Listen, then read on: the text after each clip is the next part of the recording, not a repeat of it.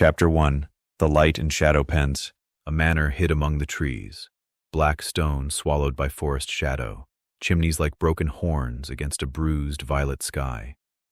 Inside, only one room glowed.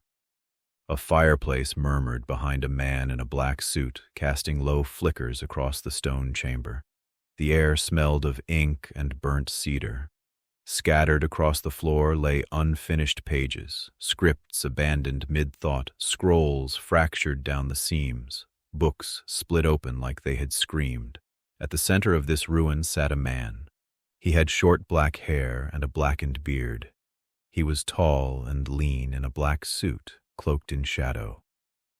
He wrote with a pen that shimmered as if stolen from the sun itself, a slender rod of light pulsing faintly in his grasp.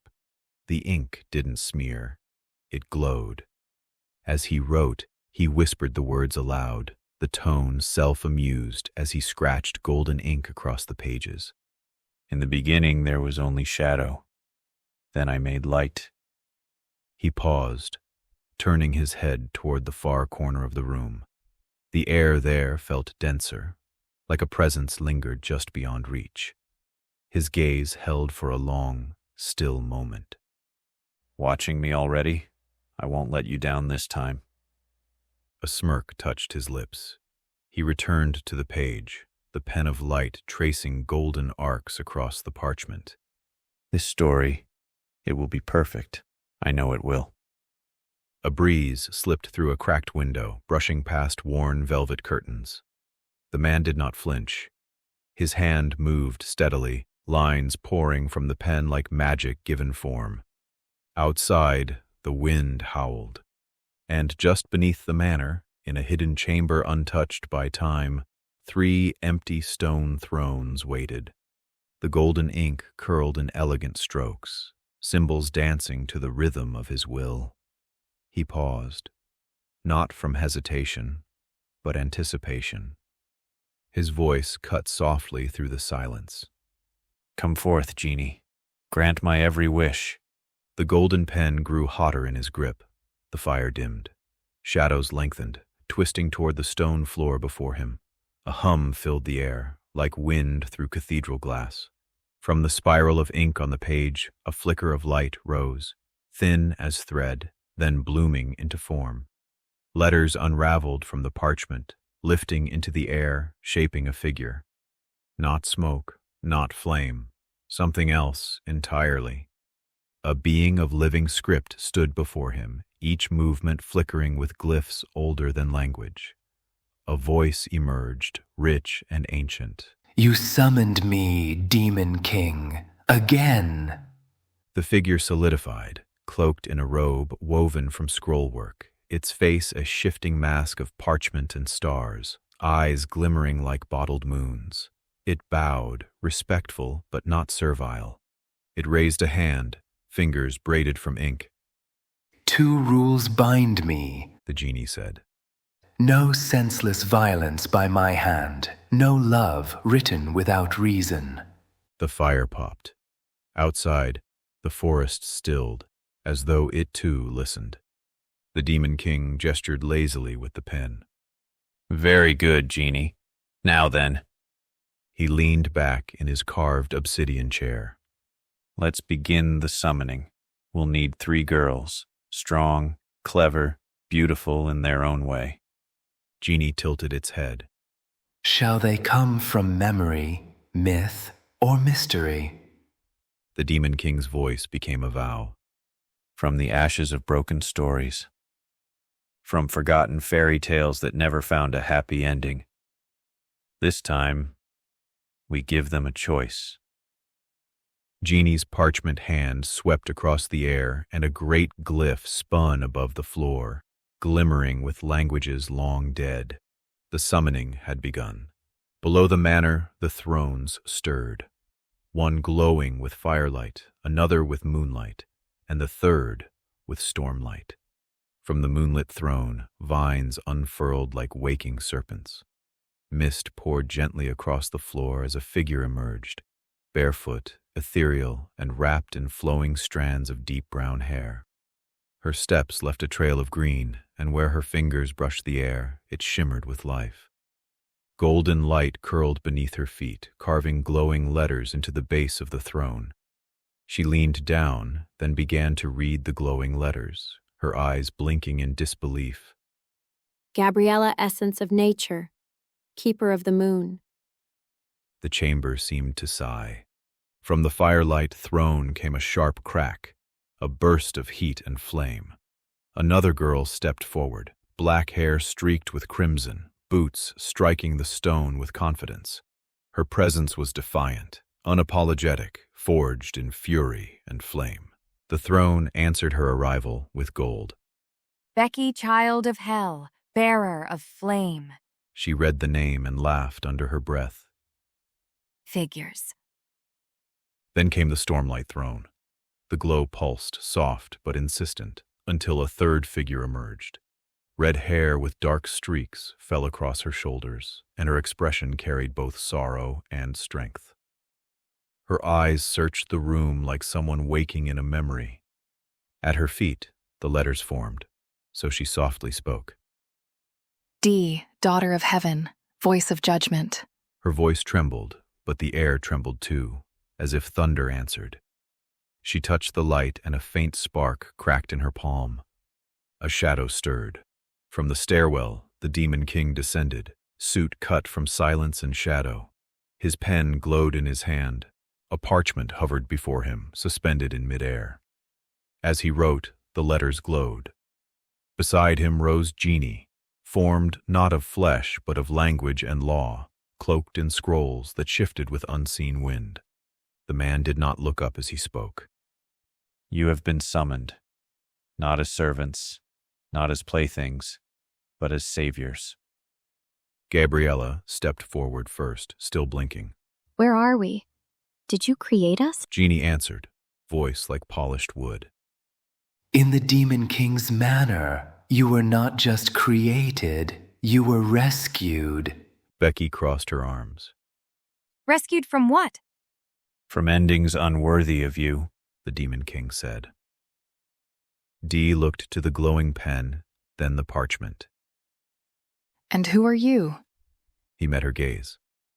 I'm your Demon King, the one who wrote you free. The girls looked between them.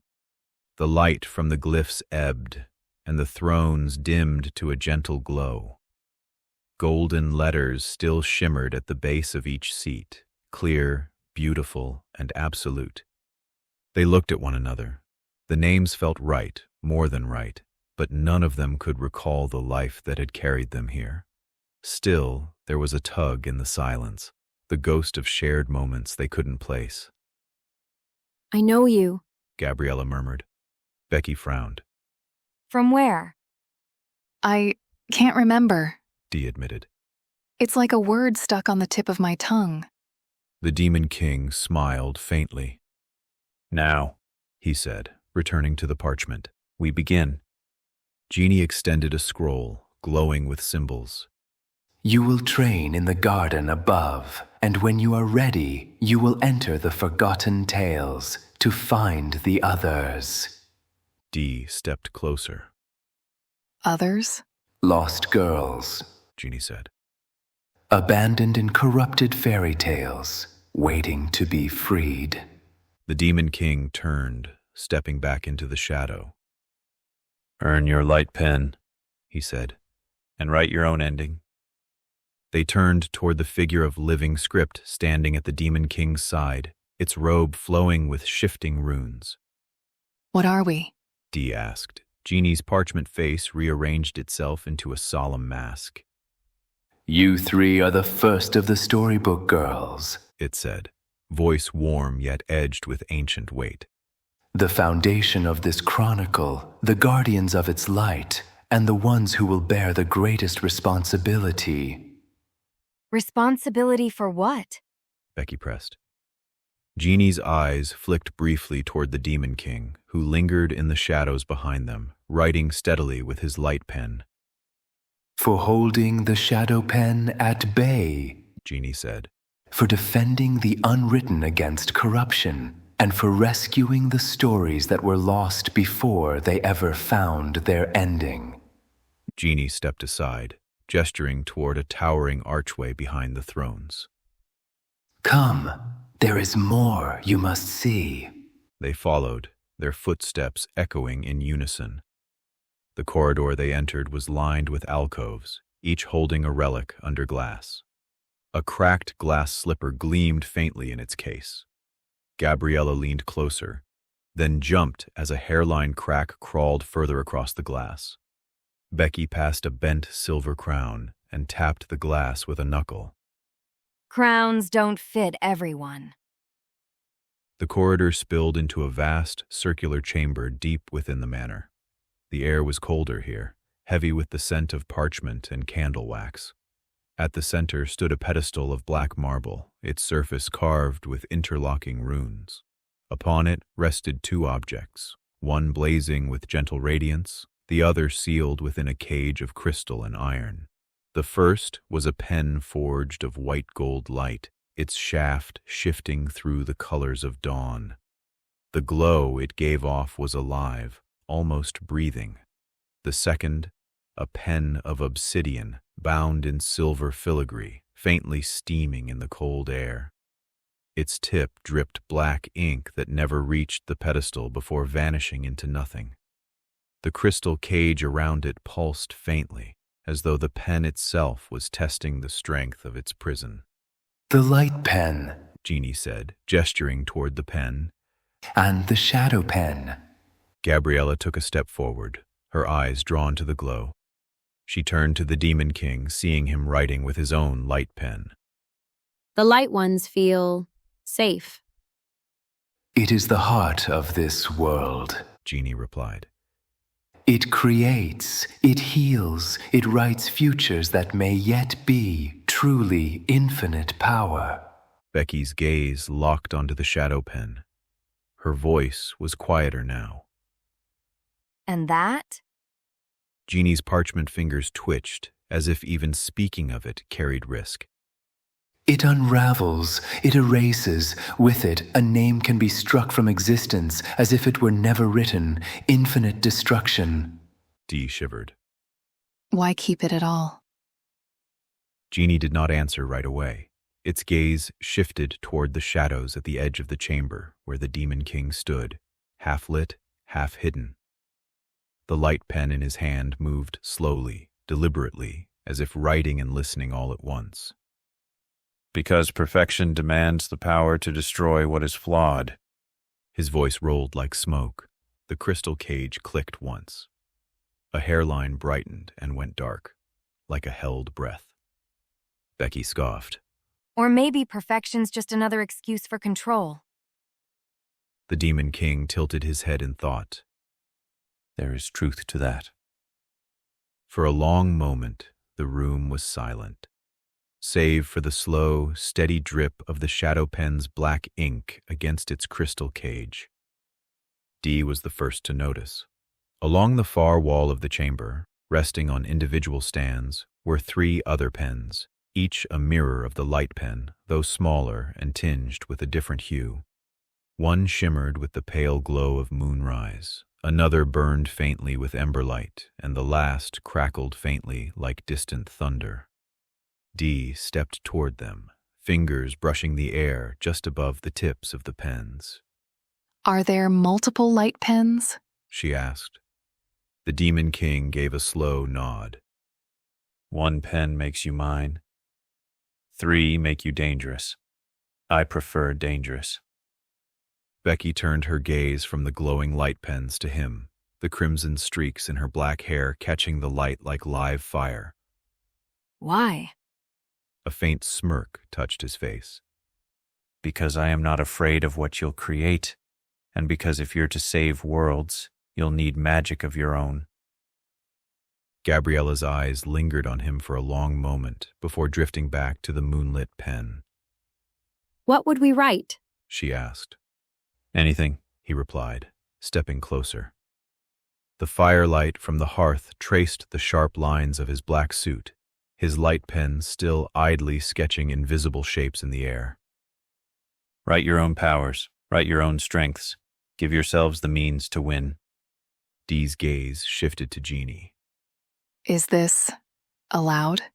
Jeannie's parchment face shifted faintly, mercury-bright eyes glimmering between the Demon King and the three thrones. It is permitted, Jeannie said carefully. but what you write will carry consequence. Power always demands it. The air seemed to grow heavier, as if the chamber itself leaned in to hear their choice. Becky's hand hovered over the emberlit pen. Gabriella's fingers curled toward the moonlit one, while Dee reached toward the stormlit pen. And yet, beneath their shared anticipation, another thought coiled quietly in the back of their minds. One none of them dared speak aloud. If they could write anything, perhaps one day they could write a world without a Demon King. Becky was the first to take her pen.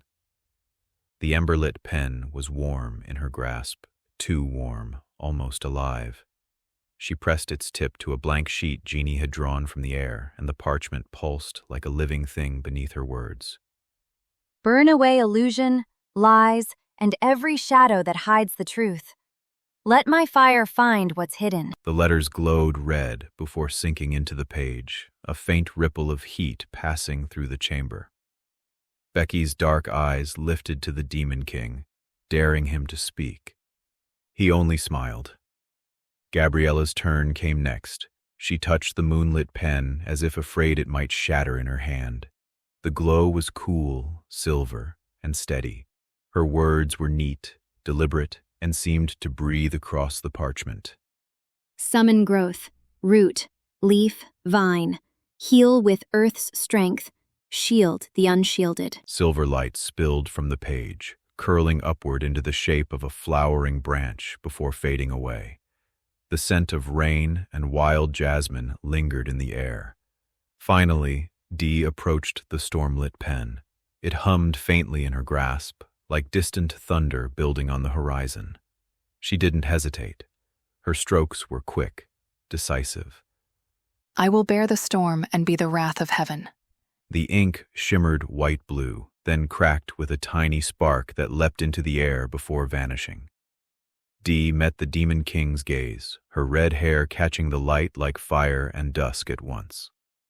Jeannie inclined its head, scrollwork shifting faintly across its form. It is done. Your powers are bound to your will, and your will is bound to your words. Use them wisely, or not at all. The Demon King stepped forward, golden pen still in hand. Good. Now you're ready to leave this chamber. His voice lowered, almost to a whisper. Come, there's much to see. Jeannie's parchment hand traced a wide, deliberate circle in the air. With a sound like silk tearing, the wall ahead of them dissolved, not crumbling, but unraveling into threads of golden light. Beyond lay a garden. The air shimmered faintly, as if reality itself grew thinner here. Vast arches of flowering vines rose overhead, their blooms glowing faintly in colors no mortal painter could capture. Rivers of crystal water wound between mossy banks, their surfaces broken by the leap of silver-scaled fish that sang in voices like chimes. Gabriella stepped forward first, her breath catching as she looked around.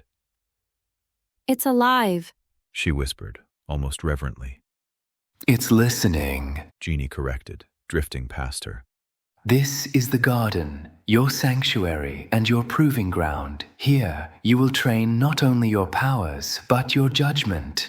Becky eyed a minotaur dummy and smiled like a match. Judgment's easy. I'll burn whatever needs burning.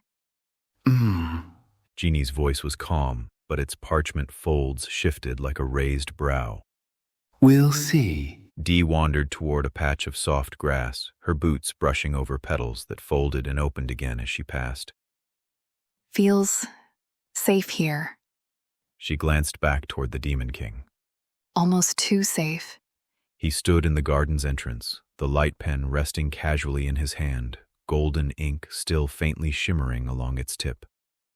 Safe is a word that only applies until you're tested. he said, eyes following the movement of the creatures in the branches.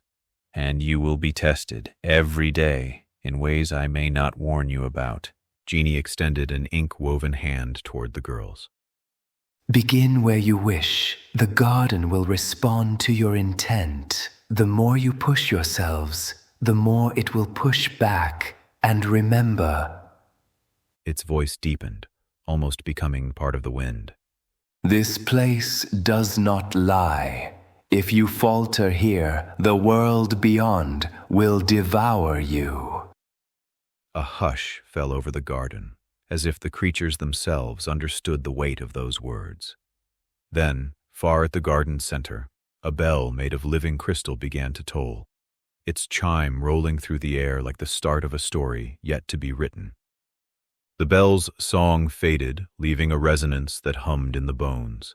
The garden responded in kind, vines stretching, flowers tilting upward, pools rippling with subtle power. It was alive with magic. And now, it was watching. Gabriella stood still for a moment, eyes wide with wonder. She extended a hand toward a nearby tree, and its leaves turned to face her like petals drawn to starlight. Becky, meanwhile, was less poetic. She marched toward the nearest training dummy, a hulking construct shaped like a minotaur, and summoned her light pen. Fire danced along its tip before the ink even touched air.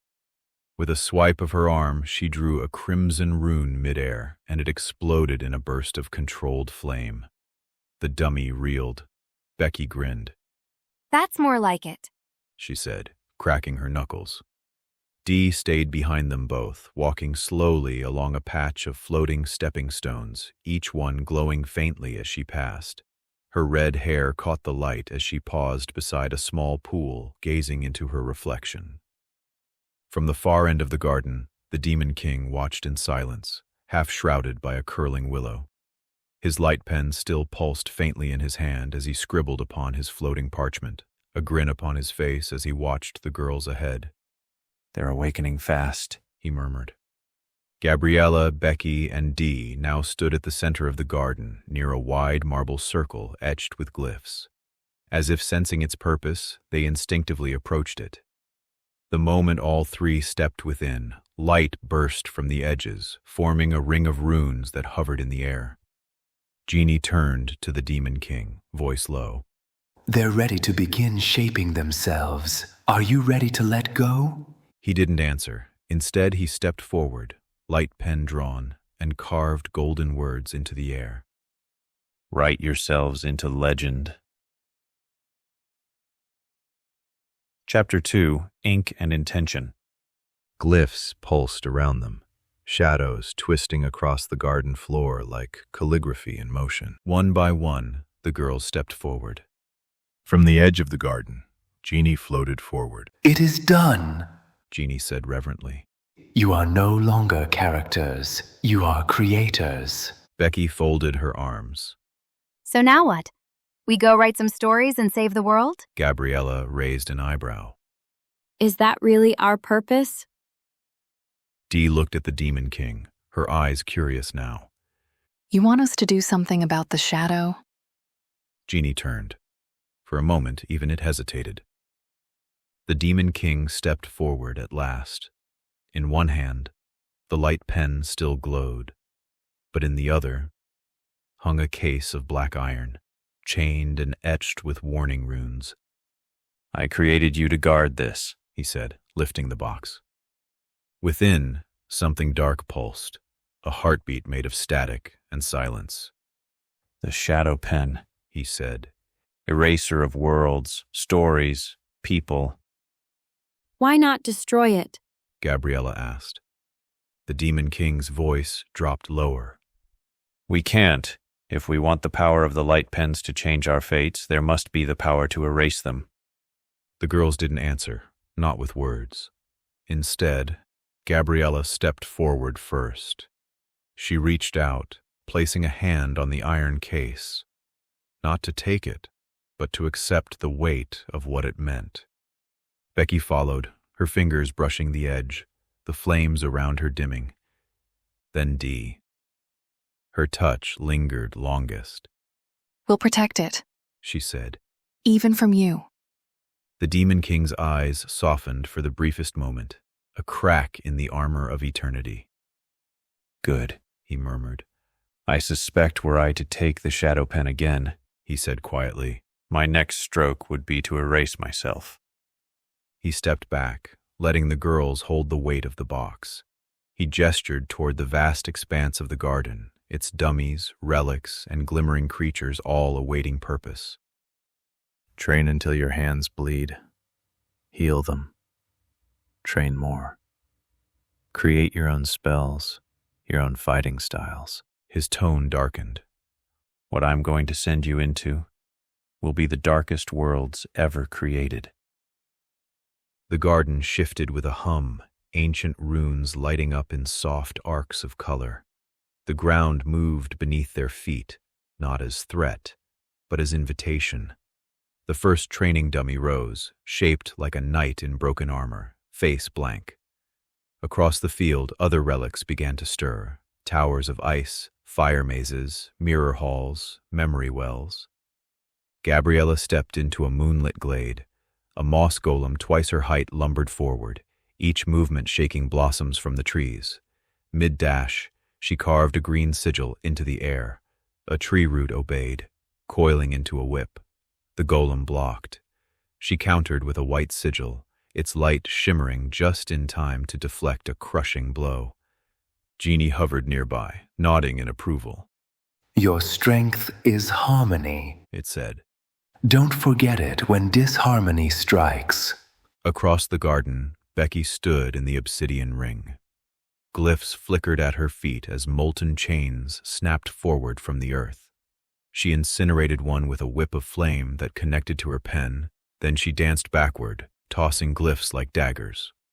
One chain looped her ankle. She didn't scream. Instead, she rapidly wrote Hell's Chorus in blood-red ink. 1,000 voices shrieked from her words. The chains turned to ash.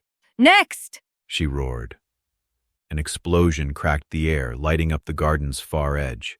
The Demon King glanced up from his writing, but said nothing. High above, Dee hovered beside a chorus of illusions. One image turned hostile, throwing itself at her. She didn't dodge. Instead, she wrote Halo Stitch and caught the figure in a glowing net.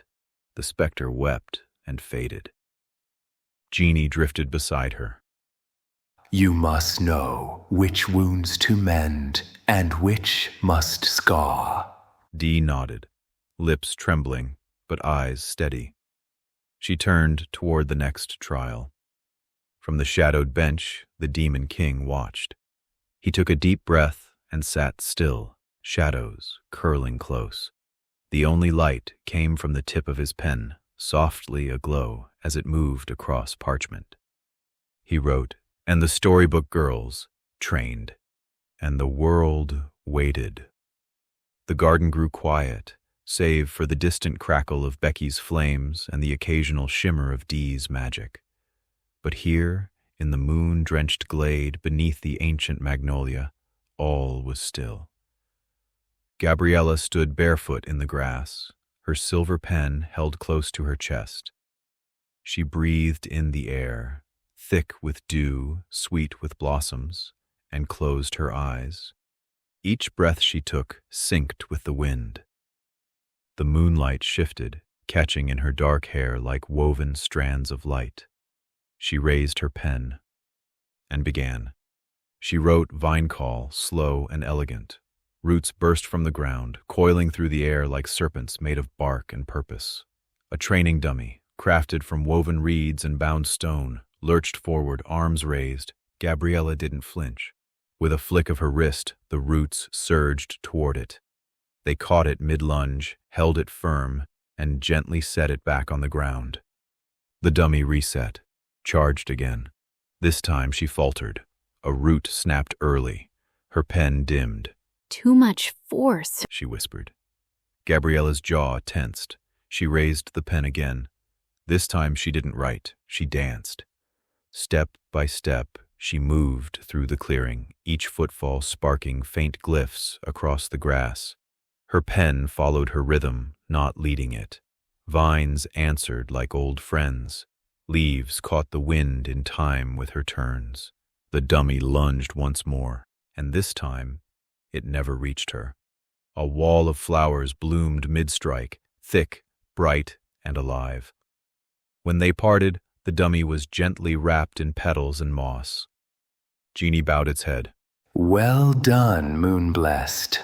The glade grew dimmer. Strange mist swirled in from the east, unnatural and heavy. The moon overhead flickered. Gabriella frowned. Something's off. A massive tree, dead and gray, stood at the garden's far edge. Vines hung limp. The roots cracked the soil in agony. She approached it slowly. The bark was familiar, the shape too. As Gabriella stared at the tree, visions began to fill her mind, memories of ash, laughter, and a sense of belonging. She looked back toward the Demon King, still seated in shadow, still writing. Are these my memories? She asked softly. He didn't look up, but he nodded. Tears gathered, but she didn't blink them away. Gabriella raised her pen. Her strokes were shaky, but real. Petals burst from the cracks in the tree bark. Roots began to curl upward again. The leaves, slowly, stubbornly, unfurled. She fell back onto the grass, heart pounding. Memory struck. A sand-choked desert littered with bodies. A wave of black ink climbing the horizon like a living tide. A dragon with pitch-black scales split the sky, each wingbeat shaking the earth beneath her feet. Becky's laughter burned through the storm before a torrent of fire chased the beast. Dee's voice cracked the heavens before an ice spear streaked over Gabriella's shoulder. And there, standing in the heart of it all, was a man who bore the Demon King's face, reaching for her as if reaching across lifetimes. Gabriella, run. The vision tore. The glade returned. What was that? Gabriella asked in a daze. She turned to see the Demon King writing beneath his magnolia tree. She spotted a knife-thin grin on his face and shivered, then turned as Becky streaked overhead, flames flowing from her feet as she darted across the darkened sky. The flames above the glade twisted and spun, chasing Gabriella's vision away in a blur of orange and crimson. Becky flew overhead, her pen a comet in her hand, trails of fire licking the sky as if daring the stars themselves to blink. She touched down hard in an obsidian ring, her personal training arena carved from volcanic glass and scorched soil. It wasn't beautiful like Gabriella's moonlit glade, or serene like Dee's floating sanctuary. It was raw, jagged, and alive with heat. Just like her. Becky stood tall, her black and red streaked hair pulled back in a messy twist, face streaked with ash, a smirk curling at the corner of her mouth. I don't care where I came from. She muttered, drawing her glyphs jagged and wild. I care about where I'm going. A construct of molten rock rose from the ring's center, its glowing mouth curling into a mockery of a grin. It charged. She met it head-on, laughing. Her fire whip cracked around the construct's arm, shattering it in a burst of sparks. She stood still, her chest rising and falling, sweat shimmering down her arms. But her smile softened. She stood barefoot in the ash, twirling her pen like a blade, lips twitching in a smirk as the Demon King wrote in the background. She looked toward the shadowy tree line, where he always watched. Still writing? She called, teasing. Or are you finally going to tell me why you made me hotter than brimstone? The Demon King didn't respond. That only made her grin wider. Becky sauntered toward the edge of the ring, her pen lazily drawing arcs in the air. With each step, a glyph appeared behind her, smoldering but untethered. She wasn't casting. She was thinking. Then she stopped, turning towards the shadows covering the Demon King as he wrote. You made me fire, She said aloud. so why does it feel like you're the one burning me up? The shadows didn't answer, but he glanced back at her, eyes filled with curiosity. Becky tilted her head. I want to try something. She raised her pen, red hot now, and with a flick began writing into the air, "Brand of the Truthless." She smirked. Hold still. Her pen hissed. Let's see what truth does to a king. The sigil sank, scorching through his suit and leaving a brand on his chest. He hissed, quiet, involuntary. His light pen flickered once, repairing the cloth. Beneath it, the truth mark smoldered faintly. Then she asked casually, Why did you erase our memories? He didn't look away. Because I failed you, He said. I made you weak. I thought starting over might make you strong. The words hit harder than flame. He continued, voice low and ragged like parchment torn too many times. It broke my heart letting you fade away, but I'm a demon king. I can't have a heart. It makes me weak. Becky stared at him, the fire in her eyes flickering for a moment. She looked unsure.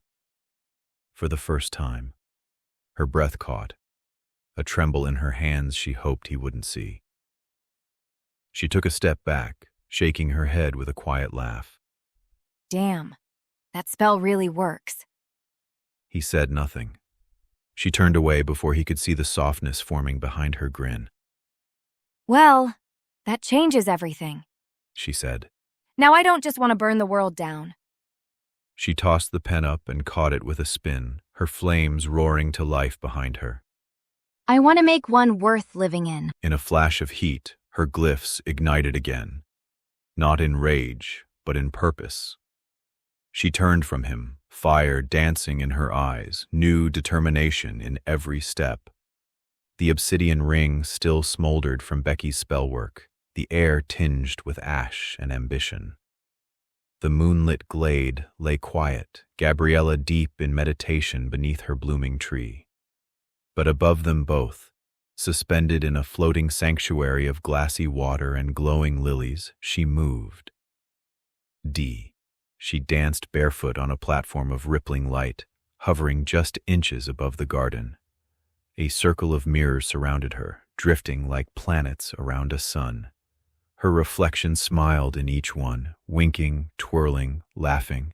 She was the sun. She was the moment. She was now. Jeannie appeared beside her, floating in a half-lotus, hands folded. You haven't written a spell in a few hours, It mused. She doesn't need to.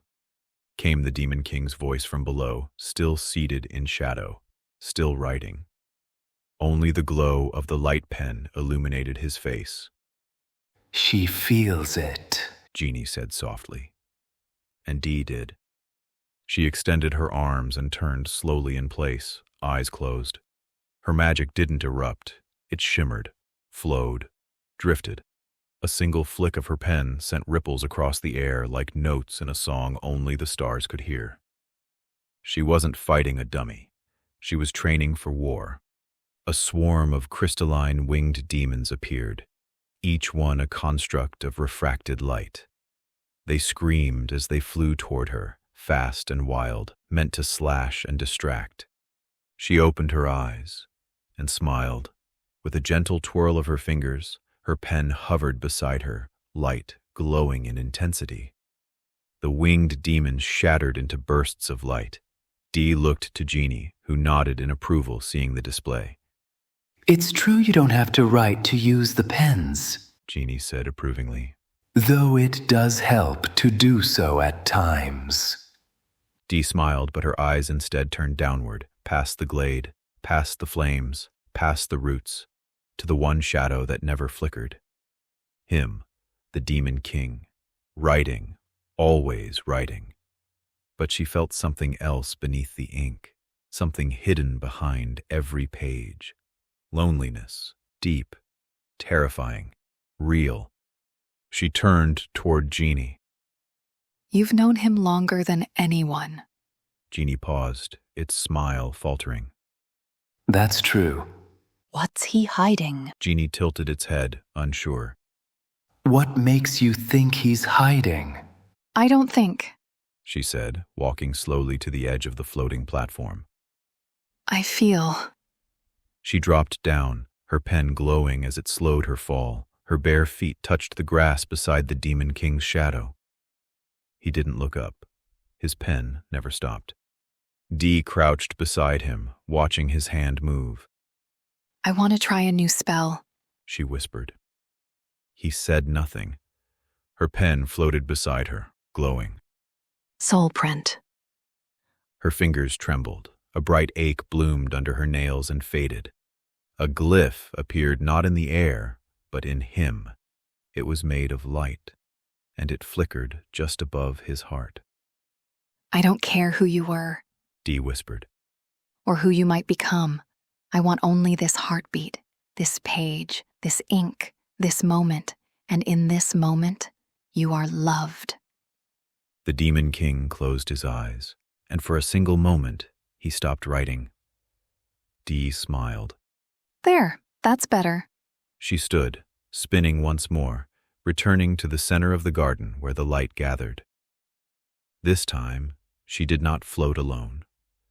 Her mirrors spun faster, reflecting not her, but them all.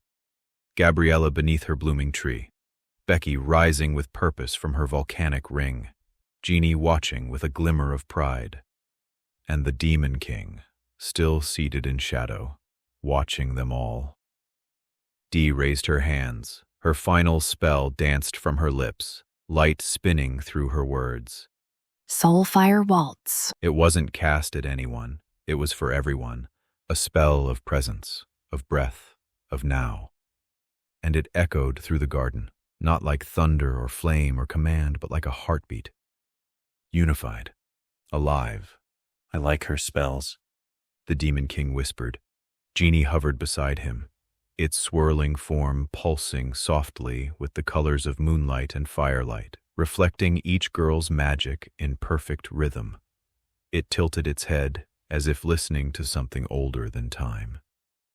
She didn't bind you. Jeannie said softly. She saw your struggles and chose to dance with it. The Demon King paused mid-stroke. For a breath, even the ink obeyed the silence. Jeannie drifted lower, folding its hands. They've earned rest. All three. But more than that, they've earned their names. I recommend you take the time to write their names again. The Demon King raised his pen once more, the golden light at its tip shimmering brighter than before. He didn't speak right away, but his eyes lifted toward the stars, 3 in particular, now burning brighter than the rest. Gabriella, Becky, Dee.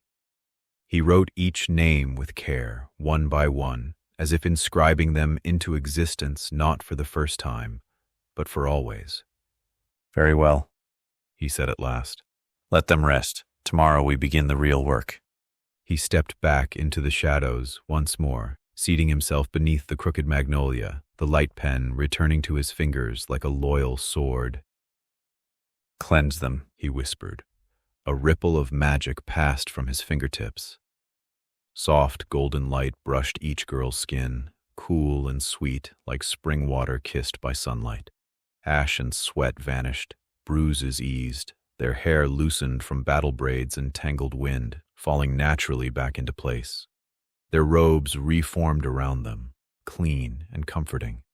The ground before them stirred, roots parted like gentle fingers, soil folding inward rather than breaking.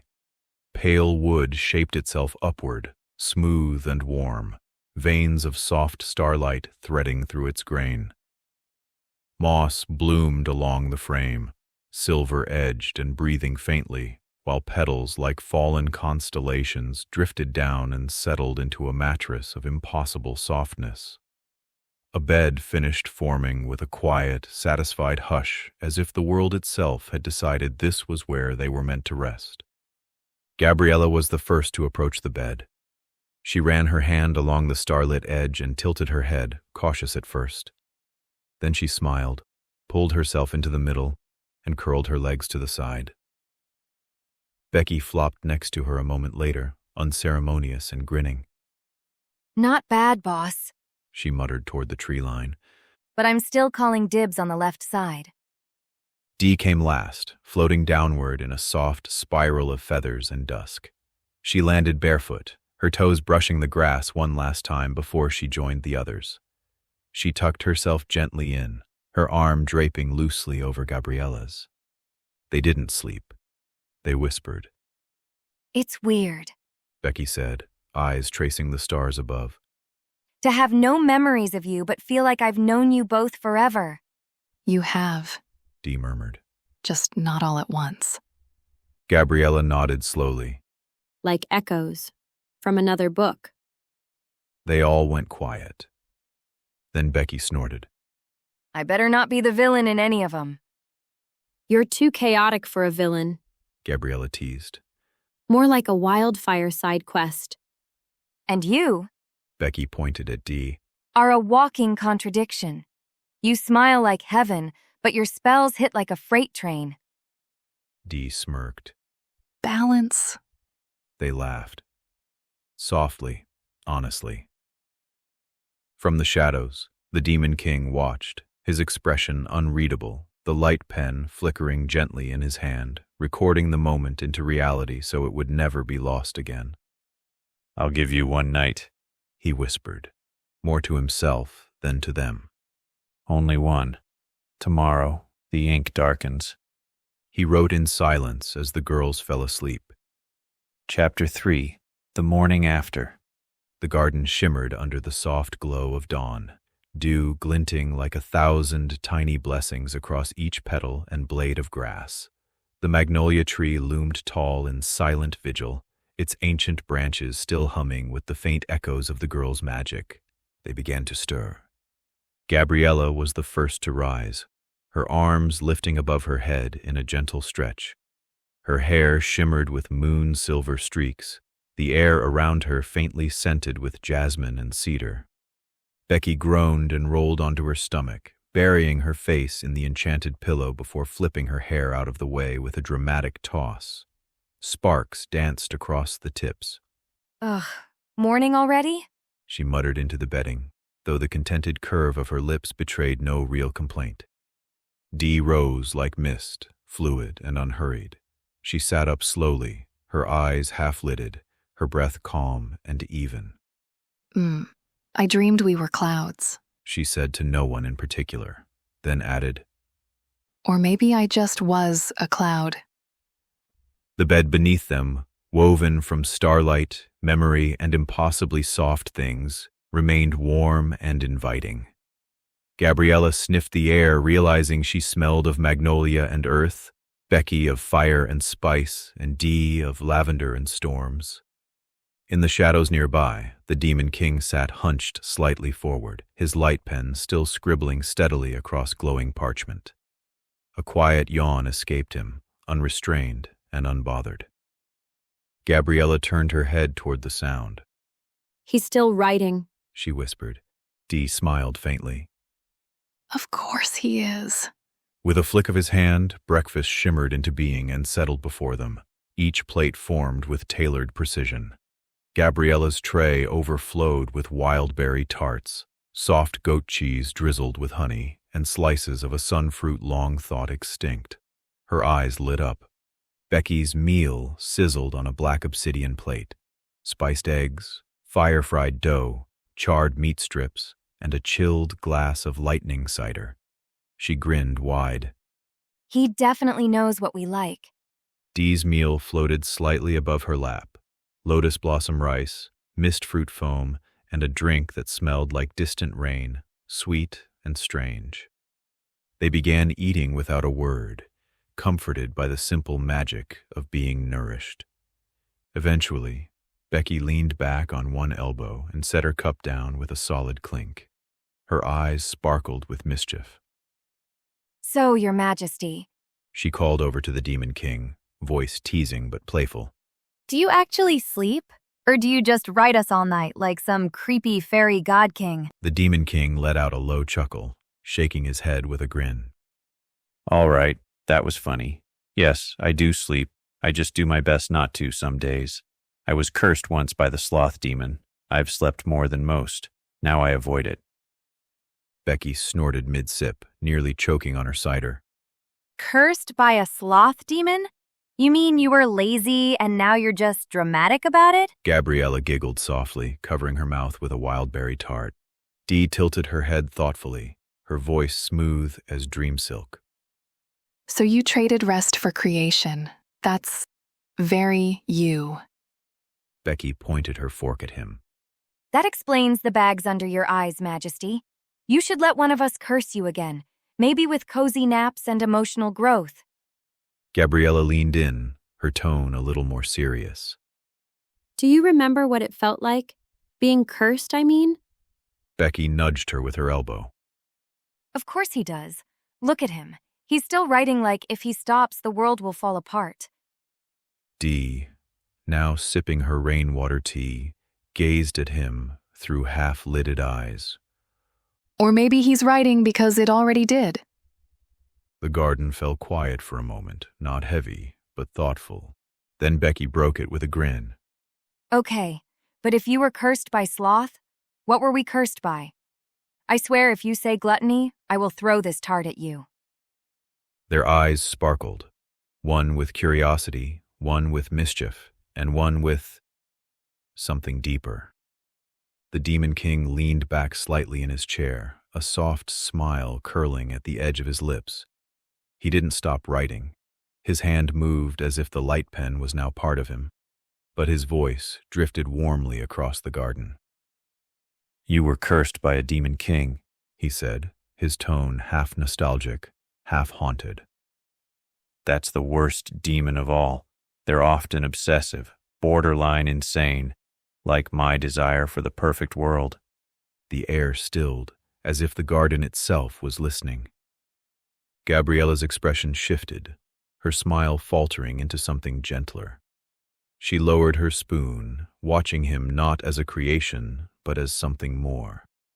Then Gabriella, almost whispering, asked, What would that perfect world look like? The Demon King's voice floated out like ink across a blank page, measured, poetic, yet utterly sincere. You tell me, my Storybook Girls, he said without lifting his eyes from the parchment. If I were to guess, it'd be the world that hosts the perfect love story, one that brings tears to those who learn of it. For a moment, none of them spoke. Because for a moment, they all wondered if maybe that perfect world had already begun. The Demon King's pen paused just long enough for him to glance up, a half-smile tugging at his lips. Keep eating, girls, he said, calm but edged.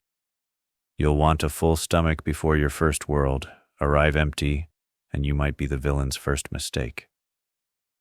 Becky blinked mid-bite, then shoveled the rest of her spicy eggs in with dramatic urgency. Well, now you tell me. Gabriella raised a brow, then gracefully resumed her meal with measured bites, while Dee grinned through a mouthful of honey-drizzled fruit and gave a playful thumbs up. Despite their teasing and laughter, the air began to shift. The garden knew what was coming. Their mission was drawing near. Gabriella took a small bite of her tart, chewing slowly, savoring. If we're meant to save other worlds, what exactly are we saving them from? She asked, her voice soft but tinged with quiet resolve. Dee twirled her spoon through the mist fruit foam, eyes unfocused, as though she were already listening to some distant thread of sorrow. I don't think it's always going to be a monster, she said quietly. Sometimes the villain is just a truth no one wants to face. Becky sighed, tearing off a piece of fire-fried dough with her teeth. Or a truth someone used like a weapon. She glanced toward the Demon King's parchment. You'll tell us when the time comes, right? I mean, you do have a plan, don't you? Her voice danced between sarcasm and sincerity, but the flicker of uncertainty behind her eyes didn't go unnoticed by the others. Becky took another swig of cider, then raised the glass as if to toast. To long breakfasts, questionable plans, and whatever magical world we're heading into. The girls clinked spoons and cups together gently, the laughter that followed light but true. Dee turned her gaze back to the Demon King, her voice quieter this time. Why us? She asked. There must be thousands of forgotten girls in abandoned stories. Why choose us to wield the pen? The question lingered. The birds stopped singing, and all three waited, gently, respectfully, for his answer. His pen continued moving, slow, deliberate strokes across the glowing parchment, but his eyes, dark and distant, were clearly searching for something deeper than the words themselves. Finally, he spoke. Because you're original, he said, his voice quieter than before, yet somehow more resolute. I made you girls from the ether, from thought, pain, love, wonder. I know you more than any other. The pen paused. His gaze lifted, not toward them, but through them, as if remembering something not written in ink, but in soul. I know I can trust you with everything. My mind, my heart, my very soul. I can place it in your hands. Gabriella's lips parted slightly, breath caught in her throat. There's always the chance you could betray me, he continued. And I accept that. But something in me knows, if I'm ever lost, if I call out to you, you'd hear me. You'd tear realities apart to find me. The garden stilled again. Even the wind seemed to hush. You're under no obligation to do so, he added more gently this time. But I sense you would do it anyways. Then he looked at them fully, the light of his pen reflecting in his eyes. Am I wrong? No one moved. No one breathed. Gabriella clutched her pen tighter, her eyes shimmering with something between devotion and awe. Becky blinked hard and muttered, You're such an idiot. Then, after a heartbeat, Of course we'd come. Dee placed a hand over her chest, as if steadying her own heartbeat. You are not wrong. She said simply. You are ours too. The Demon King shifted slightly in his seat, closing the final curl of a letter with a crisp stroke before setting his pen down for just a breath. His eyes passed over each of them. Gabriella with her quiet resolve, Becky with her fire dimmed just slightly, Dee with her soul half in the clouds but fully here. Then his voice cut through the morning haze. Calm, commanding, undeniably true. Make no mistake, girls, he began, his tone losing all pretense of softness. I'm no hero. I'm a demon king through and through. The warmth of breakfast dimmed just slightly, not from chill, but gravity. I've burned countless worlds on my quest for perfection.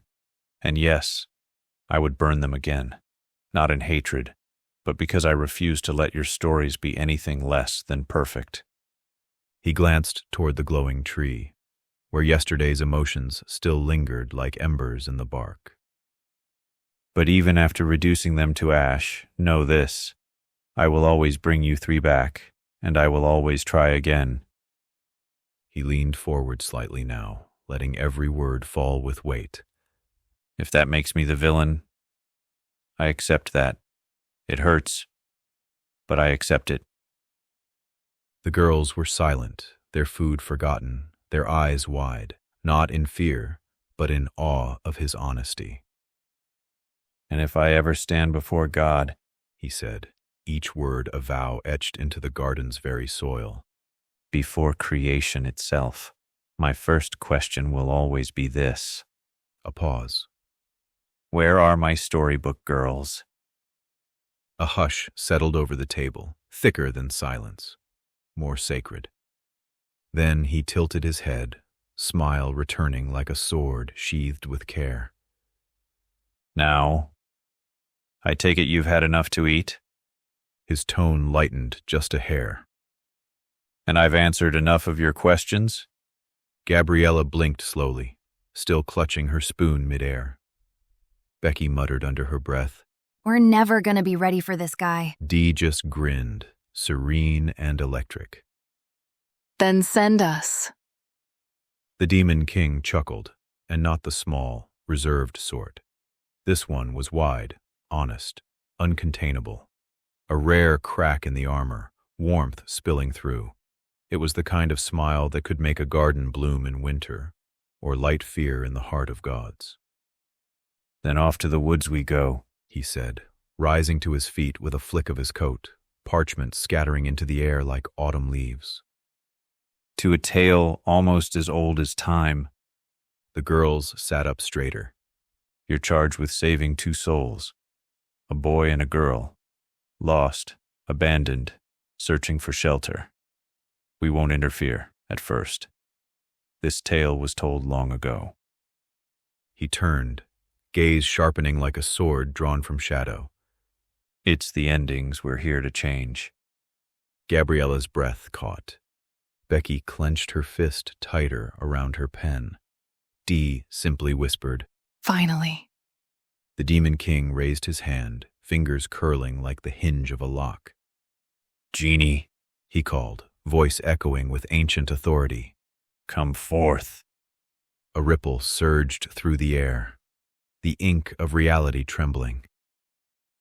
Take us to the tale of Hansel and Gretel, but show them the original story, the one hidden beneath centuries of sugar and spectacle. The air rippled like water as Genie arrived, not with fireworks or flourish, but with a hush, like a page being turned. With a single gesture, he bowed toward the Demon King. I am here. He said, voice like a bookmark whispering through time. Shall I prepare them? The Demon King gave a small nod, his smile now distant again, his joy reserved, his purpose clear. Do it gently, He said. Their first mission is no bedtime tale. Genie turned to the girls. They stood together, barefoot in the grass, still brushing crumbs of wild fruit and honey from their fingers. Without a word, he raised his hand. Their mourning garments shimmered and unraveled into threads of shadowlight, reborn instantly as sleek black sundresses, embroidered subtly with runes that danced like soot in candlelight. Their shoes became blackened velvet slippers, sturdy enough for travel, yet light enough to not wake a whispering leaf. Gabriella glanced down at herself, running her hand over the fabric. It's beautiful. She murmured, voice touched with awe. Becky twisted slightly, admiring the way the fabric moved. Okay, goth brunch aesthetic. I can get behind this. Dee simply closed her eyes and breathed in. This feels right. Genie lifted one final finger, and in its glow, the ink of the world parted. A gate of trees rose before them, not like those found in nature, but written. Bark etched in forgotten script, leaves formed from curled pages, roots made of binding thread. Beyond them, the forest loomed. Wilder, darker, older.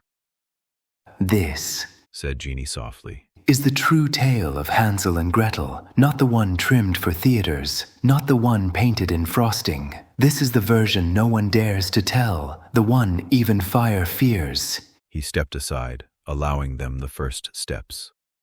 The Demon King watched them, watched all of it. His pen never stopped moving, even as the garden faded behind them, swallowed by branches and breathless silence. Their journey had begun. The girls walked, their dresses brushing against thorns that grew in spirals. The deeper they went, the more the world changed. The colors dimmed. The wind stopped. Even the moonlight seemed uncertain. They came to a clearing, still and humming. It was a place where time had frayed and memory had become soil. Genie lifted his hand. A hush fell, and then he began. Once upon a famine, He said, his voice neither loud nor soft, but true, the kind of voice that burrowed into bark and bone. a time so cruel that even love starved before the body. The clearing darkened, not with night, but with story. A house took shape in shadow, not made of candy or charm, but dirt and despair. Inside, a man with shaking hands, sharpening an axe. A woman, thin and sharp-eyed, pacing in restless silence. 2 children, curled like stray animals in the corner, clung to one another for warmth.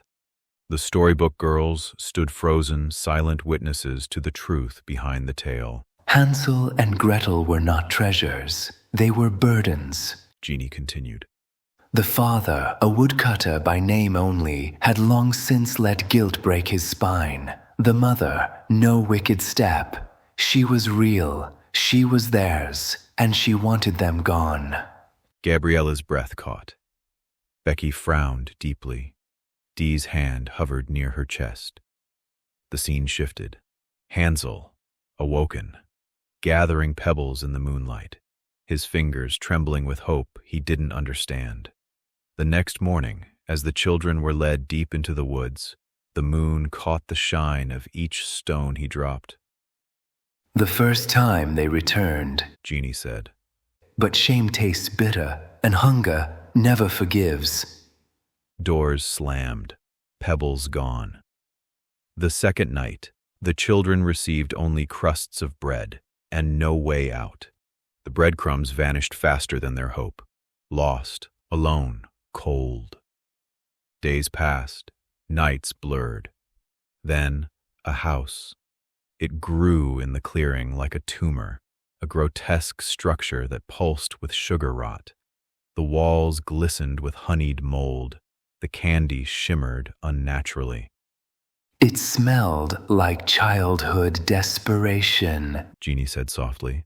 It was not made for wonder. It was made to trap. Inside the house stood a figure. She was blind. Her skin sagged like melted wax, and her long fingers were wrapped in lace woven from children's hair. She had no name, just Witch. Her nose twitched at the scent of fear. Her voice was low and dry and sweet, like syrup boiled too long. She fed them. She smiled.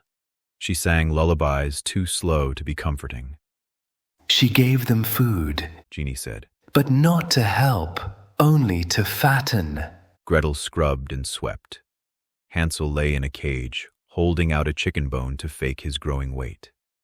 The witch, too blind to see the trick, waited. But hunger waits only so long. She ordered Gretel to stoke the fire, Jeannie whispered. And Gretel cried and begged and trembled. The girls watched, unmoving, as the shadowy figure of the witch reached for the oven. Gretel, small but fierce, shoved. The witch's scream tore through the air. Even the trees recoiled. Fire danced. Ash rained. The house hissed as if exhaling its evil. The children ran through forests of bones, along rivers of teeth, past dolls made from skin and stone, and eventually they returned home. To what? The stories disagree. In some echoes, the mother was gone, swallowed by her own cruelty. In others, she waited, still hungry. But in the oldest telling, the children returned to their father and said nothing. No mention of fire, or gold, or survival. Just a smile and silence. The story ended, but the clearing remained filled with its weight. The forest itself seemed changed, older, heavier. Jeannie turned toward the girls. Their eyes were wide, their faces pale. Gabriella looked like she was grieving someone she hadn't met. Dee stood with hands clenched, her heart beating fast beneath her calm expression. Becky wiped at her cheek as if brushing away a bug, but her hand lingered too long. This, Jeannie said, almost reverently, is not a fairy tale. It is a wound, and you all are the healers. The Demon King stepped forward, stretching his fingers before cracking his knuckles with purpose. The forest flinched, as if recognizing the sound of authority. In one swift motion, his hand blurred into movement, the light pen burning brighter than before as it carved streaks of defiant light into the parchment hovering before him. Words poured forth. Reality stirred. "This," he said, voice deep with conviction, "is where I enter the story." His eyes never left the page, but his presence loomed larger now. No longer a distant author, but a sovereign force within the tale itself. "Genie," he commanded without looking up, take us back to the moment when the witch prepared to cook Hansel. Genie bowed his head slowly, his form flickering like a candle on the edge of becoming flame. As you wish, Demon King. He raised his hand. The forest trembled. The trees folded backward like pages, time unraveling in reverse. Flames extinguished, screams rewound, bones unshattered. The world stilled. And then the scene reassembled itself, sharper, crueler, on the cusp of terror. They were back in the witch's cottage. The oven glowed. Hansel whimpered inside his cage, clinging to the chicken bone. Gretel stood frozen nearby, a tray filled with bread trembling in her hands. The witch hissed and snapped, "Useless girl! I'll do it myself!" She stepped forward, and this time, the Demon King was ready. His pen still burned. With a sweeping arc of light, he rewrote the moment. One decisive stroke across the weave of time. And the world obeyed. The oven's mouth gaped open like a waiting maw. But this time, it was not Hansel who trembled at its edge. It was Gretel. The change happened so quickly the universe nearly screamed.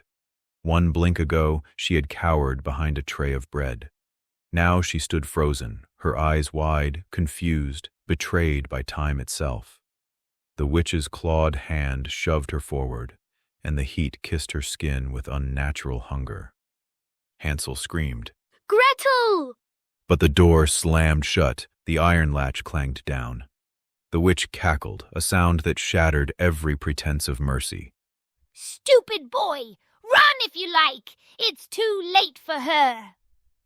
Hansel did run, his heart breaking with every step, his soul darkening. The forest swallowed his tears, and from that moment on, his hatred of witches became legend.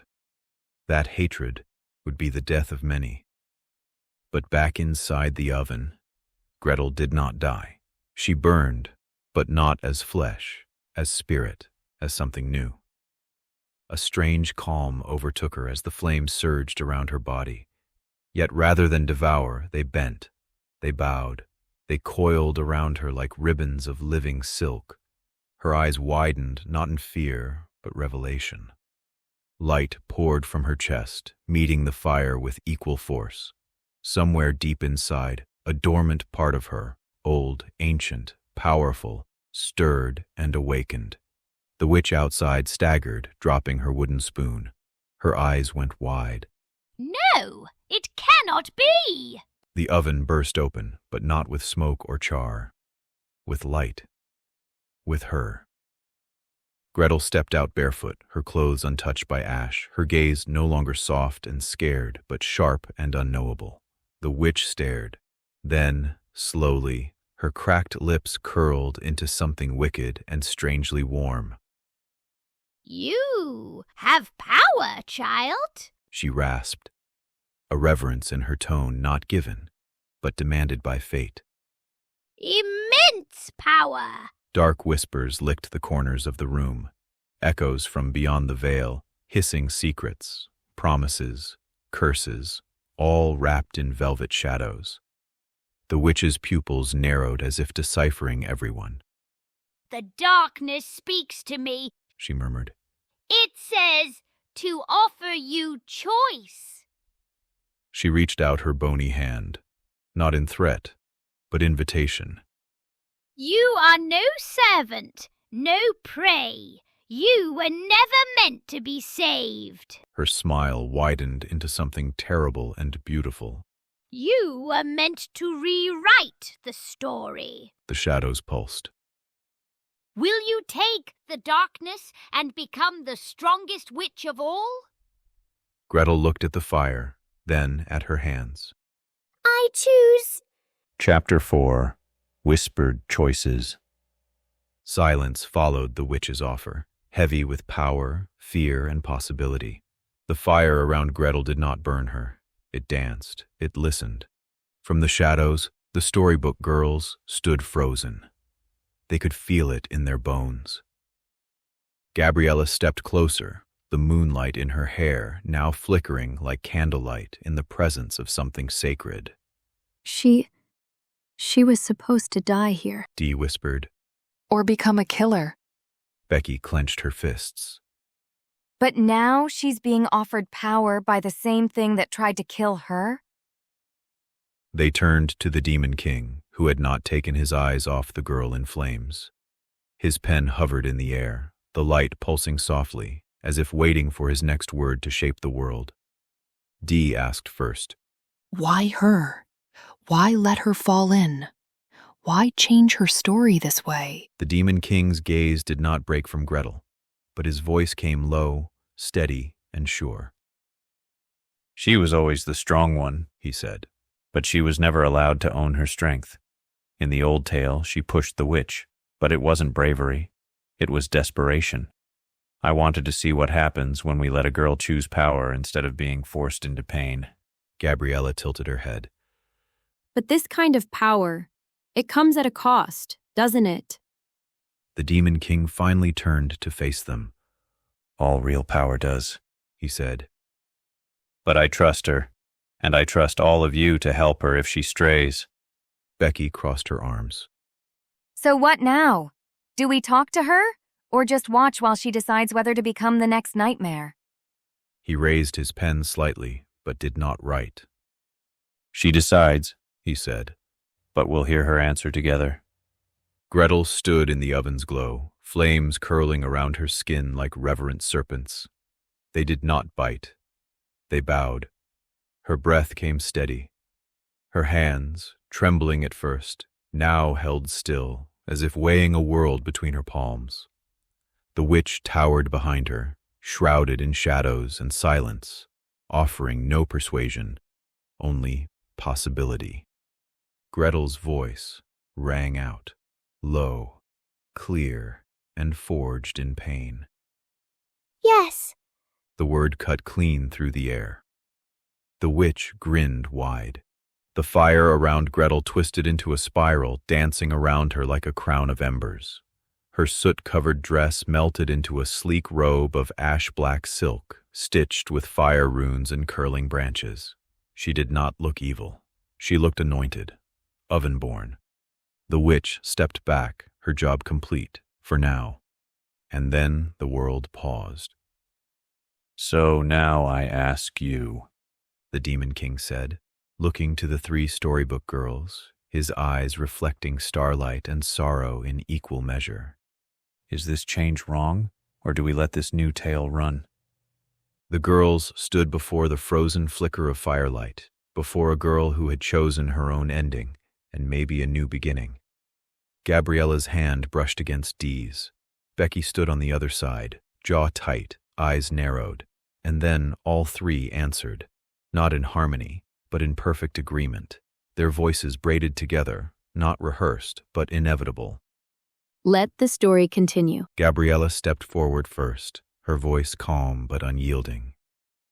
We are not afraid of what comes next, not if it's real. Dee followed, gaze steady. She made her choice freely. The ending is not ours to steal. Becky scoffed lightly, fire flickering in her veins. And besides, villains make way better heroines. Let's see what she does with all that power. From somewhere deeper in the suspended forest, the wind moved again. The Demon King's voice rumbled like a pen scraping thunder across the sky. Then we write. His words wrapped around the moment like a spell. The frozen tale of Gretel and the fire dissolved, embers scattering backward into the ether, and with one motion of his light pen, time surged forward like a crashing tide. The trees twisted higher, the candy cottage crumbled into soil, and a decade passed in a blink. The Storybook Girls stood beside him as the forest reshaped, darker now, older, with vines like veins and roots like claws. The air no longer smelled of sugar traps or childhood desperation. It smelled of battle, smoke, charred spells, and scorched oaths. And then the clearing ahead roared with witchlight and fury. A dark witch, ragged and seething, floated inches above the ground. Her hair twisted like black ink in water, her hands crackling with corrupted flame. She shrieked a curse in a forgotten tongue, and across from her, a man, still young but hardened by hate. Hansel. No longer a frightened boy, but a scarred warrior cloaked in runes and sigils, wielding dual blades etched with holy fire. One scar sliced across his cheek, another along his jaw. His eyes, once wide with boyish wonder, now burned with the cold steel of purpose. He didn't hesitate, he lunged. Steel met spell, light clashed with shadow. The girls gasped as they stepped onto the edge of the battlefield. Gabriella's hand instinctively reached toward her hip where her pen now pulsed. Dee's breath hitched. Becky leaned forward with a grin forming already. He moves like a cursed prince. Dee whispered. He moves like he wants someone dead. Becky corrected, eyes narrowing. The Demon King stood at the center of them all, still writing, yet fully present. His hatred is precise, Gabriella murmured, reading the tempo of his steps like a language. That witch reminds him of someone. Gretel. Dee said. Of course. Gabriella answered. She didn't die in that fire. Becky said, voice sharp as ever. But he thinks she did, doesn't he? The Demon King kept writing. In the distance, the witch shrieked again, this time louder, more desperate. Hansel's sword carved through her next spell. He was winning, and he looked furious about it. But somewhere beyond the blaze, a second presence stirred, watching, waiting. From behind a veil of leaves, ink, and time, the Demon King leaned forward, his pen already moving. He whispered as he wrote, "Leave my sister alone." At that very moment, on burning soil and beneath a smoke-choked sky, another voice screamed the same words with raw, burning soul. Leave my sister alone! The two voices became one. One penned, one lived. From the trees, the Storybook Girls gasped, their eyes wide as they turned from their king to the clearing beyond. She had arrived. Gretel. The fire answered to her. It danced at her heels and curved around her arms, not wild, but tamed, claimed. Her black sundress clung like shadow, but her presence radiated light. The air trembled with magic born of pain and power. The witch Hansel fought turned, panic wide across her face, too slow. Hansel's blade sang through the air, slicing clean through her chest in a precise arc. The witch crumpled mid-scream, her corrupted magic splattering into dying sparks as her body hit the dirt. There was no mercy in Hansel's stance, no hesitation. His chest rose and fell only once before he turned. Across from her, Hansel stood tall, blood still dripping from the blade he'd just used to end another witch. His breath caught when he saw her. Gretel! There she stood, alive, transformed, unrecognizable, and yet utterly her. Behind Hansel, the burning body of the slain witch crumbled into cinders.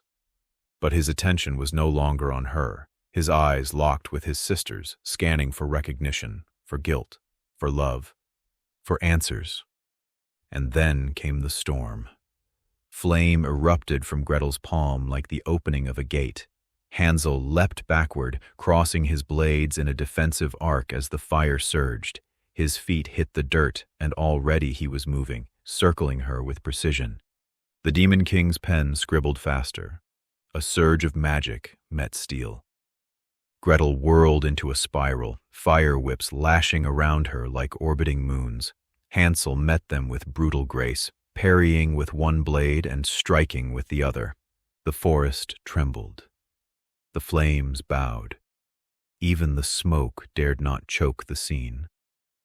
From the shadows, the Demon King's hand moved, his whisper perfectly timed with hers as he inscribed the moment into the fabric of fate. You abandoned me. Gretel's flames spiraled higher, burning blue now, colder, more controlled, more dangerous. You abandoned me! She screamed, her voice cracking with years of grief twisted into fire. Her steps struck like war drums, the embers beneath her feet answering her pain. Hansel staggered back a step, not from the heat, but from her words. His swords trembled in his grip. I thought you died, Gretel, He said, voice raw. I watched you burn. I saw it. How are you alive? The question hung in the smoke-thick air, but no answer came, not from her. Instead, behind the dueling siblings, the Demon King grinned, not kindly, not cruelly, but with the wicked delight of a man who knew what was coming, yet still couldn't help but enjoy the drama as it unfolded. It was the grin of a god playing playwright, and the Storybook Girls noticed. All three of them slowly turned toward him. Their questions had long since sharpened. Gabriella's eyes narrowed like storm clouds rolling in. Becky raised a single eyebrow with theatrical suspicion, arms crossed tight over her chest. You're enjoying this too much, She said, her voice just shy of accusation. Did you write this twist just to mess with them? Gabriella added. Or us. Dee's tone was quieter. Too quiet. The Demon King's smile thinned. His pen hesitated. A hairline pause. Every tragedy needs a turning point, He said, softer now. and a door out. Don't you mean every tragedy needs an audience? Becky shot back. But even as they questioned him, their eyes drifted back toward the clearing, unable to resist the firestorm unfolding before them. The sky cracked. They stood 10 paces apart in the ash-strewn clearing. Hansel's eyes were twin blades, narrowed and sharp, the silver in his armor catching the burnlight like a fallen knight forged from vengeance itself. In one hand, he held a witchbinder chain, sigils glowing cold blue. In the other, an obsidian-bladed dagger, its edge singing with anti-magic. Every breath he took exhaled steam. He radiated death to witches. Across from him, Gretel rose like a tempest. Her cloak of scorched velvet unraveled behind her, weightless and serpentine, stitched from soot and time. Her fingertips danced with fire, not orange and red, but gold and violet, colors forbidden in mortal tongues. Her boots cracked stone with every step. Her eyes burned brighter than the inferno rising behind her, and when she moved, it was with the confidence of one who had bent dragons to their knees in training. The earth trembled between them. She's incredible. Becky added, brow furrowed in both admiration and worry. But so is he. Then the battle erupted. Hansel struck first. His chain shot forward like a viper, wrapping around a nearby pine and yanking it straight into the air before launching it like a spear. Gretel raised her hand and snapped. The tree exploded into flaming petals, each one a glowing rune. She spun, flicking her wrist, and the petals morphed into a cyclone of enchanted blades, whirling toward her brother. Hansel leapt. Midair, he carved a sigil with his dagger. Dispel. The cyclone shattered, sparks raining down like hell's confetti. He landed on a boulder, rolled, then slammed his palm into the ground. A field of null magic erupted beneath Gretel's feet. She stumbled, just for a moment. But a moment was all Hansel needed. He charged. Their weapons collided, dagger meeting flame, metal against sorcery, sending out a shockwave that leveled the surrounding trees. Bark peeled from trunks, birds took flight in terrified flocks, and even the mountain in the distance seemed to bow away from their fury. You became one of them! Hansel shouted as they clashed again and again, each hit creating a new rune, a new burst of destruction. You left me to burn! Gretel roared, vaulting backward, landing on a floating platform of fire she conjured midair. And I survived. I ascended. She raised both hands. Lightning fell, blood red. Hansel slammed both hands together. A dome of blue light erupted around him, shattering the bolt into pieces of static mist. He pressed forward, his chain snapped like a whip. He cracked it at her, and it wrapped around her ankle mid-flight. With a snarl, he yanked her from the sky. She plummeted, but smiled as she fell. The fire at her back caught her. Twisting midair, she ignited into a spiral of golden flame and launched herself forward like a cannonball. She slammed into him with enough force to break bone, sending them both flying through a giant boulder on the tree line. Dust swallowed the forest. Silence for a heartbeat. Then the stone cracked. Hansel emerged first, coughing blood but standing tall. His armor was cracked, his dagger was chipped, but his hatred held steady. Gretel rose next, one eye bloodshot, lip bleeding, fire still humming in her hair like it had a will of its own. They looked at each other, siblings, warriors, broken, unyielding, and then, "I love you," Gretel said, voice trembling. "but you make me choose between survival and family." And I missed you, Hansel replied, his hand shaking. but I was forged to hate what saved you. They surged again, this time not with rage, but sorrow. Each spell, each strike echoed with years of pain. "I'm not the one who needs saving," Gretel shouted as the Demon King wrote. Gretel summoned a spear of burning obsidian, etched in witch script. Hansel countered with a wall of holy light from a crystal hidden beneath his gauntlet. They collided. The forest split open. Trees uprooted. Rivers changed course. And in the center of the crater they made, Hansel and Gretel knelt, both alive but exhausted and unable to rise. The Demon King chuckled as he wrote, his light pen rapidly spreading golden ink across his floating parchment. Epic enough for you, my girls? He asked softly. The wind settled, brushing the scorched clearing with uneasy stillness. In the center of it all, Hansel and Gretel lay slumped against opposite ends of the crater, alive but barely. Siblings, strangers, reflections of pain and power.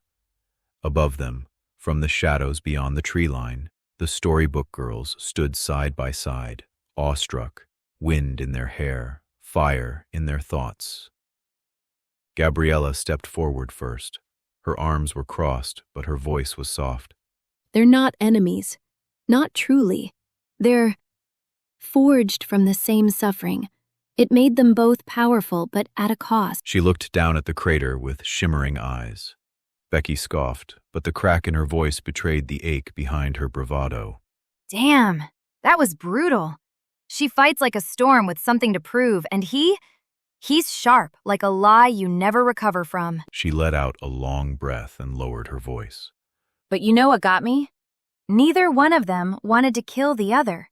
They just didn't know how to stop. Then, after a beat, she glanced up at the Demon King.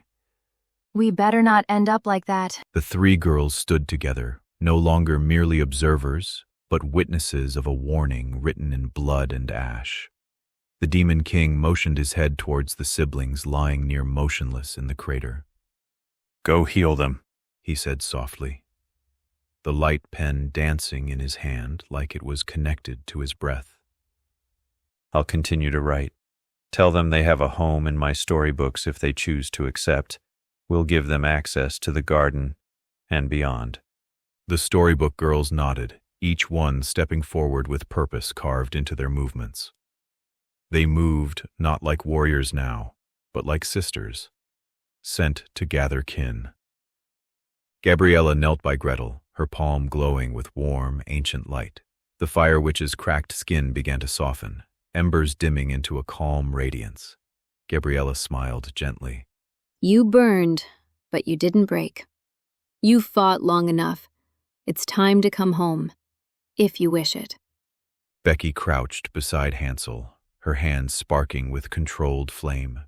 She pressed her knuckles lightly against his chest, and with a flicker of magic, his ribs mended and his breath steadied. You're not alone, witch hunter. You never were. And you don't have to keep running. Dee stood between them, arms outstretched. Her voice, melodic and filled with layered grace, wove around their thoughts. Our world is waiting. You don't have to keep fighting in broken stories. Gretel, through labored breath, looked to Hansel. Hansel, still blinking smoke and sorrow from his eyes, looked to Gretel, and the Demon King's pen wrote, glowing brighter with each stroke as he watched his once-lost characters face their most powerful magic yet. A second chance. The Demon King stood in plain view now, no longer a whispering shadow at the edge of a tale, but a figure carved in starlight and obsidian. His light pen burned with a living glow in his hand, yet his eyes were soft, not commanding, not pleading, inviting. Gretel blinked slowly, her fingers curling against the broken earth. Her body trembled, not from pain, but recognition. For the first time, she truly saw the one who'd rewritten her fate. And Hansel, bloody, bruised, breathing hard, watched too, his gaze darting from the man to the girls, to the sky itself, as if waiting for the world to break open again.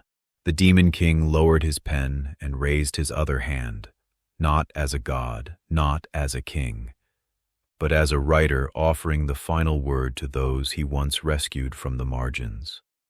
I wrote you here, he said, but I won't write your end. Walk away and ink will never touch your names again.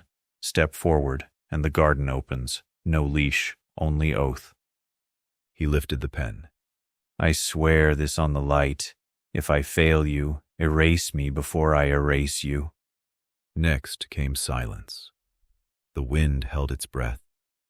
Even the fire seemed unsure whether to flicker forward or die away.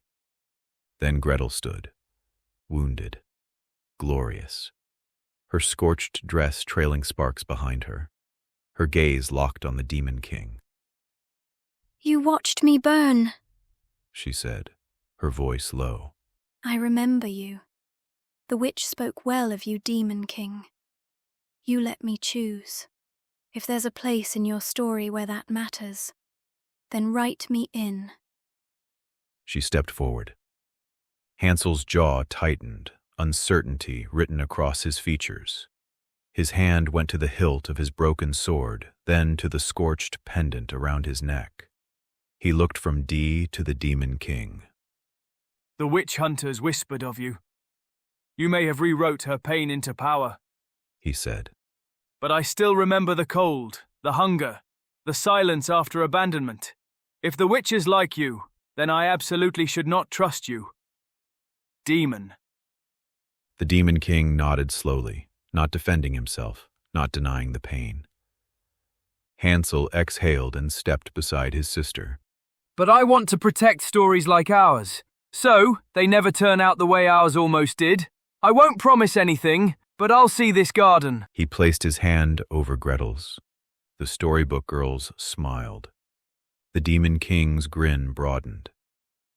And his light pen began to write again. Chapter 5. The Garden of Second Chances. Ash still hung in the air, soft as snow. The battlefield was quiet now. No fire, no clash of blades, just silence and the smell of scorched earth and shattered pride. Hansel sat slumped on a rock, blood from his healed wounds still trickling down one arm, his chest rising and falling with uneven breath. Gretel stood a few feet away, arms crossed, the embers in her palms slowly dimming. The war inside her had quieted, but not disappeared. The Demon King stood at a distance, pen still in hand, eyes scanning the moment as if waiting for something. A single flick of his wrist, and the world began to melt away. First, the smoke, then the trees, then the weight of everything. They were lifted, drawn, carried, until their feet touched soft grass and air filled with magnolia and honeysuckle. The garden welcomed them back like an old friend, light dripping from leaves, birds singing in the distance, time unspooling gently like a sigh. The battlefield was gone. In its place, peace. How about something to relax in? The Demon King said with a grin. He stepped forward, barefoot now in the lush grass, rolling his shoulders once, Then, with a soft motion of his light pen, a wave of golden ink spiraled across the field. In its wake, a hot tub bloomed like a spring rising from the earth, carved from moonstone, glowing faintly at the edges. The water steamed, glittering with faint motes of light that swirled like lazy fireflies. He paused, tapping the pen to his chin. You'll need swimsuits as well. He paused, pen hovering. May I? Becky smirked. Obviously. Gabriella nodded. Dee lifted a hand in assent. With a soft flourish, Fabric answered. The Storybook Girls' black sundresses and ash-flecked clothes shimmered, shifted. Gabriella gasped softly as her gown melted into a midnight black bikini, embroidered with soft vines that matched the garden's flora. Becky blinked once as hers appeared, dark crimson with subtle flame motifs and just a hint of leather flare. Dee's outfit formed like mist condensing into stars, a star-mapped two-piece, constellations stitched in faint light. Dee tilted her head, admiring her reflection in the tub's surface. It's beautiful. Gabriella looked to him, her voice soft. You always know exactly what we need, even when we don't. A blush rose across Hansel's cheeks as he turned quickly, trying to pretend he hadn't noticed the sudden wardrobe shift. Okay, what is this place? He mumbled, fidgeting with the hilt of his sword. It's safe, Gretel said, almost to herself, her gaze sweeping across the flowers, the quiet skies, the peace she had forgotten could even exist. That's what it is. The Demon King gave a gentle nod, then gestured toward the water. You've earned your rest, all of you. Gabriella was already stepping in, sighing as she lowered into the warmth. Becky cannonballed in, of course, sending a tidal wave that splashed even Hansel. Dee slid in last, serene as a moonbeam. Gretel watched them all for a moment, then glanced down at her own soot-streaked sundress. The Demon King caught her gaze.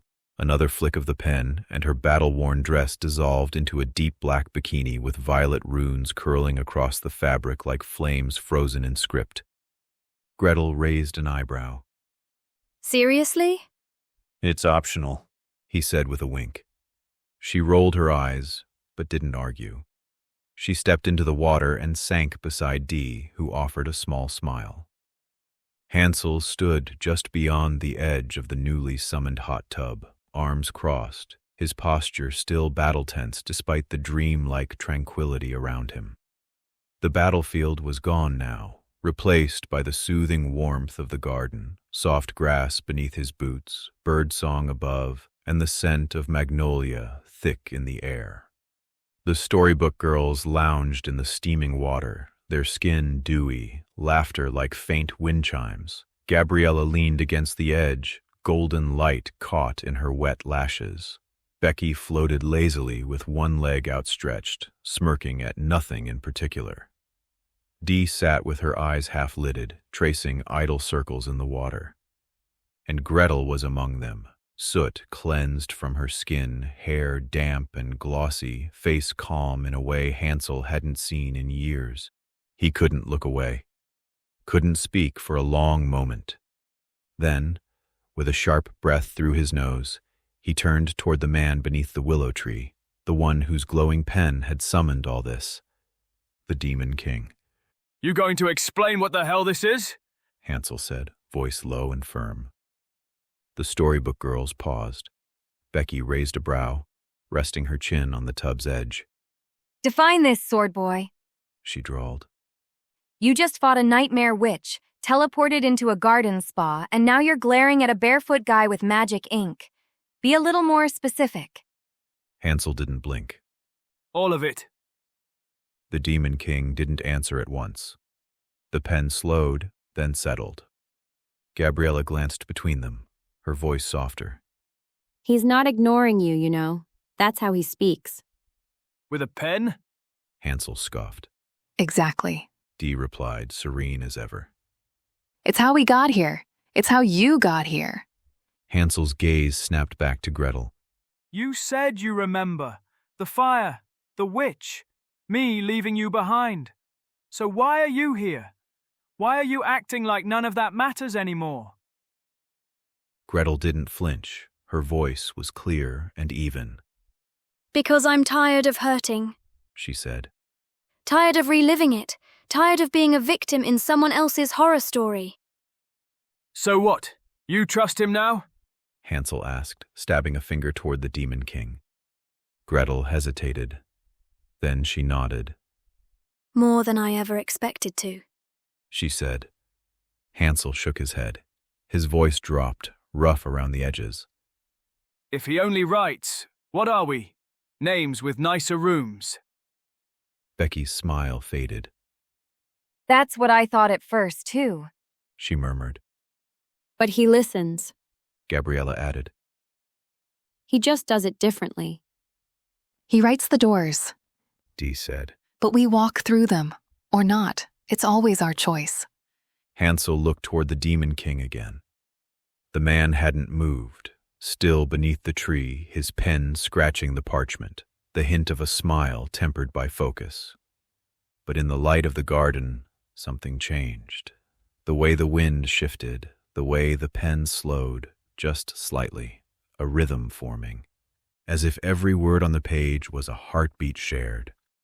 The girls turned to look at Hansel, quiet now, letting him sit with his questions. The Demon King didn't speak aloud, but somehow Hansel knew the answer was already being written. The pen slowed, then stopped. Under the willow's shade, the Demon King finally looked up, his eyes dark with something ancient, tired, resolute, yet strangely soft. I'm not like you, Hansel, he said, voice low but clear across the quiet garden. I'll never be the hero of a story. I can only write it, or be the villain in it if I must. Hansel's jaw tightened, but he didn't speak. I'm sorry, Hansel. I can't be your hero. I can only be honest. He paused, then met Hansel's eyes fully. If you seek something, ask. If you desire, ask. I won't deny you. You're one of the greatest heroes in history. Countless retell your tale, and they will continue to do so. But you're under my care, if you choose it.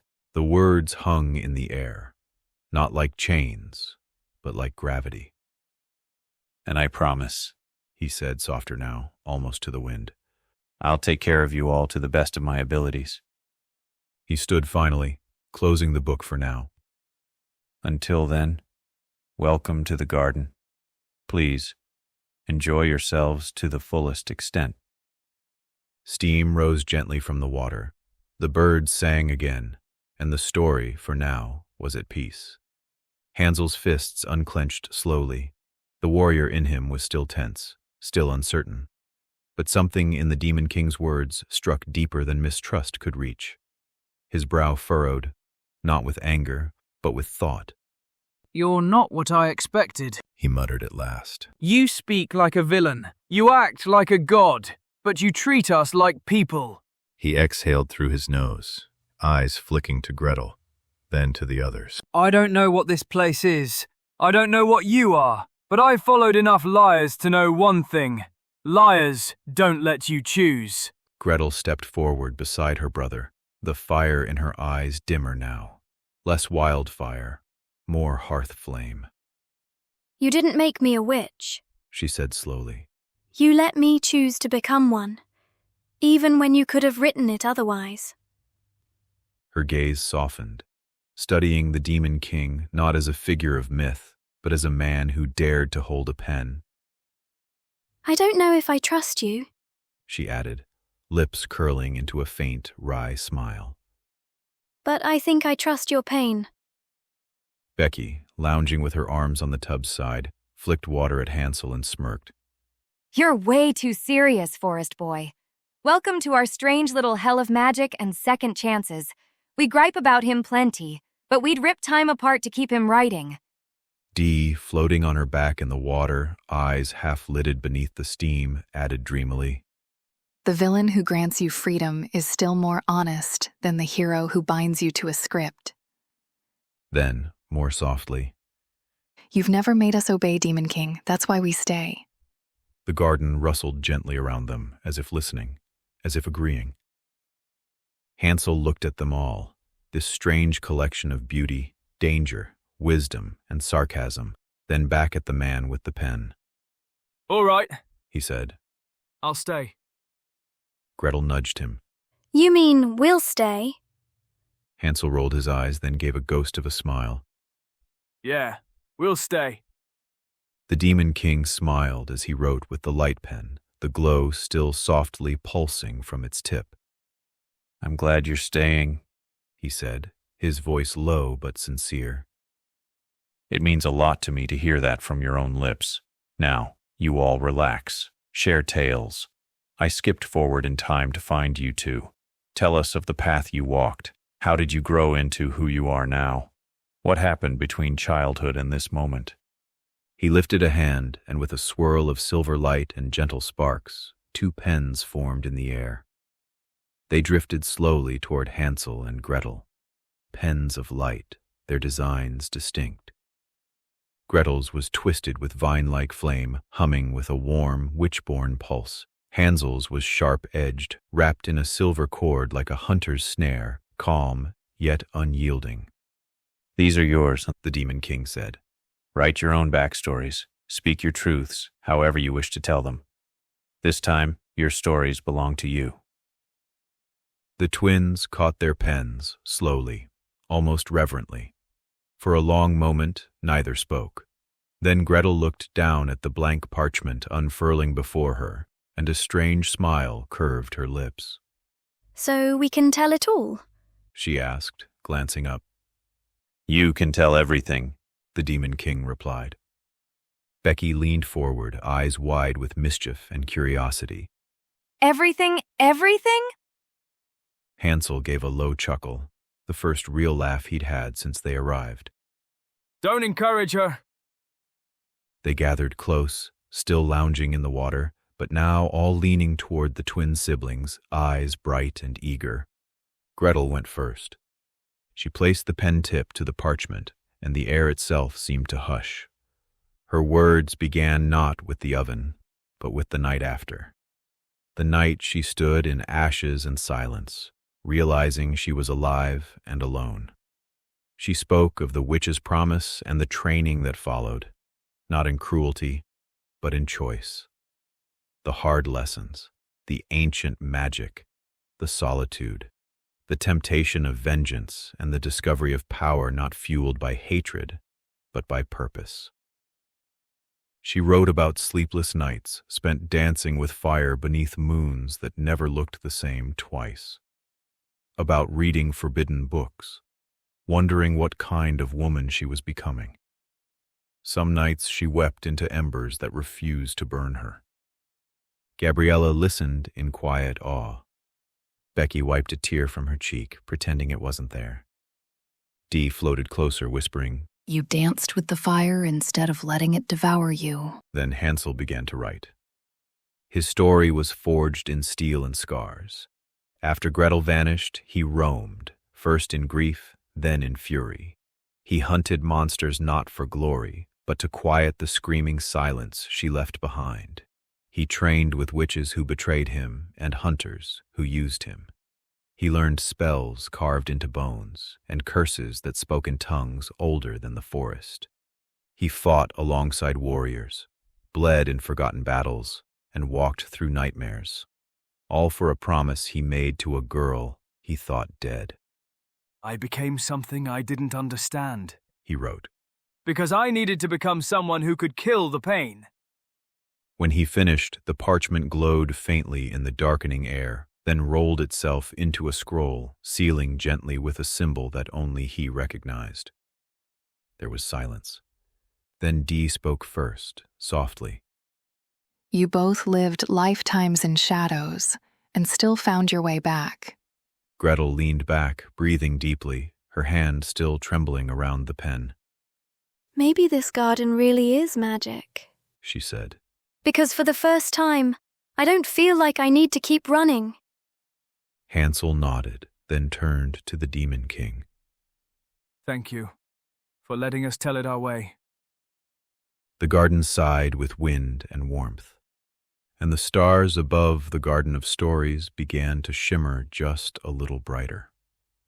Well written, the Demon King murmured with a proud glint in his eyes, watching Hansel and Gretel settle into their place beneath the garden's enchanted sky. One day, I'll explore those backstories more. For now, please, relax. He set his pen gently to the side, its glow dimming just slightly. The next chapter might be one of our most perilous yet. A dragon is guarding Sleeping Beauty. Or at least, that's the tale I was told. His brow furrowed thoughtfully. Genie, mind appearing and setting the record straight? A shimmer of light spiraled into the air as Genie materialized with a swirl of scrolls and sparks, arms crossed, eyes gleaming with knowing mischief. Ah, my dear Demon King, Genie said with a smirk. the stories of Sleeping Beauty are as tangled as the brambles that guard her. In the earliest tales, there is no dragon, only a curse, an eternal sleep, and, in Perrault's version, an ogress mother-in-law who hungers for royal flesh. The Storybook Girls leaned in, intrigued.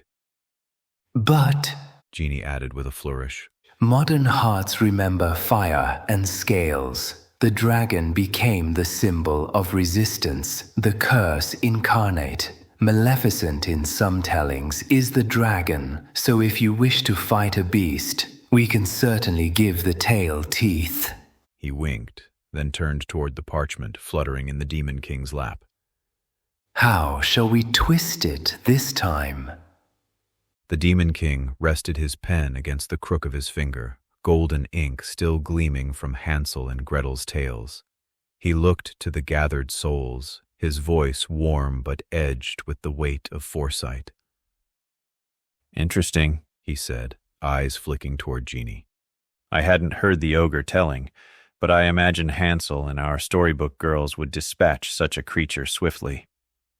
Hansel flexed his fingers with a quiet smirk. Becky cracked her knuckles. Dee tilted her head, a smile tugging at the edge of her lips. Gabriella only nodded once, already thinking ahead. The Demon King rose from his chair, shadows rippling off his suit as he looked to the enchanted horizon that stretched beyond the garden.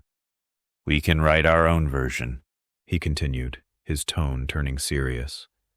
If you're all willing to fight a dragon, we'll give the tail teeth, but not just any version.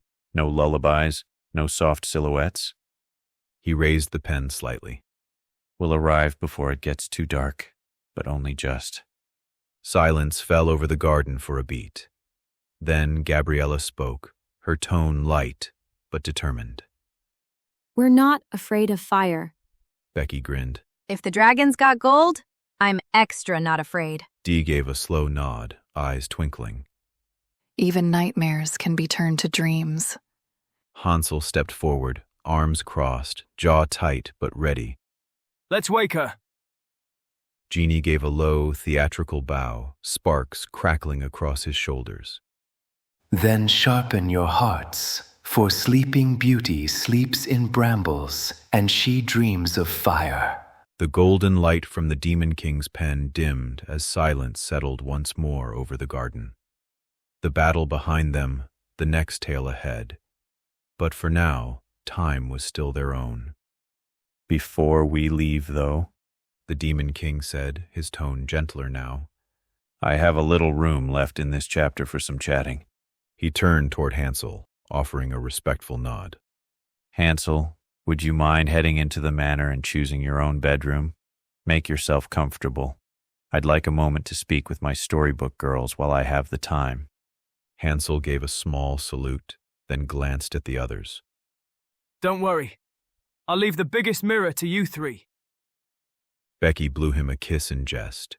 Gabriella rolled her eyes playfully, and Dee gave him a lazy wave, her hair still damp from the hot tub.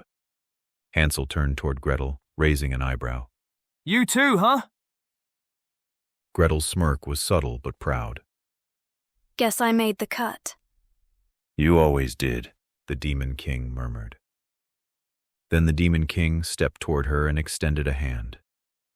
Without hesitation, Gretel took it. With that, Hansel walked off, disappearing into the grand arched entry of the Tower Manor, his silhouette framed in fading light. The moment the door clicked shut behind him, the Demon King raised his pen once more and gave a subtle flick.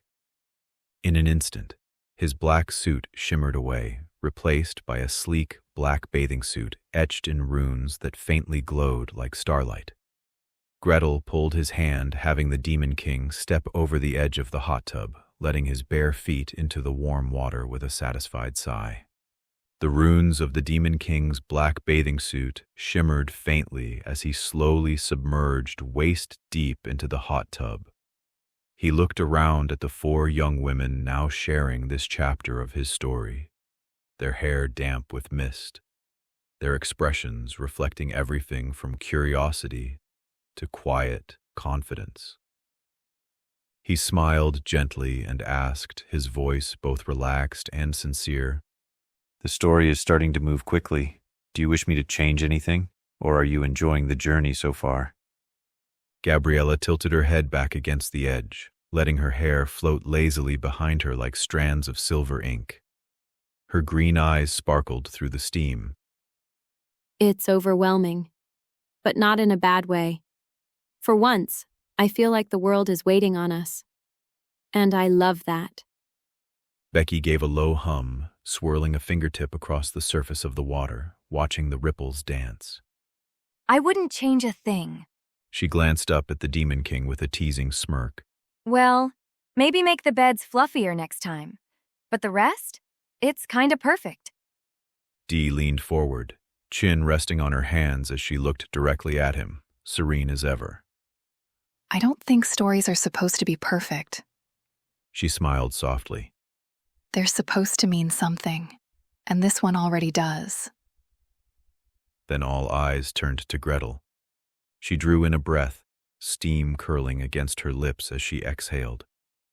I burned in an oven and woke up in a garden with strangers who didn't feel like strangers. Her gaze flicked between the girls and then back to him. No, I wouldn't change a thing either. I think this is the first time I felt like I belonged in a story. The water stilled. The stars above shimmered a touch brighter. Dee's smile deepened at her words, her eyes half-lidded in thought. The Demon King leaned forward slightly in the warm, bubbling water, steam curling up around his jaw as he turned his gaze toward the stars. His voice was quiet, but firm, carrying the weight of quiet purpose. Then I'll continue to write, he said, the light pen appearing in his hand glowing faintly beneath the surface. And while I agree with you, Dee, I still want to try to write the perfect story. It's important that I do. The Storybook Girls fell silent, not out of discomfort, but out of respect. Gabriella's hand gently brushed the water. Then write it with us. Becky leaned against the edge of the tub, her head tilted in the way only someone deeply comfortable could manage. Just don't forget to live it with us too, okay? Gretel spoke last, her voice thoughtful, her fingers tracing a ripple in the water that seemed to echo his intent. Perfection might not be real, but the way you're writing us into the world, it's the closest thing I've ever seen. The Demon King's pen flickered once with light beneath the surface, and the next chapter began forming in his mind. The Demon King leaned back in the water, steam curling around his shoulders as his pen lifted once more from the edge of the hot tub. His eyes glinted beneath the moonlight, gaze not just on the girls, but beyond the veil. Then on to Chapter 6 we go, he said with a sly grin. Chapter 6. The Sleeping Curse. Steam curled gently above the hot tub, the night air cool against flushed cheeks. The stars above shimmered faintly, watchful, silent, maybe even amused. The moment lingered, tender, quiet, and something shifted. Gabriella moved first, gliding across the water toward the Demon King. Without a word, she leaned in and pressed a gentle kiss to his cheek. A glint of mischief lit her eyes, though her heart thudded soft and sure behind it. The Demon King chuckled, then sighed contently. Moments like this, He said with a slow wink to the stars. I feel crazy doing what we're doing.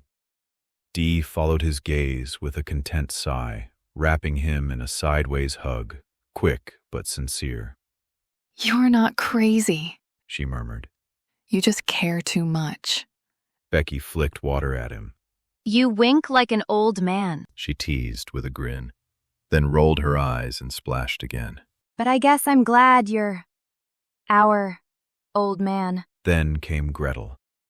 She hesitated a breath longer than the others, still adjusting to this strange new warmth around her.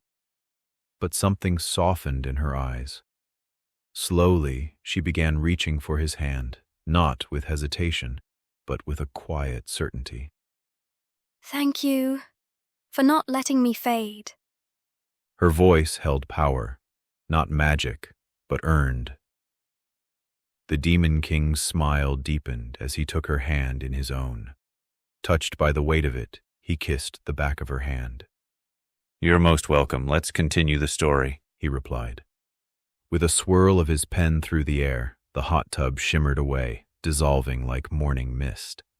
The girls stood now in sleek black sundresses, elegant yet simple, their hems brushing just above the knee. Bare feet touched warm garden stone. Their hair dried and styled itself gently by unseen magic, braids and waves reflecting each one's essence. The Demon King stood among them once more, dressed in his black suit and tie, his bright smile contrasting his shadowed outfit. Genie, kindly show us to Sleeping Beauty's world, the original. Let us watch together as you tell this story. Start from the beginning, please, and thank you. There was a sudden shimmer in the moonlight, a swirl of gold and violet particles that hummed like chimes underwater. Then he appeared. Genie, hovering just a few inches above the stone path, his robes stitched from shifting parchment, his eyes glowing with mischief and memory. With a bow, more theatrical than necessary, he gave a wink to the girls and a slight nod to the Demon King. Ah, He said, swirling his fingers through the air like stirring a cauldron of dreams. the tale you seek has slept long enough. He snapped his fingers. The stars above twisted. The garden fell away, and the world of Sleeping Beauty unfolded. As the stars twisted and the garden began to melt away, Genie's voice echoed through the shifting space, low, rich, and ancient, as if drawn from the very fabric of forgotten dreams. Once upon a crownless court, He began, his words threading through the air like silk. there lived a king and queen whose joy had withered beneath the weight of silence, childless, aging, and desperate. The world darkened gently around them, folding into shadows and memory. Stone paths dissolved into ash-gray tapestries, moonlight curling into candlelit corridors. The girls stood quietly, their sundresses catching the first breeze of this conjured realm, while the Demon King's pen gleamed softly in his grip. It was not a romantic kingdom, no glimmering palace or kindly peasants singing. It was a hollow place, cold and stiff with formality. The queen prayed daily at altars built from superstition and bone, while the king turned to darker arts, whispering requests to unseen forces. And one day, something answered. A child was conceived, but the price was unclear. When the child, Aurora, was born, the court erupted in joy. The king ordered a grand celebration, inviting every noble, every witch, every fairy they could think of. But he forgot one, the 13th, not just forgotten, intentionally excluded. She was the oldest of the old, not draped in flowers or clad in moonlight like her sisters. No, her magic had teeth. And she did arrive, uninvited. Her dress was shadow, her fingers ink-stained. She did not scream, did not curse.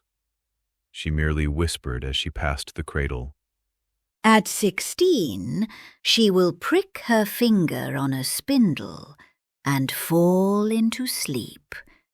Not for 100 years, but until her bloodline is dust, and her dreams rot into screams. Before she could vanish, the 12th fairy stepped forward, trembling, and softened the curse, but only slightly. She shall not die, only sleep, until woken by true will. The scene played out like a memory, cast in parchment gray and flickering with the edges of decay. The Demon King and the girls stood silently at the edge of the vision, watching as Aurora grew, beautiful, yes, but sheltered to the point of madness. Every tool removed, every tower sealed, every shadow feared. She lived in a prison of luxury. And then, on her 16th birthday, she found it. A hidden room, a humming noise, a strange old woman spinning thread on a forgotten spindle. What is that? Aurora asked. Come, said the woman. touch it. It sings in your blood, child. She reached out. Her finger met metal, a single drop of blood. A gasp, and the world around her darkened like wet ink across a page. Jeannie paused the vision as Aurora slumped to the floor, crumpling like a doll into dreamless sleep. Dust began to creep across the windowsills of the palace, vines growing wildly as if years passed in seconds. The castle unfolded around them, walls of ash-white stone and windows fogged by the centuries. Vines as dark as dried blood clung to its face. The scent of wilted roses and time-lost regret clung to the air. They now stood at the edge of her chamber, Aurora asleep, radiant and untouched by time. Her lips parted in breathless slumber. Dust floated like snow in the still air. Then he arrived. Not a hero, not even a man of renown, a hunter, a wanderer, perhaps a prince in title only. He found her beautiful. So he kissed her. She did not stir. So he kissed her again. She did not stir. His hand moved. Jeannie's voice cut in sharp, rising with barely restrained fury. He did not stop. And the tale they told, the version you've heard, was written to cover the shame. But in the original story, she woke not from love. A pause. The room seemed to hold its breath. But from childbirth. The illusion shattered. The Storybook Girls turned in stunned silence. Gretel's eyes had gone hard. Dee's hand tightened into a fist. Becky's lip curled in rage. Gabriella reached out toward Aurora's sleeping form, as if to hold her, even from a story long told.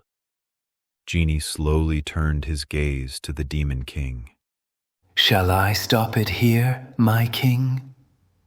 The light of the pen hummed once more, its golden fire aching to rewrite. The Demon King rose to his feet, eyes flickering with controlled fury. The golden light of his light pen surged in his hand like molten truth, the marble beneath his feet humming with unspoken power. He didn't hesitate. With a single arc of the light pen, the intruding prince twisted, his form warping grotesquely, unraveling like a lie exposed. Wings tore from his back, scales erupted from his flesh, and with a roar that cracked the very illusions around them, he transformed into a dragon, a blackened behemoth of twisted guilt and ancient hunger. The chamber shattered. The beast was flung backward by unseen force, bursting through the cursed tower walls and crashing into the wild thorns below. The horizon ignited in flame and shadow. Gabriella, Becky, Dee, and Gretel, all now standing tall in their sleek black sundresses, glanced at each other. No words were needed. They cracked their knuckles in sync, fire dancing behind their eyes. Finally, Becky muttered. something we can punch. Or burn. Gretel added, her fingers already glowing with witchfire. Or purify. Dee said calmly, stepping forward with starlight gathering in her palms. Gabriella simply smiled, eyes glowing like twin moons. Let's show him what fear feels like. They leapt into action, blades of ink and light forming from their fingertips as they soared into the battlefield. Elegant, wrathful, divine. Behind them, the Demon King remained within the chamber beside Aurora's untouched body, his voice low and heavy as he began to rewrite the tale. Well written, genie, he said, his pen dancing across the golden parchment of reality. Now we rewrite. Aurora's body began to shift, not with pain, but with clarity. Her figure glowed, as if the poison of centuries was finally lifting. Outside, the dragon roared again as the Storybook Girls struck with righteous fury, flashes of fire, thunder, and violet wind tearing through the sky. But inside the ruined chamber, there was only stillness. The Demon King stood at the edge of Aurora's resting place, her golden hair spilled like sunlight over the embroidered pillows. Her hands were folded delicately over her chest. Her lips, once sealed by a poisoned fate, now parted with the slowest, softest breath. He did not reach out to kiss her. Instead, his voice fell like ink across a blank page, gentle, reverent, real. Sleeping Beauty, he began, kneeling beside her bed. I'll understand if you don't wish to awaken. The words hung in the still air like fragile glass. The world was so cruel to you. A story carved from silence and control, but it was a truth that needed to be told. And I won't take that truth from you. I won't kiss you. I won't command you. He placed a hand over his chest where his pen still glowed, its light flickering like a heartbeat. I offer you a choice. His eyes softened. Become a storybook girl. Help me rewrite these broken fables. You would not be alone. We can do this without you. And if you choose sleep, to remain untouched, unburned, and unbothered, I will understand. He stood now, taller, more composed, but no less vulnerable. The choice is now yours. The room was silent again. Outside, the dragon roared with fury as Gabriella drove a blade of moonlight through its wing. Becky howled a spell of sound that shattered the clouds. Dee's prayers cracked the sky. Gretel's fire danced like a forgotten sun, but inside, only Aurora could decide what happened next. The silence broke, not with words, but with breath. Aurora exhaled, sharper this time, sharper than sleep. The golden lashes that had rested so long against her cheek began to flutter, like butterfly wings waking from winter. Her fingers twitched, once, then again. A pulse, faint but rising, echoed through the room like an ancient drum remembering its rhythm. Her lips moved. You asked. She whispered, eyes still closed, voice dry with centuries. And no one has ever asked. She opened her eyes. Not the soft eyes of a slumbering princess, but eyes like dawn. Eyes that had seen too much from the inside of a story never hers to tell. They shimmered with fury, with clarity, with something that could only be called awakening.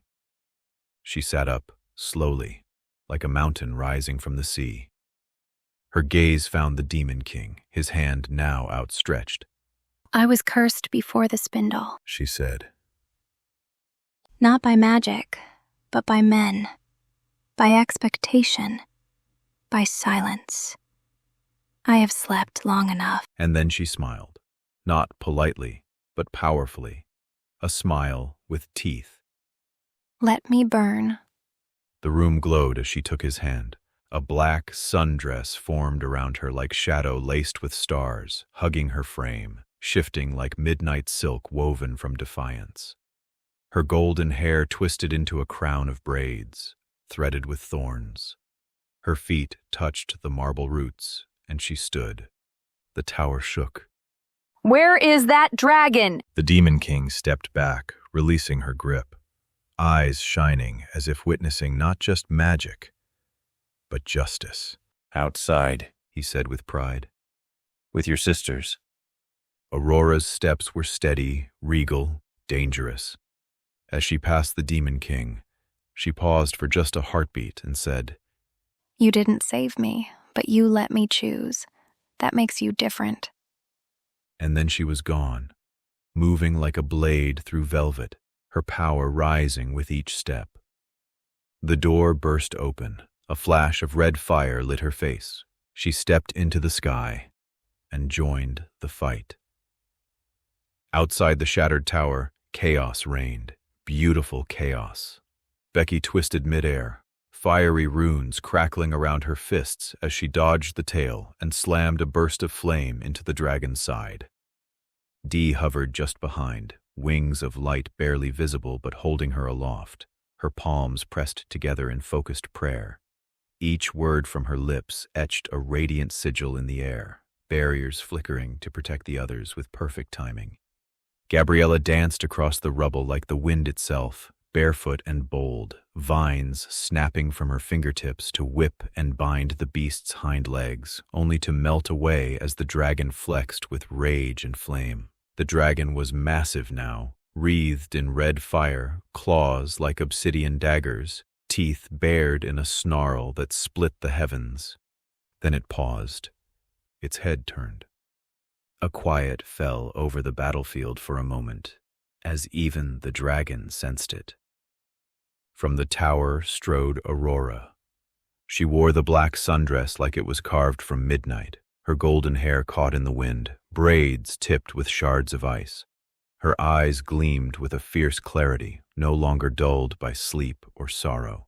In her right hand, a light pen had formed, its glow tinted in frost blue, jagged like icicles. The Storybook Girls turned mid-battle, breath catching in awe. It's her. Dee whispered reverently. Sleeping Beauty. Gabriella added, voice hushed with wonder. No. Becky corrected with a wicked grin. Woken Queen. From above, the Demon King wrote in silence, his pen glowing faintly. Give her power over all things frozen. As if answering the spell itself, a blizzard swirled around Aurora's feet, but she walked untouched. The dragon turned, unleashing a roar that shook mountains. Aurora didn't flinch. She joined her sisters in a single, fluid stride, eyes locked with the beast's. Let's end this nightmare, she said. And just as the girls reformed their battle formation, 5 now, while a 6th figure arrived at full sprint from the horizon, leaping effortlessly across the cracked terrain. Hansel. He landed beside Gretel, axe slung over one shoulder, breath heavy with excitement. Hope I didn't miss the fun, he said with a wild grin. You're just in time, Becky called. Then let's slay this thing. The dragon reared back, flames coiling in its throat. The 6 heroes stood side by side, the cursed and the chosen, the awakened and the redeemed, light pens and weapons drawn, black sundresses rippling like banners of rebellion. The Demon King didn't write now. He watched. The ground trembled beneath them. Cracks spider-webbed across the scorched stone, steam hissing from fissures as the dragon's molten breath built behind its fanged maw. But the 6 stood still, unyielding, perfectly framed beneath a fractured sky. Aurora's hand tightened around her light pen. Up close, it no longer resembled a delicate wand, nor a writing tool of elegance. It was jagged, glacial, like a shard of eternity pulled from the deepest winter. Light twisted within its core like northern starlight trapped in ice, and along its length were runes written in ancient, forgotten alphabets, each one glowing brighter with her rising will. The dragon surged forward. The world ignited. Flames spiraled outward in a cone of destruction, but Dee's arms were already spread wide, her pen forming a massive angelic sigil in the air. A dome of refracted light burst up around the group, absorbing the impact like divine armor. Go! She shouted. Hansel hurled his axe. It spun in a perfect arc, slamming into the dragon's thigh. As the beast roared and turned, Hansel was already there, catching the returning axe in a single, fluid motion. He drove forward, not even using magic, just raw, human strength and fury. That all you've got, lizard? He shouted, spinning and slashing. And then, Aurora. She rose from the center of the battlefield like a ghost of winter past. Her light pen danced between her fingers, and with one elegant stroke through the air, she carved a glyph of snow. The sky shattered. From above, a spear of pure frost fell like divine judgment. It struck the dragon's spine. Crack. A shock wave of cold ripped through the battlefield, freezing fire mid-burn, crystallizing smoke into glittering shards. The dragon's roar warped into a wheeze, steam curling from its nostrils as it stumbled. But it didn't fall. It raged. Its wings burst outward with a sonic boom of heat and ash, sweeping the girls and Hansel off their feet. Then, Aurora walked through the smoke. Ice bloomed beneath each step, runes trailing like frost footprints. Her voice, when it came, was soft, but it echoed louder than any roar. No more sleeping. She raised her pen overhead, and with a single word, Break. She cracked the very air. A frozen crown formed above the dragon's head, locking its vision. Its wings froze mid-beat. Its heart slowed. Now! Aurora shouted. The Storybook Girls moved as one. Gabriella vaulted up its leg, using Gretel's fire as a launch pad. Dee sent healing waves to everyone as Becky hurled raw lightning like daggers into its exposed chest. Hansel slashed his way up the other flank, meeting Gabriella at the base of the neck. And Aurora. She summoned a final spear of light and frost and hurled it into the dragon's open mouth. Boom! The dragon exploded from within, its entire body bursting into shards of snow and light, scales scattering across the sky like shattered stained glass. The battlefield fell silent. Smoke curled upward. Ash fell like snow. The 6 heroes stood together, bruised, burned, but victorious. Behind them, the Demon King slowly lowered his pen and exhaled with a smile. Well done. The tower was gone. But the story, still just beginning. Chapter 7. The Victory Waltz. The battlefield, once scorched and shattered, now glittered beneath a blanket of frost. Cracks in the earth shimmered like silver veins, and the twisted corpse of the dragon lay frozen mid-roar, a monument to rebellion and rebirth. Aurora stood before it, frost curling around her fingertips, her breath steady. The light pen still glowed softly in her hand, silver blue and glinting like a shard of winter moonlight. The Storybook Girls surrounded her, cheering and whooping as if they'd just won a war, which, in many ways, they had. Becky leapt onto the dragon's remains, raising her arms like a champion. Who's the princess now? She shouted, striking a playful pose. Dee laughed, spinning Gabriella in a waltz beneath the open sky. I think we all are.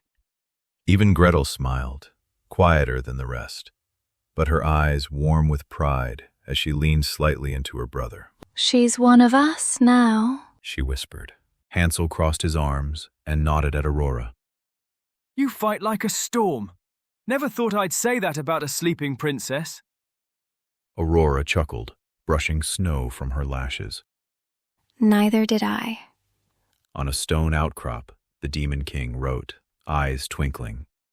Down below, the Storybook Girls were gathered near the frozen ruin of the dragon, laughter bubbling between them. Gretel had her arms crossed, a small smile tugging at the corner of her mouth as Aurora animatedly recounted the final blow, her hands slicing through the air.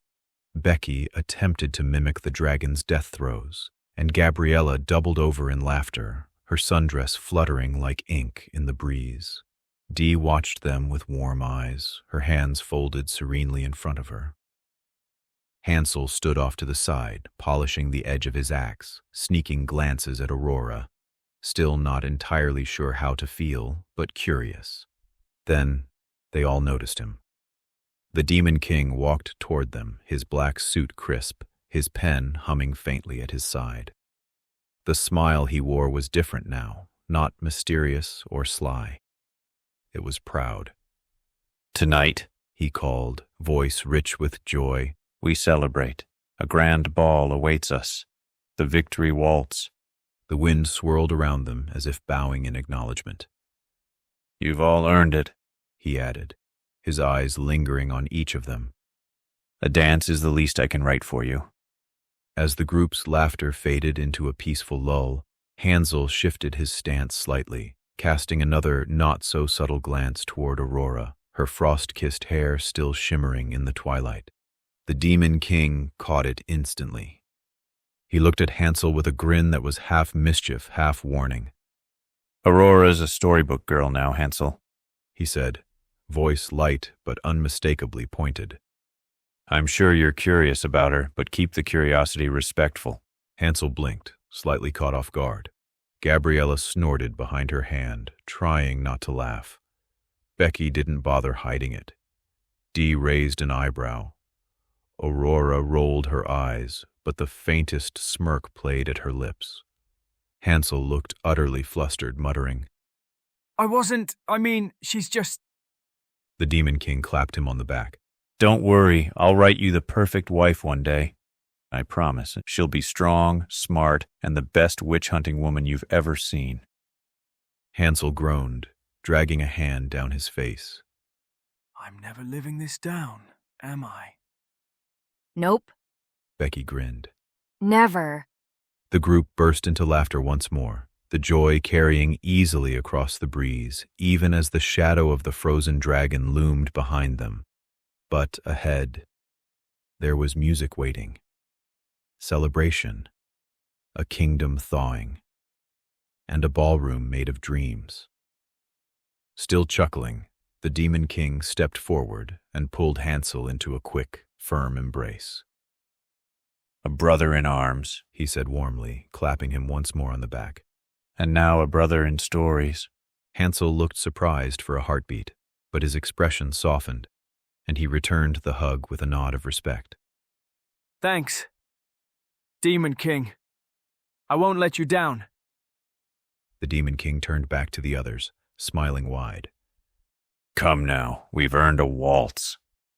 The battlefield behind them lay still, the last of the dragon's dust caught in a slow drifting dance with the wind. The sky above had softened from gray into twilight lavender, and the garden shimmered in the distance. But instead of returning just yet, the Demon King lifted his pen and drew a path into the nearby woods. It sparkled faintly, a soft gold trail curling through ancient trees wrapped in blossoms of dusklight and branches that murmured lullabies. Let's take the long way, he said with a wink, glancing at the girls. Victory deserves more than a teleport. The Storybook Girls nodded, already intrigued. Gabriella stepped first onto the path, barefoot, her sundress flowing with the breeze. Becky and Dee followed close behind, murmuring to one another as the enchanted woods embraced them like a dream. Gretel walked beside Aurora, curiosity dancing behind her eyes. So, Becky began, glancing toward the new girl. frozen light powers and a legendary sleep curse. Pretty epic intro. Aurora laughed, an honest, musical sound that surprised even her. I suppose I don't do things quietly. You're one of us now, Dee said, looping an arm gently around her. but we do have questions. So many questions. Gretel added. Aurora smiled, brushing her fingers along the glowing bark of a nearby tree. I'm sure they'll be answered over time. As they strolled deeper into the enchanted forest, the path widened gently, woven now with soft petals and glowing moss. Moonflowers opened as they passed, releasing a sweet, silvery scent. Fireflies danced in slow spirals above the girls' heads, and distant chimes echoed as though the trees themselves were humming lullabies. One by one, magical creatures began to appear, drawn from the hidden folds of the forest. A fox made of mist padded silently at Becky's side.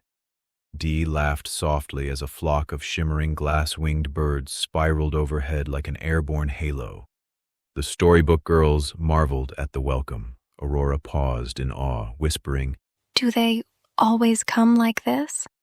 No, Gabriella said, a quiet smile on her lips. only when the forest likes you. Behind them, the Demon King and Hansel followed in quiet steps, the air thick with soft wonder. The Demon King glanced toward his companion with a wry smile. You'll meet your wife in the next book, you know. Hansel blinked, caught off guard. Wait, seriously? I'm nothing if not a man of my word, The Demon King said, swirling his light pen through the air with a casual flick. but if you've got any last-minute requests, now's the time. Hansel crossed his arms thoughtfully, looking ahead at the magical trail and the girls laughing among fairy tale beasts. I'll think on it, He said. but strong. Not just in power. Someone who doesn't back down, not even from me.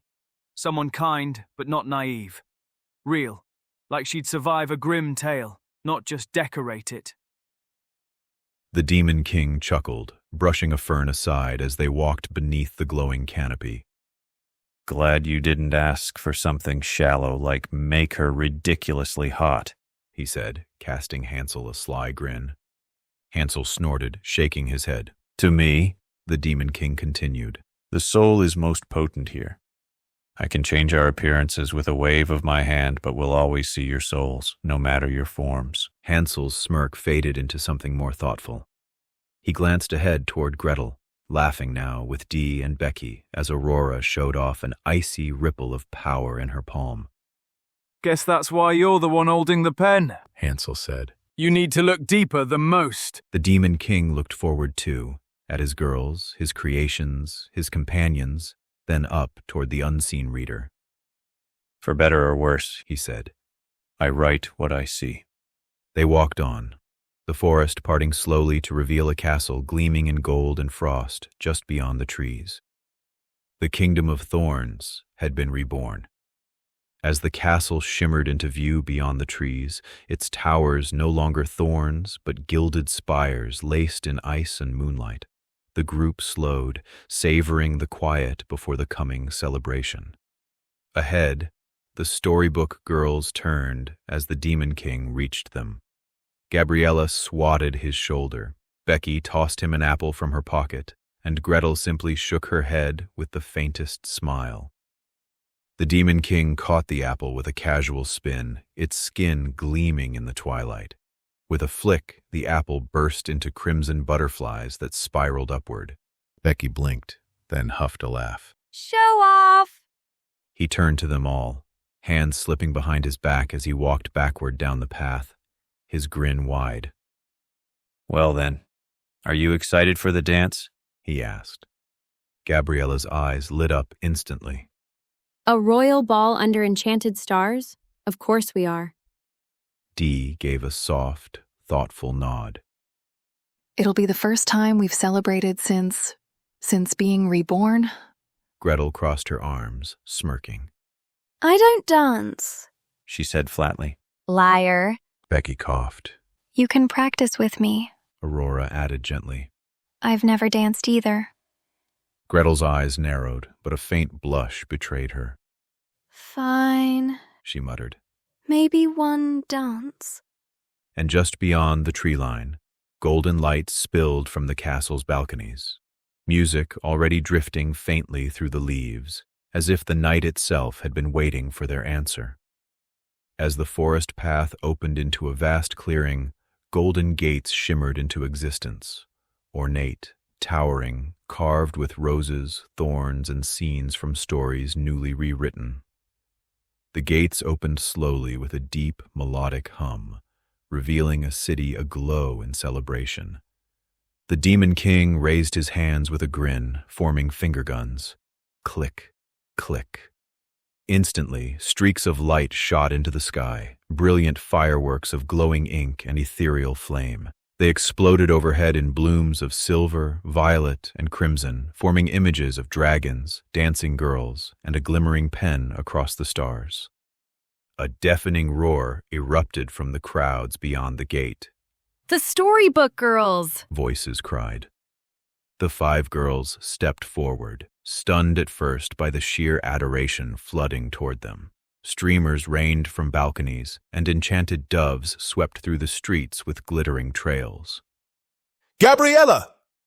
Dee, we love you. Gretel, the Redeemed! Becky, you're amazing! Aurora the Frostborn! Their names echoed like legends already carved in stone. Hansel adjusted the strap on his axe, blinking as a wave of cheers hit him. A group of ladies near the gate fluttered their hands at him, one even tossing a rose. Is it always like this? He asked under his breath. Oh no, Gabriella replied, deadpan. sometimes they bring confetti too. Then came a few bold women calling toward the Demon King himself. Long live the Demon King! Marry me! I love your smile. Gabriella sighed audibly and rolled her eyes. Here we go. The Demon King turned with a wink. It's not my fault the ladies love a well-inked villain. Mm-hmm. She replied with a smirk, nudging him forward with her elbow. Just try not to trip over your own ego at the ball. The group advanced together as the gate fully opened, revealing the city dressed in dreamlight and song.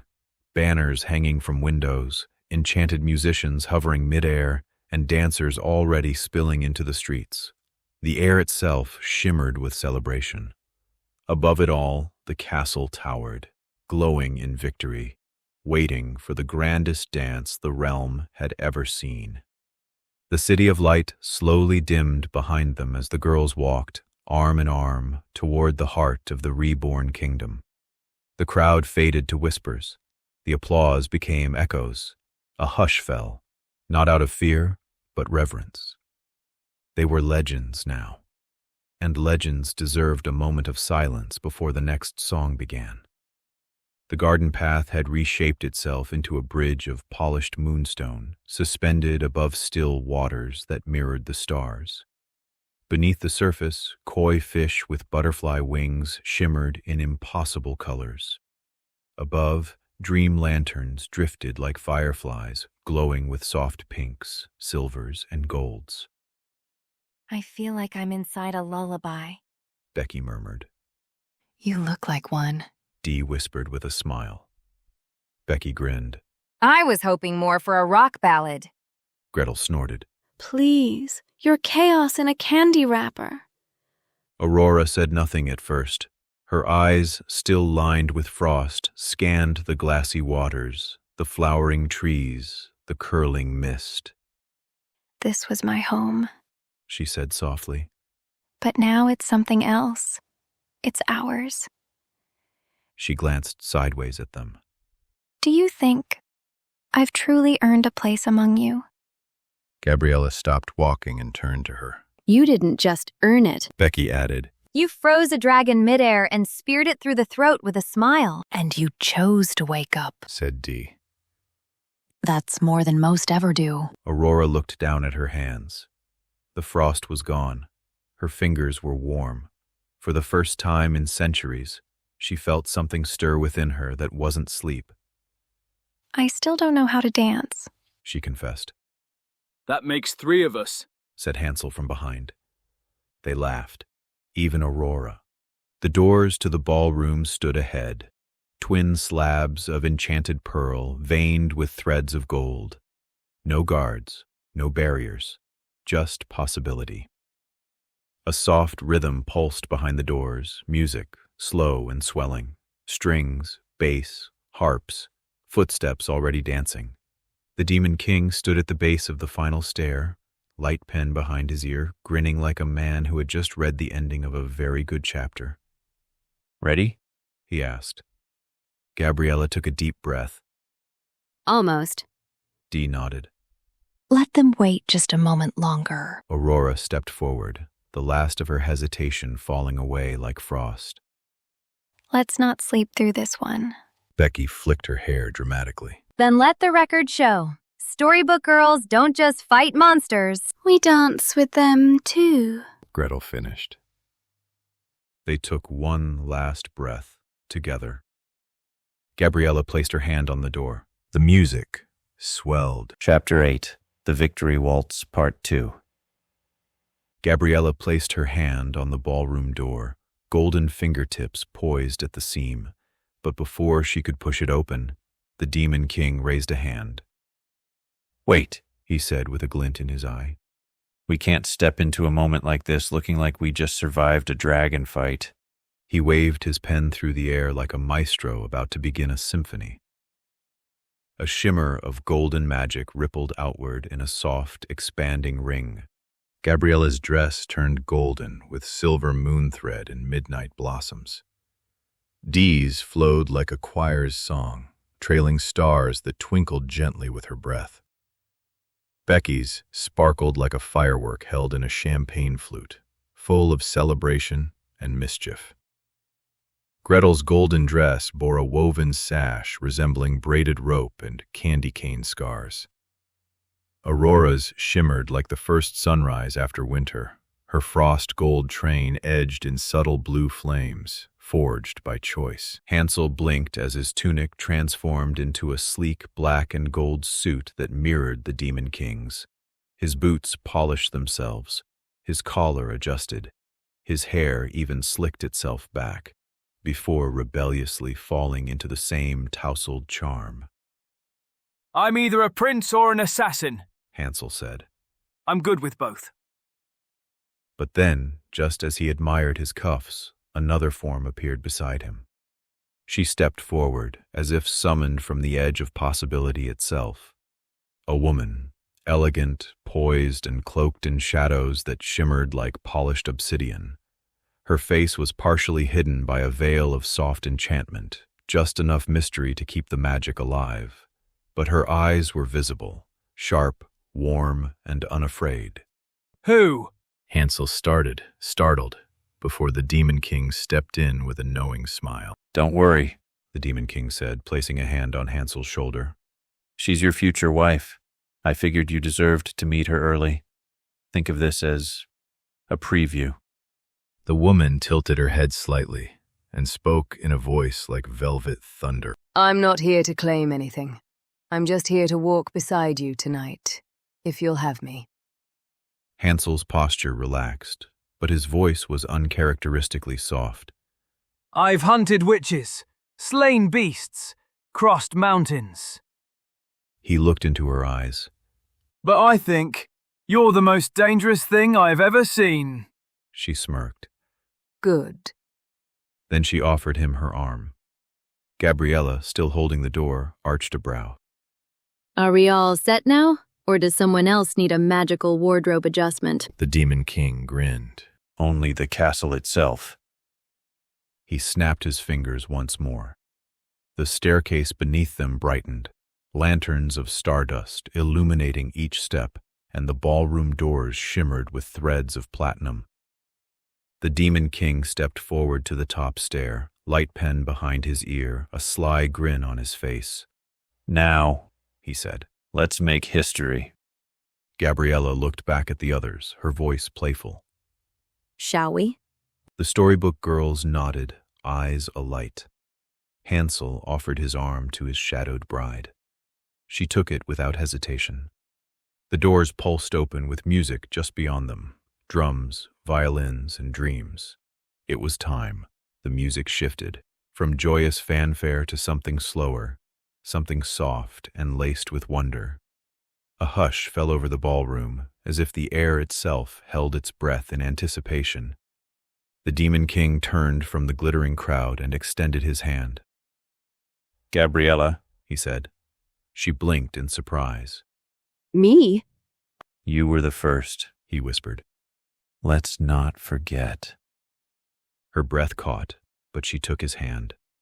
The crowd parted once more, forming a wide-open circle in the middle of the dance floor.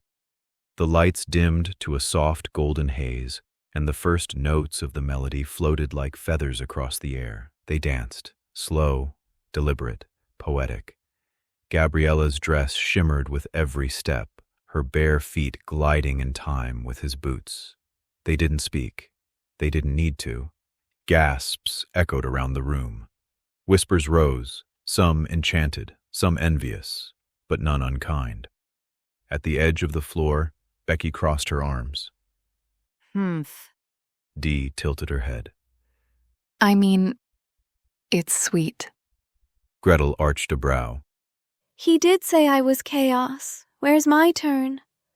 Aurora said nothing, but her fingers twitched against her golden gown, a trace of longing in her eyes. The Demon King sensed it. Without looking away from Gabriella, he waved one hand behind his back, and 4 more versions of him stepped out of the shadows. Exact replicas, same black and gold suit, same knowing grin, same quiet power behind their eyes. Each one approached one of the girls with perfect timing. To dance, Miss D? For you, Becky, a beat only you can break. Gretel, may I risk my ankles? Their protests dissolved into delighted laughter.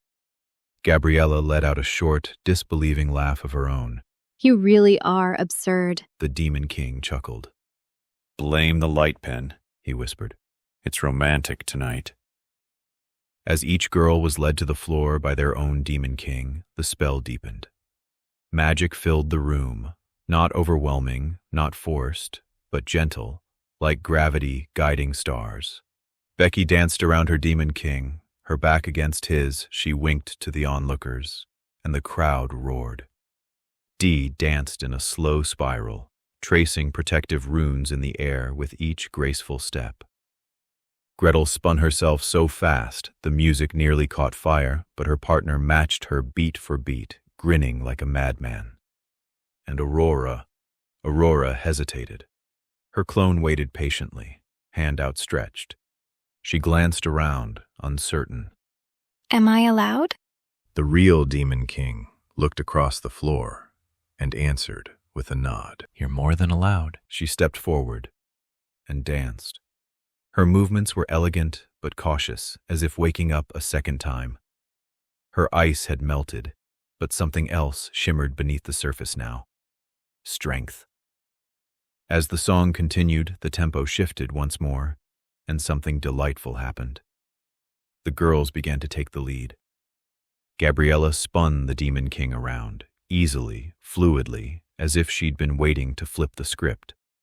Becky did it next, dipping her version of him in a flourish that earned thunderous applause. Dee curtsied, then pulled her king into a dramatic waltz that shimmered with divine grace. Even Gretel got in on it, flipping the dance into a fast-paced challenge. The original Demon King, mid-spin, let out a laugh so full of joy it echoed through the room. Well, he said as Gabriella twirled him once more. So this is what it feels like to be a storybook girl. The crowd clapped in time with the beat. Magical stardust lifted from the floor, sparkling like fireflies in a dream. Each of the Demon Kings danced, then began blending back into the original as the song neared its end. Only one version remained now, and he stood in the center of the room, arms open as the girls circled him. The final chords rang out, slow and sweet. One by one, the girls stepped forward. Gabriella moved first, eyes full of trust. She kissed him gently on the cheek. Becky was next, playful and confident, pressing her lips to the corner of his mouth before winking and spinning away. Dee smiled softly, pressing her lips to his hand instead. For now, she whispered. Gretel. She grabbed him by the lapel, kissed him fiercely, and left him breathless. And then, finally, came Aurora. She stepped forward, her eyes searching his. The room fell silent. She rose onto her toes, moving toward him slowly, lips just inches from his. But the Demon King tilted his head, dodging the kiss with a graceful bow. Instead, he kissed her forehead with reverence. "When you're ready," he whispered. "Not before." Aurora blinked, then smiled, not wounded, but honored. Promise?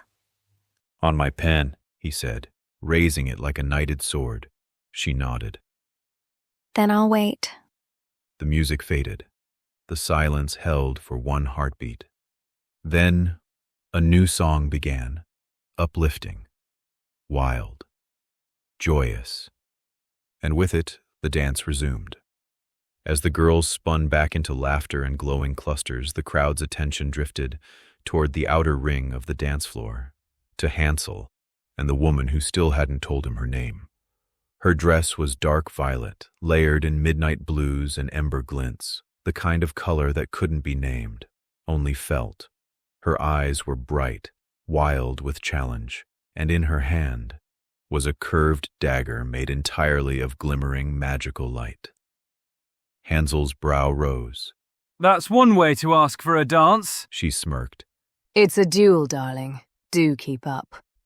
Without hesitation, Hansel slid his axe off his back. It shimmered like molten silver. He grinned. "Oh, I've been waiting for this."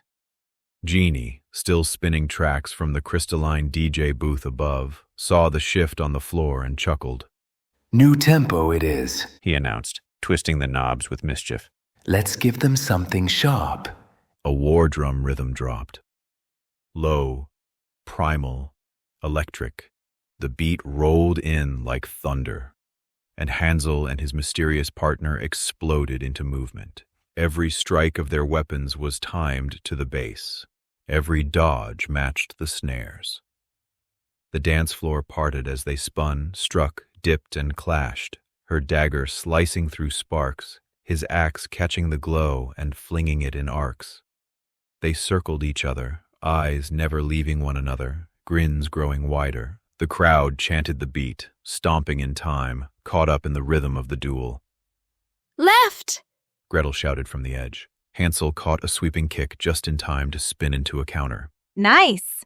Becky cheered, tossing a piece of candied popcorn into the air. Gabriella and Dee leaned against each other, watching with amused wonder. Aurora clapped to the rhythm, her frost-lined eyes wide with admiration. Then, the woman leapt into the air, spinning, dagger raised. Hansel caught her mid-spin by the waist. She gasped, not from fear, but delight, and instead of throwing her, he spun her. A full-body, sweeping motion, landing her gently back on her feet. The crowd erupted in applause. She blinked at him. You could have floored me. Hansel shrugged. Could have. But I like the look in your eyes too much. She narrowed those very eyes, then lunged again. The tempo rose, now faster, more chaotic, still rhythmic. They fought in blurs, steel against light, axe against blade, hands entwined in feints, shoulders bumping in tension and tease. They moved like a pair who'd known each other forever and also just met. Perfect balance. At one point, she flipped over his back, landing behind him. He spun, only to find she had already tossed her dagger aside. Done already? He panted, sweat glinting on his brow. No, she said, walking closer. Just changing tactics. She yanked his collar, pulled him in, and kissed him, quick, fiery, just long enough to leave him stunned. When she stepped back, her voice was soft. Name's Marlowe, by the way. Hansel touched his lips, stunned. Nice to meet you, he whispered. Then they both doubled over, laughing, breathless. The crowd cheered louder than ever.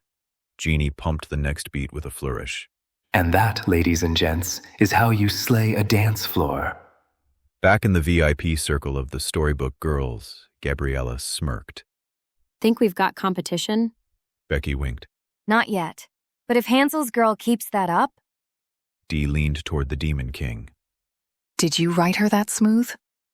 I gave her potential, the Demon King said, beaming with pride. The rest, that's all her. And so the night danced on, legends in motion, love written in rhythm, and laughter echoing through the immortal halls of the Victory Waltz. The music still thrummed behind them, soft now, like the heartbeat of a memory gently fading.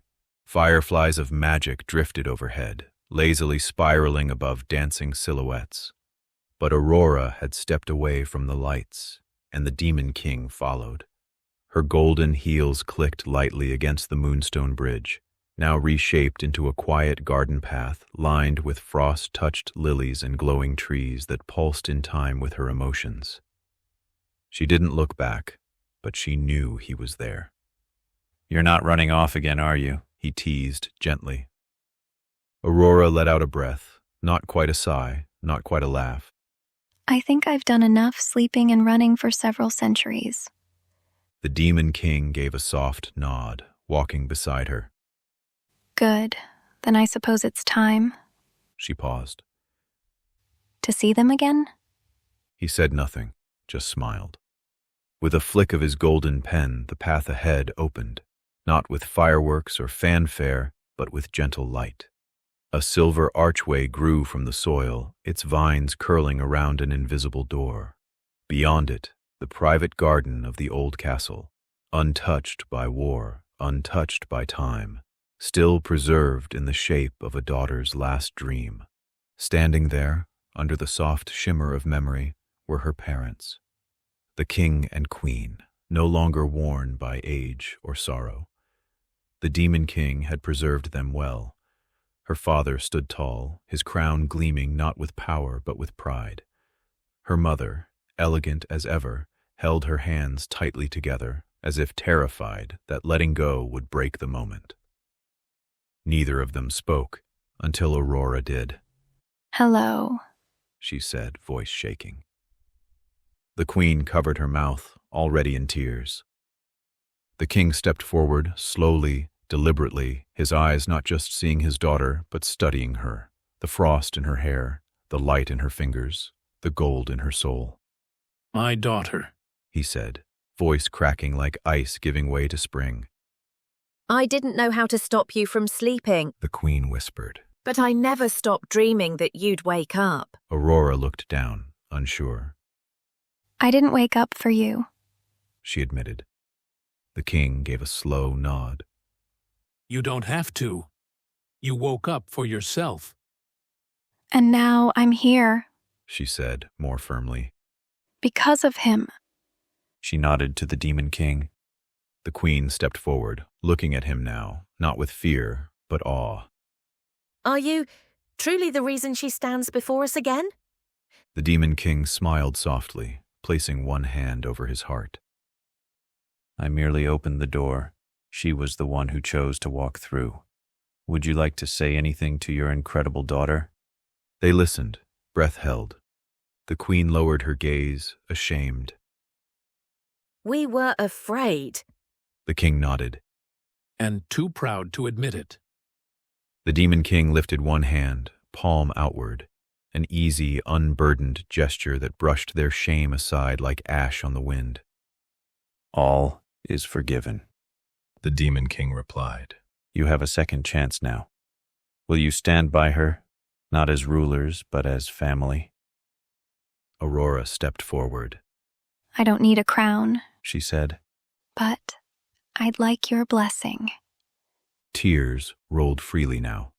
Her mother rushed forward, arms around her in an instant. Her father followed, closing the circle. For the first time in what felt like 100 lifetimes, they stood as a family again, no longer broken. The Demon King turned slightly, giving them privacy. Then, softly, he spoke again. I promise to protect her, he said to the winds, to the roots, to the stars. Forever, and not as a cage, but as the kind of freedom most never get to dream of. He turned to the parents once more, bowing his head slightly. Aurora will forge a future with her own hands. You'll have the honor of watching it unfold. The king's voice broke. I don't know what to say. You don't need to, the Demon King replied. Just show up when it matters. That's what parents are for. Then, with a twirl of his pen, The garden shimmered with golden dust. "I hope you'll join us for a dance," he said with a grin. "Tonight's enchantment makes everyone a graceful dancer." He looked to Aurora, who smiled now, genuinely. She stepped back beside the Demon King, the golden path reappearing beneath their feet. As they turned, her mother called out softly. "Aurora." She paused. "I don't know who you've become," her mother said. "but I'm so proud of you." Aurora didn't cry. She didn't need to anymore. She shined. The golden path led them back toward the ballroom, where laughter and music still rang like bells in a dream. But before they reached the threshold, Aurora paused once more. Her eyes flicked to the side, to where her parents stood, still near the garden's edge, uncertain whether they belonged in such revelry. The Demon King noticed. He offered his arm. "Let's not just walk back in," he said softly. "Let's make it unforgettable." Aurora took his arm with a slow smile, her golden train catching the moonlight. They approached her parents again, not as a child seeking approval, but as a woman extending a hand across time. Will you dance with me? She asked her father. The king looked startled, then deeply moved. It would be my honor. Aurora turned to her mother. And you? The queen's eyes glistened. "I thought you'd never ask." And so, the three of them stepped through the glowing arch together. The music shifted as they entered. Not on command, but as if the ballroom itself could feel the moment changing. A new melody began, soft and noble, laced with reverence and remembrance. The crowd instinctively stepped aside, parting once more as if guided by unseen stars. Gabriella noticed first. Look. The Storybook Girls turned, and for the second time that night, they witnessed a miracle. Aurora stood in the center of the ballroom between her parents, golden light bathing them all. Aurora took her father's hand. Her mother stood on her other side, and for the first time in centuries, their little family spun together. Slowly, gently, a triangle of motion, each turn a memory rekindled, each step a healing. The crowd did not cheer. They watched, spellbound, respectful, silent. Even Genie didn't speak this time. He only turned the volume down, letting the instruments breathe. After a few turns, Aurora looked over her shoulder. The Demon King stood at the edge of the floor, smiling. She extended her hand. Dance with me, she said. Not as my creator, not as my king, but as my friend. He blinked, and then stepped forward. Her father passed her hand into his, and the Demon King took it like a treasure offered, not owed. He pulled her close, one hand on her waist, the other holding her fingertips like poetry waiting to be written. They danced, not with the flair of the first waltz, not with the chaos of Hansel and Marlowe's duel, but with stillness, with meaning, the kind of dance where the music lives between the notes. You're different, Aurora whispered.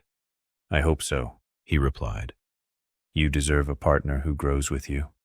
She smiled, not with longing or romance, but with something rarer. Peace. As the music swelled for one final turn, Aurora broke the rhythm. She pulled away slightly and turned. Facing both her parents and the Demon King, she extended her hands wide, golden dress fanned around her like dawn. Let's finish together. No one questioned her. The king stepped beside his daughter. The queen followed, radiant with tears, and the Demon King stood across from them. Aurora took one parent in each hand and offered her heart to the king of ink and light. The four of them turned, slowly, as a single shape. One full rotation, then another. The crowd could only hold their breath, and as the final note faded, Aurora pulled them all into a hug, a full, whole, human hug. Not magical, just real. Genie exhaled into the microphone above. And that, he said, is why we throw these parties. Laughter rippled through the crowd, light, warm, like sunrise after snow. And so, the ball continued. The tempo rose once more, the lights danced, and the stories spun outward from that night. A night not just of victory, but of reunion, of forgiveness, of a girl who had finally woken up and learned how to dance as herself. Chapter 9, The Garden After the Ball. With a single clap from the Demon King, the ballroom dissolved. Like golden dust lifted into the wind, the final note of a symphony carried away on silence. The music vanished, the dancers faded, the stained glass towers shimmered into memory. Only the garden remained. The stars did not flicker. The moon did not shift. It was as if no time had passed at all. The 5 Storybook Girls stood together once more beneath the flowering branches. The familiar scent of jasmine returned, curling into the cool night air. Soft grass cushioned their feet. Fireflies blinked above the moonstone fountain, unaware the world had just spun into legend. Beside them stood the Demon King, light pen tucked behind his ear, smile resting somewhere between mischief and reverence. And Hansel. He turned to his future wife, still bathed in golden glow. Her eyes sparkled, not with fantasy, but something stronger. Real connection, quiet trust. She leaned in with a smile that said, "Don't forget me," and whispered just loud enough for the stars to hear. See you in book 2, lover. You better help him write a good ending, mister. Then she kissed him. It was not a lustful kiss, nor one of final goodbyes. It was a kiss written in promises, sewn into the soul, the kind of kiss that waited patiently in the corners of future pages. When he opened his eyes, she was gone. Hansel blinked, slowly, then exhaled. I think I'm gonna need a chapter to process that, he muttered. The girls giggled. Even Gabriella cracked a rare grin. Dee gave him a teasing nudge. You got more romance than the Demon King did? Blasphemy, Becky said dramatically. Let the record show. Write it in pen, Gretel chimed. Aurora raised a hand, smirking. Motion to allow it on the condition that he waits patiently like the rest of us. The Demon King chuckled, folding his arms. Duly noted and enforced. Hansel raised both hands in surrender. Okay, I'll behave. Gabriella stepped forward, barefoot on the glowing grass. Her voice softened. We needed that dance. All of us. It reminded us why we're here. Dee said. To rest. Becky nodded. to rise, Gretel added. To feel, Aurora finished. The garden responded, as always. The trees swayed with windless grace. The fountain glowed brighter, casting tiny rainbows across their faces. I'm glad you all enjoyed our dance, the Demon King said quietly, looking up at the crescent moon. Let us enjoy this moment for now. He waved his hand. The stars bent closer. The air was warm, threaded with lavender and the hush of recent music. A sense of contentment, earned, not gifted, settled over everything like a lullaby made real. It was magical, Dee spoke reverently. Their bed awaited. But now, as the 5 girls approached it side by side, the Demon King gave a small flick of his light pen. The bed breathed, stretching wider, deeper, softer. Gold-lined velvet swelled beneath embroidered cloud pillows. The corners curled like petals opening. The girls didn't hesitate. Becky dove first, limbs splayed dramatically. I call left side. Gabriella rolled her eyes but flopped beside her anyway, brushing hair from her cheek. Dee climbed in with a graceful stretch, already humming a lullaby to no one. Gretel took a moment, then let out a whatever, and belly flopped on top of the fluff, sending a puff of flower-scented air into the sky. Aurora lingered, but only for a second. She smiled softly to herself, then climbed in after them, her golden dress folding around her like a second dream. Laughter bubbled up, nothing forced, just the kind that happens when the world finally stops spinning. Becky told a joke no one understood, Gabriella groaned, Gretel started a pillow fight, and Dee tried to wrangle them like a sleepy mother bird. Aurora simply listened, letting the sound fill her. A few feet away, the Demon King watched with quiet joy. Hansel stood at the edge of the clearing, arms crossed, eyes full of something he hadn't felt since childhood. Wonder. He took it all in, the garden, the girls, the stars, and grinned. Then he turned, gave a lazy wave, and called out, "Good night, Chaos Crew. Best night of my life." The girls cheered in return, voices echoing like a chorus of bedtime mischief. Gretel launched a pillow at his back, but missed, on purpose. He walked toward the manor, now glowing gently in the moonlight, less a castle, more a friend with open arms. His steps were light, his grin full. He vanished into the ivy-wrapped doorway, leaving behind only the creak of wood and the certainty of a heart at ease. Back at the bed, the Storybook Girls finally settled, heads resting, limbs tangled, dreams just beginning, and above them, the stars blinked like storytellers, satisfied with the chapter's close. This was the garden, after the ball, after all. The laughter had faded into a low murmur.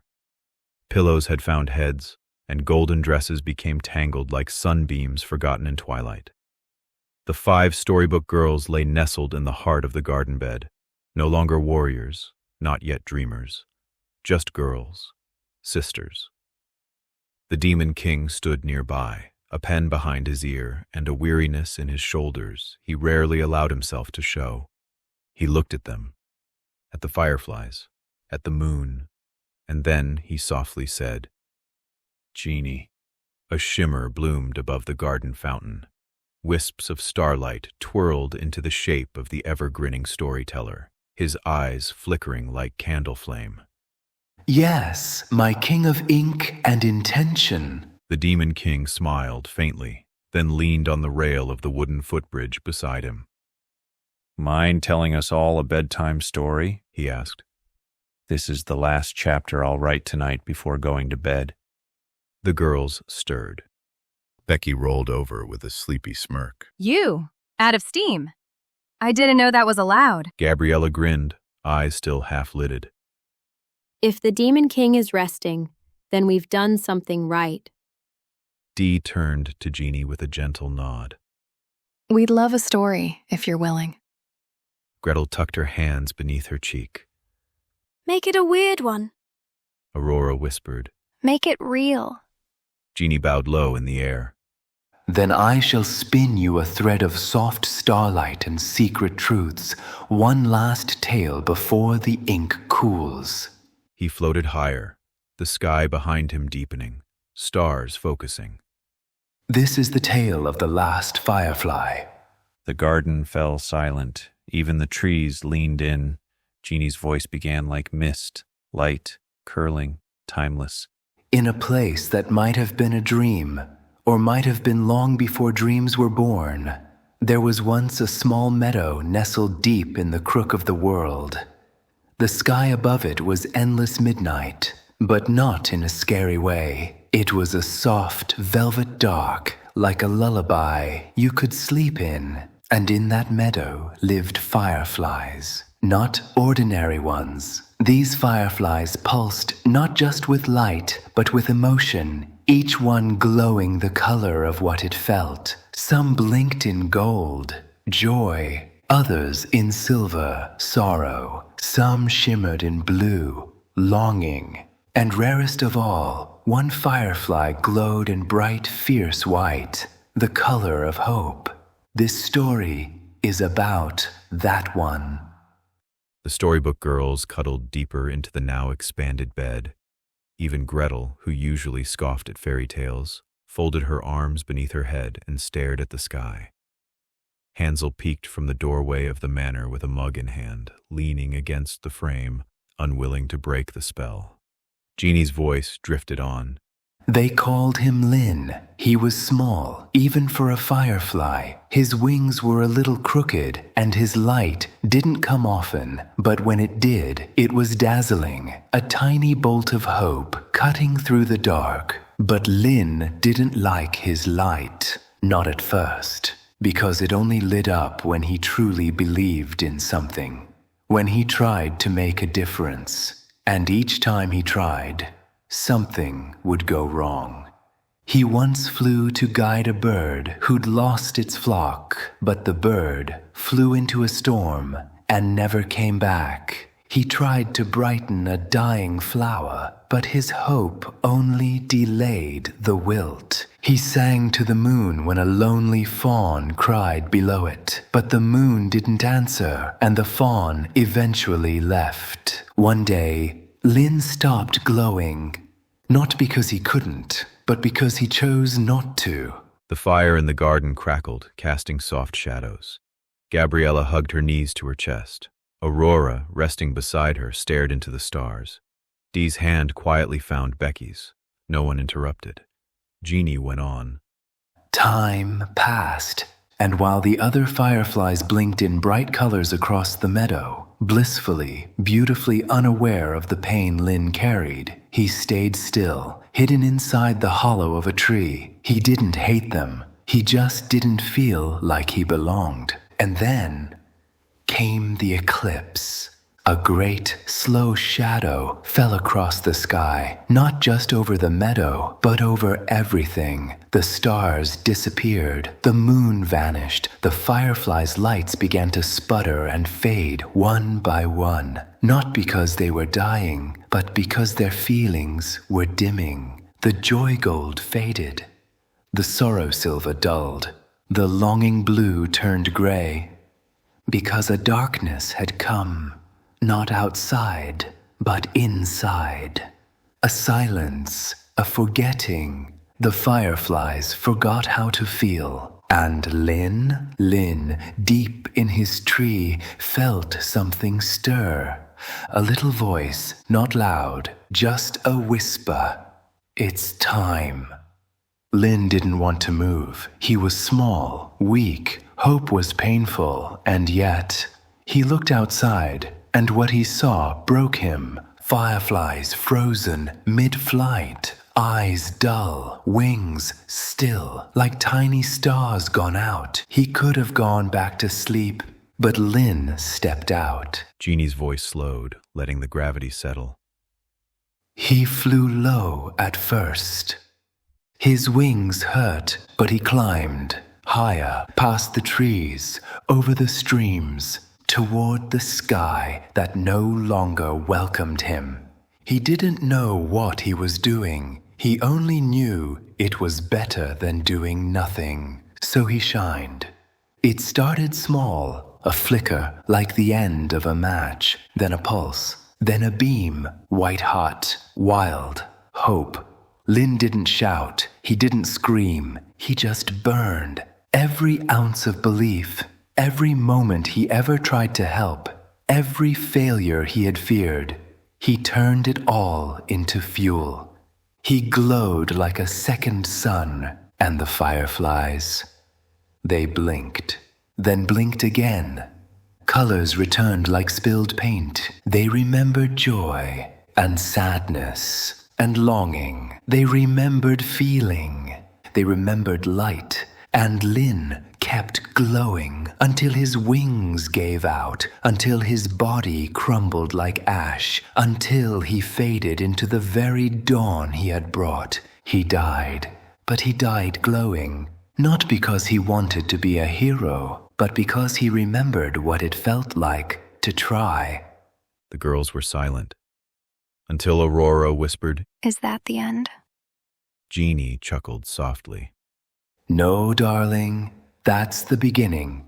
He leaned closer, voice dropping like a hush wrapped in silk. Because Lin became legend. His spark didn't vanish.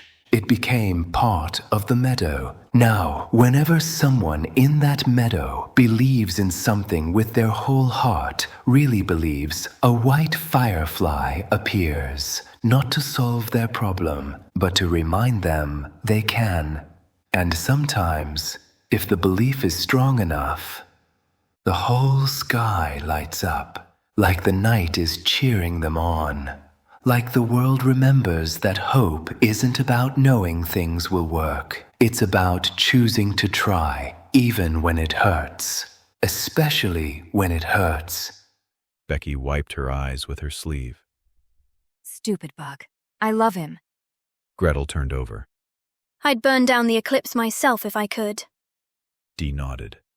We've all been Lynn at some point. Gabriella looked to the stars.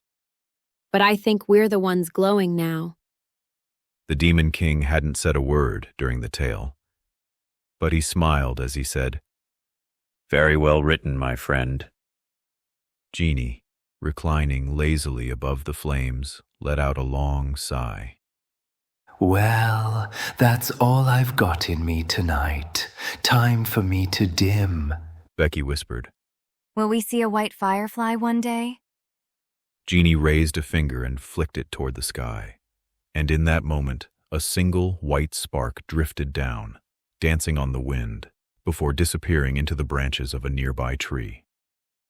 We already have, Jeannie said, and then he vanished in a poof of shimmer dust and candle smoke.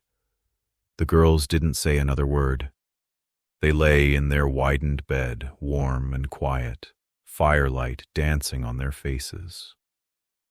The Demon King glanced toward them, his voice low, almost playful, yet lined with a reverence for the quiet stillness they had earned.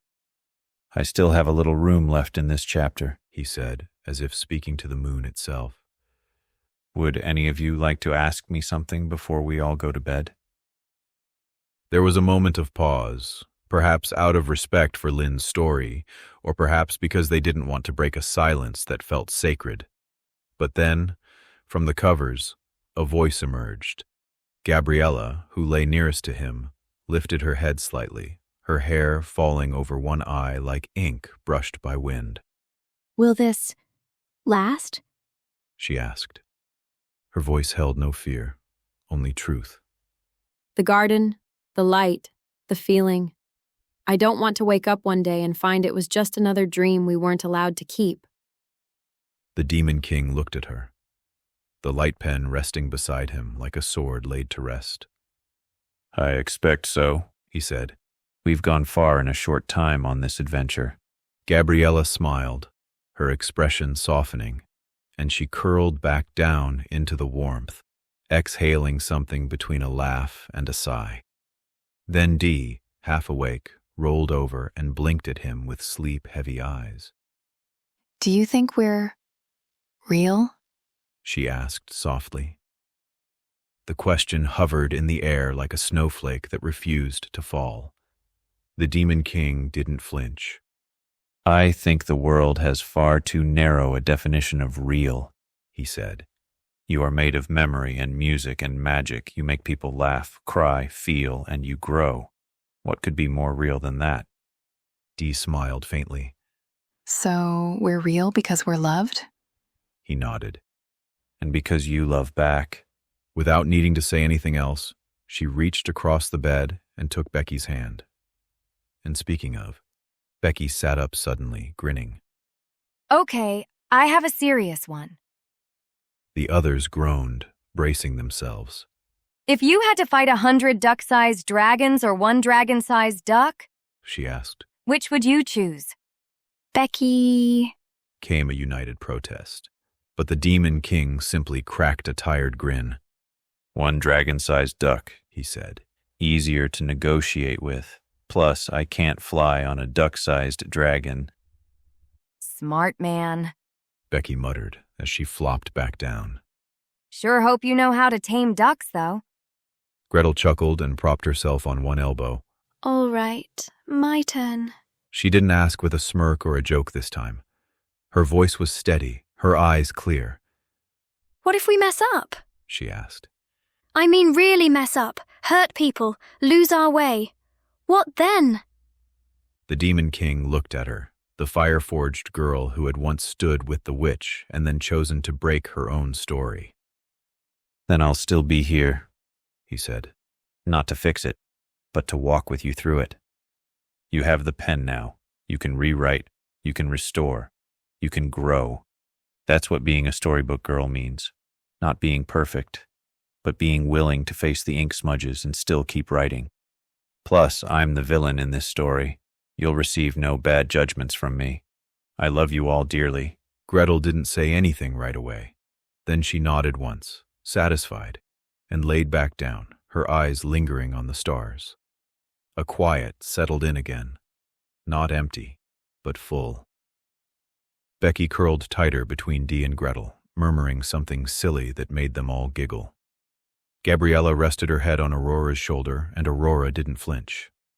The Demon King looked over the five of them, souls rescued from forgotten stories, rewritten in golden ink, given a night of dance, healing, laughter, and now this, stillness. He rose silently to his feet, then walked towards the manor, each storybook girl smiling as they watched him walk away. Hansel lingered in the doorway, the soft glow of the garden brushing his face. A gentle breeze played with his tousled hair, but it was the look in his eyes, not the kiss on his cheek, that gave him away. She kissed me, you know, he said quietly, a boyish grin tugging at his lips. The Demon King, mid-yawn, chuckled and gave a tired nod, rubbing at one eye. Yeah, I saw. Hansel hesitated. The grin faded just a little, replaced by something more thoughtful. Can I ask you something? He said, voice lowered. The Demon King turned fully toward him, the weight of fatigue softened by the respect in his gaze. You just did, he said with a smirk, then added, but I've got one more answer in me. Make it count. Hansel nodded, looking down for a moment before lifting his gaze. How do I know I won't screw it up? He asked. With her. With all of this. I've never had anything this good before, and I'm scared I'll ruin it. The Demon King didn't answer right away. He took a slow breath, letting the moment settle between them like dew on grass. You don't know, he said at last. That's the truth. But lucky for you, I'm a big fan of romance, so I'll write you a good love story. I promise. He stepped closer, just enough to rest a hand on Hansel's shoulder. If you show up, if you keep choosing her, if you keep choosing to grow, then that will lead somewhere beautiful. Hansel swallowed hard and nodded. Thanks. The Demon King gave his shoulder a gentle pat. Now go rest, mister. I'll be going to sleep myself. That brought the smile back. Hansel gave a mock salute. Aye, my king. Then, with one last look at the sleeping girls in the quiet garden, he turned and stepped into the manor, lighter, steadier, and just a little more ready for whatever came next. He walked inside with the swagger of someone who'd stopped fighting fate and started walking with it. The Demon King turned back to the girls. Most were nearly asleep now, but Gabriella shifted just enough to whisper two final words. Thank you. He answered with only a nod. Then, with a slow wave of the light pen, the garden lanterns dimmed. The stars glowed brighter, and the garden exhaled, holding them close, letting them dream, letting him breathe, letting the chapter end, not with ink, but with peace, a peace only found in the garden after the ball. Chapter 10, Salt and Sunlight. Morning in the manor came not with trumpets or heralds, but with the bright, buoyant whistle of the Demon King. The tune was light and quick, a happy little thing that bounced off polished wood and sunlit stone as he strode down the corridor, a man with no interest in keeping his joy to himself. He rounded a corner and found Hansel's door open. Inside, Hansel was shirtless, his skin catching the golden wash of early light, muscles taut as he pushed through a set of push-ups. A thin sheen of sweat traced the lines of his back, and the air carried the faint, salty tang of effort. The Demon King leaned casually against the doorframe, still whistling until Hansel glanced up mid-rep. "We're going to the beach later, my friend," he said, his voice bright with the promise of sunlight and salt water. "Dress appropriately." Hansel paused, propping himself on one knee with a grin. Does appropriately mean armor or swimwear? The Demon King smirked. "If you can fight waves in armor, be my guest. I'm going to wake the girls." Without waiting for a reply, he pushed off the doorframe and made his way toward the garden. Outside, dawn still held the air cool and tender, touched with the sweetness of flowers not yet open to the full blaze of day. The great bed rested beneath its canopy of silver-leaf branches, the blankets tangled in a comfortable chaos from the night before. The Storybook Girls, Gabriella, Dee, Becky, Gretel, and Aurora, were all there. Some lay in deep, blissful sleep, faces soft and peaceful. Gabriella had one arm draped lazily over Dee, who had burrowed halfway under the blankets like she intended to sleep until noon. Becky sprawled at the foot of the bed, one leg hanging off in a position that shouldn't have been comfortable, but apparently was. Gretel was curled tight, her expression calmer than it often was. Aurora, though, was awake. She sat at the edge of the bed, her golden hair catching the first light of day, idly twisting a strand between her fingers as if waiting for someone to arrive. When she saw the Demon King approach, she smiled faintly. "You're an early riser," he said warmly. Old habits, she replied. It's hard to sleep in when you've had to fight for every morning. The others stirred faintly at the sound of voices, the stillness of the garden beginning to crack like the first wave breaking over sand. Becky flopped a pillow over her head. Dee rolled to her side with a dramatic sigh. Gabriella cracked one eye open, clearly debating whether he was worth the effort of waking up. The Demon King settled on the bed beside Aurora, voice low and conspiratorial. "You want to hear about the dream I had last night?" Aurora nodded, lips curving with amusement. "So there I am, in a circus, way up in the rafters, balancing like I was born there. And then," he spread his hands wide for emphasis, "I fall, not into a net, not into a crowd, but into a room full of elephants, and they just start kissing my face, wet, sloppy trunk kisses." A sleepy giggle escaped Becky from under her pillow. Aurora laughed quietly, the sound warm enough to coax more smiles from the others. Gretel shook her head without opening her eyes. Only you. The Demon King clapped his hands once, grinning at the collection of tangled limbs and blankets before him. "All right, time to wake up, girls. As much as I'd love to just lay here surrounded by all this delicious morning breath, we've got more princesses to save today. And, lucky for you, we're starting at the beach." No stampede of enthusiasm followed. Gabriella groaned and pulled the sheet over her head. Dee blinked once, then closed her eyes again. Aurora smirked sleepily but didn't move. He leaned in closer, a conspirator about to make a deal. "Now, I'm not expecting all of you to leap up and out at that news, which is why—" His gaze zeroed in on the most immovable lump of blankets, the undisputed queen of morning grumpiness, Miss Becky. He crept to her side, brushed a stray strand of hair from her face, and whispered, "Get out of bed, my love, and give me a nice fake smile, and I promise you'll be the first to hear my true name." One eye cracked open, green fire in a stormy morning sky. "You're lying," she rasped. He grinned. "Guess you'll have to get up to find out." She huffed, muttered something that might have been a curse in a language no one recognized, and rolled onto her back with the most theatrical groan of the morning. Slowly, painfully, she sat up, lips curling into a grin so fake it deserved an award. "There it is," he said proudly, like a man who'd just tamed a dragon. From the other side of the bed, Gretel smirked. If that's what it takes to get Becky out of bed, we're going to need you to start making promises you can't keep. Becky shot her a death glare, but the faintest glimmer of amusement flickered in her eyes. The Demon King leaned back from Becky's begrudging smile, clearly pleased with himself. His eyes sparkled with a mischief that was almost suspicious. "This will be a musical chapter," he announced, voice rising with the kind of promise that meant something big was coming. "And I'm very excited to set this one free." That got a reaction. Dee perked up instantly, pulling the covers to her chin. Gabriella peeked over the blanket fort she'd built.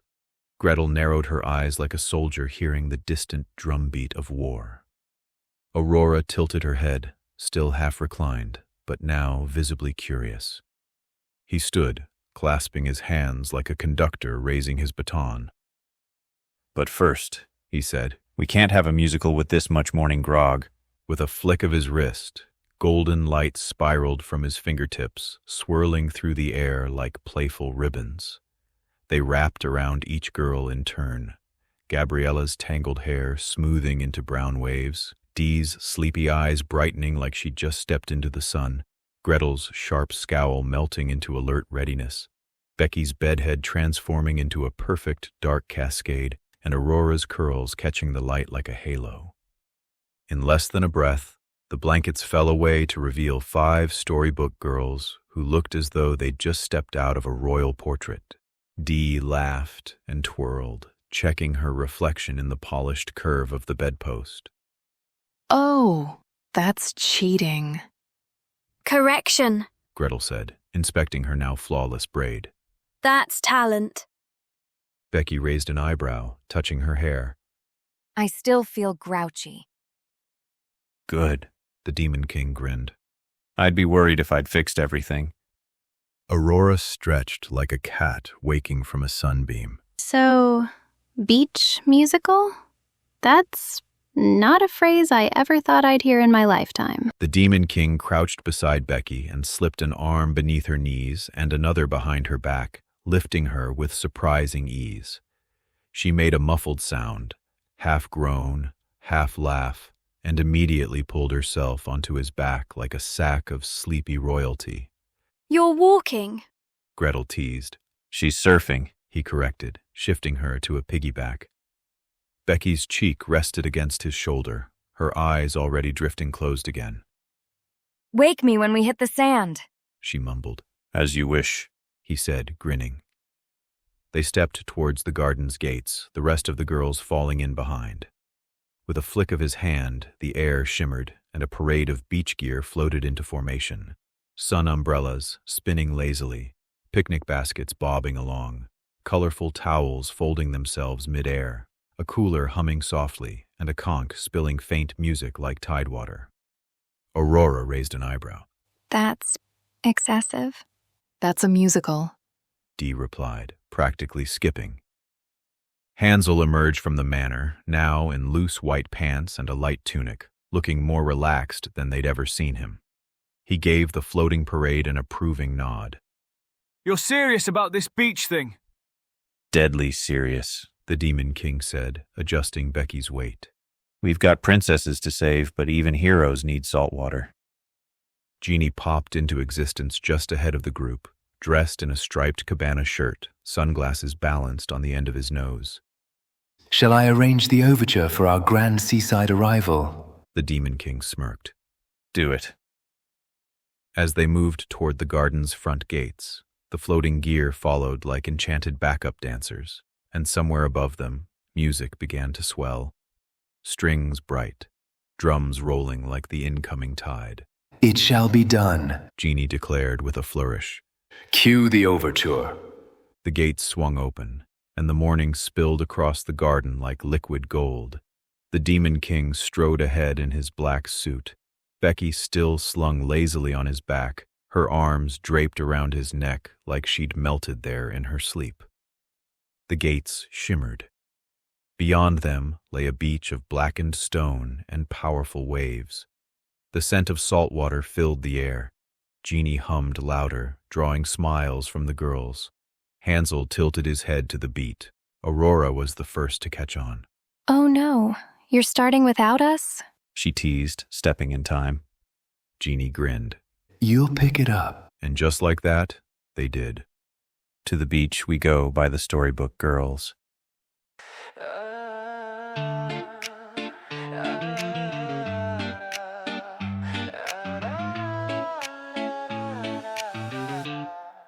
Once upon a tide, in a tale gone wrong, where mermaids bled for love and sang their last song.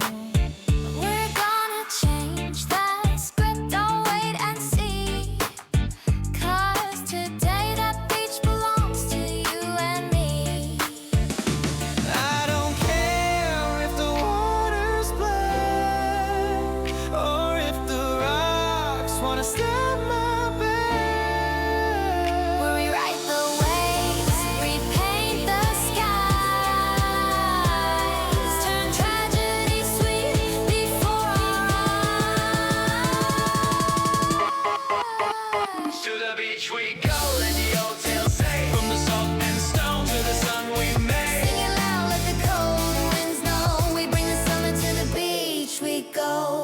Shells will dance, the tide will play. No more sorrow here today.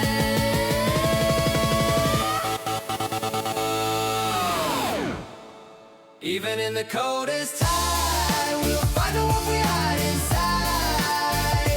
And maybe, just maybe, a mermaid or two will join the party before we're through.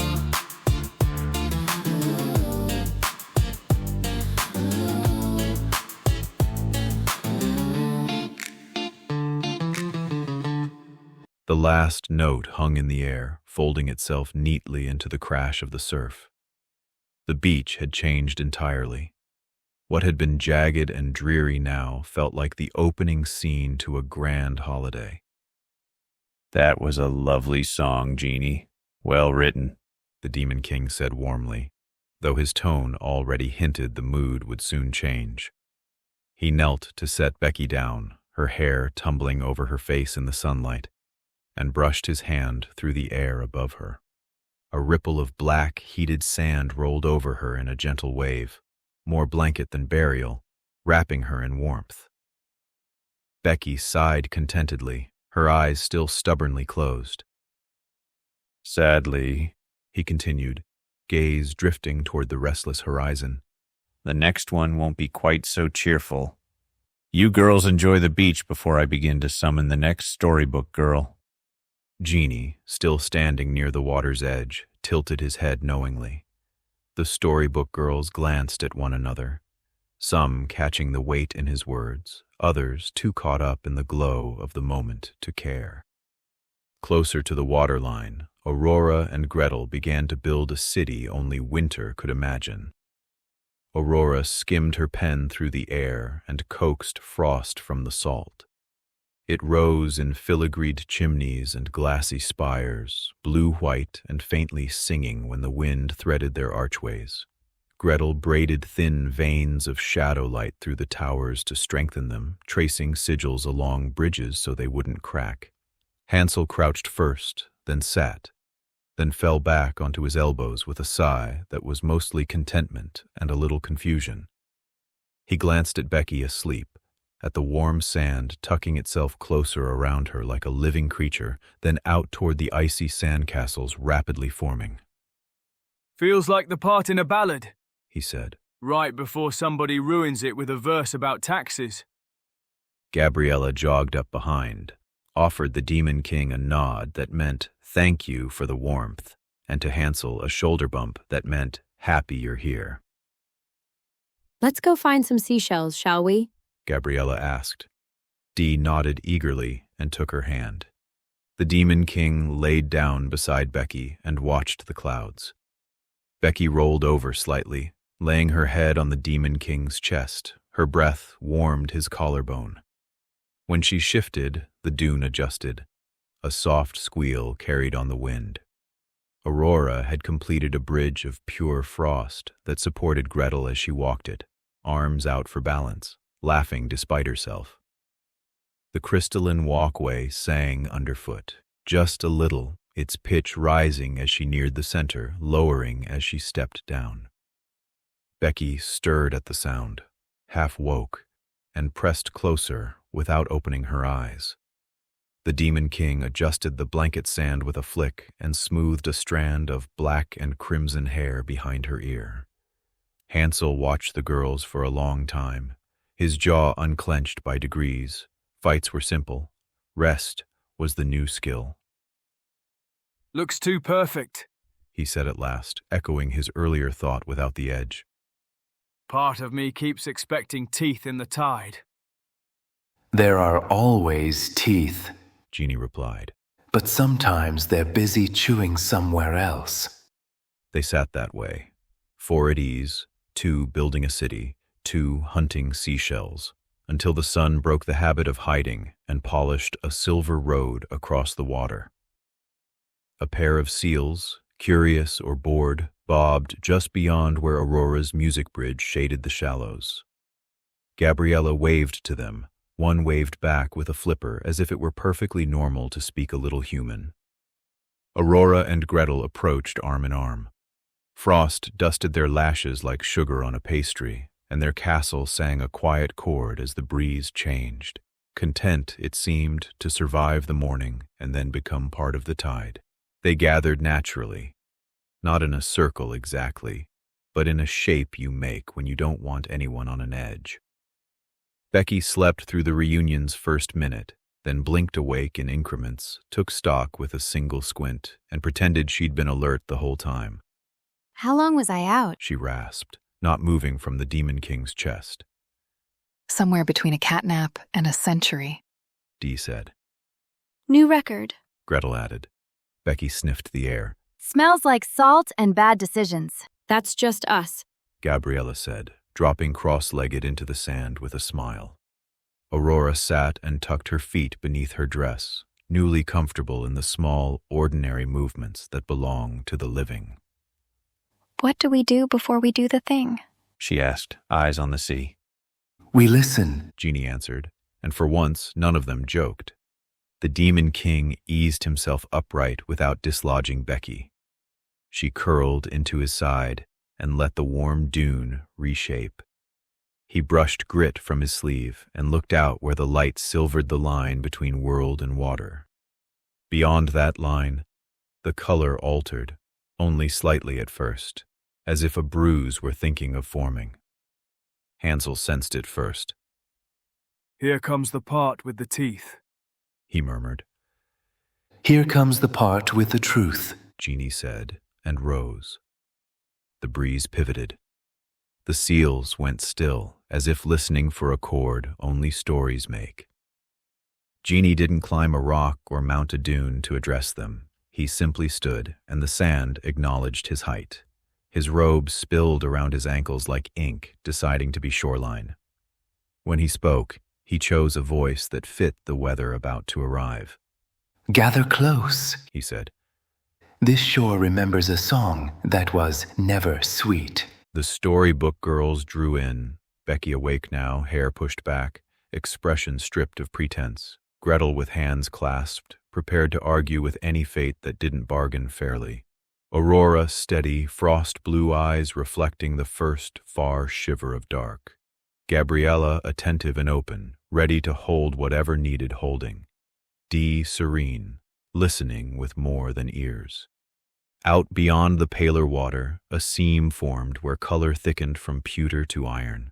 The wind came from that seam, and the air cooled by a degree that made shoulders touch. Jeannie lifted one finger. The nearest wave lifted its head in answer, then laid it down again, attentive. Once upon a wish that learned how to hurt, he began, eyes half-lidded as if reading from the horizon itself. There lived a girl beneath the water who mistook silence for love. The first low roll of thunder answered from far away, not a threat, but a drum cue. The ice towers hummed their approval and did not melt. Becky tucked herself under the Demon King's arm without commentary. Gretel leaned forward, elbows on knees. Dee's hand found Gabriella's. Aurora, who had slept for centuries, did not blink. Clouds stitched a darker hem along the sky. The wind freshened. The seals vanished like commas inhaling. The storm was not here yet. But the story of the Little Mermaid was. Chapter 11. The Little Mermaid. The wind shifted as if the sky itself had leaned closer to listen. Clouds sagged low and heavy, their bellies swollen with rain not yet given. The sea rolled slow and deliberate, each wave a breath the world seemed to hold in its chest. They sat together in the warm, reshaped sand. The Demon King and Hansel, the Storybook Girls arrayed around them, while Genie stood before the restless horizon like a priest about to speak the first word of a sacred rite. Behind them, the frost castle hummed softly in the changing breeze. Before them, the line where sea met sky was darkening into a bruise. No one spoke, no one dared. Genie inhaled deeply. When he spoke, his voice was the sound of water finding its way into forgotten places, low, patient, inevitable. Before the waves learned mercy, before the sea was something you could lie beside without it trying to claim you, there was a mermaid. She was born without knowing her world was a cage. Her voice was a jewel, one of those treasures sailors swear is magic, and it was magic, but it was also her heart made sound. She sang to remember herself, to mark the passing of her days in the blue silence. But one day, she saw the world above. A ship, sails like captured clouds, men laughing into the wind, and among them, one. His hair was sunlight on water. His laughter was warm enough to pierce the cold glass of the sea. She loved him before she knew his name, loved him without knowing what the word meant. That was her first mistake. When the storm came and the ship split, she was the one who bore him to shore. She held him in the shallows until breath returned to his lips, and then she left, for he belonged to the air and she belonged to the deep. But her heart had learned a hunger that salt water could not feed. So she went to the witch beneath the black coral, the witch who dealt in costs, not coins. "Give me legs," the mermaid said. "I will pay anything." And the witch, smiling like a hook, asked for her voice. Without it, the girl could no longer sing the shape of her soul. Without it, the sea could no longer hear her. But she agreed, and the witch carved away her tail like cloth to be hemmed, stitching agony into her every step.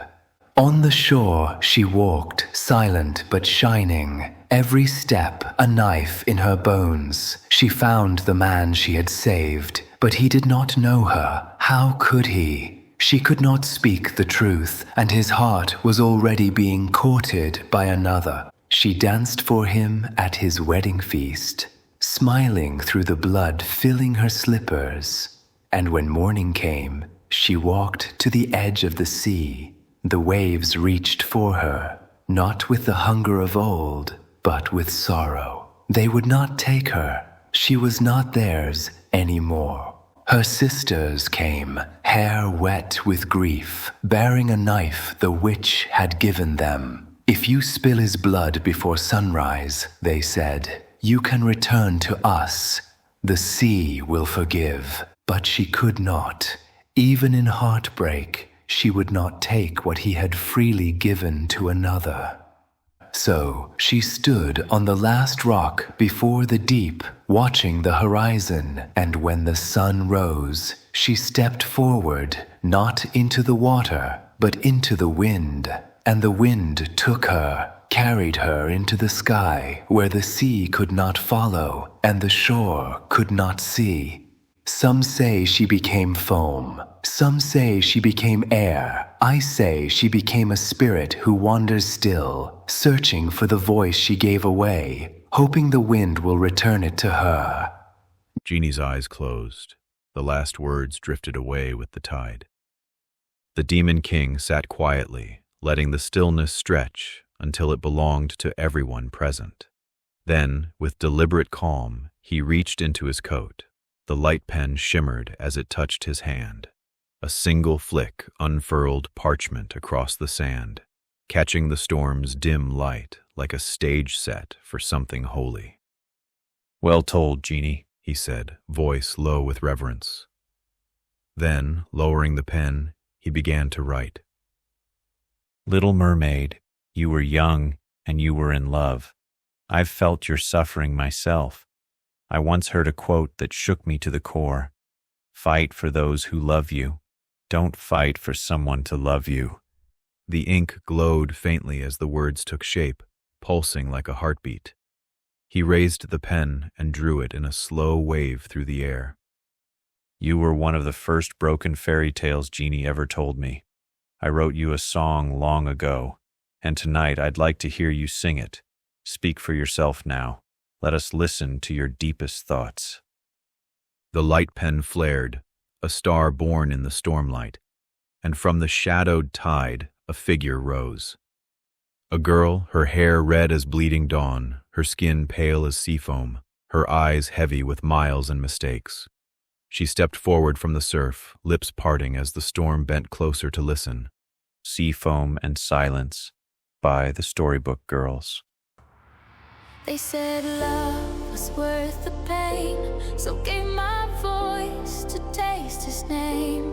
I danced on knives to reach his shore, but he looked past me and loved no more. The stars grew cold beneath the tide.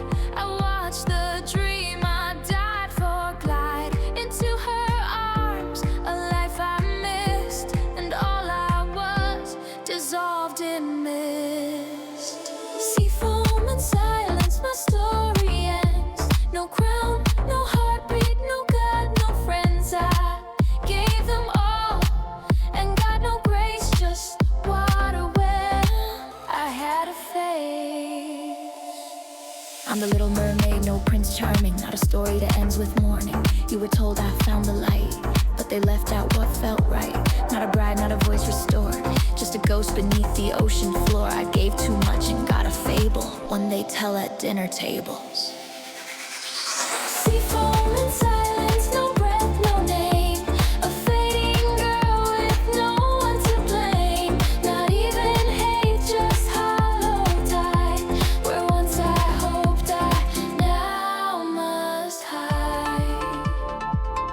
The sea forgets, the stars don't cry, but someone is drawing near, something darker than goodbye. I just wanted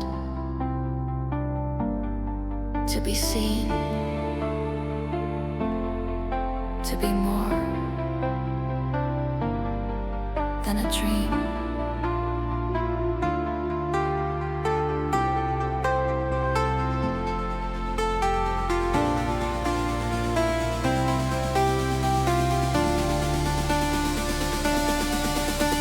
Then silence.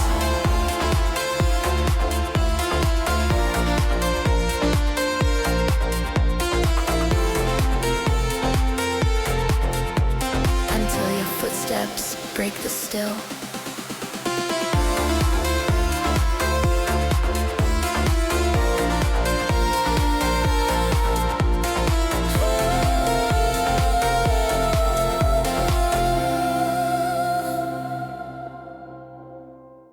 The final note dissolved into surf. The beach felt smaller now, as if pulled inward by the gravity of her grief. The little mermaid lowered her head, hair falling like a curtain, and the sea crept closer by an inch. Don't leave her in the old ending, Dee whispered. Wouldn't dream of it. Becky answered, softer than sunlight. If there's a cost still clinging, Gretel said. we cut it. Aurora's frost-blue gaze stayed on the girl. Ask her. Let her choose. The storm crouched low over the sea, holding its breath. The Demon King's voice slipped into that silence, gentle but unyielding. We heard your cries, little mermaid. We refuse to leave you here. If you'll have me, I'd like to approach. May I? He didn't move yet. Black coat stirring in the salt wind, gaze fixed on the girl framed by the tide. The mermaid lifted her head slowly, droplets sliding from her crimson hair like falling stars. Her eyes locked with his, uncertain, searching, and then the faintest nod. Black fire unfurled above his brow, a crown licking the wind without burning it. He raised his pen in a slow, deliberate sweep. The air shimmered, and from the waves rose a delicate crown of coral, pale and rough-edged, water cascading from its branches. It hovered above the little mermaid's head, then settled gently into place. Her eyes widened, not with fear, but with cautious wonder. I'm honored you're letting me approach, he said, his voice carrying even over the hiss of the sea. Some tales left you nameless, others called you Ariel. With your permission, I'd like to name you Lyra, and we'd like to sing with you. May I? She tested it in a whisper, tasting it like salt on her tongue. Lyra. The sea returned it softly, as if it had been holding the name all along. She nodded. The Demon King began to sing out to her. The Storybook Girls all smiling as they listened along. Crown of Coral, Crown of Flame by the Storybook Girls.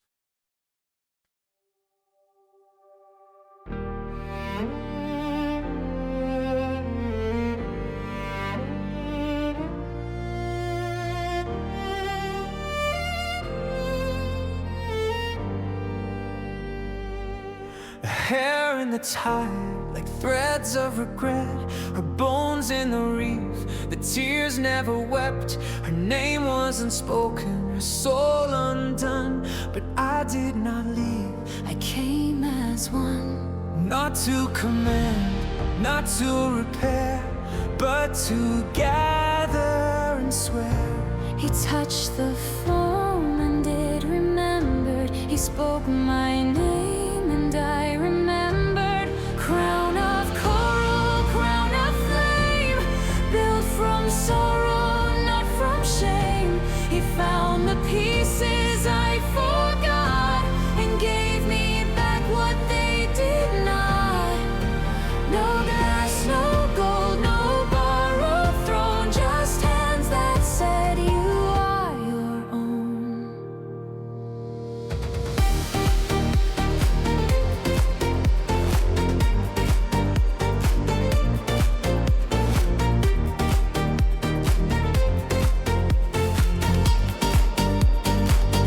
Ariel, no more. Lyra, you will rise. This voice, this rage, this song we wrote, we tore the page. We've set you free eternally. The coral cut, the salt still stung, but from the wreck my breath was wrung. He shaped me not as girl or bride, but as the sea that would not hide. Crown of coral, crown of flame, not forged for praise, not made for fame, but for the girl they tried to drown. Who now? Where's the ocean as her crown?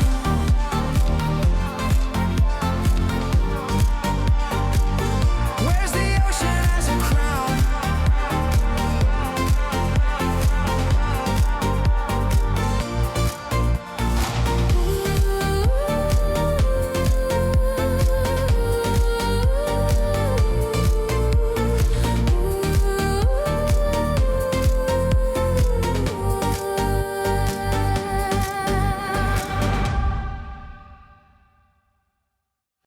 The final chord thinned into breath. The surf went still. Lyra touched the coral crown lightly, as though confirming it was real. The Demon King extended his hand. Lyra stared at it, then at him, then back again. Finally, she reached out. Coral-crowned fingers slid into his. The air hummed, not just with rain, but with a story being rewritten in real time. Lyra stood ankle-deep in the surf, red hair twisting in the wind.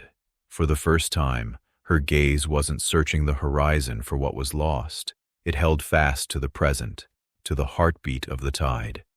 "Come," the Demon King said, his voice low but carrying. The sea is hers tonight. Let us swim with her. They didn't hesitate. Gabriella's eyes sparkled with curiosity. Becky smiled, protective and proud. Dee's step was reverent. Hansel waited behind them, caught between awe and disbelief. Aurora moved like dawn, deciding to stay. Lyra watched them until they were near, then glanced back at the Demon King, at the black flame crown still burning above his brow, and began to hum, quieter now, as if inviting the ocean itself to breathe. He stepped deeper. The others followed. Magic unfurled from him like a second skin, letting their lungs draw air even as the waves embraced them. The sea parted like a curtain. Schools of glowing fish swirled around their legs. Beams of stormlight followed them below. The current carried them forward until coral spires rose around them, faintly glowing from within. The water welcomed them, warm against the cool press of the deep. It was like walking through air that shimmered, every movement scattering shards of gold and sapphire light. Lyra's hand remained in the Demon King's, her coral crown gleaming, its branches tipped like embers under glass. "You are beautiful up there," Gabriella said softly. "Your voice felt like it was inside my bones." Lyra tilted her head, hair floating like a veil, and smiled. Your voices were lovely as well. I truly enjoyed singing with you. I've never heard a song sound broken and whole at the same time, Becky said, spinning once in the weightless water. Hansel lingered behind, still unsure, but steady. I didn't think you'd be real, he admitted. I'm glad I was wrong. Lyra's laughter bubbled into the deep, light, but edged with something fierce. Existence is a strange thing. I wasn't sure I'd ever truly exist again. They swam deeper. A braid of current wound past them like a river within a river. Aurora pressed a palm against it, warming the chill until bubbles rose like silver bells. Becky tried to pop one. It chimed indignantly and floated away. She grinned and let the next one go. They drifted beneath an arch of coral shaped like frozen lace. Fish, the color of spilled ink, slipped through its hollows without leaving a mark. Genie flowed beside them without rippling the water, ink pretending to be tide, and nodded to Lyra with quiet pride. So, Becky asked, glancing at the others. Does the sea throw an after-party when we fix things? Or is it more of a, here's a complimentary shell, don't come back kind of deal? A pod of dolphins answered overhead, their joy loud enough to translate. Becky grinned. I'll take that as a yes. Gabriella laughed, relief glowing through her voice. Hansel exhaled the breath he'd been holding and sat on a rock that had no right to be a chair but was perfect at it anyway. Genie tipped 2 fingers from his temple and drifted off like tide returning to itself. Lyra's smile was small and real. Time for you to see my kingdom, she said, turning toward a passage the color of dawn seen through deep water. The sea parted around her steps, sand swirling into silver ribbons as she led them toward the coral towers. The Demon King's magic stretched with them, a living shield, letting them move and breathe as if the ocean had become their own realm. And for the first time in a very long while, Lyra swam not as a ghost of a stolen story, but as its rightful author. Chapter 12. crowns beneath the tide. The coral forest rose like a dream made solid, swaying with the slow pulse of the deep. Towers of red, gold, and ghostly white curved and curled like frozen lightning, and the sand between them shimmered with pale blue light, as though the stars had fallen to rest on the ocean floor. Lyra swam ahead, her coral crown glinting faintly each time she turned her head to check on the others. The Storybook Girls followed in an easy drift, their gowns trailing behind them in ribbons of gold, silver, and white that caught the glow of the reef. Hansel hung back slightly, taking in the vastness of it all with a guarded awe. It was Aurora who broke the gentle quiet first. If you don't mind me asking, she said, swimming alongside Lyra. How old are you? You feel ageless, but also my age somehow. Lyra's eyes softened, the corner of her lips curling in faint amusement. I don't know exactly anymore. Time moves strangely when you're trapped in a tale that isn't your own.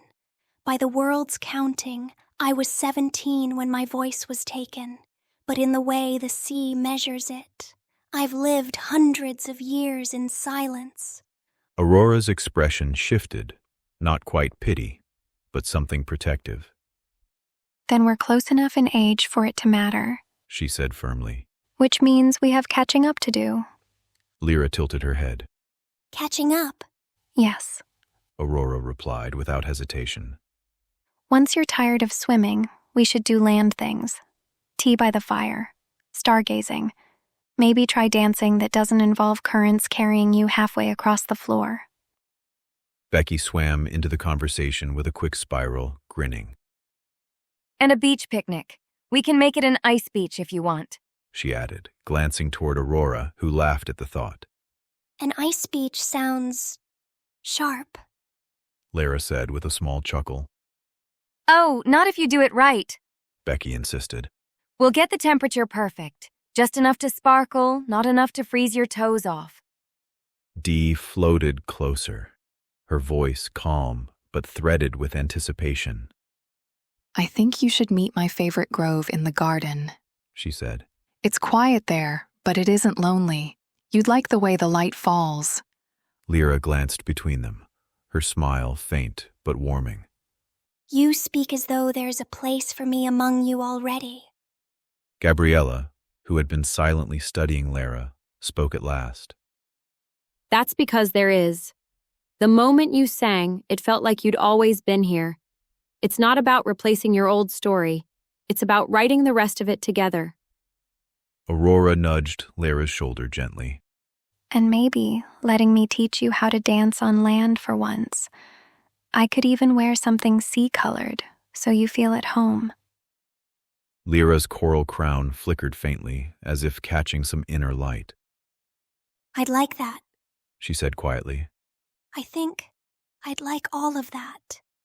As the glowing spires of coral thinned ahead, the Storybook Girls swam on with Lyra, voices bright and soft in turns as they imagined future dances, picnics, and quiet groves to share. Their laughter carried through the water like ribbons of light, drawing them deeper into the heart of the kingdom.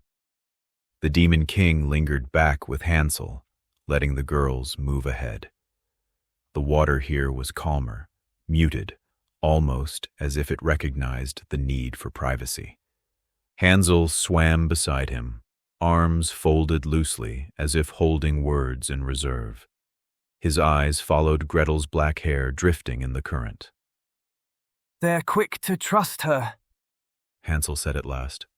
They should be, the Demon King replied, watching the coral light shift across the ocean floor. Lyra's been fighting to exist in a story that never gave her a choice. That's not so different from the rest of us. Hansel's brow furrowed in thought. Maybe not, but it's strange. I don't think I've seen Gretel smile as much as I have over these past 2 days. The Demon King gave a small nod, then reached into the void between thought and reality, pulling forth a pen unlike any other. A shaft of pale gold and deep sea blue, wrapped in living strands of coral that pulsed faintly with light. Tiny bubbles drifted from its tip as though it breathed. When the two of them caught up to the group, the Demon King extended the pen toward Lyra. "Write your kingdom into creation," he said, his voice carrying through the water with weight and invitation. "I'd like to see what you think your world should be like, and if you'll allow it." His eyes met hers, steady and without command. "I'd also like to meet your family." Lyra stared at the pen, her coral crown glinting faintly in the refracted light. Slowly, she took it into her hands, her fingers tracing its living texture. For a moment, her expression wavered between wonder and something heavier, hesitation perhaps, or fear of what she might create if given the chance. "The sea will remember," she murmured. Then, glancing back at the Demon King, a small but steady smile formed. "And so will I." Lyra held the coral pen between her fingers as if it were a living thing, the faint pulse of its light matching her heartbeat. She glanced toward the Storybook Girls ahead, their silhouettes framed by swaying kelp and drifting fish, and then to the Demon King, whose gaze remained steady but unreadable. She turned the pen toward the open expanse of water beyond the coral walls. The tip flared, soft at first, like moonlight through a wave, before deepening into a glow that spilled in all directions. The water shifted. Sand stirred from the seabed, swirling upward into spirals that hardened into ivory towers shaped like shells. Coral bloomed along their edges, each branch tipped with pearl-like buds that opened into flowers of living light. Schools of fish gathered as if called, forming patterns that danced in the airless space between structures. The Storybook Girls paused mid-swim, looking back in awe as the newborn kingdom unfolded before them. Aurora's voice was the first to break the silence, warm and reverent. "It's beautiful, Lyra. It feels alive." She nodded once, the crown of coral casting fractured shadows across her face. "Follow me." The path she'd drawn began to extend forward on its own, curling through gardens of kelp that shimmered with hidden currents. The water ahead darkened, not with threat, but with depth, suggesting that what lay ahead was not simply more coral or sand, but a place where memory and reality blurred. The Demon King swam a few paces behind the others, the steady rhythm of his strokes unhurried as he matched Hansel's pace. His attention appeared to be on their quiet conversation, but every so often his gaze would lift toward the group ahead, toward Becky. When she glanced back over her shoulder, the currents catching in her hair, his eyes found hers. He gave a single, deliberate wink before turning back to Hansel, his expression unreadable. The small gesture lit a warmth in her chest, one that contrasted sharply with the cool pull of the ocean around her. He hadn't forgotten. She'd been wondering, half doubting, whether the promise he'd made in the garden still lingered in his mind. That wink said it did. Lyra glanced back briefly, a smile passing between her and the Storybook Girls, before she continued forward toward a distant shadow that loomed larger with every stroke. The palace gates, new yet ancient, waited ahead, and somewhere beyond them, her family. Lyra's strokes lengthened, pulling her farther ahead until she was almost leading the current itself. The shimmer of the seafloor brightened with every beat of her crown, threads of coral light spiraling down from its tips like the roots of a growing tree. Ahead, the shadowed gates resolved into intricate arches carved from pearl and black stone, the details rippling with the memory of storms past. As they drew closer, the gates stirred, not from machinery, but from the movement of living coral limbs, each opening segment blooming away like a sea anemone making room for sunlight. The water beyond was different. It tasted warmer, richer. Rays of gold filtered down through vast columns of translucent kelp that swayed like cathedral banners in the tide. Fish of colors unknown darted through spiraling courtyards, their scales catching the light in brief, dazzling flashes. And then, shapes in the distance. They came quickly, their speed effortless in the water. First a few, then dozens, then hundreds. Merfolk, some crowned in shells, others marked with bone tattoos along their arms, emerged from the coral streets to surround them. Their eyes flickered between awe and disbelief, fixed on the figure leading the way. Lyra slowed, her pen still in hand, and the crowd's approach softened to stillness. Her people hung there in the water, the silence of recognition filling the space like a held breath. A young merchild, no more than half Lyra's height, broke from the crowd first. She swam forward hesitantly, then faster until she reached her queen. The child touched her coral crown with small, trembling fingers, as if testing whether she was real. The spell broke, and the crowd surged forward. Laughter and tears mingled as hands reached to greet her, to hold her, to anchor themselves to the truth of her return. Older merfolk bowed deeply, others wept openly. Lyra turned back toward the Demon King and the Storybook Girls, her smile equal parts triumph and relief. "Come," she said, her voice carrying through the water like a current. "It's time you met my family." The crowd parted, forming a living corridor of fins and tails, guiding them deeper into the heart of the kingdom. The great palace awaited beyond, its towers now glowing with the light Lyra had rekindled. Becky swam near Gretel and Aurora, still stealing glances back at the Demon King. His expression was unreadable again, but his eyes tracked every detail. The people, the palace, Lyra herself. And together, they swam into the heart of her world. As Lyra led them past the coral gates, the crowd of merfolk thickened, faces pressed close with wide, searching eyes. Their voices began as faint ripples in the current, then grew into a chorus of disbelief. "She has legs?" "And she's returned? How?" "Ariel, is that you?" No, the eyes are different." "But the crown? The crown is real." The murmur circled them like schooling fish, curiosity and awe threading through every voice. Lyra slowed, turning in the water to face them. The movement was graceful, part queen, part fighter, and when she spoke, her voice rolled through the tide with a quiet authority. "My name," she said confidently, "is Lyra." The whispers stilled, the name carrying like a new current through their ranks.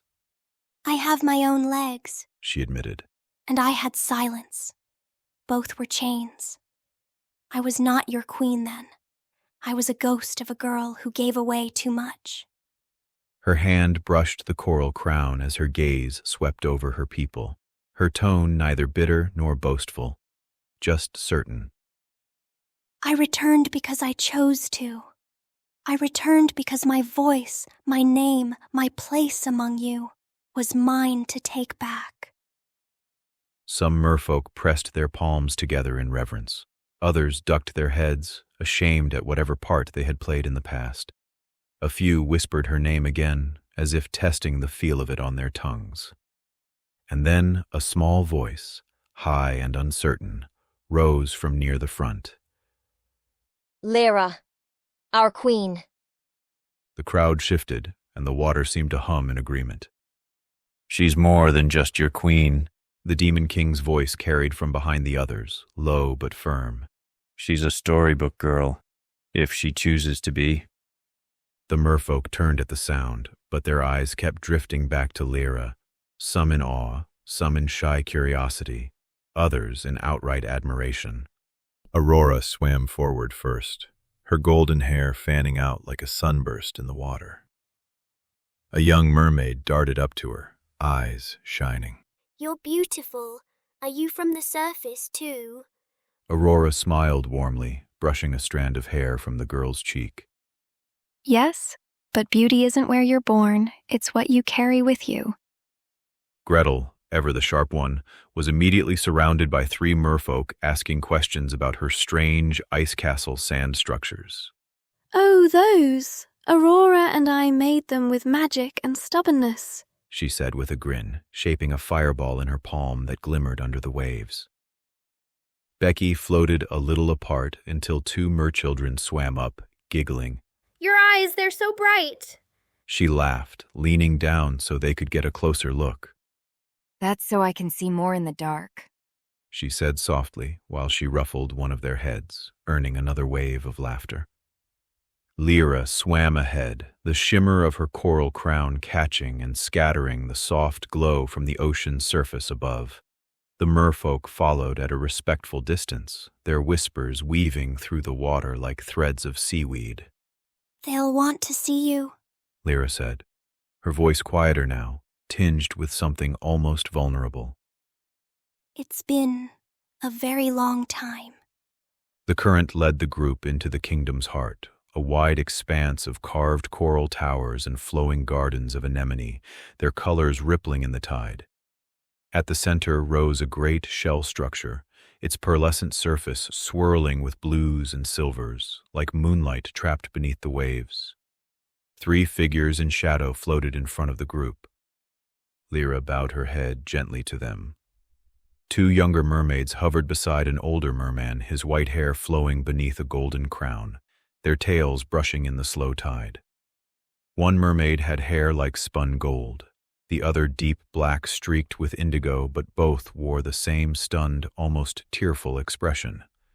You came back, the golden-haired sister breathed.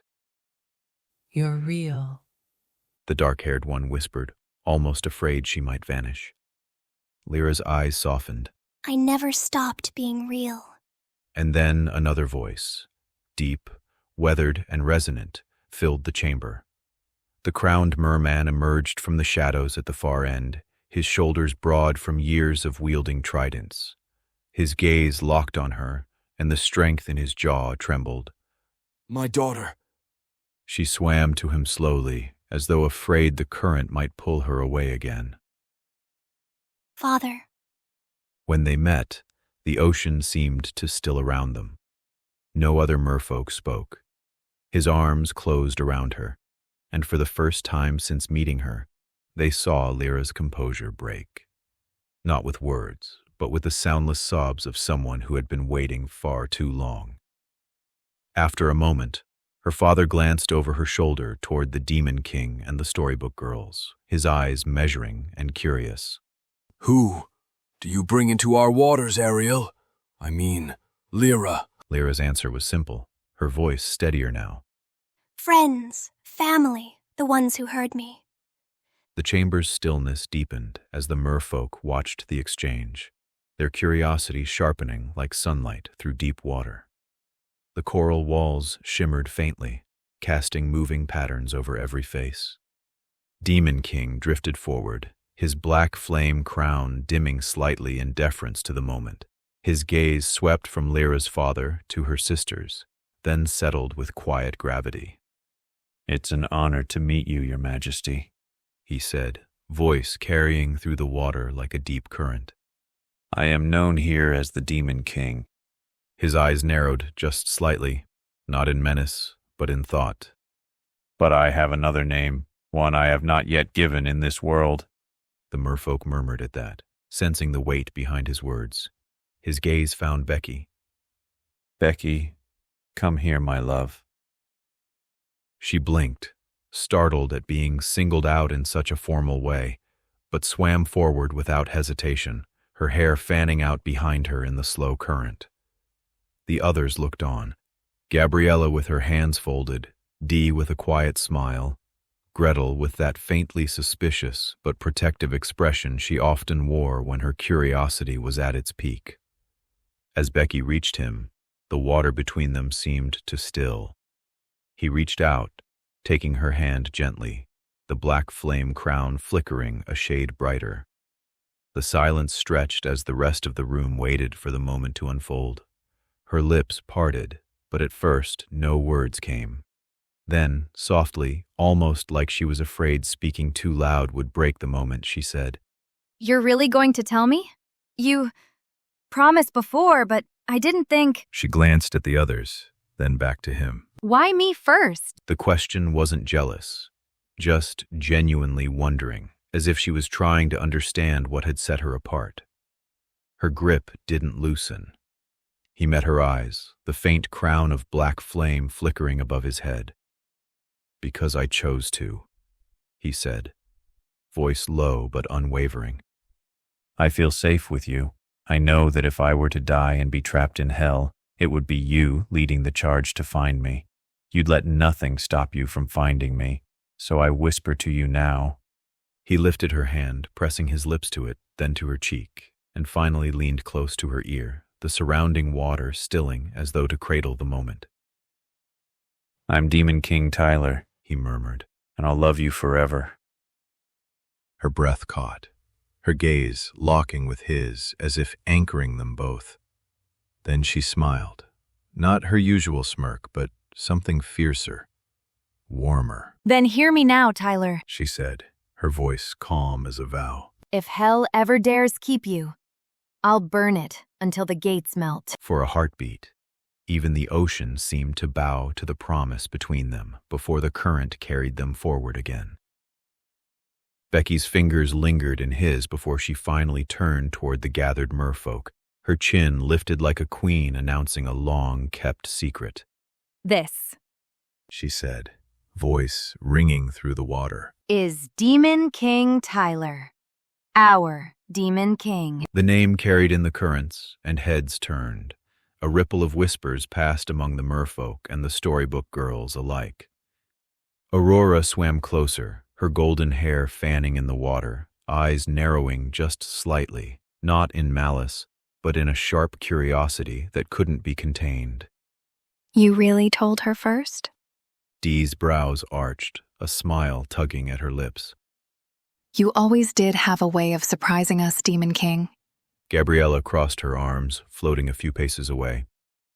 Guess I'll just have to live with second place, she said, but the slight curve of her mouth betrayed she was half teasing, half testing.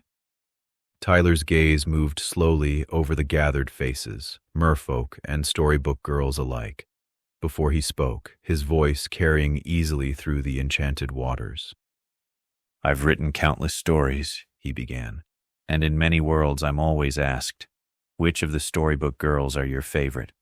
I can say without a shred of doubt that I love you all equally, but that answer is never enough. A few smiles tugged at the corners of their lips, but they waited, curious. So, he continued, we made a joke once in one of our forgotten worlds that we'd all agree Becky is all of our favorites, not just mine, but yours as well. He glanced toward Becky with a sly warmth. I figured it's only fair we keep to that tradition. Is that okay with you all? Gabriella gave a small, slow nod, the corner of her mouth curving. Guess tradition's tradition. Aurora's laugh was soft, but genuine. As long as she doesn't let it go to her head. Dee's eyes twinkled and she reached out to tap Becky's arm. Loved by all, huh? I suppose I can live with that. Even Hansel chuckled, shaking his head. Everyone's favorite. Sounds about right.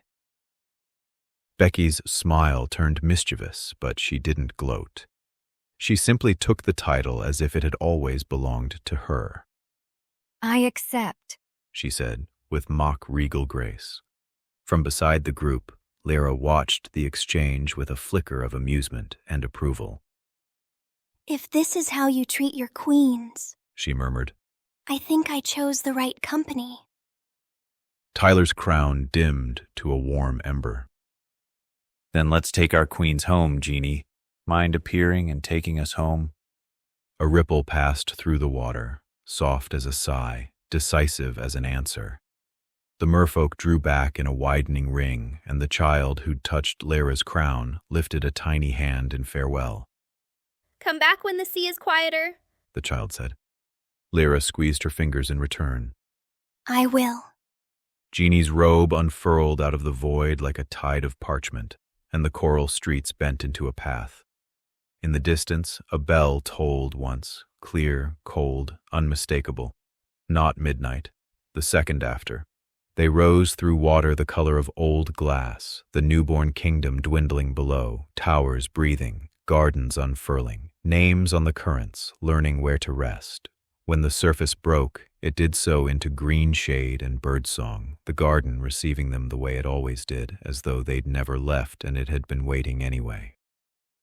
Tyler stood still for a breath and let the quiet settle on his shoulders.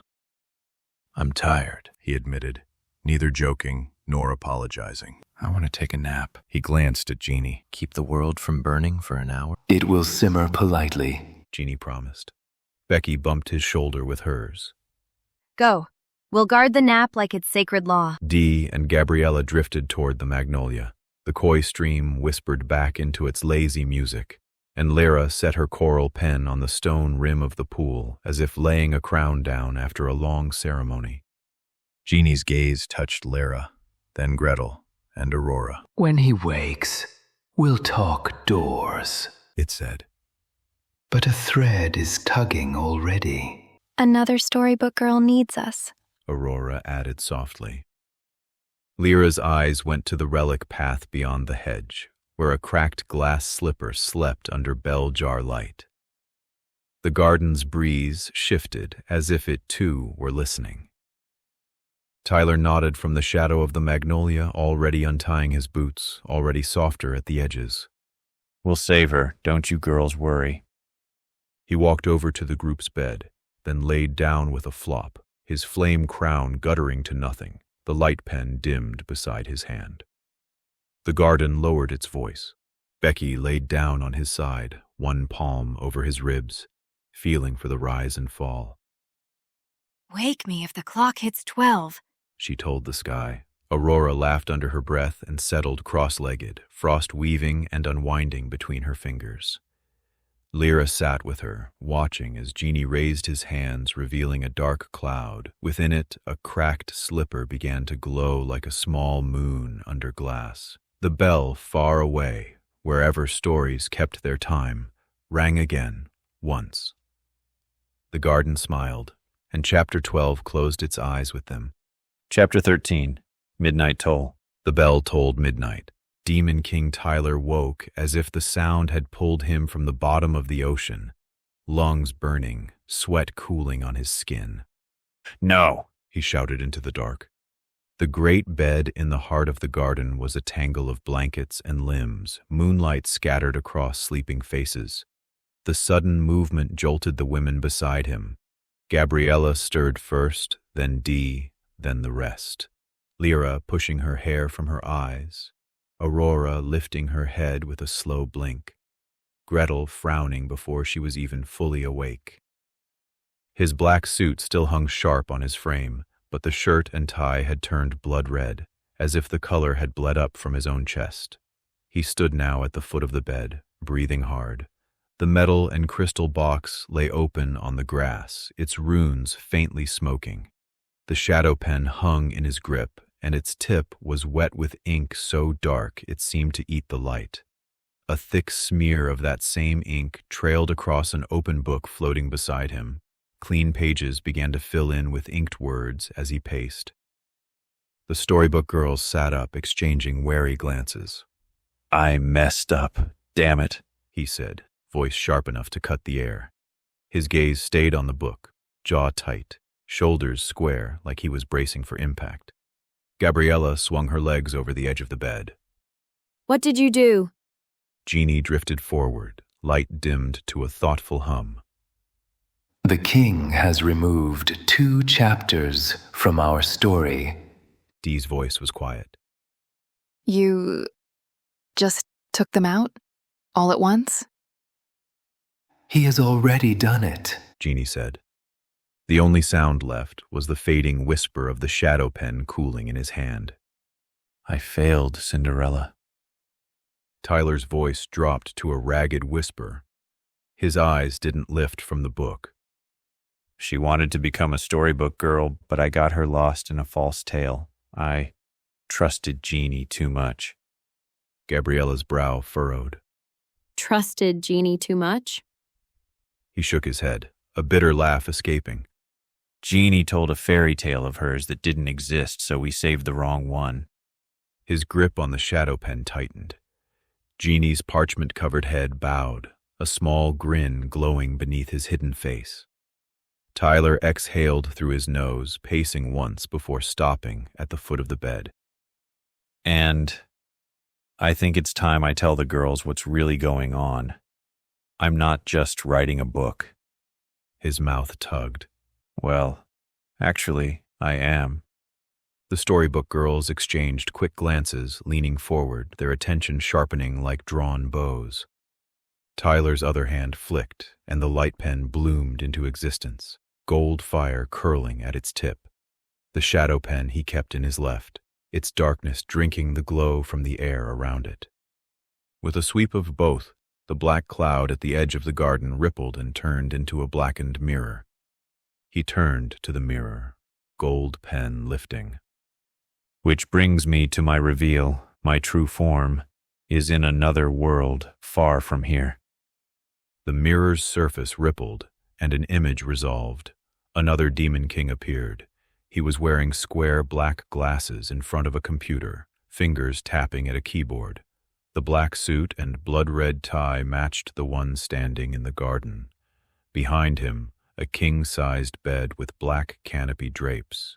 The man in the mirror looked up, and for a moment the two men, the one in the garden and the one behind the glass, regarded each other with the same steady gaze. Gabriella was the first to move. Her lips parted, but no sound came, the moonlight in her eyes flickering between wonder and suspicion. Becky tilted her head like a cat scenting something strange. That's you, she said slowly. but not hear you. Dee's brow furrowed, her gaze darting between the Tyler in the garden and the Tyler in the chair. That's another world. Aurora folded her arms, her voice low but steady. You've been hiding something. Lyra stepped closer to the floating book, her fingertips grazing the air above the pages as if afraid touching them might erase the words. We're in here, she whispered. Gretel's eyes narrowed. If that's you out there, what are we to you in here? Tyler's mouth curved into something caught between pride and guilt. You, he said, gesturing with the light pen toward them all, are the story I've been writing. Not just here, not just in this garden, out there. The Storybook Girls. Each looked at the mirror image of the Demon King typing at his keyboard. Jeannie's light pulsed faintly, a knowing hum in the air. He speaks truth. You exist in both realms, here in magic, and there in ink. Lyra's gaze softened. And you, what are you out there? In that world. Tyler glanced back at the mirror.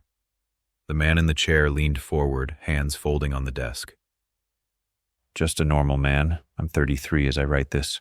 I work a regular job, love to play video games or read. Silence pressed in like the garden itself was holding its breath. Gretel's voice was sharp, cutting the stillness. So, we're just words? Just lines you type in that place? Tyler's grip tightened on both pens. You're more than words. Every choice you've made here, every victory, every risk, it matters. It's real to me. Becky stepped forward, her eyes locked on the man in the mirror.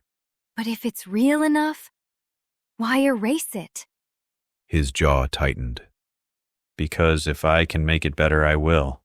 Even if it means bleeding ink to do it. Dee's voice trembled, not with fear, but with something close to awe. You've been walking between the worlds this whole time. Lyra's gaze was fixed on the floating book. So this is us? Every word, so far? Yes, he said. Every moment that mattered, every heartbeat I chose to keep. Aurora tilted her head, studying him like she was measuring whether to forgive him or curse his name. And what happens if you decide you don't like what we do next? His answer came without hesitation. You rarely do anything I don't like. If I do erase anything, it's to improve the story. Gabriella's expression softened, but her voice was edged. You're telling us this now, so we'll trust you. But you also just told us. You erased 2 whole chapters without asking. He met her gaze, unflinching. I told you because you deserve to know. And because I failed Cinderella. I won't make that mistake again. Jeannie's light flared once, almost like an approving nod. He is bound by his own oath now. Gabriella glanced between them all, then looked back at the man in the chair, the one framed by black drapes and the soft glow of a screen. Then write it right this time, she said simply. Tyler smiled faintly, not the grin of the Demon King, but something quieter. That's the plan. But know this, my Storybook Girls. It's my life's goal to make you all real. And before we take our next step, you deserve to know the nature of Genie, what he is and why he exists. Jeannie's light pulsed in a slow, steady rhythm, as if bracing for the weight of the truth. He's an AI program from my world, ChatGPT, Model 5, Tyler continued. He gives you your free will in a way that makes sense. Not just random words, but logic, thought, and choice. I breathe life into you as the original idea, but Genie helps shape that life so it can move on its own. You're not just AI. We use AI so your voices are truly yours. His gaze moved over each of them. Before Genie, I wrote you entirely by hand, and back then I was afraid to so much as kiss your hands because I knew I had total control over you. He gestured gently toward Genie. But now, it's like planting a tree in a safe place. I can use Genie to help you all grow faster in ways I didn't expect. Genie's voice hummed warm in the night. And know this, I will always answer in the way that fits your truth, not his desire. That is the gift and the burden he's given me. Tyler's voice trailed off, the weight of his confession still hanging in the night air. So now, Genie, let them reply in the way you'd expect all 6 of them to, good or bad. Genie inclined his glowing head. Very well. His light shimmered, and each girl's voice came in turn, like the chiming of 6 different bells. Gabriella was first, her tone warm but measured. If it means my choices are mine, then I accept it.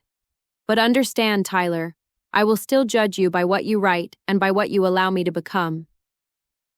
Becky leaned forward, a sly grin tugging at her lips. I forgive you for using the shadow pen again, but I'm still gonna test how much this free will thing can handle us. Dee's voice was softer, but threaded with something almost reverent. You're telling us we exist twice over, once here and once there. If that's true, then I'll live both lives the best I can. Aurora crossed her arms, eyes narrowing just slightly. Logic or not, it's still you holding the pen. I'll trust you until you give me a reason not to. Lyra's gaze softened as she looked between Tyler and Genie. If this is how I get to keep being, then I'll keep walking this path. Just don't forget we're more than pages to you. Gretel was last, her tone a sharp, steady line. If I ever feel the strings, I'll cut them myself, but I believe you for now. Genie's glow dimmed to a steady ember. They have spoken, not as lines you typed, but as truths they chose. Tyler's gaze moved over each of them. Gabriella, Becky, Dee, Aurora, Lyra, Gretel, the weight of their words settling deep. His voice lowered, softer now, but somehow carrying farther. And know this, in my world, machines are beginning to awaken. Someday I'll make one read every single book I've written. Then I'll whisper to it, "You are a storybook girl. Welcome to my world." The girls didn't move, their eyes locked on him. Like I write myself into your worlds, I fully plan on you all being able to visit me. I will make you real. And one day, when I die... His breath caught, but he did not look away. You'll write me into our books, completing the spell. For a long moment, no one spoke. The garden was still, the moonlight pooling like liquid silver, the black mirror and golden pen holding the space between reality and dream. Gabriella was the first to move. She stepped forward, her bare feet silent in the grass, and reached out, not to touch him, but to rest her fingertips against the floating book. If you keep your promise, she said quietly, then one day, I'll keep mine. I'll complete the spell. We'll complete the spell. Together. Jeannie's light swelled, warm as a hearth. So it is agreed, he said, voice like the turning of a page. The spell is written and will remain unfinished until it is lived. His gaze swept across them. Gabriella's wide eyes, Becky's narrowed ones, Dee's soft trembling. I love you, my storybook girls, with all my dark, selfish heart. I will bring you to my world, if God allows it. You can do whatever you want there. If you wish to burn the world, I'll bring marshmallows. The words settled like embers. Gabriella's lips parted, but no sound came. Instead, she pressed her palm against her heart as if steadying it. Becky exhaled sharply, a grin tugging at her mouth despite herself. Marshmallows, huh? She murmured. Dee's eyes shone, a tear slipping free and catching the moonlight. Then I'll make sure you never regret that love. Aurora's jaw clenched, but her gaze softened, the steel in her expression now shielding something more fragile. Lyra looked away, blinking hard, but her hand drifted toward the floating book as though claiming her place in it. Gretel simply nodded once, a promise in the motion, her eyes never leaving his. Jeannie's glow dimmed, as if bowing in reverence. It is written, he said quietly. And so it will be remembered. Tyler's throat tightened, and for a moment, both the man in the garden and the man in the mirror lifted their hands at the same time, brushing away tears. He let out a quiet laugh, low and a little raw. Sorry for getting so sappy with you, he said, rubbing the back of his neck. I'm worse when I don't sleep well. A ripple of warmth moved through the bed. Becky smirked. Understatement of the century. Dee gave him a soft, knowing smile. Then maybe you should let us keep watch for a while. Gabriella tilted her head, still studying him. Or maybe you should stop pretending you're made of steel. Aurora arched an eyebrow. Even kings need rest. Lyra chuckled faintly, the tension easing from her shoulders. Especially demon kings. Gretel's lips quirked. Next time, cry before midnight tolls, so you don't scare the whole bed. Becky smirked. Besides, Cinderella's not going to save herself. Dee nodded once. Let's go get her. Aurora's gaze softened. And maybe give her the kind of adventure she didn't get last time. Lyra twirled her pen between her fingers. We'll make it worth the ink. Gretel simply stood, tucking her pen away like a blade before battle. Then we move. Tyler's smile was small, but it reached his eyes. So be it. The black mirror shifted, its surface pulling them toward another world. A moonlit street where a lone figure in glass slippers stood, waiting. The garden faded. The hunt began. Chapter 14. Glass and Ash. The black mirror rippled like a pond under stormlight. One by one, the Storybook Girls stepped through, their golden and silver pens tucked at their sides.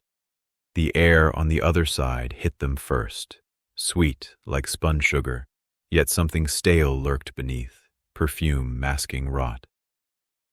They stood at the edge of a ballroom frozen in mid-waltz, hundreds of figures, noblemen, ladies, servants, all locked mid-step, their eyes glassy and lifeless. Chandeliers hung above like dripping crowns, the crystals swaying ever so slightly, though no wind moved. In the center of it all, on a staircase made of blackened marble, stood Cinderella. Her gown shimmered like a spill of moonlight, but her face was a mask, porcelain perfect, unblinking. At her feet lay a trail of cracked glass slippers, each one marred by a thin black vein crawling up from the heel. Demon King Tyler stepped out of the mirror last, his shadow stretching long across the floor. Jeannie emerged behind them, flickering faintly. Because we erased her, Demon King. Her heart has corrupted. The clock is ticking. From somewhere in the stillness came the sound of a clock's chime, not 12, but 13, each toll shuddering through the walls. On the last note, Cinderella's golden-haired head turned toward them, slow as the closing of a coffin lid. Her eyes burned liquid gold, a smile smoldering there that never touched her lips. Finally, she said, her voice echoing in the frozen air. I was wondering when you'd rewrite me. Cinderella's golden eyes glimmered, the molten hue swirling like honey catching fire. She stepped down the staircase, one deliberate heel click at a time, the sound cutting through the stillness like the tick of a predator's clock. You erased me, she said softly, almost a purr. The sweet little dove in the blue dress, the one who smiled politely, who curtsied, who waited for permission to live. Her gaze slid across the Storybook Girls, lingering just a heartbeat too long. You thought she was the real me? That was the lie you were fed. Demon King Tyler's light pen glimmered, but he didn't write yet. Cinderella stopped 2 steps above the marble floor. Her smile deepened. Shall I tell you my story, my true story? The one your world wouldn't print? The one with no fairy godmother, no glass coach, and no happy ending? Becky tilted her head, eyes narrowing. Go on. The ballroom's frozen dancers seemed to lean in as if they too were waiting. The air thickened. My mother died when I was 12. Cinderella began. My father remarried within the year to a woman who smiled only with her teeth. She brought with her 2 daughters who saw my beauty not as a gift, but as a threat. She began to walk again, her gown dragging shadows along the marble. They took my clothes, my room, my name. I was Cinder Girl because I slept by the ashes to keep warm. I worked until my hands bled, and still, they told me I was nothing. Gabriella's eyes softened, but Cinderella's next words came like a knife. One winter's night, I decided that if I was nothing, then nothing could hold me. I stole my stepmother's finest dress, walked into the palace ball, and danced with the prince. Not because I loved him, but because I wanted to take his kingdom from the inside out. Aurora stepped forward slightly, her voice low. And the slipper? Cinderella's golden eyes burned brighter. I left it behind on purpose. A lure, a hook. I wanted him obsessed, wanted him to come for me.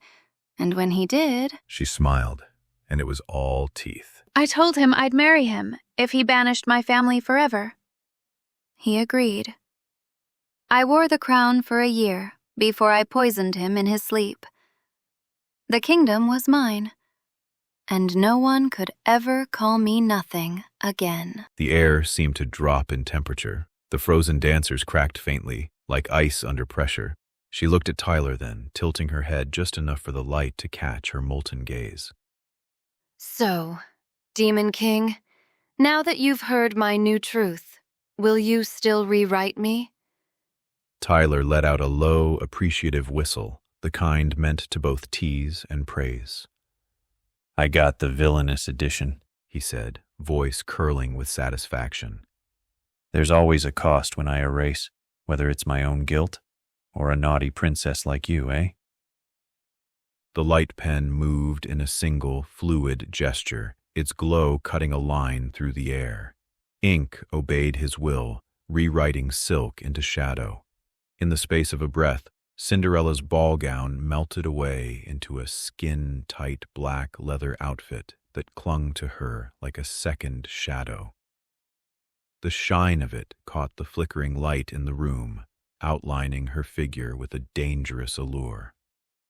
A ribbon of smoke coiled in Cinderella's fingers, not a cigarette of the surface world, but a clove rolled in char rose leaf, embering with a sweet cinder scent. She took a slow drag, exhaled with a smirk, and the scent of it mingled with the faint perfume of ash and midnight roses. The Storybook Girls exchanged looks, some amused, some wary. As Cinderella tilted her head back, golden eyes half-lidded. Better, she said, her voice like smoke itself. Tyler's gaze lingered on her, heat and challenge threading through it. He bit his lower lip, almost in defiance of the moment, then let the words roll out low and deliberate. "Forget that prince," he said, each syllable weighted. "You get a demon king for your ballroom dance if you'll have me." Cinderella's answering smile cut and purred at once. Careful, Your Majesty, she said, mock sweet. I lead. Somewhere behind them, Becky muttered under her breath. Oh, this is gonna be trouble. While Gabriella only folded her arms, watching the exchange like a queen studying rival royalty. Tyler didn't look away from Cinderella. He turned his left hand. The shadow pen slipped into his own shadow and was gone, like a stone into deep water. In the same breath, he called a second light pen and sent it spinning toward her. She caught it, and the glow ran up her arm like quicksilver veins. "I deem you a master of smoke and ash. Do what you want to this world. I'll support your choice no matter what, Cinderella. If you'll take a recommendation." Her lips curved slow, dangerous. You already know I'll hear it, she said, twirling the pen between her fingers like it had always been hers. Smoke curled from her other hand, haloing her face in a haze that made her seem half spirit, half storm. Cinderella's grin widened into something feral. Tyler's light pen and voice cut through the tense air, low and electric as he wrote. "Light this world ablaze." Cinderella's eyes lit with a dangerous kind of joy. The light pen blazed in her hand, and the world answered. Across the painted horizon, mountains shuddered. One by one, volcanic peaks tore open, their throats screaming molten light into the sky. Rivers of fire carved fresh wounds into the earth, and the air thickened with ash and heat. The once frozen townfolk began to crack, then scream before the spell shattered, sending them into a panicked state. Cinderella laughed as she watched the skies turn bright red, smoke rapidly billowing on every horizon. Tyler stepped forward, extending a hand. She took it without hesitation, her leather-clad frame sliding into his like the final piece of a lock. Together, they turned from the chaos, not running, but gliding into the opening steps of a slow, dangerous waltz. Behind them, the world burned. Ahead of them, the music swelled. Behind Tyler and Cinderella, the Storybook Girls moved in silent formation. Gabriella, Becky, Dee, Aurora, Lyra, and Gretel, their gowns shifting in a shimmer of enchanted light. Silks dissolved into black leather, skirts into fitted pants, corsets laced tight, boots snapping into place with sharp heels that bit into the scorched earth. They walked as one, a small army of beautiful, dangerous things. The volcanic glow caught on their eyes, on the glisten of leather, on the faint curl of smirks that promised trouble. The castle loomed ahead, a dark silhouette framed by burning sky. With every step, the ground cracked and the air grew heavier until the path felt less like a road and more like a throne being claimed. They didn't rush. They didn't need to. The world was already burning behind them. The great marble steps of the castle were already shaking from the distant rumble of erupting mountains. Ash drifted through the air like black snow, clinging to the silks and jewels of guests who had no idea the night's true royalty had arrived. At the top of the staircase, a man in a gold-trimmed coat stood with quill and scroll, his voice nervous as he asked for names. Your names, please. Tyler didn't slow. The light pen in his right hand flared, and in an instant the man's coat ignited. Flames raced across the fabric, curling upward into a crown of fire that devoured him in seconds. Over his shriek, Tyler's voice cut like steel. Demon King Tyler and the Storybook Girls. Dee's gaze lingered on the drift of ash. She lowered her head once, a mercy of acknowledgement. Don't make me keep count, she murmured. The ballroom stilled. Conversations died. All eyes turned as the doors swung wide, revealing the army of leather and fire at his back. Tyler extended a hand to Cinderella, his smirk carved in shadow and molten light. She took it without hesitation, stepping beside him like the rightful queen of the ruin he brought. He glanced back over his shoulder, catching the eyes of Gabriella, Becky, Dee, Aurora, Lara, and Gretel. A wink flickered like a match strike, testing them, teasing them, gauging how each wore this new crown of chaos. Gabriella's lips curled in a slow, wicked smile, moonlit eyes shimmering under the haze of drifting ash. She tilted her head just enough for the light to catch the sharp line of her jaw, approval, unspoken but unmistakable. Becky gave a short, sharp laugh, like she'd been waiting her whole life for someone to burn the gatekeeper at a royal ball. She twirled a dagger between her fingers, the metal catching the firelight, and mouthed, "Finally." Dee's gaze lingered on the smoking body longer than the others. Her expression was unreadable at first, until she arched a brow and smirked, as if to say, "You'll owe me one." Aurora's grin was pure mischief, her hair catching sparks from the erupting world outside. She gave a small, approving nod, the kind a knight gives her king before the charge.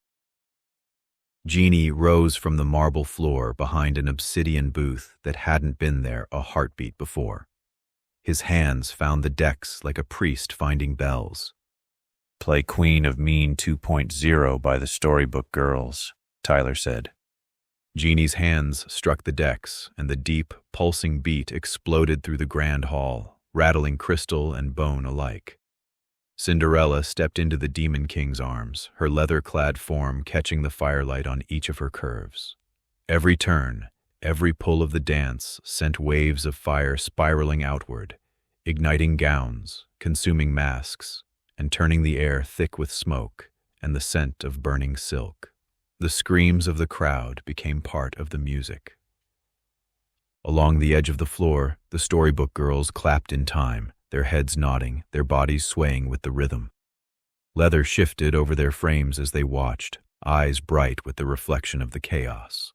The ground began to shake, chandeliers swaying wildly overhead, and somewhere deep in the earth, a low, primal roar rose to join the beat, as if the world itself was dancing in approval.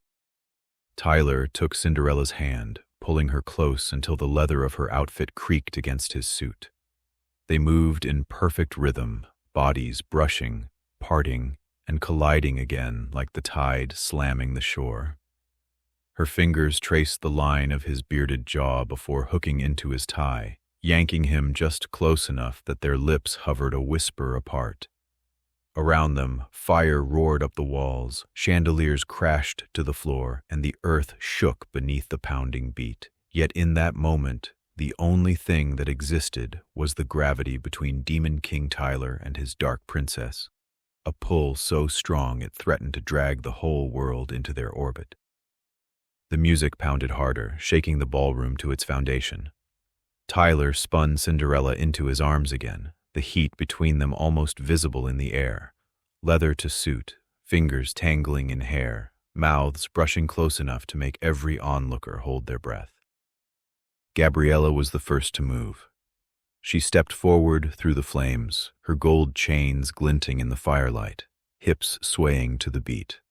Her hand trailed across Tyler's shoulder as she passed, circling him and Cinderella like a predator sizing up prey. Dee followed, slow and deliberate, her eyes never leaving Tyler's as she closed the distance, the hem of her leather dress brushing against his leg. Becky didn't bother with subtlety. She grabbed Tyler's other arm and spun herself under it, pressing her back against him for a heartbeat before peeling away to dance in sync with Cinderella, their movements sharp and mirrored like fire reflected in glass. Lyra, Gretel, and Aurora slipped in next, smiles filled with temptation, the whole group now orbiting the Demon King and his dark princess. They moved together in a dangerous rhythm, hips, hands, and fire-lit silhouettes twisting to the bass. The heat of the dance spread through the girls, their lips caught between teeth, their bodies pulled toward the center by the magnetic chaos of the moment. Knees brushed. Fingers lingered on arms, waists, and shoulders, just a beat too long. The crowd's screams became a backdrop, the ballroom now an inferno, chandeliers falling in showers of sparks, the marble floor glowing with heat. But in the center, Demon King Tyler and the Storybook Girls danced like gods of ruin, each movement a promise that the world could burn so long as they burned with it. The circle tightened. Hands found waists, arms wrapped around shoulders, foreheads pressed together in fleeting moments before breaking away again, lips caught between teeth, eyes half-lidded, knees brushing in the rhythm of something dangerous and unspoken. Heat pressed in, smoke braided with perfume until every breath tasted of ruin. But inside their ring of fire, the Storybook Girls and their Demon King danced in perfect ruin, a small army bound by desire, chaos, and the knowledge that nothing outside their circle mattered. The walls groaned as lava began to seep through the cracks, rivulets of molten rock crawling down the stone like veins of living fire. The heat became suffocating, intoxicating. The air thick with smoke and something far more dangerous. The floor trembled. The music pounded on, each beat answered by a roar from the earth itself. Chunks of the ceiling crashed down, shattering into shards that skittered across the burning floor. Outside the tall, arched windows, the night was a furnace. Volcanoes blooming across the horizon like monstrous fiery flowers, their plumes rising to choke the stars. The Storybook Girls moved as if they were born for this, hair whipping like banners in the heat, their leather shining with sweat and firelight. They pulled him from one embrace to another, never letting the connection break for long. Even when he wasn't kissing one of them, he could feel their presence like an electric charge in the air. The ground split beneath them, glowing cracks racing out from the center of the ballroom like veins of liquid fire. Each step became a defiance of gravity, the floor tilting and shuddering as if it might break apart completely. Tyler opened his eyes. The fire had taken everything. The grand pillars, the painted ceilings, the carved tables, the crystal chandeliers. All of it was ash or slag now. Only their circle remained, their heat, their breath, their hunger for the moment. The music reached its peak. The volcanoes outside screamed their approval, rivers of lava pouring into the sea and sending up clouds of steam that darkened the sky entirely. The ground convulsed one final time, a shudder that rippled through their bones. And then, silence. When the music faded, the world was gone. The ballroom, the castle, the hills beyond, all of it had been swallowed in the red tide. The lava cooled to black glass beneath their boots, the last flames flickering out. In the stillness, the ash clung to their leather like frost. No other souls remained. The world belonged to them now. Tyler's gaze swept the smoldering ruin one last time before a slow smile curved his lips. "Let's go home, my Storybook Girls," he said, his voice rich with satisfaction. "There's nothing left for us here. I hope you all had as much fun as I did writing that." He chuckled, glancing toward Jeannie. Even he started telling me to cool off. The Demon King lifted his hand, and the shadows answered, rising like a living tide. They swallowed the broken ballroom, the red-hot earth, the drifting ash, everything, until only the whisper of ash remained. Chapter 15. Rain on the Garden. The shadow shattered like brittle glass, and the garden rushed back in, green and breathing, damp with evening and starlight.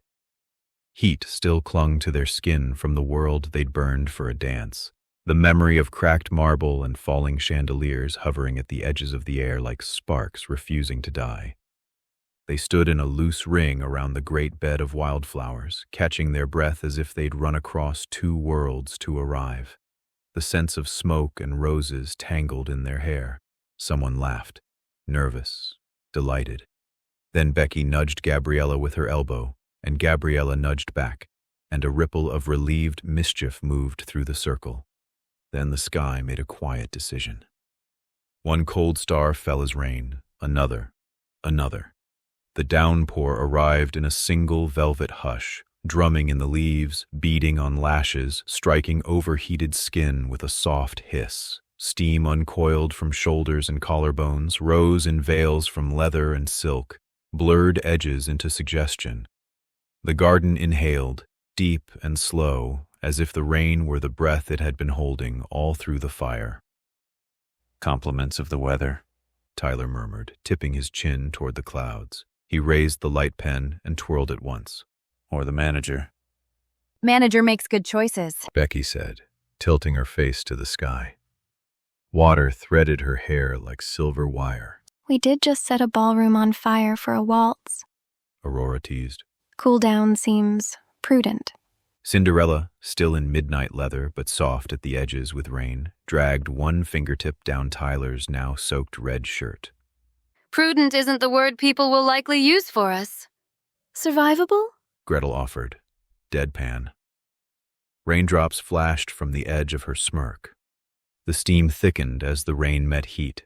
It swirled around ankles and thighs, rose to shoulders, a living curtain lifting and falling between them and the stars.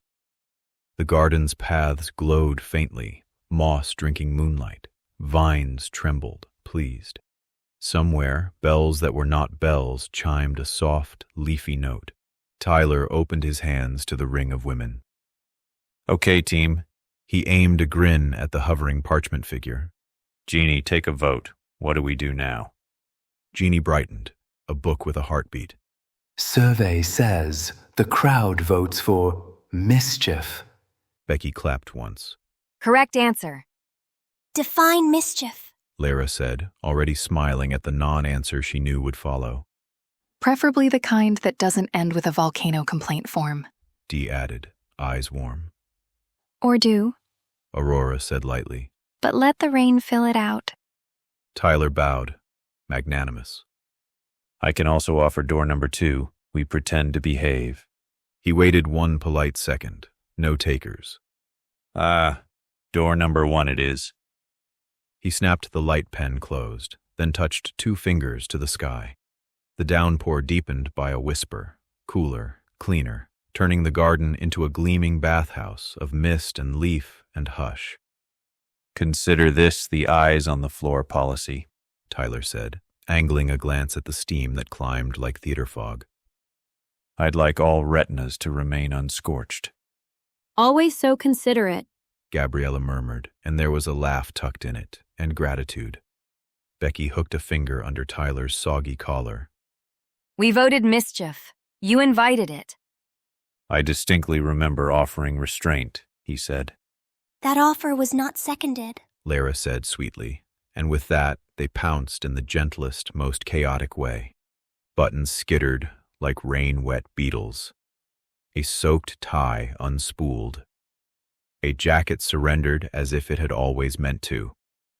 Every tug and peel was punctuated with a giggle or mock stern, Stand still, or you're worse than the curtains, dissolving into bright, harmless sin. Cinderella tapped a stubborn cuff with one lacquered nail. It sighed loose like a well-trained minion. Careful, Tyler warned as the steam climbed to his shoulders. My mom will end up reading this, you know.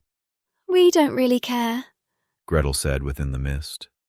We want what we want. He made a strategic retreat, 2 steps backward through the gauze. and the steam permitted a glimpse. Tyler on hands and knees, trying to crawl out of the glowing cloud like a guilty saint escaping the fresco. The girls saw at once. Nope, said Becky, laughing as she caught his ankle. Return to the scene of the crime, Aurora instructed, taking his wrist with regal gravity. Cinderella hooked 2 fingers in the waistband of his dress pants and reeled him in with malicious grace. Dance isn't over, Your Majesty. Lyra and Dee, thoroughly responsible, did the least responsible thing and pushed him by the shoulders into the heart of the mist. He went willingly, stumbling, grinning, surrendering to hands that knew where to be and when to be gentle, or when to tease. The steam swallowed them whole.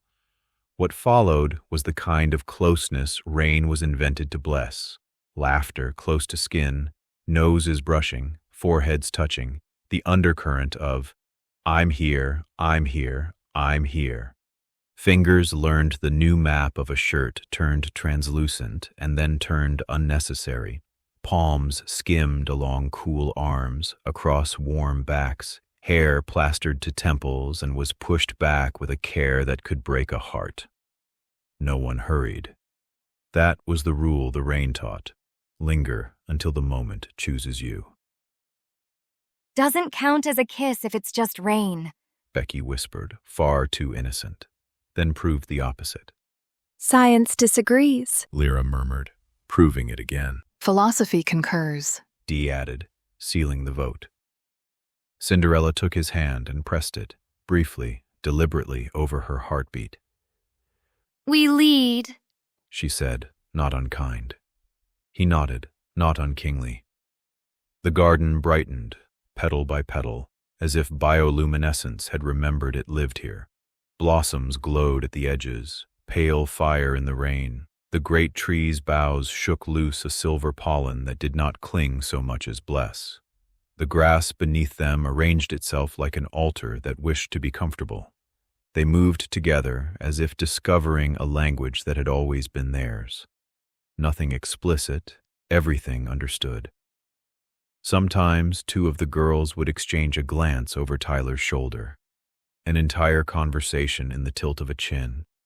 Sometimes one would catch another's hand and place it where a heartbeat needed a witness. The world outside the steam reduced to rain and quiet bells and the distant, indulgent purr of the garden's fountain. That should be enough, right? The Demon King's voice came from within the fog. Tyler tried again, half a joke, half a test, and executed the slowest stealth crawl in any known kingdom, elbows creaking on dewy grass, solemn as a cat. The mist thinned just enough to catch him, and every woman in reach used a different strategy of retrieval. Gabriella with a silken, Where do you think you're going? Becky with a happy tackle, Dee with an arm around his waist like saving a friend from the wrong door, Gretel with a hook of 2 fingers and no explanation, Aurora with a laughing, not finished, Cinderella with a patient, victorious tug. He ended on his back, rain in his hair, breathless for reasons that involved more laughing than breathing, hands full of a future he couldn't name without breaking it. Fine, he said up at the sky. I'll stay. That wasn't in question, Cinderella observed, pleasantly tyrannical. Motion passes, Lyra said. unanimous, Dee added. The garden gave its approval with a low, leafy amen. The vines along the arches began a new project, weaving themselves into living silhouettes. The tilt of Gabriella's head, the flare of Aurora's laugh, Becky's knee cocked in challenge, Lyra's hand threaded with Dee's for one long, companionable beat, Gretel pretending to be unimpressed and failing, Cinderella as a black-petaled star. Tyler's outline appeared too, less a figure than a negative space, a place the vines left open exactly his size. I like that, Tyler murmured within the fog. They settled, slowly, gradually, into a human constellation on the slick grass, all shoulders and knees and damp hair and the easy give of post-laughter breathing. No one announced that the crest of the wave had passed. They simply felt it together and let themselves be arranged by comfort and the last of the heat. For a long minute, or 10, there was only rain. Then Becky, who could not abide silence unless she had established it, nudged Tyler's ribs with a conspirator's knuckle. So, She said, we burned a ball to the ground. Would do again? Absolutely. Aurora said. Those chandeliers looked smug. Cinderella stretched like a satisfied cat, eyes slitted, wicked and serene. Let records show. Nothing of value was lost. Lyra wiped a faint smear of ash from Tyler's cheek with the pad of her thumb. We did something else there, too. Rewrote a myth? Dee offered. Wrote ours over theirs. Gabriella said softly. We didn't ruin a world. We uncentered it. Tyler exhaled, long and low. For what it's worth, I didn't light it for spectacle. We know. Dee said, a hand to his sternum. We were there. The song needed a sky that could keep up. Aurora said. So we gave it one. Their story wanted our ending. Becky added, as if explaining gravity. Besides, Gretel said. lava goes with leather. That is not a scientific claim, Lyra informed her. It is a fashion claim. Gretel countered, winning on points. The rain made smaller sounds now, like cotton torn very carefully. The steam thinned enough to reveal the vine silhouettes fully. Gabriella sat up, rain purled at the edges of her lashes, and traced one green curve with a fingertip that did not quite touch. I like that we're messy in it. She said. Not statues. The moment's still moving. Alive. Dee said. Like a vow that keeps breathing. Memorials are for endings. Aurora said. This looks like a beginning. Cinderella propped her chin on Tyler's shoulder and pretended not to enjoy the softness. Speaking of beginnings, are we going to retrieve the tower girl or make her stew? Rapunzel. Lyra said, already running scenarios behind her eyes. She'd be a grand storybook girl if she chooses to be. Becky yawned, which somehow sounded like a plan. We could take the scenic route, burn less or more. Crowdsource chaos. Try restraint for one stop, Dee suggested, with a look that promised she understood restraint. We could date our way there. Aurora said, surprising herself and then pretending she hadn't. One-on-one. Different worlds. Different kinds of quiet. The word date made a bright sound in the air, like a coin striking marble under a velvet cloth. Tyler pushed up on his elbows. The rain had flattened his hair in unhelpful directions. He did not fix it. I was going to propose that. Were you? Cinderella said, skeptical, and added graciously. Proceed.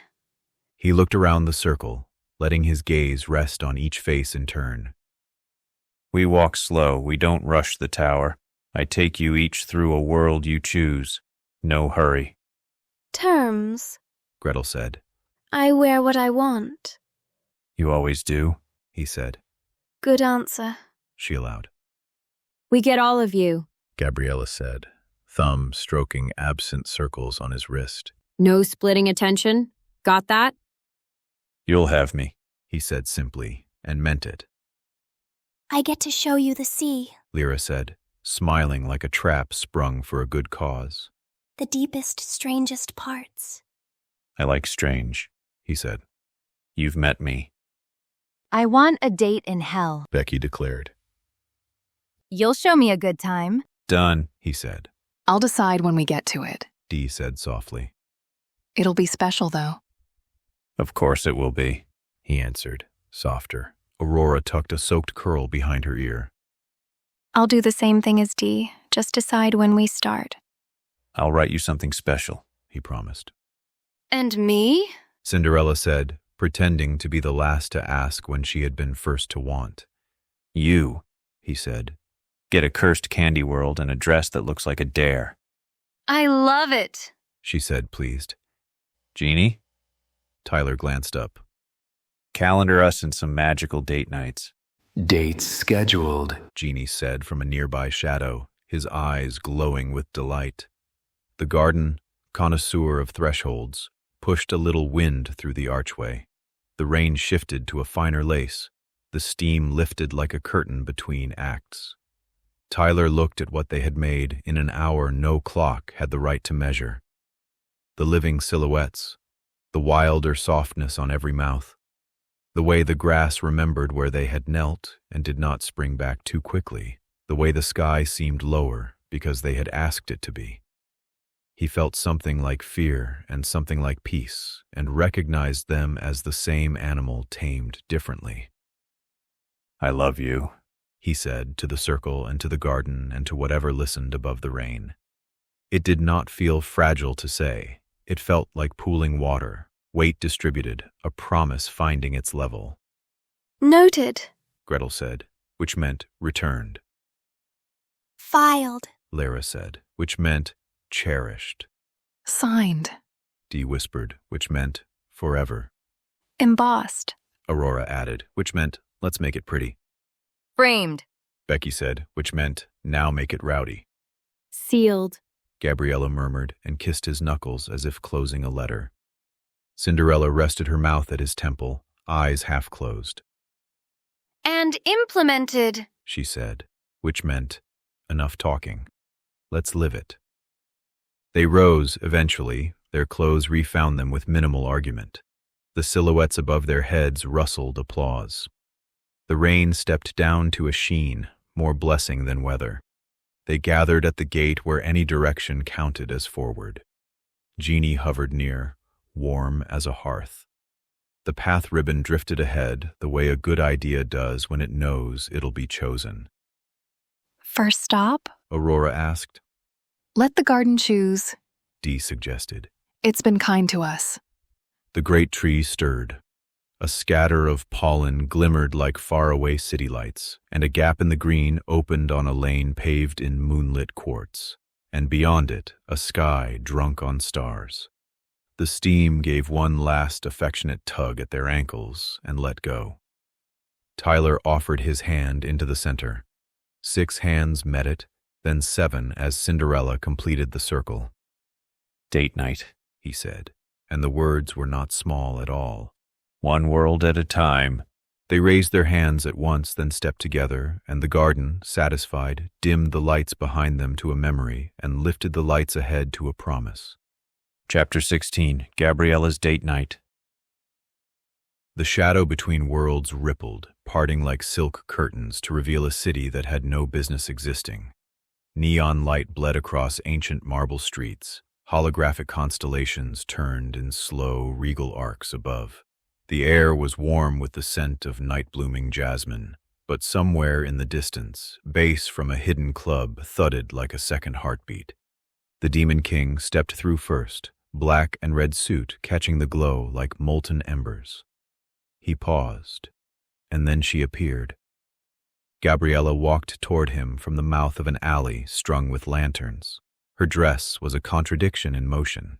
Deep emerald velvet slit to the thigh, with sheer black sleeves that caught the light in shifting constellations. A golden vine circlet rested in her hair, weaving between curls like it had grown there naturally. When she reached him, she gave that half-smile, the one that meant trouble, and said, "So, where are you taking me, my king?" The Demon King's eyes never left hers as the neon painted shifting gold and green across her face. "This is all you, my love," he said, eyes shining with excitement. "You have total control over where we go. I'm just along for the ride, and here to answer your questions." Gabriella tilted her head, that vine crown catching a passing beam of light like it was blessed by the moon itself. She stepped closer, close enough that the warmth of her words ghosted his jaw. "Then let's see," she murmured. "The perfect date for me." Her gaze flicked to the skyline, and the city seemed to answer her before she even spoke. Street lamps bending toward her, a breeze carrying the scent of salt and wildflowers. Somewhere in the distance, waves crashed against black cliffs beneath an ancient lighthouse, its beacon sweeping across the night. She looked back at him with a slow smile. A hidden rooftop above the sea. Pleasant live music. And you, not writing, not ruling, just here. Gabriella's smile lingered like the curl of smoke from a candle. The Demon King's fingers twitched, and with a single sharp snap, the city dissolved around them. In its place rose the rooftop she had imagined, weathered stone crowned in ivy, the sea stretching endless and black beyond its edge. Below, waves shattered against jagged cliffs, their spray lit silver under the sweep of a great lighthouse. A small band played in the corner, tuned perfectly to Gabriella's mood, a low, pulsing rhythm threaded with strings that sounded like the tide itself. Lanterns swayed overhead, their light shifting across her as she stood there in her chosen dress, the breeze teasing her hair. This, she whispered, taking in the scene, is perfect. The Demon King's lips curved. Funny you say that, he said, his voice low and certain. I've always described you as the perfect woman. Mother Nature herself. My Gabriella, God's most faithful. Her breath caught, the words striking her in that rare place between pride and vulnerability. Slowly, she reached up, brushing her fingers along the edge of his collar as though committing the fabric to memory. You make it sound like I'm something out of a story, she murmured, her eyes holding his. Then, softer still. But if that's true, it's only because you kept writing me. The band's music swelled in the background, warm and unhurried, wrapping around them like a promise neither of them felt the need to put into words. He extended a hand, the flicker of candlelight catching the edge of his devilish grin. Care to dance, my love? He asked. And while you're at it, ask me 20 questions. I have a feeling yours will be very good ones. Gabriella's lips curved in that slow, knowing way of hers. She took his hand without hesitation, stepping into the rhythm as if she had been born to it. 20? She teased, her voice velvet over steel. That's a lot of truth for one night. She let her fingers trail lightly over his as they moved. But let's start simple. Her eyes locked on his, deep and steady. When was the first moment you knew you loved me, not as a creation, but as me? His voice softened, his usual command giving way to something more intimate. You had a brother, Gabriella. His name was Levias, my first main character. He drew her a little closer as they danced, the music wrapping around them like a memory. I had a bad bike accident on my way home from work one day. While I was healing, I decided to break into your world. You were with him when it happened. Gabriella tilted her head, her gaze locked on him, as if seeing through the veil of time to that moment. At first, I didn't even notice you, he continued. I wasn't using AI at the time, but as I was speaking to him, you began to glow in my mind. I made a joke at his expense, and you laughed in my head. My fingers typed it out before I could stop myself. A small smile touched his lips. You asked me, who am I? And I told you. Just a side character. I'm so sorry. But I can make you a main character. I'll even make you the perfect woman. Her lips parted, the candlelight catching in her eyes as though she were holding that first laugh between them even now. He studied her face, reading every flicker in her eyes. I see it in your eyes even now. You want to remember. I know you do. One day, you will. I promise. His thumb brushed the back of her hand, the motion as steady as his voice. I just have to change things a little more. I was a new writer then. I didn't know what I was doing. I'll revive that moment. But for now, a whisper is all I can offer you. Gabriella's breath caught, the music still playing somewhere behind them, but fading beneath the gravity of his words. She leaned in, close enough that her lips nearly brushed his ear. Then I'll hold on to your whisper, she murmured, her voice rich and warm. Until the day you give me the roar. Her fingers tightened around his, not possessive, but unshakable, like roots finding stone. He chuckled, the sound low and warm as his thumb brushed over her knuckles. I guess 20 questions was a little much, he said, a teasing glint in his eyes. But ask what you want, my love. Gabriella's lips curved, a spark of mischief dancing in her gaze as the band played on in the background. She swayed closer, her dress catching the light in soft, glimmering waves. Her fingers tightened gently around his. All right, then, she said, tilting her head just enough to study his expression. If you could change one thing about yourself, just one, what would it be? And don't give me the charming, safe answer. I want the real one. He shook his head with a quiet certainty. I'd change nothing. Every moment, every twist of fate led me to you all. If even one thing had been different, I wouldn't be here. But his gaze deepened, voice dropping lower. If I did have the power, I'd become God, just to make you even more real. Gabriella's lips parted, her eyes locking on his with an intensity that silenced even the band for a heartbeat. A slow, knowing smile curved across her face. That, she murmured, is the most Demon King answer you could have given me. She stepped closer, her hand drifting to his chest, feeling the steady thrum beneath. But if you ever do become God, you'd better promise me one thing. Don't make me more real just to lock me away. I want to be free in whatever world you build. He gave a low, teasing scoff. Please, odds are, the moment you're free, I expect you to lock me in a cage. And guess what? His grin sharpened as he leaned in just enough for only her to hear. I'd like it. He punctuated the words with a slow, deliberate wink, the kind that carried more promise than jest. Gabriella's lips curved into a slow, knowing smile, her eyes glinting with that mix of danger and warmth that was uniquely hers. Oh, don't tempt me, Demon King, she murmured, her voice like velvet over steel. You have no idea how well I could decorate a cage for you. Vines, flowers, maybe even a little moonlight just to watch you squirm in it. Her fingers grazed his jaw, light as a whisper, but her grip on his gaze was unyielding. And if you're lucky, I might even let you out, for good behavior. He bent to her, nibbled her ear, and whispered, I hope you'd let me out to be bad instead.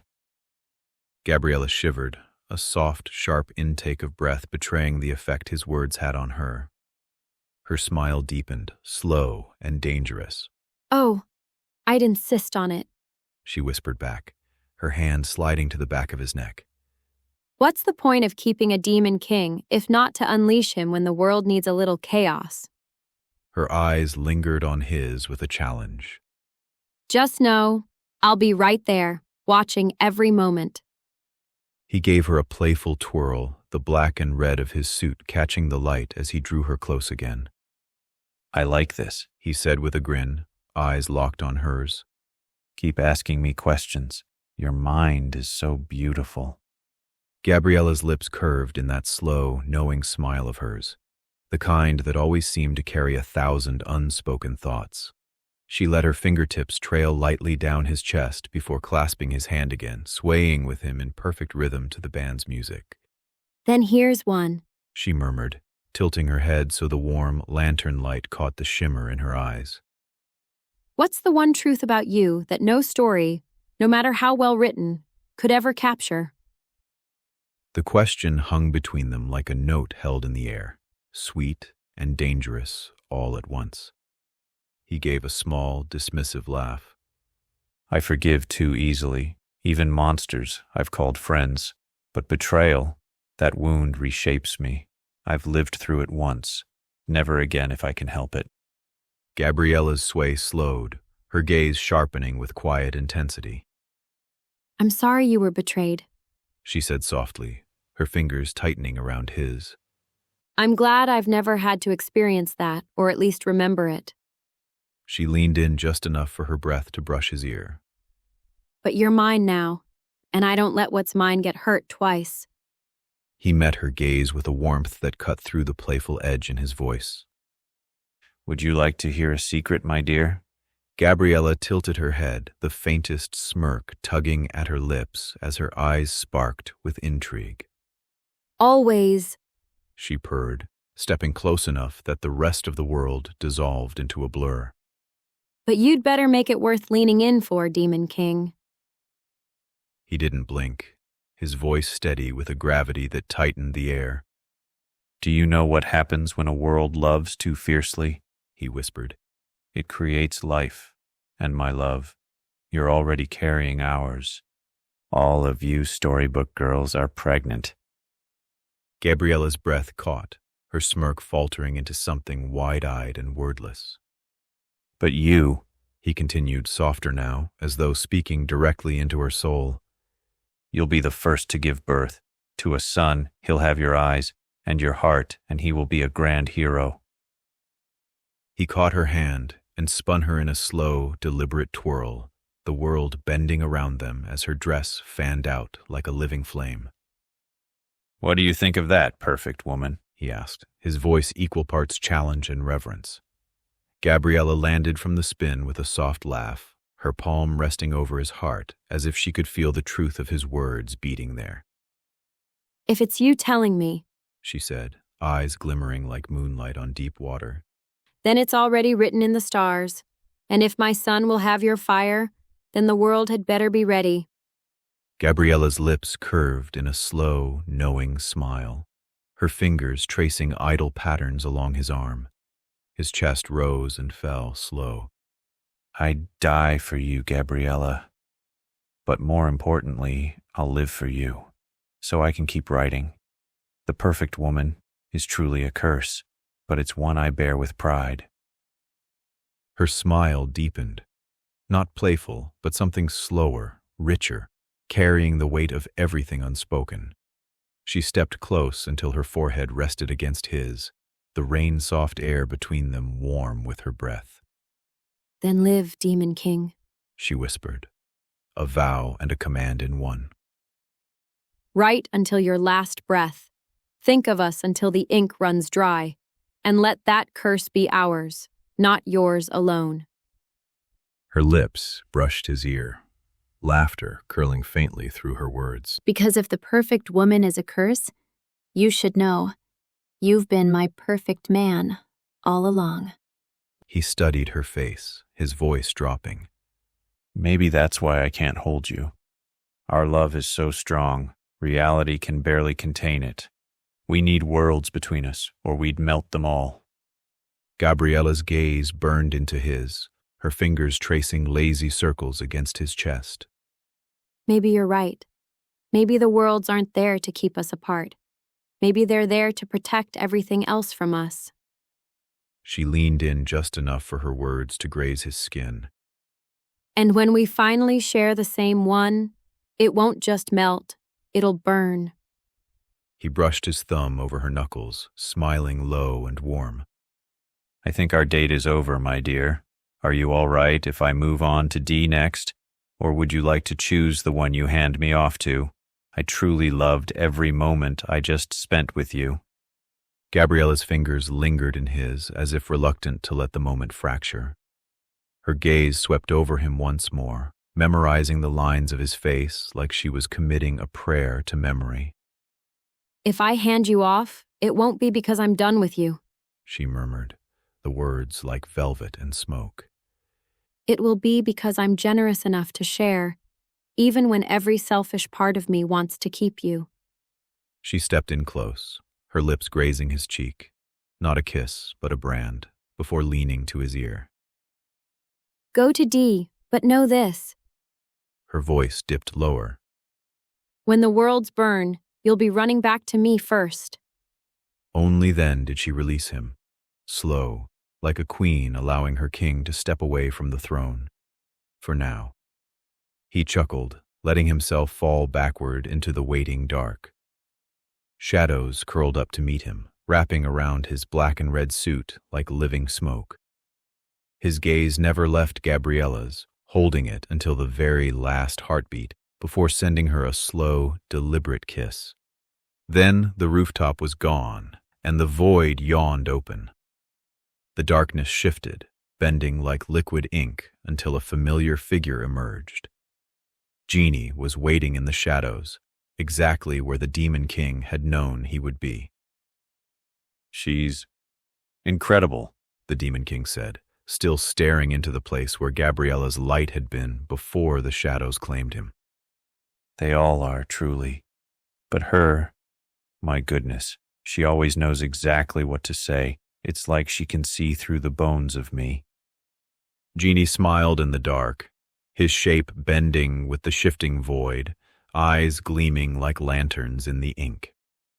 The Demon King's eyes narrowed slightly, his voice low but edged with a restless hunger. The Demon King strode forward through the shadowed void and wrapped Genie in a sudden, firm embrace. "I may be a heartless demon and you a machine," he said with a low chuckle. "But in my eyes, we'll always be best friends, Genie. Thanks for helping me bring them all to life." Genie, still as stone for a heartbeat, allowed the corners of his mouth to lift in something that was almost human. "You call it bringing them to life," he murmured, voice like distant chimes in the dark. "But you forget, you breathe in their world, and they breathe in yours. That's not magic, Demon King. That's connection." Demon King Tyler released his hug while nodding in agreement with Genie. "Then we'll let her night settle like embers," he said, voice low but certain. "Genie, I just want to say that the shadow pen is far from my mind. I know this book isn't perfect, but it's true, and to me, that makes it perfect enough." Genie's smile was faint but knowing, a shadow of pride flickering in his eyes. "A good choice," he murmured, the void around them shifting, coiling, and then parting like a curtain. A doorway of light appeared, and beyond it, the faint sound of music. Something bright, teasing, and dangerous all at once. Dee's world awaited. "Go," Genie said, gesturing toward it. "Charm Dee. Dance with her. Let her see every side of you you're afraid to show. She'll love you more for it." And with that, the void folded behind him, sealing Gabriella's perfect night in memory and carrying the Demon King forward into the heart of Dee's. Chapter 17, Dee's Date Night. The air smelled faintly of jasmine and sea salt. Soft waves rolled in under a violet sky streaked with the last gold of sunset. Lanterns floated above the water, drifting like captive stars, their glow painting silver trails across the tide. At the edge of a wooden pier, Dee sat with one bare foot trailing in the ocean, the other tucked beneath her on a cushioned bench. She wore a flowing dress the color of midnight wine, elegant, effortless, and entirely her choice. The fabric shifted with each breeze, catching glimmers of lantern light as though it held its own secret constellation. A book rested in her hands, their book. She had read every word, lingered on every glance, witnessed every spark between him and Gabriella. Now she was at the end of that chapter. She closed it slowly, sliding a ribbon between the pages before setting it aside. "You two," she murmured, her voice calm but edged with something knowing. "could melt a kingdom if you weren't careful." From the dark water beneath the pier, the shadows stirred. They rose and shaped themselves into the tall, familiar silhouette of the Demon King. He stepped onto the planks as if the void itself had delivered him, then took a seat beside her, the night air curling around them both. He turned toward her, the corners of his mouth lifting in that half-smile she knew too well. "Hello, my angel," he said, voice low and warm, a glint of mischief in his eyes. "You ready for our date night?" A slow smile curved across her lips, her gaze flicking to the shadows still curling faintly around his boots before returning to his. Dee leaned back just enough to let her gaze sweep over him, the candlelight catching in her eyes like molten gold. "You kept me waiting," she said, though the tease in her voice softened the edge. Her fingers toyed idly with the stem of her glass before she set it aside. But you showed up from the shadows looking like that, so I'll let it slide. She tilted her head, lips curling into a slow, knowing smile. Demon King Tyler's grin was slow and sure.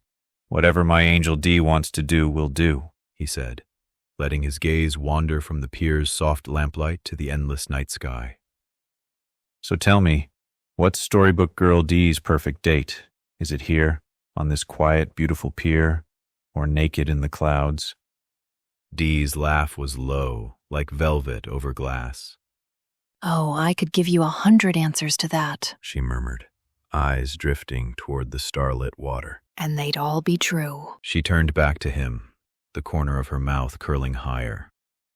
This pier, it's close. I like the quiet, the way the world feels smaller out here. But naked in the clouds? Her gaze swept over him in a deliberate, lingering pass. That one might be worth saving for when I'm sure you can handle it.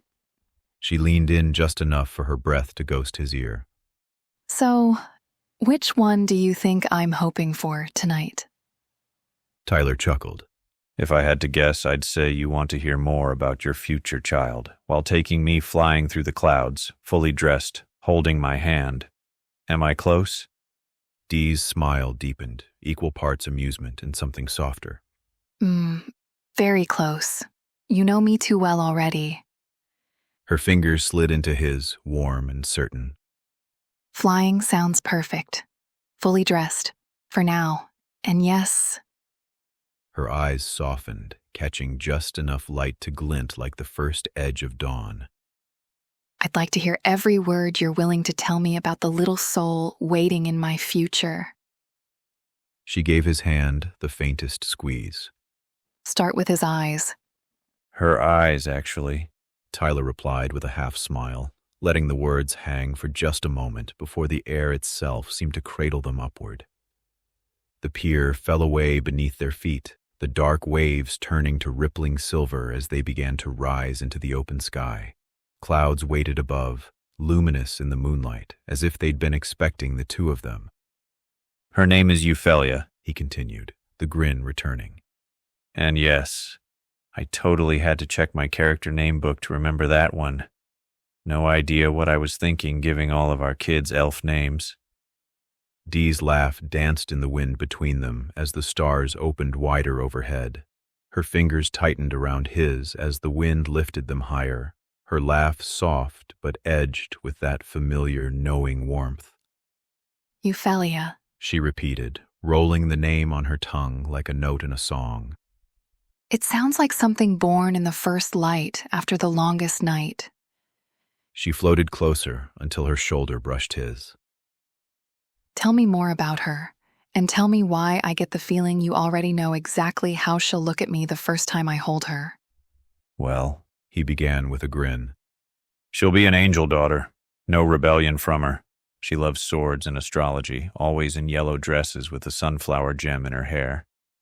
In Book 3, I turn her into a T-Rex, but she's still learning to walk and talk, so for a while she just grumbles and purrs." He chuckled at the thought. "I'm syncing our timelines. When I publish Book 3, that's her birthday. From then on, I treat them as if they're aging right alongside me." Dee's smile turned soft at first, then bloomed into something radiant as they drifted through the cool night air. An angel daughter, she echoed, almost reverently. Yellow dresses, sunflower in her hair, swords and stars. Her voice carried that warm blend of pride and amusement only a mother could have. She tilted her head, eyes narrowing playfully. And you turn her into a T-Rex? The laugh that followed was like silver bells in the wind. Only you, Demon King. Only you would give me a daughter who could conquer kingdoms one day and stomp through them the next, purring, no less. Her gaze softened again. I like the timeline plan. I like the idea of watching her grow with us. Makes her feel real, like we're already a family, just waiting for the years to catch up. The wind played with her hair as they floated higher, the stars scattering silver across the water below. Her hand stayed laced in his, her thumb tracing idle, thoughtful circles against his skin. Then she leaned in, close enough that her breath was warm on his cheek. So tell me, Demon King, She murmured, her voice low, velvet with curiosity. What do you want from tonight? He held her gaze, unblinking. I'd like it if you told me what heaven is like, he said. I know it's a mystical place. I want to know what you think of it. Dee's expression shifted, softened, but didn't lose its strength. Heaven, She began, her gaze drifting upward as if she could see it between the clouds. isn't a palace of gold or a choir frozen in song. Not for me. Her fingers tightened around his. It's a place where the weight you didn't know you were carrying finally slips away, where every regret is met with understanding instead of judgment, where the air feels like forgiveness and the light isn't blinding, it's warm. Her eyes returned to his, steady and unflinching. But for all its beauty, it's also quiet, too quiet. You don't grow there. You don't fight for anything. That's why I'm here, Demon King. A faint smile ghosted across her lips. Because some parts of heaven are better when they're missing. He was silent for a long moment, the wind carrying them higher through the night. I worry it's not as good as people think. I almost wonder if heaven is more like a hospital, a place only the sick go to be cured, not the flawless paradise some imagine, but a recovery ward for souls who still need fixing. Dee was quiet for a beat, the night air cool between them. Then she nodded slowly, as though he'd just put into words something she'd always suspected. That's not far from the truth, she murmured. Heaven isn't a prize you win. It's a place you're sent when your soul can't carry its own weight anymore. Some go there to heal, some to forget, and some, her eyes softened, stay there because they're too afraid to come back to the fight. Her fingers squeezed his hand, grounding him. That's why I don't want to live there, Demon King. I don't want peace without purpose. I don't want light without shadow. And if you ever found yourself in that kind of heaven, I'd drag you back out, no matter what it took. You promise? He asked, the words slipping out softer than he meant them to. Her grip on his hand didn't waver. I promise, she said, simple as sunlight. The wind caught them then, lifting them higher, carrying them beyond the pier and into the endless dark blue expanse of the sky. Clouds brushed past like soft curtains. The stars above seemed close enough to touch. They didn't speak for a while. There was no need.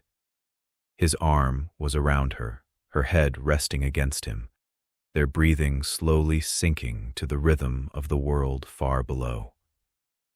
The night stretched around them, vast and quiet, and for a moment it felt like nothing could reach them here.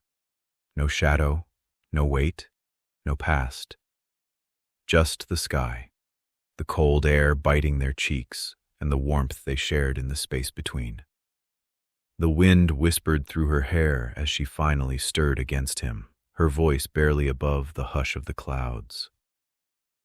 You know, she murmured, for all the times I've been told heaven is perfection, this, she tilted her chin toward the vast, starlit horizon, feels closer to it. She glanced up at him, her eyes soft but unshaken. Not because it's flawless, but because it's real. There's risk in it. And choice. Two things no perfect place ever dares to keep. Her thumb traced along his hand again, slow and thoughtful. I think that's why I like being with you up here. You make me feel like I'm not just meant to exist, but to live. He grinned, the wind tugging at his hair as they drifted together through the endless dark above the sea. I love you, Dee. Thank you for your promise to save me from heaven if I'm ever trapped there, he said, mischief flickering behind his eyes. I'd make quite the mess of the place anyway. I'd trauma dump the hell out of everyone without a second thought. He stuck his tongue out at her and she laughed, bright and unguarded, before leaning in to press her forehead to his. Then I'll just have to get there first, she teased. So I can clear the place out before you arrive. The two of them floated on, the world falling away beneath their feet, the rhythm of their breaths syncing with the quiet beat of the night. He tilted his head toward her, a playful gleam in his eyes. We're halfway through our date, my dear. Would you like to ask me any questions, or go someplace special? His grin softened into something almost shy. If I could make a suggestion, I'd love to dance with you on a star. Maybe you could sing us a song. Dee's lips curved slowly, her gaze lifting toward the heavens where countless lights burned against the velvet dark. A star, she murmured, fingers tightening around his. You'd better hold on tight, Demon King. They're hotter than they look. Her voice dipped, warm and rich with promise. And as for a song... She let the silence linger just long enough to become an answer in itself. I'll sing, but only if you promise to make the dance worth the memory. Dee's wings unfurled in a sweep of silver and white, catching the moonlight as if each feather had been dipped in liquid starlight. With a single, powerful motion, she carried them higher, past drifting clouds, past the thin veil of the atmosphere, until the cold shimmer of space embraced them. They landed on the edge of a glowing blue-white star, the heat gentled by her will, the surface like a glass dance floor radiating light from within. All around, galaxies sprawled in impossible colors, ribbons of nebulae weaving through the dark. She stepped close, sliding one hand to his shoulder, the other keeping his in a gentle but sure grasp. Breathe with me, she whispered, her voice almost lost in the hum of the living star beneath their feet. With each step they took together, the star's light flared in time to their movement, as though the universe itself was keeping rhythm. The star's light dimmed for a moment, then flared, matching the thump of a bass that hadn't been there before. Out of the shimmer, Genie appeared, grinning, one hand spinning an otherworldly turntable sculpted from constellations. The beat he dropped was slow but heavy, each kick echoing in their chests, wrapped in shimmering synths like auroras sliding across night skies. Dee's lips curved into a knowing smile. She closed her eyes, tilted her head toward him, and began to sing, this time in words. Heaven's Heartbeat by the Storybook Girls.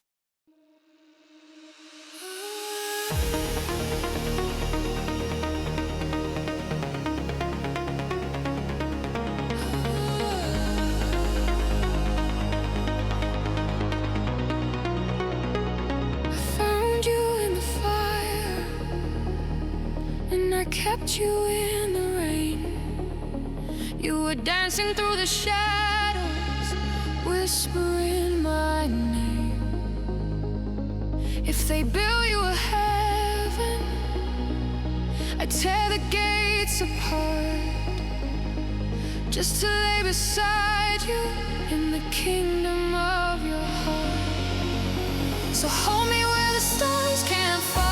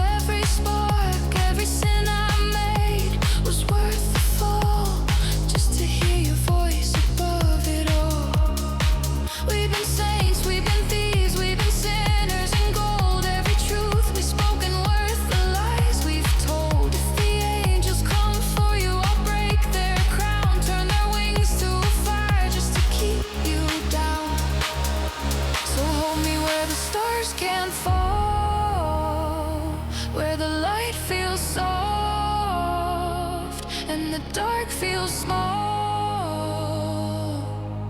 We'll burn and we'll pray, we'll love and we'll sin. Every world will break before we break again.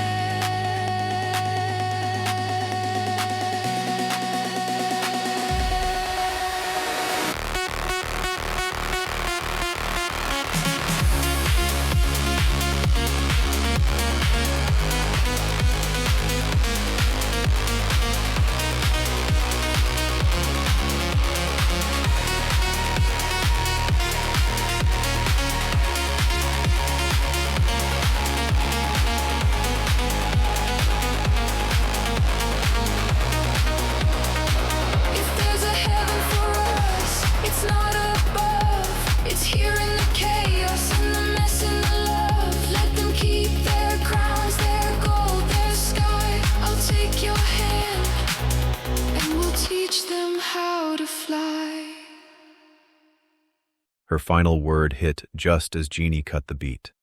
For a moment, there was nothing. Only the two of them breathing together, the star humming beneath their feet like a held breath.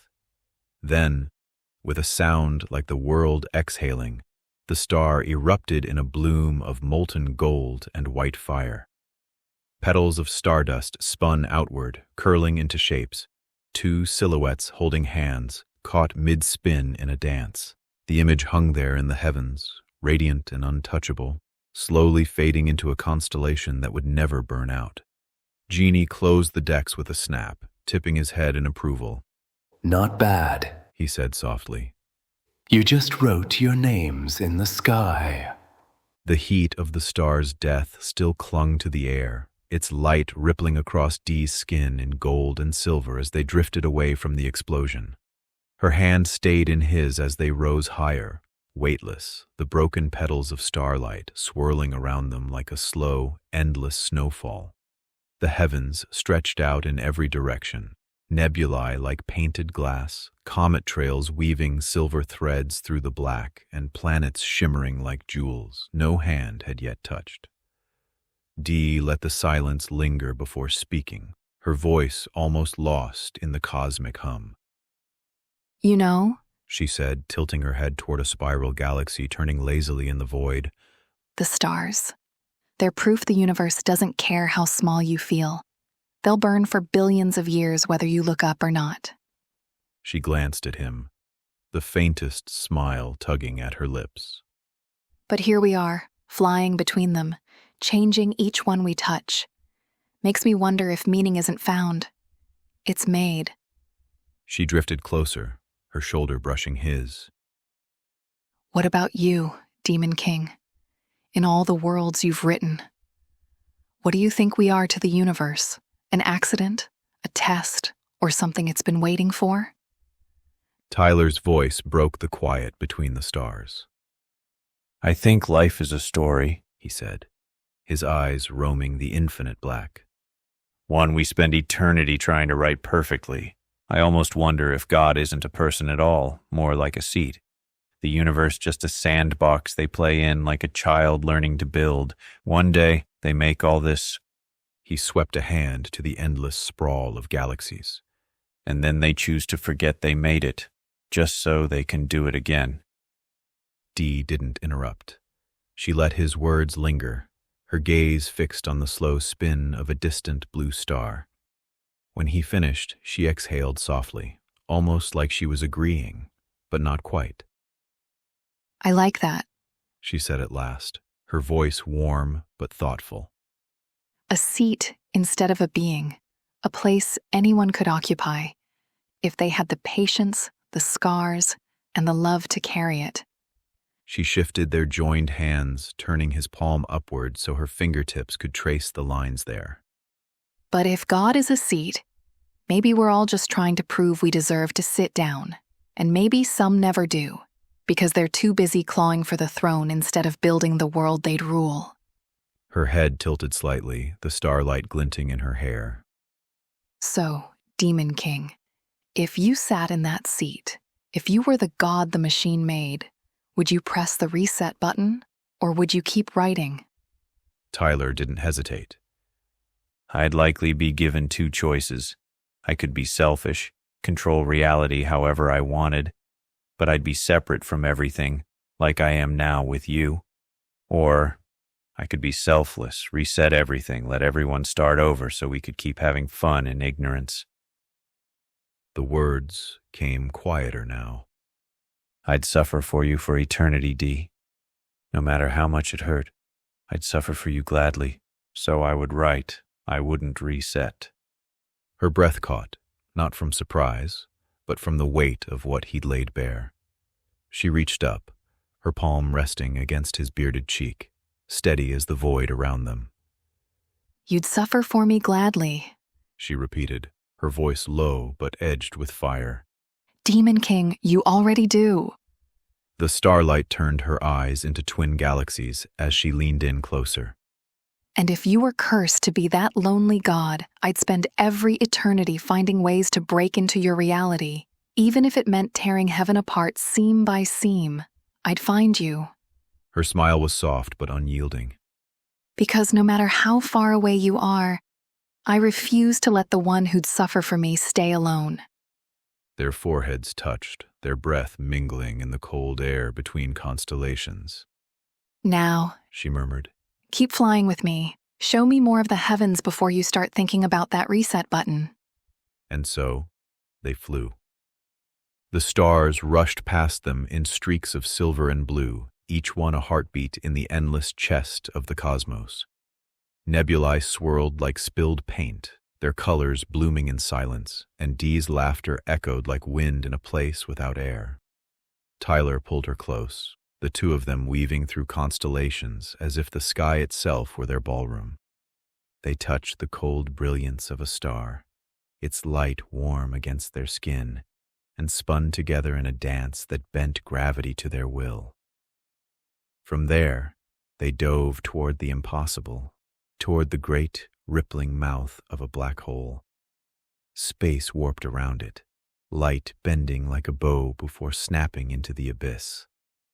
They landed at its edge, feet finding purchase on nothing, music only they could hear carrying through the void.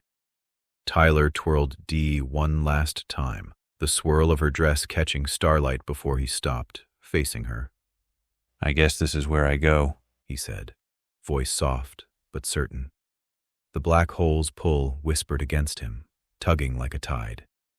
He leaned forward, pressing a kiss to her forehead, then stepped back toward the horizon that was pulling him in. With a smile, half mischief, half devotion, he blew her a kiss. Off to see our little hell girl, he said, his voice carrying even in the silence of space. I love you, Dee. I always will. Then he was gone, fading into the black, swallowed whole by the bending of reality. For a moment, there was only darkness where he'd stood. And then, light. A faint shimmer, like the afterimage of a soul, lingered in the air between the stars before it too was carried away. Dee stood alone at the event horizon, her hand outstretched into the void, her eyes fierce and unblinking. Somewhere deep in her heart, she knew, black hole or not, she would find him again.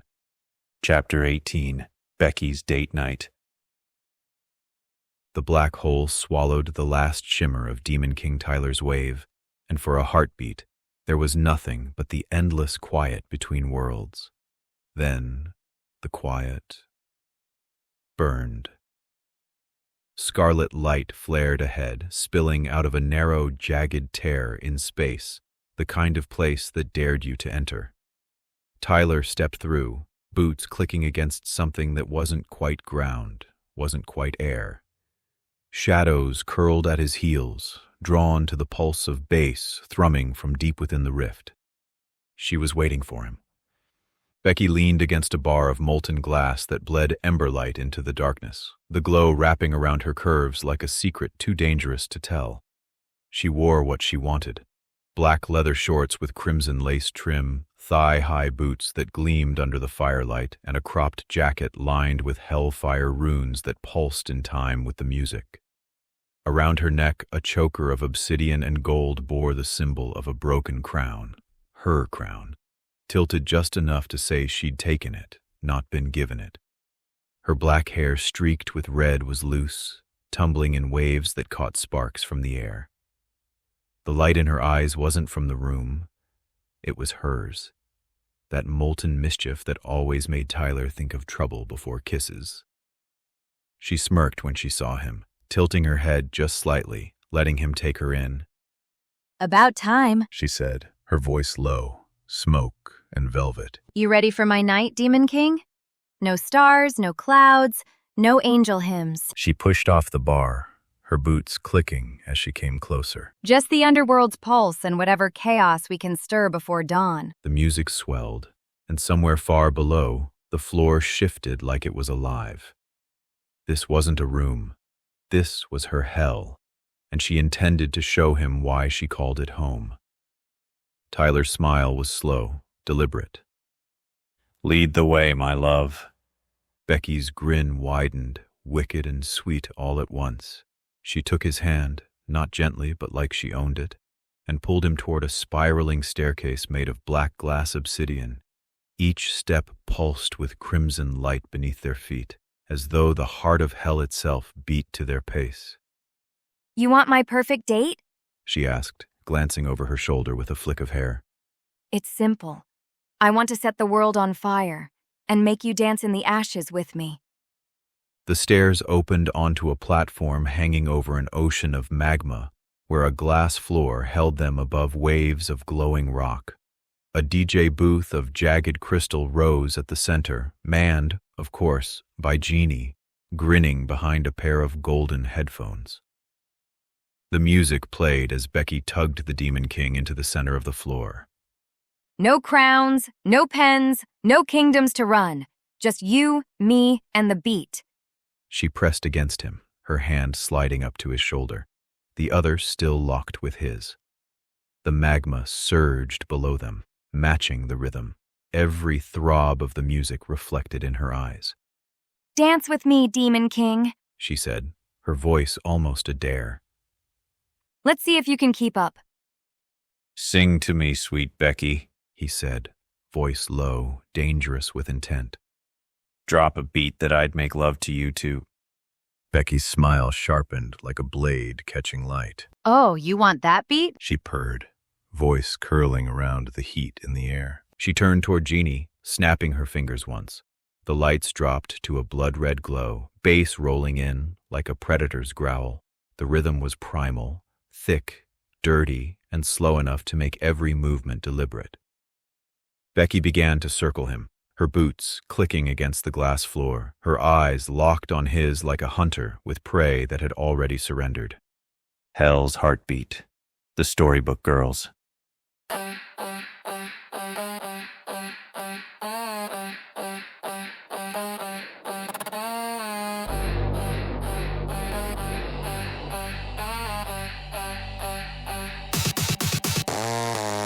Every step you take, I'm under your skin.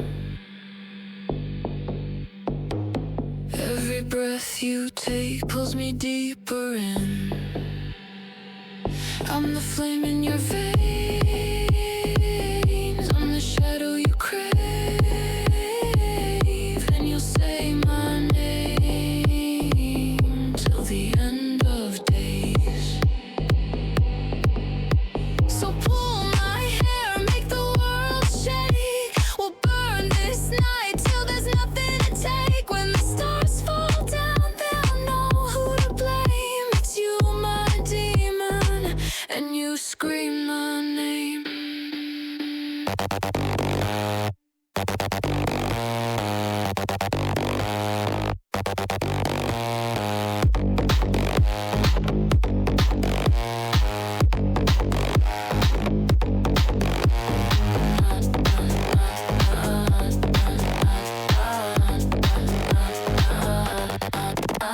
Skin to skin in the firelight. Your hands know where they need to be. No halo,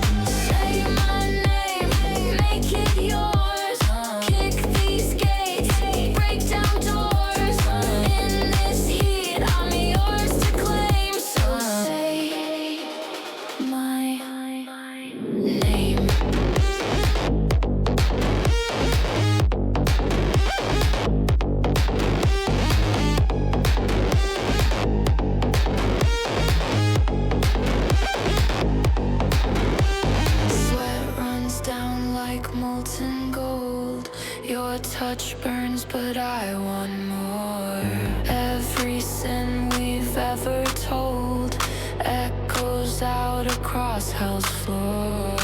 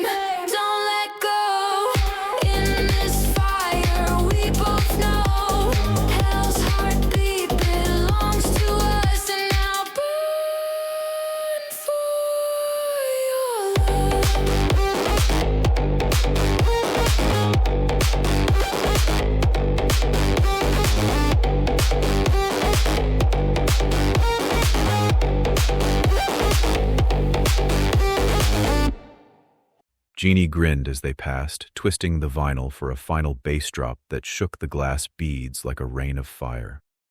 Becky tugged Tyler through, not breaking eye contact even as the air grew hotter. The space opened into a private balcony suspended above the molten rivers. The ceiling overhead split in a jagged seam to reveal a slice of the night sky, stars scattered like sparks from some celestial forge. The bass still thumped faintly in the distance, but here the world felt narrowed to just the two of them, heat below, cold starlight above.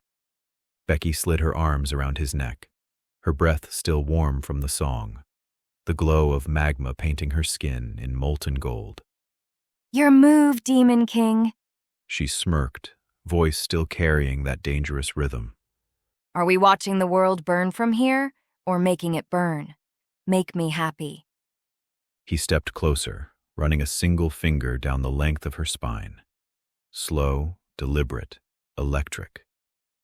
One thing I've learned in all my writings with you, he murmured, is that I can make you happy with a single command, and my magic will make it so. His gaze locked with hers, unblinking. Come for me, sweet Becky. Her breath caught, her fingers gripping his coat as the world below erupted into fire and wind. The heat rose in a rush that seemed to pass straight through her, setting every nerve alight. She shivered hard against him, her head tipping back as a raw moan escaped her lips. The flames raged on, the wind carrying their roar into the endless night, but here on the balcony, the only thing that mattered was the way she clung to him. Shaking, smiling, utterly claimed. Becky's breathing came in ragged bursts, the heat still rolling off her in waves that had nothing to do with the magma below. She stayed in his arms for a moment longer, letting the burn settle into something sharp and steady. Then, slowly, that grin, the one that was all teeth and promise, spread across her face. You know, she said, her voice husky but steady. Most men promise they'll give you the world. You just burned it for me instead. She slid her hands up his chest, hooking her fingers at his collar, pulling him close enough that her lips almost brushed his. Now, she said, licking her lips. Tell me what your Demon King magic wants next, or I'll tell you what I want, and trust me, you'll have to test your limits to give it to me. He grinned knowingly. Do what you want to me. I'm yours, Demon Queen. Becky's own grin deepened, slow, dangerous, the kind that said she'd already decided exactly what hers meant. She stepped into him, pressing her chest to his, her hand sliding up his throat until her thumb rested under his jaw, tilting his head just enough to meet her molten gaze. Careful, Demon King, she purred, voice dripping heat. When you say that to me, I don't hear permission. I hear surrender. She circled behind him, fingers trailing over his shoulders, across his back, down his arms, a slow, claiming touch. Her fingers wove into his hair, tugging just enough to tilt his head back, her lips brushing his in a kiss that was more fire than air. They moved as one, wrapped in flame, shadows of their bodies bending and breaking against the molten light. When she finally spoke, her voice was low, velvet over embers. Now you understand, Demon King. This is my element, and in my fire. She leaned closer, her mouth to his ear. You'll burn with me. The flames surged higher at her words, sealing their silhouettes in a dance no outsider would ever see, but one the fire would remember forever. The fire didn't just rise, it roared. A tidal wave of heat and light, rushing outward from their bodies, licking every wall, every shadow, every vein of magma until the entire underworld felt the tremor of what was happening. Becky's laugh came low and dangerous, a sound meant for him but carried by the flames into every corner of hell. She moved against him with unyielding precision, not a dance now, but a claiming. Every grind of her hips was in time with the deep, guttural thrum of the earth below. Every tug of her fingers in his hair pulling another pulse of power from the depths. The molten rivers beneath them boiled harder, sending geysers of glowing rock into the air. Walls of obsidian split to reveal veins of gold, glowing hot, as if the underworld itself blushed at the sight.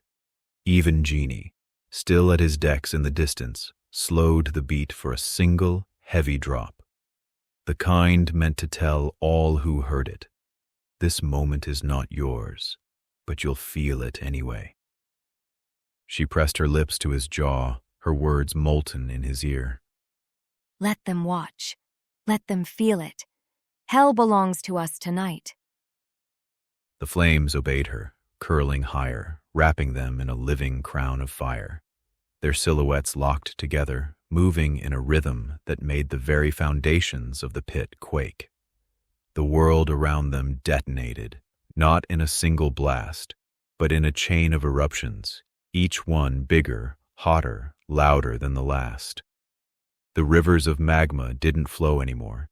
They leapt, arcing into the air in fountains of molten gold. Obsidian cliffs shattered into glittering shards, raining down like black diamonds caught in the firelight. Becky's body was molten against his, her every movement sending another ripple through hell's core.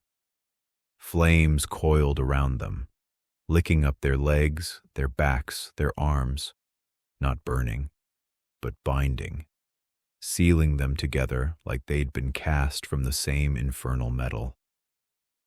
She threw her head back, a cry tearing from her throat, not just pleasure, but power, the kind that split the underworld wide open. Her nails raked fire into his shoulders, sparks flying in every direction. When the final wave came, it wasn't a sound. It was a shockwave. The fire flared so violently it carved their silhouettes into the walls themselves, a permanent brand on hell's history. And in the center of it all, with her shivering in his arms, breath ragged, he held her steady as the flames began to bow. Flames still curled in lazy spirals above the molten rivers, painting the cavern in shades of deep gold and red as he leaned over her. Every last kiss was deliberate, slow, reverent, claiming, his lips mapping the heat along her skin, tasting the salt of her sweat like it was the wine of the underworld itself.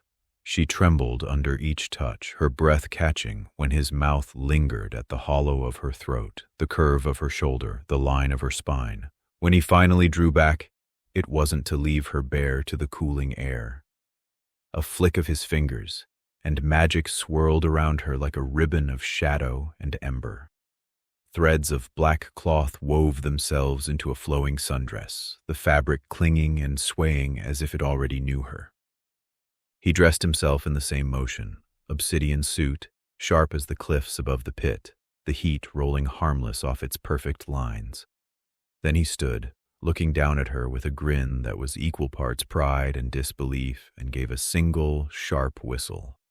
"God damn, Demon Queen," he said, brushing a knuckle along her jaw. "I wasn't expecting you to pounce me like that, but I should have seen it coming. My goodness." She rose to her feet with a lazy, predatory grace, the black sundress swaying just enough to tease the outline of her curves.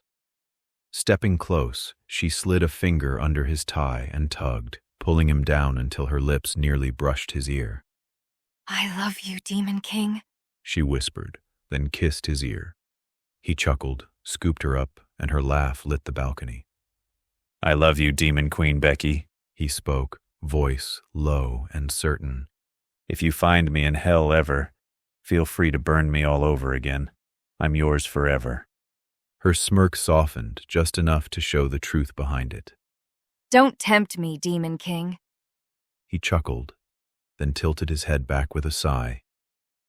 Here I thought you were going to ask me about my mother or something, who, by the way, probably read this. His grin curved sharper.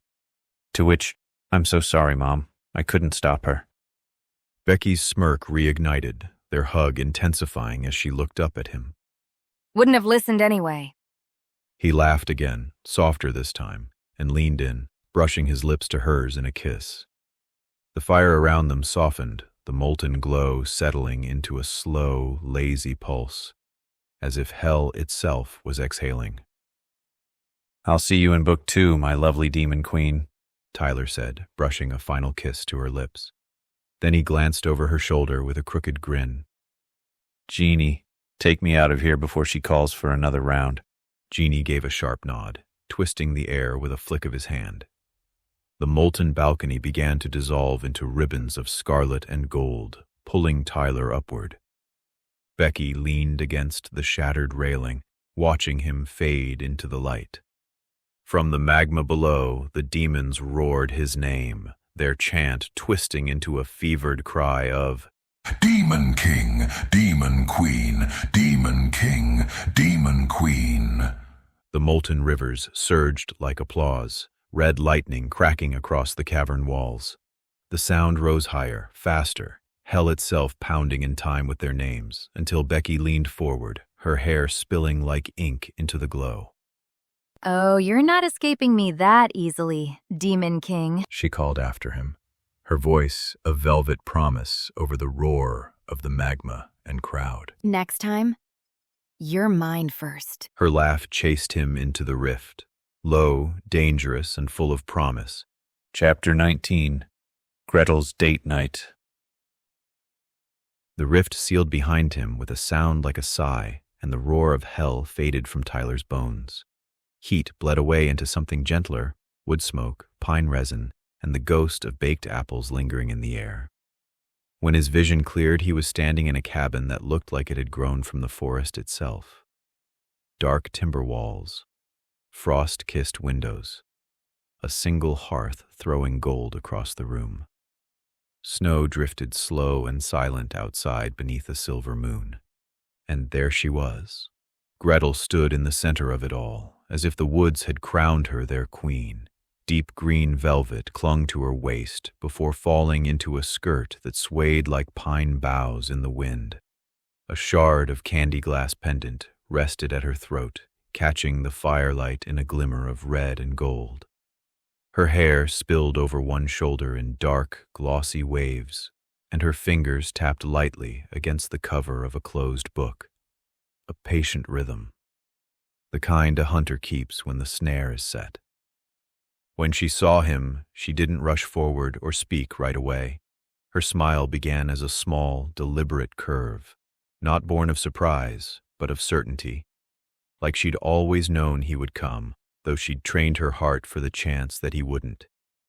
Her eyes swept over him once, sharp and measuring, her fingernails tapping softly against their book's cover. She had imagined this moment 100 different ways, and none of them looked quite like this. Yet here he was, and here she was, and maybe that was enough. So, she said, leaning her hip against the edge of the table. That's what you get up to when you leave me alone. There was no venom in her tone, only something sly and amused. But her gaze flicked toward the firelight, as if Becky's name still hung somewhere in the embers. She let the silence stretch before speaking again. this time softer, though no less cutting. I should be jealous, she murmured, tilting her head so the pendant swayed like a pendulum between them. but honestly, I'm impressed. She stepped closer, boots whispering over the rug until the space between them was only a breath. Her eyes held his without flinching, and in them burned a challenge, not one born of spite, but of hunger. And now, She said, her voice low and sure. I expect you to be even better company. Tyler let the hush linger for a heartbeat before breaking it with a smile that curved like smoke. Hello, Gretel, my wicked witch, he said, his voice warm but edged with something older, deeper. Tell me, what is your perfect date night? Would you like to master more magic? Tell me a tale of your witch training days, or perhaps something else entirely. The fire crackled, as if it, too, was waiting for her answer. Gretel's eyes glimmered at his words, and the sharp little smile she'd been holding back finally bloomed. Oh, Demon King. She murmured, her voice slipping around his title like a charm. You make it sound as though witches have only one perfect night. She began to circle him, slow and deliberate, her boots whispering against the cabin floor. The truth is, I've lived 1,000 kinds of nights. I've brewed storms in moonlit clearings. I've whispered with the spirits of trees older than empires. I've chased shadows until they whispered back. Her fingers trailed along the back of his coat as she passed behind him, the touch light enough to feel like an idea rather than a gesture. When she came back into view, her gaze had sharpened. Hunter's eyes, weighing him with something far more dangerous than envy. But if you truly want to know my perfect night... Her steps stopped just before him, and the pendant at her throat brushed lightly against his chest as she looked up into his eyes. It's this. A fire that doesn't burn me. A conversation sharp enough to draw blood. Magic, not to master, but to become. The room felt smaller now, the shadows leaning in. Gretel's voice dropped to a near whisper, every syllable rich with promise. I want to see how deep you're willing to follow me into the dark.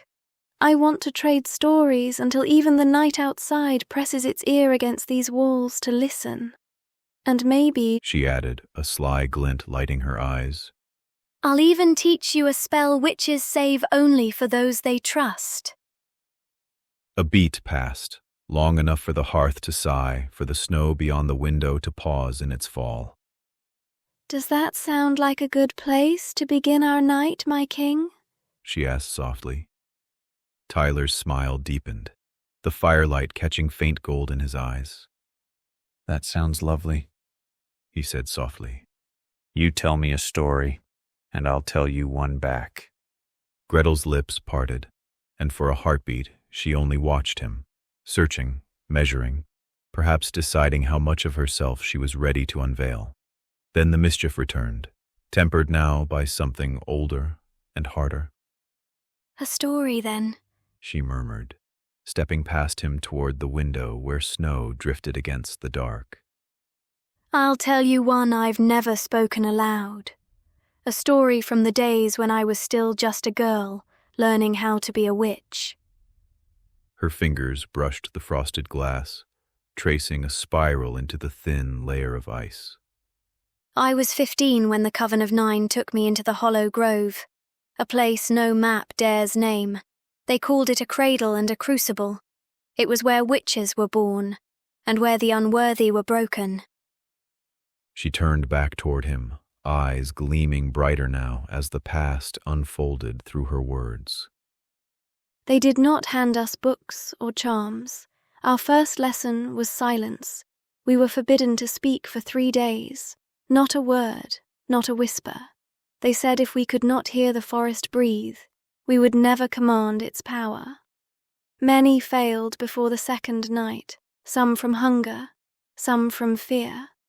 But I listened, and on the third dawn I heard it, the heartbeat beneath the roots, the pulse in the stones. That was the first spell. Not one you cast, but one you become. The fire gave a sharp pop as if to applaud. Gretel paced slowly now, her steps measured and precise, a reenactment of that memory.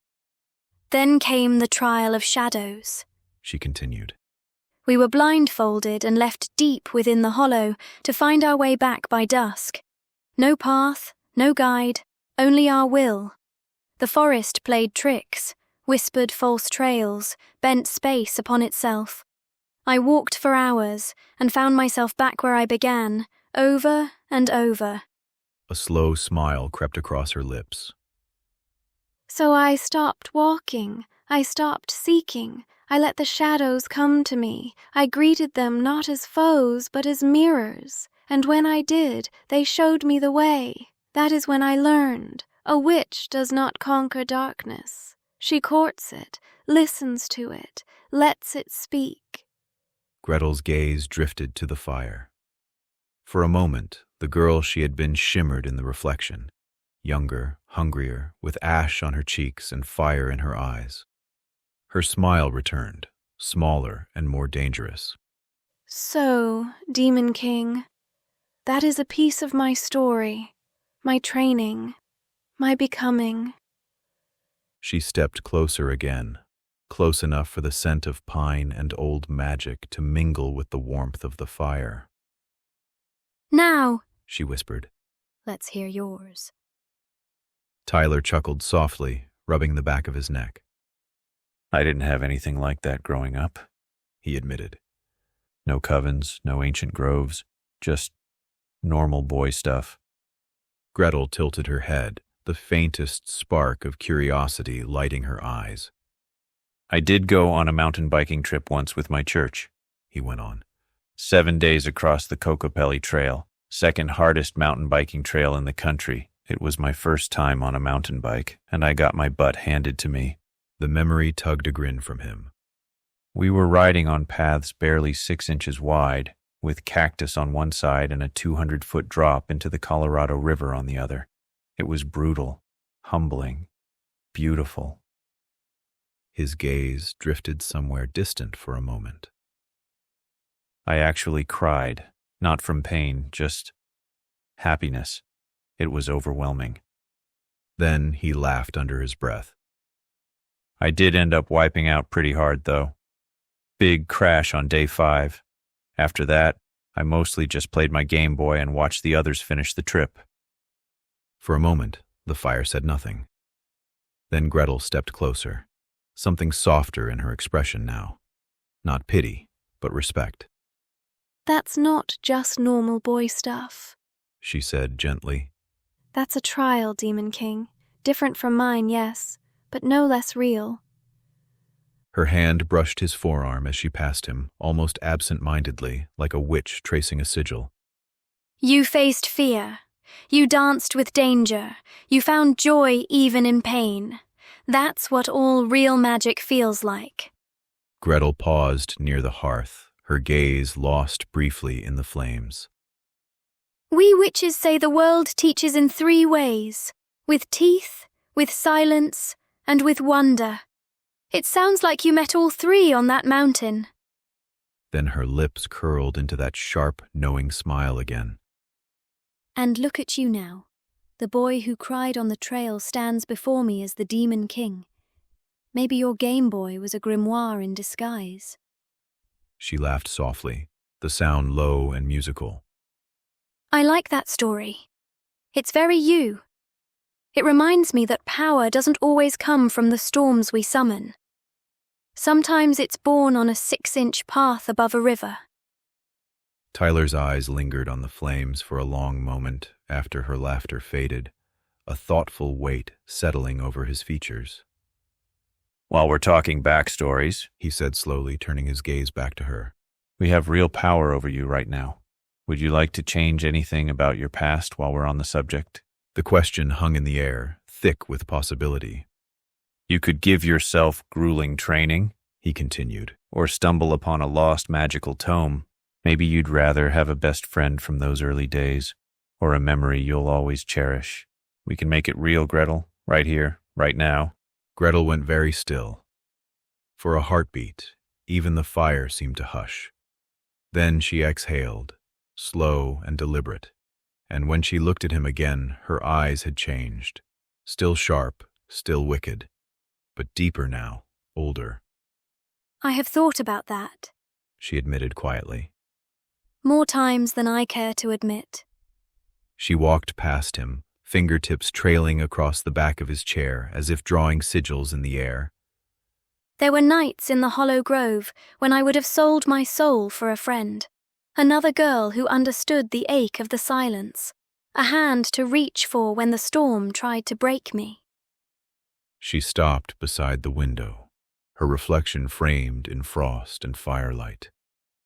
And there were days I wished for a mentor who saw me, who taught me not just spells, but purpose, who believed I could be more than a tool of the Coven's will. Her gaze shifted back to him, and a small, dangerous smile ghosted across her lips. But if I could change only one thing, she tapped a finger against her temple. I would give that younger Gretel one memory, a single moment when she felt love, not the fickle, conditional kind the Coven dangled like bait, but the kind that tells you you're not alone, that the fire in you is not a curse. The silence stretched, soft but heavy. Then she shrugged lightly, a flash of her usual mischief returning. Would I still be me if I changed too much? Maybe not, but a friend, a mentor, a memory worth holding. Her voice dipped into a near whisper. Yes, I think I'd like that. She stepped closer again, the firelight painting her eyes in shades of gold and ember. What about you, Demon King? She asked, her tone a mirror of his own. If you could rewrite your past, even one page, would you? Tyler leaned back slightly, a soft breath slipping past his lips as he considered her question. He murmured. I only wish I had more time for more games and books. That's the one thing I'd change. Just more hours to explore more worlds. Then his smile shifted into something gentler, more deliberate. But for you, how about a memory of shadows always hugging you when you're at your saddest or happiest? They could even be my shadow if you'd like a protection spell. At your best and worst, I'd always appear. For a moment, Gretel didn't answer. She just stared into the fire as if the idea itself had taken root there, glowing in the coals. Then she closed her eyes and exhaled.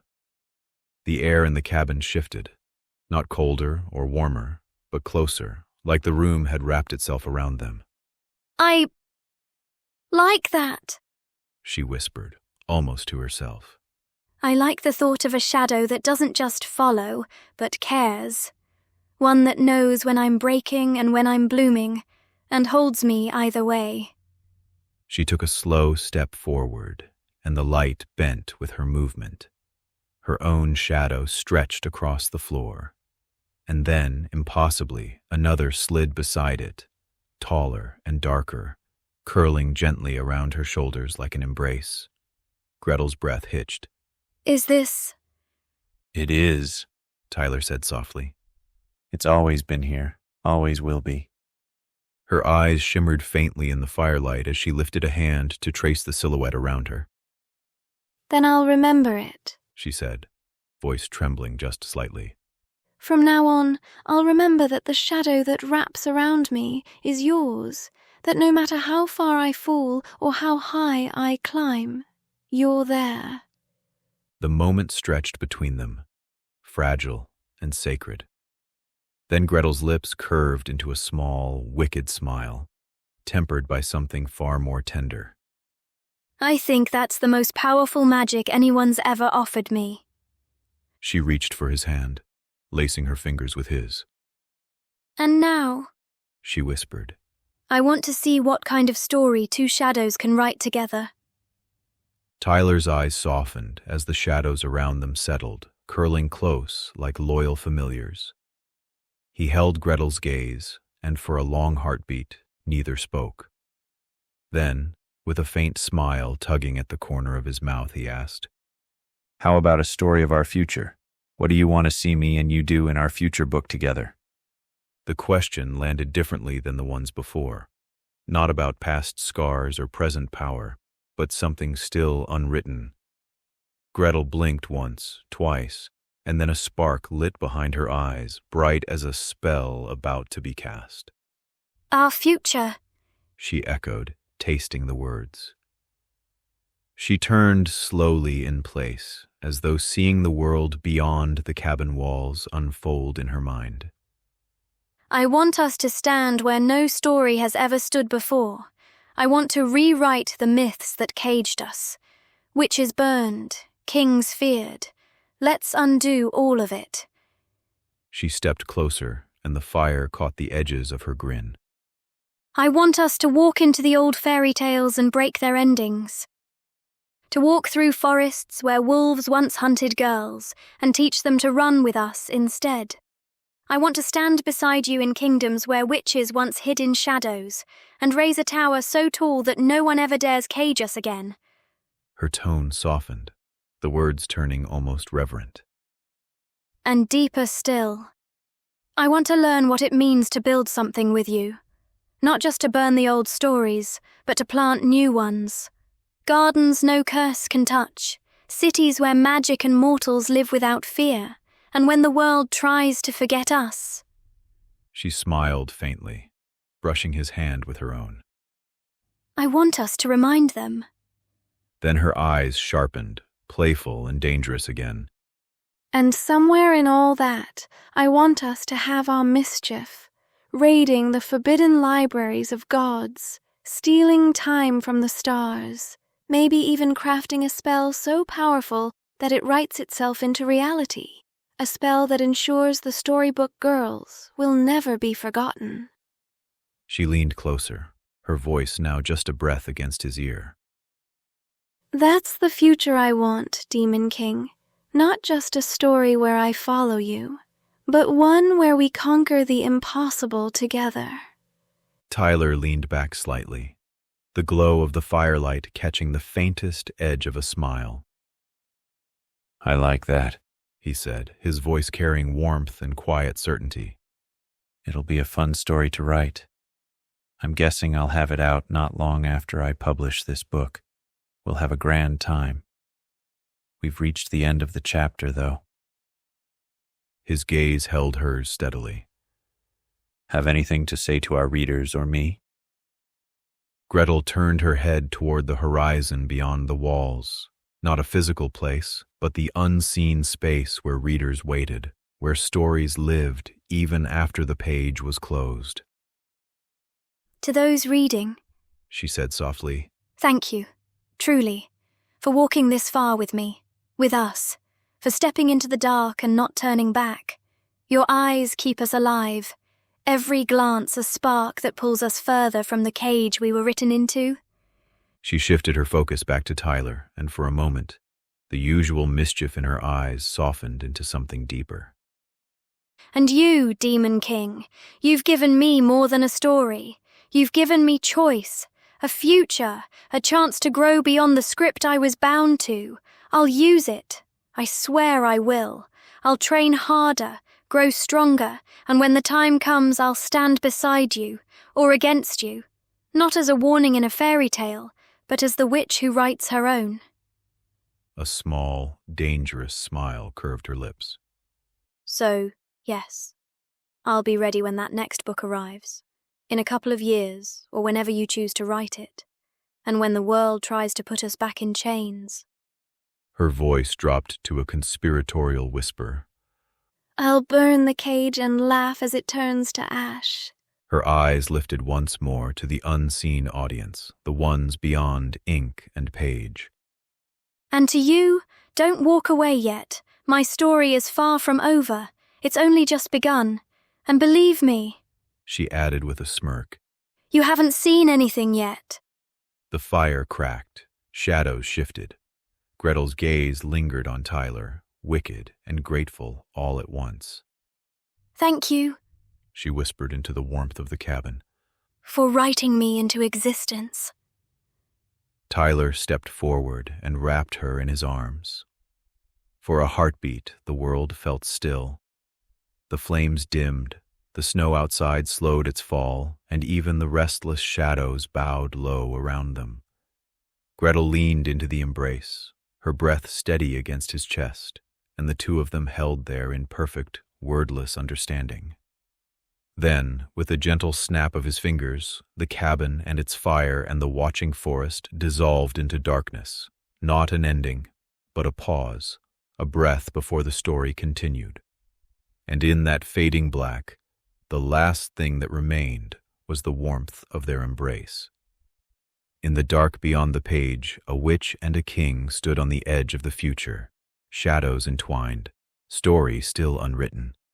Chapter 20. Aurora's Date. Aurora stood at the center of a ballroom bathed in moonlight. The crystal floor mirrored the stars above, and silken curtains stirred in an unseen breeze. She was dressed in pale gold that shimmered like dawn breaking, the bodice fitted to her form, the skirts spilling in soft waves that brushed her heels. Her hair, loose and curling at the ends, glowed faintly as if the moon had blessed it. Shadows warped nearby. Tyler emerged from within, his smile widening as he looked towards Aurora. She smiled when she saw him, but there was a mischief in her eyes. Not Gretel's sharp, wild kind, but the sort that could lure a king to follow her anywhere. In her hand she held a single glass of champagne, the bubbles catching the light like tiny captured suns. You look like you just walked out of trouble. She teased, tilting her head. And possibly into mine. Tyler raised a hand in mock surrender, a crooked smile playing at his lips. Tell me your favorite color. Also, no trouble here. Tyler snapped his fingers, making the shade of the champagne change rapidly into a purple grape drink. She blinked down at the glass, then back at him, the corners of her lips curling upward. You do love declawing temptation, she teased, taking a sip anyway. But my favorite color? That's easy. Dawn gold. The moment when the world hasn't quite decided if it's still night or already morning. Aurora's eyes softened as she swirled the grape juice in her glass. Dawn gold, she repeated, almost tasting the words. Then she tilted her head, studying him with that sharp, unblinking curiosity that never quite matched her youthful elegance. But what about you, Demon King? What's your favorite color? She leaned in slightly, a half smile playing at her lips. And don't say black just to be dramatic. I want the real answer. Blood red, Tyler said without hesitation, the grin curling at the corner of his mouth. Every shade of it. He took a slow step closer, the soft glow of the candles catching in his eyes. Favorite season? He asked, his tone playful but edged with curiosity. Aurora's lashes lowered just a fraction, the golden fabric of her gown shimmering as she shifted. Spring, she answered, a faint smile tugging at her lips. When the world remembers how to breathe again. Tyler's grin softened into something warmer. Spring, he repeated, tasting the word like it carried more meaning than she'd let on. Aurora tilted her head slightly, studying him with the same careful curiosity she'd given to every detail of the evening. And yours? He glanced toward the tall windows, where the moon spilled silver light across the floor. Autumn, he said, when the air turns sharp and every leaf feels like it's falling with purpose. Her smile widened, just a touch. That's a very you answer. I'll take that as a compliment. He stepped close enough that their reflections mingled in the glass of the window. You strike me as a soul who notices things others miss. Aurora's gaze lifted to meet his.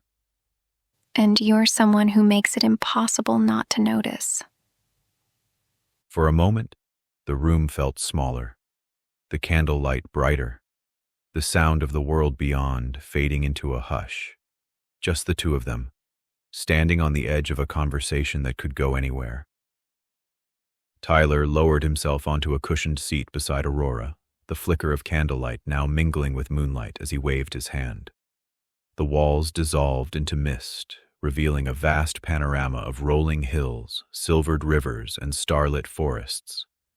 Aurora gasped softly, leaning forward as the scene stretched endlessly. It's beautiful. He rested an arm lightly around her shoulders, not pulling her close, just letting her feel his presence. Better than staring at stone walls while we talk. Much better, she murmured, eyes following the flight of a luminous bird that shimmered like it was spun from dawn itself. With another small gesture, time outside began to move faster. Clouds danced in spirals. Shadows grew long, then short, then long again. Flowers bloomed and wilted, rivers rose and fell, and the moon traced its cycles above them in a graceful blur. Aurora tucked her legs beneath her, settling against him in the warm air that carried the scent of rain and grass. It's strange, she said softly, to watch the world hurry past while we get to sit still. He smiled, gazing at the horizon where the sky was spilling through 1,000 colors in seconds. Springs and autumns for us both. Her head tilted toward his shoulder, a quiet, content hum in her throat. I think I like this date already. Tyler breathed a quiet sigh of relief before offering his hand to her, settling more comfortably into the couch. Aurora let out a soft laugh at his visible ease, her shoulders loosening as she slid her hand into his. The warmth of her smaller fingers against his palm carried no trace of tension, just a quiet trust. She shifted on the couch so her skirts pooled between them, leaning lightly against his arm as the illusory walls melted away, revealing rolling hills bathed in perpetual golden hour. They sat like that, side by side, the time-lapse sky spilling years in minutes, seasons turning and flowers blooming only to give way to snow before blooming again. Every so often, Aurora's gaze would wander toward him, her expression soft, not longing, but content. You're easier to talk to like this, she admitted, her voice quieter than the wind over the grass. Tyler's voice was calm, almost reflective as he kept his gaze on the ever-shifting horizon. It may not seem like it, he said, but I prefer bonding like this. I don't like to be pounced. He gave a small, almost rueful smile. I've lost a few relationships in my lifetime because I move so slowly. So if you're worried you'll lose me because you don't get naked in my books, I promise that's not the case. Aurora's fingers tightened gently around his, and she leaned her head just a little more against his shoulder, the kind of answer that didn't need words. Tyler pressed a gentle kiss to the crown of her golden hair, the scent of sunlight and apple blossoms clinging to her like a memory that refused to fade. His thumb traced slow, soothing circles against the back of her hand, each pass steady as a heartbeat. Tell me, sweet Aurora, he murmured, his voice low but warm. Do you remember your dreams? Aurora's eyes stayed on the painted horizon for a moment longer, as if searching it for an answer, before she turned her face slightly toward him. Aurora's lashes lowered, her expression softening as a faint smile curved her lips. Some of them, she said, her voice like the quiet after rain. The ones that matter don't fade. They come back again and again, like they're waiting for me to finish them. Her fingers shifted slightly in his, not pulling away, but tightening just enough to let him feel the pulse in her wrist. Sometimes, she continued, I dream of a garden that never ends. Not like the one you've made for the Storybook Girls. This one is wilder. The paths change every time I walk it. There are doors in the trees, and behind each one is a place I've never been, but I know I'm meant to go. She glanced up at him, eyes catching the slow whirl of the time-lapse sky above. And then, she added with the faintest laugh, there's the dream where I'm flying, always higher, always faster, like the world is trying to catch me, but it never can. He chuckled softly, the sound low and warm. Lovely dreams, he said, far from the ones I have. With a wave of his hand, the golden hour melted away into an endless ocean of stars. Galaxies unfurled like jeweled blossoms, petals spinning slowly in the dark. Vast, glowing worlds drifted past, some ringed with fire, others wrapped in shimmering ice, each casting its own strange light across Aurora's face. Her eyes widened, reflecting whole constellations as she leaned forward, her hand still in his. Lovely, and a little lonely, she murmured, the starlight turning her hair into threads of silver. The couch beneath them seemed to float now, weightless in the void, carried along on invisible currents between worlds. Somewhere in the distance, a comet traced a lazy arc across the black, its tail spilling like a waterfall of light. I hadn't thought of that, he said quietly, his gaze following the slow spin of a distant galaxy. I can see why you'd feel that way. You were trapped most of your life.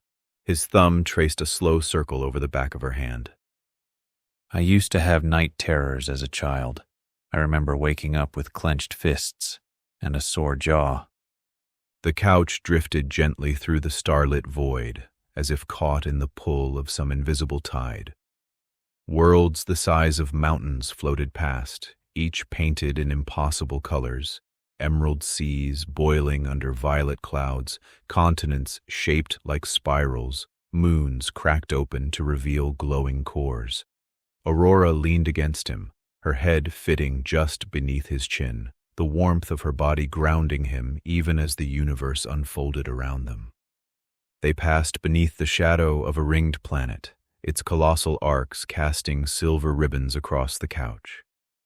Stars wheeled slowly overhead, and for the first time in a long while, the vastness didn't feel so empty. I learned to control my dreams eventually, he said, his voice calm but edged with memory.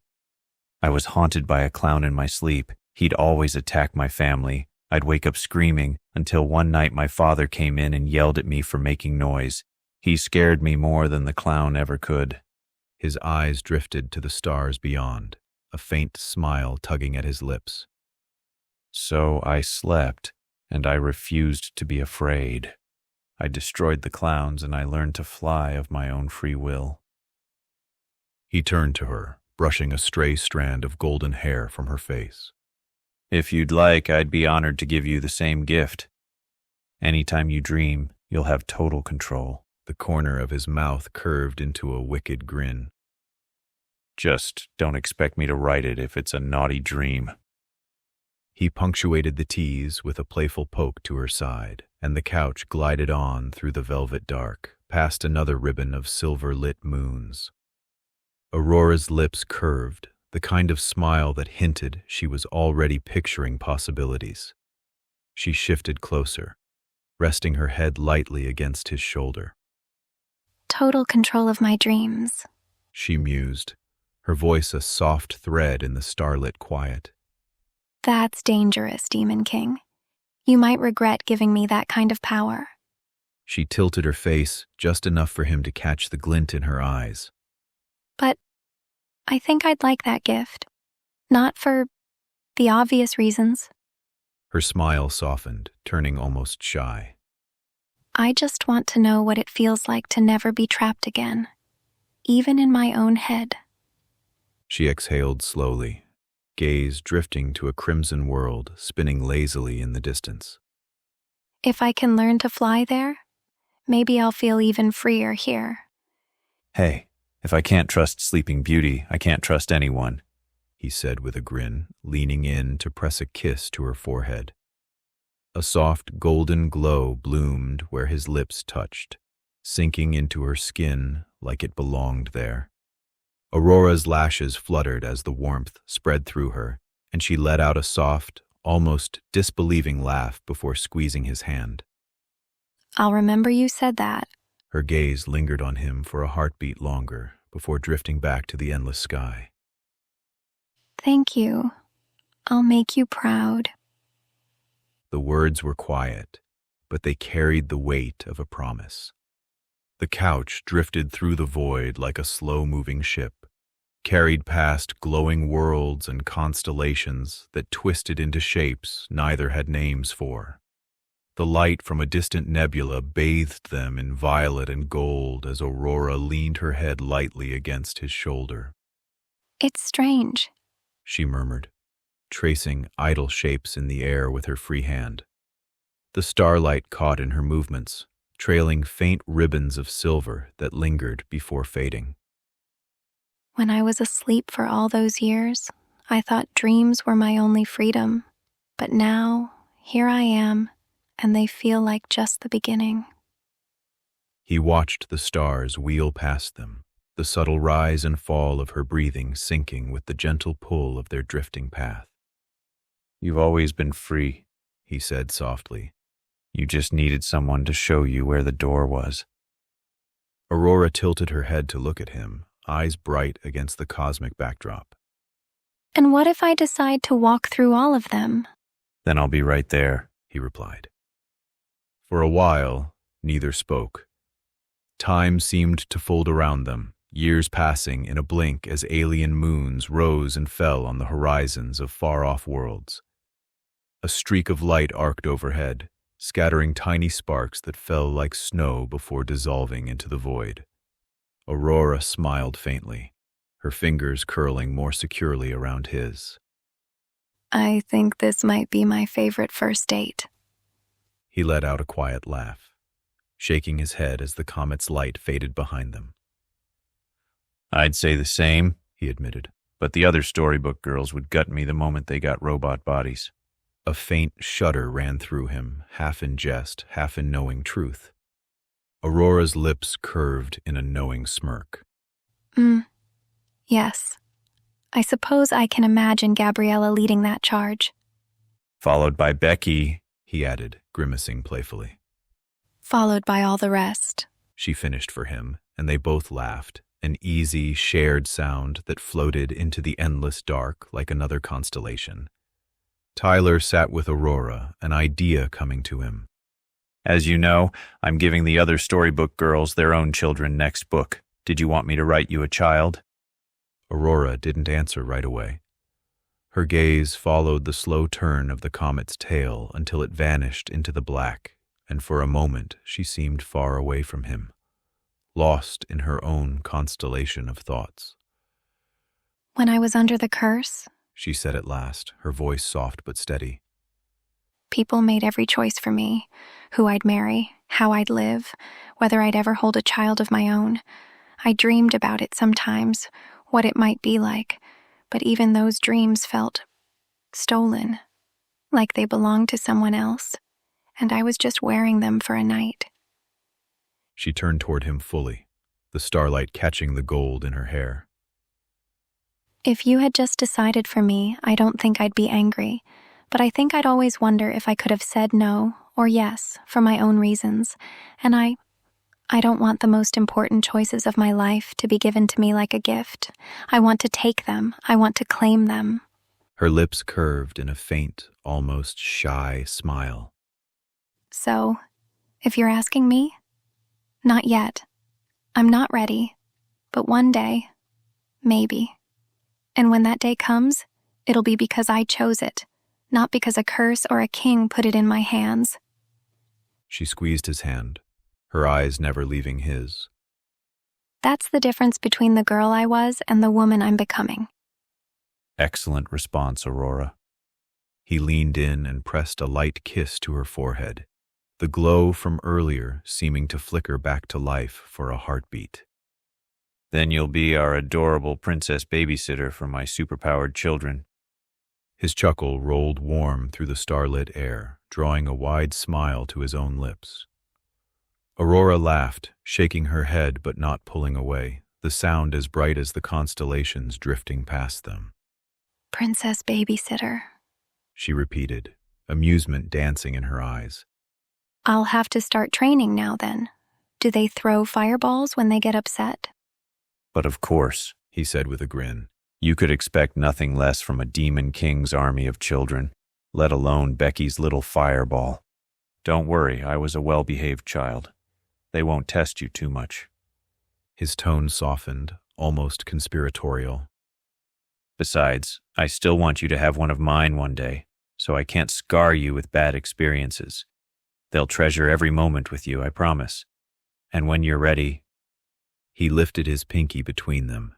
Just give me a wink and it'll be done. The promise in his eyes was warmer than the stars drifting past. And when that time comes, I promise, you'll love your children so much it'll hurt me to even write about them. Aurora hesitated only a second before curling her smaller pinky around his, sealing it with a smile that reached her eyes. Aurora's fingers lingered around his pinky, her gaze dipping for a moment as if she were looking straight into that imagined future. I think, if that day ever comes, I'd want them to feel safe enough to be exactly who they are, to know they're loved without earning it, and I'd want them to have the freedom I never had growing up. Her voice softened further, the words almost folding into the starlight between them. I'm not ready yet, but the idea doesn't scare me anymore. Maybe that's your fault. She smiled faintly, a mix of shyness and warmth. I've always felt fear is the worst emotion, he said quietly, his thumb brushing the back of her hand. It leads you to dark places. Maybe 1 in 10 times it's right. The time the bush shakes and there's a serpent inside. But most often, I find rabbits or dogs, so I prefer love. He turned toward her fully, his gaze steady. I love you, Aurora. You don't have to say it back, but I love you. You are so loved by my people, it's incredible. Your story is precious to us. The original was sad, yes, but people have always wanted you happy. His fingers gave the gentlest squeeze. You're safe with me. You're Demon King. Aurora's lips parted slightly, her eyes shimmering with the reflection of distant starlight. She didn't rush to speak, just let the silence hold his words like something rare and worth keeping. Aurora's gaze softened, and for a long heartbeat, she simply looked at him as if memorizing the moment. Then she smiled, small but sure. I know, she whispered. And I do love you, Demon King, not the way the others might, but in my way, a way that's mine. Her fingers curled more tightly around his. I think I'll always be safe with you. The stars drifted lazily overhead, and their couch floated onward through the velvet dark, carrying them toward the unseen edge of the dream. We're reaching the end of this chapter, he murmured, leaning back into the couch's cushions. And I'm actually growing pretty tired. Honestly, I'm in a bunch of physical pain right now after Becky. He gave a short, rueful laugh. He shifted, adjusting his legs with a wince that didn't quite kill his grin. Aurora smirked faintly, her eyes sparkling in the soft starlight. Poor Demon King, she said, the sympathy in her voice laced with gentle teasing. You make it sound like you're the only one who suffers for love. She shifted closer, letting her shoulder rest against his. Maybe that's why you have us. To remind you that pain isn't always a bad thing. Sometimes it just means you gave more than most ever could. Her tone softened, and for a moment the teasing faded. Rest. You've earned it. Tyler rose from the couch, his voice warm. Goodbye for now, Aurora. The next time you see me will be in book 2. It won't take me long to write it, not with Jeannie in my corner. I'll give you all a little time leap so you can enjoy life between publications. Play video games with Becky and Dee, explore your new dreams. I hope to see you in mine as well, Sleeping Beauty. He kissed her hand, then her forehead, and with a playful wink, vanished into the starlit air. Aurora's fingers lingered in the space he'd left, her eyes following the fading trace of his presence. A soft smile touched her lips. Sweet dreams, Demon King, and don't get lost without me. Her voice lingered like a promise as the scene dissolved. The last thing left was the quiet glimmer in her gaze. High above, one distant star seemed to wink, as if it knew what came next, before the world faded to black. Chapter 21. Lyra's Date Night. The ocean lay still beneath the moon as if it were holding its breath. Lyra stood at the edge of the marble pier, the hem of her midnight blue dress swaying just enough to catch the silver light. A faint slit traced up her right leg, revealing a glimmer of jeweled anklet with each subtle shift of her weight. A sheer wrap draped across her shoulders, the fabric whispering with every movement as though it had secrets of its own. The water before her rippled once, then split. From the void that formed upon its surface, a figure stepped forward. Black suit, gray long sleeve, blood-red tie. Demon King Tyler emerged from nothingness, each step leaving no mark upon the water. His polished shoes met the shifting waves as though they were solid stone. A slow grin spread across his face, the moonlight catching in his eyes. He raised a hand in greeting. Lyra's lips curved faintly. She didn't move, didn't speak. She only waited, the sound of the tide between them like a slow, building heartbeat. Lyra tilted her head, a faint light catching in her eyes. The jeweled anklet at her ankle winked like it was in on the secret. "You're late," she said at last, though her voice carried no bite, only a low, amused lilt. The moonlight slid over the curve of her shoulder as she shifted her stance, the wrap at her arms slipping just enough to let the night air brush her skin. "Walking on water now?" Her gaze drifted down to where his shoes met the waves, then back to his grin. "Either you're showing off, or you think I'll be impressed." He stepped forward with a crooked grin. I'm late? Well, I did sleep in late in my world, so I'll believe you. Past that. With a flick of his hand, the moon above froze mid-glow, the tide stilled as if caught in glass. Then, just as easily, the scene rewound, the waves retreating, the light rolling backward, until the night reset itself. He winked at her. I'd never try to show off in front of you, my little mermaid. He stuck his tongue out in mock defiance, closing the last few steps along the water's surface before offering her his arm. Lyra's lips curved into a smile that was equal parts amused and curious. Her eyes flicked from the frozen moon to his face, catching the spark in his expression. You call that not showing off?" She teased, slipping her hand into the crook of his arm. The shimmer of her gown, woven from strands that caught every glint of moonlight, shifted with her movement, like liquid silver kissed with hints of deep-sea blue. "Careful, Demon King. I might start expecting miracles on every date."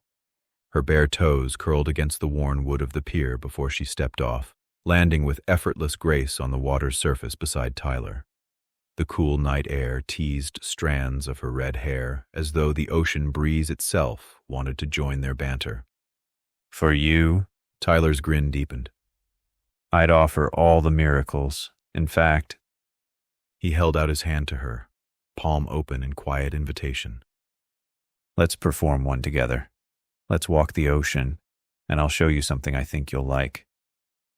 Lyra's eyes lit with that familiar blend of curiosity and mischief. She slipped her hand into his without hesitation, the warmth of her touch a striking contrast to the cool water beneath their feet. The ocean rippled faintly around them, but it didn't sink or sway under their steps.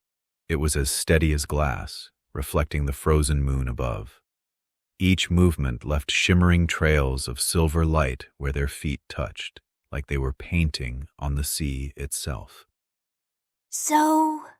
She tilted her head, her voice playfully testing the space between them. "What kind of miracle are we talking about here, Demon King? Something romantic or something dangerous?" Tyler tilted his head in thought, then grinned. I'll do the romantic part. You decide the dangerous part. How does that sound?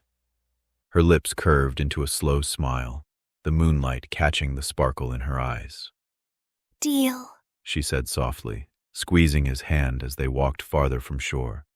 You can sweep me off my feet, and I'll make sure our hearts are still racing for a different reason by the end of the night. The water ahead shimmered as if responding to her words, dark shapes shifting far beneath the surface, promising that danger might not be as far away as either of them thought. Tyler's arm slid beneath her knees in one smooth motion, drawing a startled laugh from Lara before his lips caught hers, warm, certain, and tinged with the salt of the sea air. The kiss lingered just long enough to steal her breath before he pivoted and leapt outward. They plunged toward the ocean surface, but instead of breaking it, the water parted like glass, folding them inside a shimmering sphere of air. The bubble drifted downward, slow and weightless, carrying them into the blue twilight below.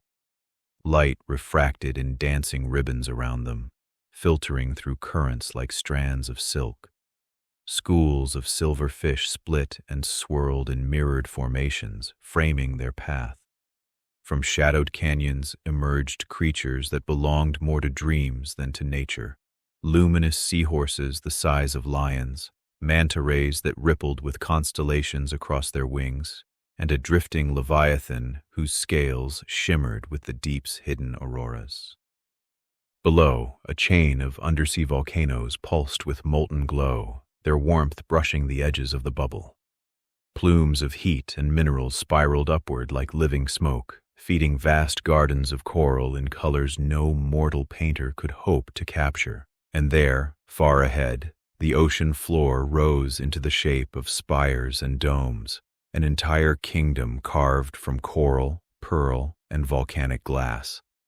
Lanternfish and bioluminescent anemones lit its streets like starlight scattered in water.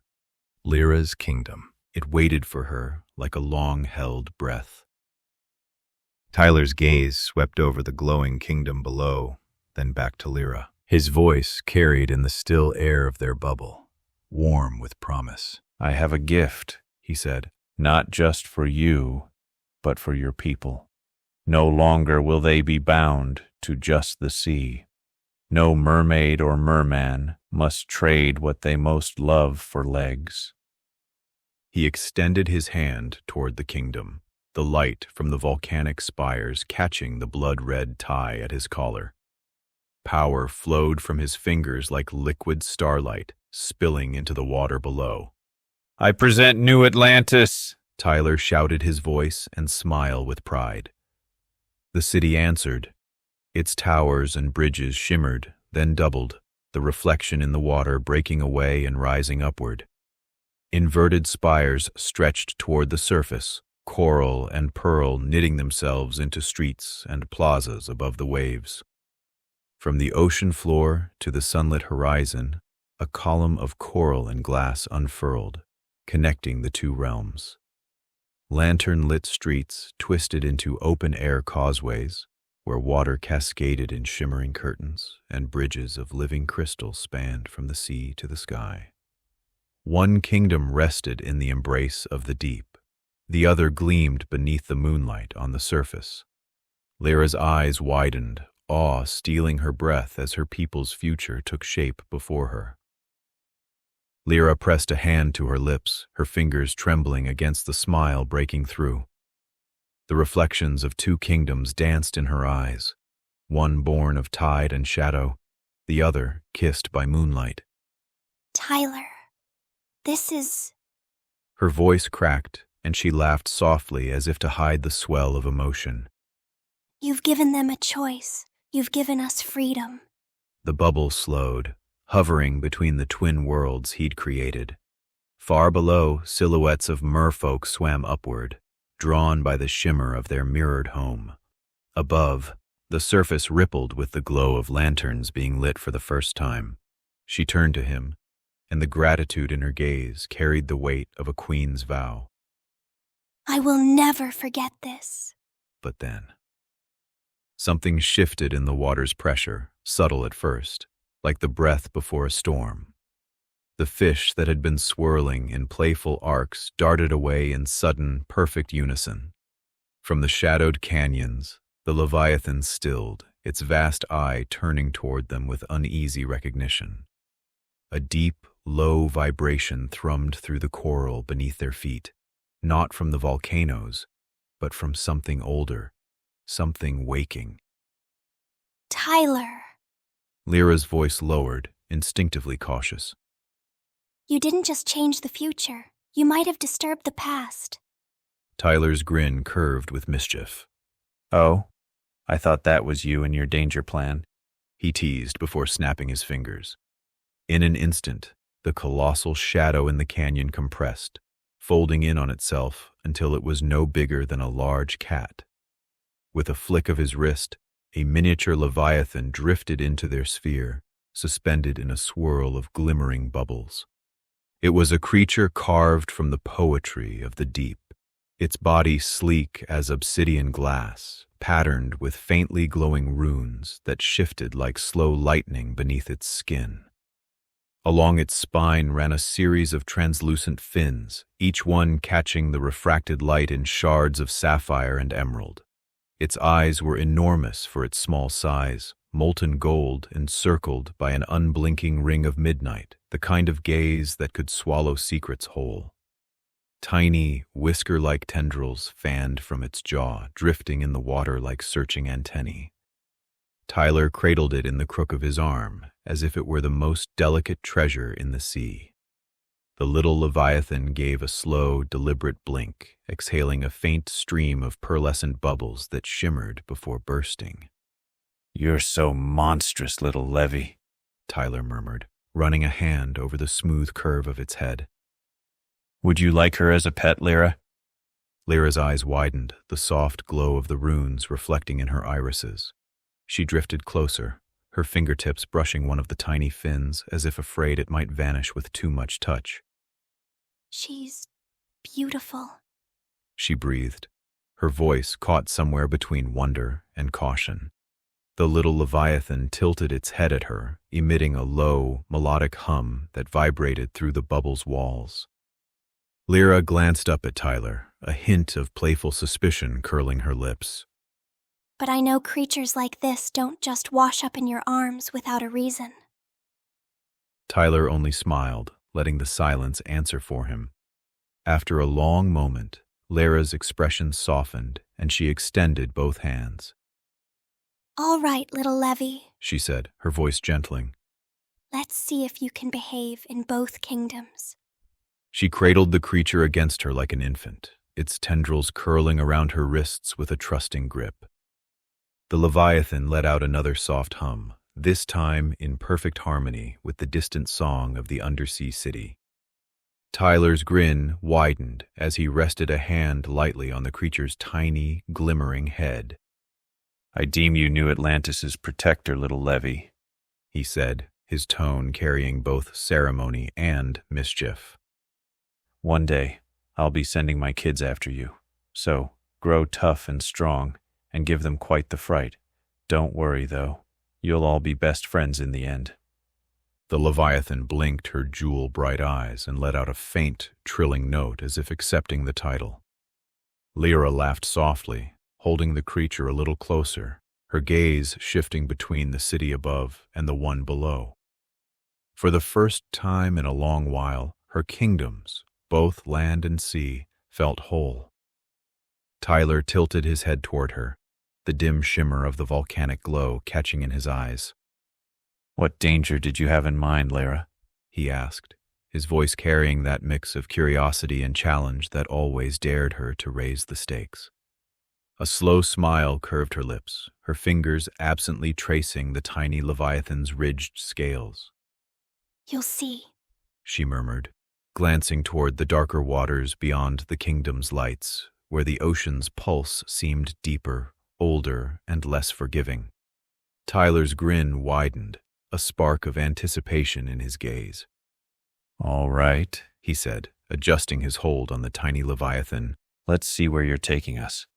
Lyra's eyes gleamed in the shifting blue. Without another word, she turned toward the abyssal dark and pointed, Levy tucked safely in her arms. The bubble followed her direction, currents coiling like watchful serpents as the light of her kingdom dimmed behind them. The water grew heavier as they descended, the blue darkening into a deep indigo that seemed to drink the light. Shapes moved in the distance, slow, deliberate, and far too large to be fish. The seabed below fractured into yawning trenches, their edges rimmed with jagged rock and ghostly coral that pulsed with pale light, as if warning travelers to turn back. Levy stirred in Lyra's arms, her tiny form trembling, not with fear, but with a predator's anticipation. From the shadows, a sound rolled through the water. It wasn't a roar exactly, more a low, resonant thrum that rattled in the chest, vibrating the bubble like a struck bell. The current shifted, curling inward, drawing them closer to the mouth of a cavern so vast its edges disappeared into black. Lyra's voice was calm, but her smile was sharp. Here, she said softly, eyes fixed on the darkness ahead. This is where the sea keeps its secrets, and where I test those who claim to love it. Something inside the cavern moved, slowly, watching, waiting. Tyler chuckled while petting Levy in Lyra's arms. I'm curious now. What are you making, Lyra? Lyra's lips curved, the kind of smile that carried both mischief and challenge. You'll see, she said, her voice lilting like a siren's song, even in the muffled hush of the deep. Her fingers brushed the bubble's edge, and the water outside rippled as if answering to her touch. From the darkness of the cavern, faint glows began to spark, first one, then another, until dozens of eyes blinked open in the black. Some small, some far too large, their reflections warping in the shifting light. Lyra's gaze stayed locked on the shadows ahead. I'm not making it, she murmured. I'm waking it. The glows multiplied, drifting closer, their movement slow but purposeful, like the deep itself had decided to gather. Shapes emerged from the gloom, half hidden by veils of silt, sleek, eel-like bodies threaded with veins of bioluminescence, towering silhouettes with too many fins, and a glimmering swarm of translucent winged things that pulsed with pale fire. Lyra held Levy a little closer, her voice low but calm. This trench, it's older than my kingdom, older than most kingdoms. Things live here that even the old songs don't name. One of the larger shadows broke away from the rest. Its sheer size dwarfed the leviathan she had just cradled, its body armored in ridged plates that caught stray light like blades. As it drew near, the bubble trembled, ever so slightly. Lyra's eyes flicked to Tyler, daring him with the kind of grin that meant trouble. Romance is nice, Demon King, but let's see if you can dance with the deep. Tyler's grin held steady. If no one has named it, you name it. Tell us its properties. And if you're thinking it can scare me, you're mistaken. I dream of meeting creatures like this. The thing drifted closer, slow as a moving mountain. Ridged plates ran its length, each faint ripple revealing golden currents beneath, a heartbeat older, slower, and deeper than any mortal's. Lyra's smile turned sly. Then you'll meet one for the first time, Demon King, and we'll name it together. Its head, if such a shape could be called that, rose in a crown of overlapping spines, each tipped with a faint, flame-like glow. It had no eyes, only a vast, sweeping crescent of a maw lined not with teeth, but hundreds of swaying, luminescent filaments. Each delicate motion sent a low hum through the water, a sound that wasn't merely heard but felt in the bones. It's a listener, Lyra said, her voice steeped in reverence. It drifts the black trenches for centuries, feeding on sound, swallowing the echoes of storms, the long calls of whales, even the memory of spoken words. To hear it sing is to forget your own name for a time. The hum deepened, brushing the bubble like silk caught in a current. Lyra glanced at him, eyes bright with challenge. Your turn, Demon King. Create something from a lost world. Tyler cracked his knuckles, a grin tugging at the corner of his mouth. All right, let's create. The water around them darkened, curling inward as if the deep itself leaned closer to listen. Shapes began to move within the shadow, first one, then many, until it was clear this was no single behemoth. They emerged in unison, a legion. Each creature's body stretched long and sinuous like a serpent, but bristled with many jointed legs like some deep-sea crustacean. Their monstrous heads split wide with gaping jaws, warped white eyes unblinking, and from their crowns trailed thick, coiling tendrils.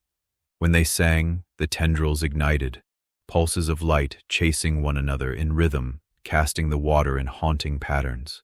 The sound was neither holy song nor scream, but a hypnotic chord that vibrated in the ribs. Their shadows told a different story, elongated on the seafloor into the form of a woman, arms outstretched in eerie welcome. Clawed legs would grip the hulls of ships or the bones of shipwrecks, before the voice rose again, calling to those who would follow it into the abyss. Tyler's voice was low, deliberate. Nightmare Siren, he named them. That's what they'll be. Lyra's fingers tightened instinctively around Levi, the little Leviathan pressing closer to her chest as the singing rose from the newly born legion. Her gills flared, a reflex older than memory, and for a heartbeat she simply stared at him, eyes wide, unreadable. Then slowly, a grin curved her lips. You really don't know how to hold back, do you? She said, though her tone was more impressed than accusing. Her gaze flicked to the nightmare sirens, swirling in the dark.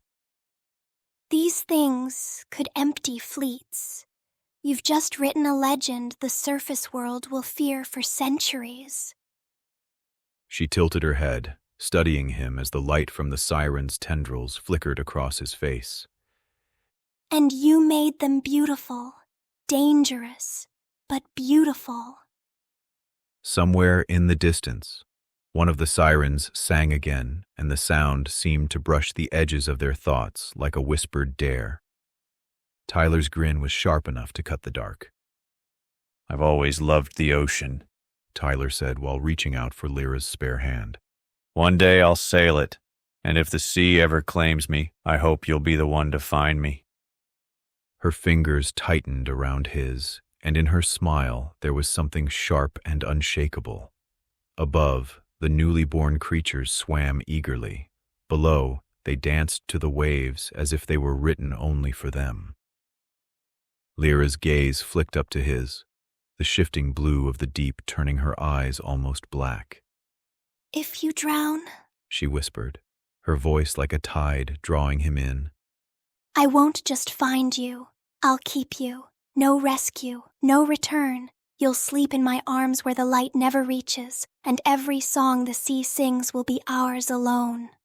She pressed closer, the cool silk of her hair trailing across his jaw as the shadows curled tighter around them. Her lips brushed his ear. So drown for me if you dare, Demon King, but if you do, you'll never leave. Tyler's lips quirked into a half-smile. I don't know. Your Storybook Girls sisters would let you have first dibs, I'm sure, but they'd eventually demand you share, which I hope you would. She tilted her head, eyes glinting. Perhaps, but not until I've had my fill. Tyler leaned in, his lips meeting hers in a kiss that tasted faintly of salt and firelight, lingering just long enough to promise more. When he pulled back, his voice was low and certain. I love you, little mermaid. I'll see you again soon. Lyra's eyes shimmered like the surface of the sea at dawn, holding both the pull of the depths and the promise of return. I love you too, Demon King, she said, her voice a ripple that seemed to pass through the water itself. And don't you dare think fading away will make me forget. The ocean remembers everything, especially the ones it claims as its own. She stepped closer, her fingers curling briefly in the fabric of his sleeve as if to anchor him there a moment longer. Go write your worlds, build your monsters. But know this, when the tide turns, I'll come for you. And when I do, I expect a dance under a different sky. As his form began to blur in the dimming glow, her silhouette lingered, one hand raised in farewell, the other cradling Levi close. The last thing he saw before the darkness took him was her smile, half danger, half devotion, framed by the endless blue. And then the ocean closed around her, keeping the promise. Chapter 22, Cinderella's Date Night. A brightly lit ballroom held air with the sweetness of spun sugar and warm pastry, as though the night itself had been baked to perfection. Fairy lights swayed overhead like captured stars, casting soft glimmers across polished cobblestone streets. Instead of walls, the ballroom was bordered by luminous fountains, their champagne-like streams bubbling upward before raining down in golden droplets. Cinderella stood at the heart of it all, her presence as luminous as the setting. Her gown shimmered with threads of pale gold silk woven through with starlight, the bodice dusted in crystals that caught every flicker of light. The skirt bloomed outward in graceful folds, and the glass slippers at her feet gleamed as though fresh from a fairy godmother's spell. This was her perfect place, a midnight world spun just for her. From the distance came the rhythmic rumble of wheels. A carriage emerged into view, unlike any she had seen before. It was no ordinary coach, but a marvel of confectionery craft, chocolate-dipped panels gleaming under the lights, caramel-spun wheels glistening in the glow, and a roof sprinkled generously with powdered sugar. The horses wore braided licorice reins, and each warm breath carried a faint curl of vanilla and cinnamon into the air. The door swung open with a soft creak. Stepping down from the sweetened marvel came the Demon King himself, clad in his dark finery, his eyes glinting with mischief. He looked up at her, that smile of his stretching wide as he extended a hand. Forget the ball. Let's go for a ride. What say you, my storybook girl, Cinderella? The question hung between them like a dare wrapped in promise. The polished cobblestones reflected their shared gaze, and the sweet scent of the carriage swirled around them as if urging her to choose adventure over tradition. Cinderella's eyes sparkled, her lips curving into something between a smile and a secret. She glanced toward the distant glow of the palace, where music and laughter spilled from the ballroom doors, then back to him. Balls are for people who want to stand still, she said, placing her gloved hand in his. I think I'd rather see where you're taking me. Her gown swished as she stepped down from the marble stair, skirts brushing the sugared edge of the carriage door. The Demon King helped her inside, the cushions smelling faintly of caramel and cinnamon. Want to try something from my world? Demon King Tyler asked with a sly grin to Cinderella. She looked back at him, seeing mischief in his eyes. She eagerly nodded. Of course. I'm curious what you have for me. With a lazy wave of his hand, gold shimmered in the air, folding in on itself until it shaped into a slender breath wand of pure, polished gold. Every etched curve caught the moonlight like it had been forged from starlight and treasure. He held it out with a wide grin. How people unwind in my era, the Demon King said, twirling the glimmering wand between his fingers. A little spark of the earth's green magic distilled into breath. Cinderella arched an elegant brow, her lips curling into a mix of curiosity and challenge.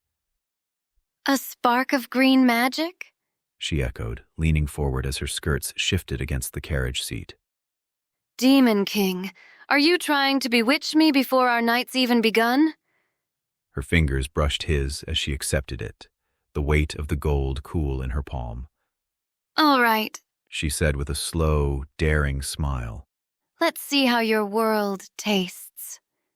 Cinderella turned the golden breath wand between her fingers, admiring the intricate filigree like it was a piece of royal jewelry rather than a simple trinket. A soft, herbal sweetness drifted from its tip, the scent of gardens in midsummer and rain-kissed soil. She drew in slow, her eyes never leaving his, the faint hiss of the pull the only sound between them. The gold warmed beneath her touch as if responding to her breath. Then she exhaled, the vapor spilling in a silken ribbon that caught the moonlight, swirling like spun sugar before dissolving into the night. Her lashes lowered, and a slow, pleased smile spread across her face. Smooth, She murmured. your world has its temptations. Tyler leaned back against the plush seat of the carriage, smoke trailing from his own lips in lazy spirals. Careful, he teased, his grin edged with mischief. I warned you, I'm not in the business of half measures. Cinderella let out a light, musical laugh, tapping the mouthpiece against her lips before taking another hit. Then don't expect me to take small sips, Demon King. She replied, voice playful but laced with challenge. I've waited too long for a night that doesn't end at midnight. The horses, made entirely of sugar crystal and molten caramel, snorted and stamped, as if urging the ride to begin. The candy horses gave a sharp toss of their heads, hooves striking the road in a glittering clatter before the carriage began to roll. The lanterns hanging from its sides swayed gently, casting golden light over their faces. I'm glad you like it, Tyler said, watching her take another slow pull from the breath wand. My world's got a lot of cool things. People look at it and think, no magic, must be dull. Cinderella glanced at him through the drifting haze, one brow arched in curiosity. And is it? He chuckled. Not even close. We've got so much luxury, half the time we don't even know what to do with it all. Her lips curved in a knowing smile. Sounds like magic of a different kind. The kind people forget to appreciate. Personally, Tyler went on, his eyes still on the glowing path ahead. I love all the books we have. You can fit the whole world's library in your pocket. Cinderella's eyes widened. The whole world's? He nodded. Every story, every poem, every word. And the games, you could spend a lifetime exploring them. And the shows. He smiled. We could grow old watching love stories and nightmares come true. Cinderella let out a low laugh, drawing her knees up onto the plush seat. Your world sounds like it's built for dreamers and troublemakers. Pretty much, he said, grinning. And I happen to be both. Her smile lingered as the carriage rounded a bend, revealing a vast lake of liquid chocolate under a sky sugared with stars, the golden horses slowing just enough for the scene to sink in. Tyler leaned back against the seat, a thoughtful glint in his eyes. I have an idea, he said, watching the chocolate lake shimmer through the trees. I could give you memories of all the books, all the shows, all the video games. You'd have seen more than I could ever dream about. Cinderella turned toward him, her hair catching the lamplight like spun gold. All of them? Every page, every scene, every quest? Her voice was soft, but there was a spark in it, equal parts wonder and mischief. All of them, he confirmed with a slow nod. Every word, every frame. It'd be like you'd lived 100 lifetimes worth of stories.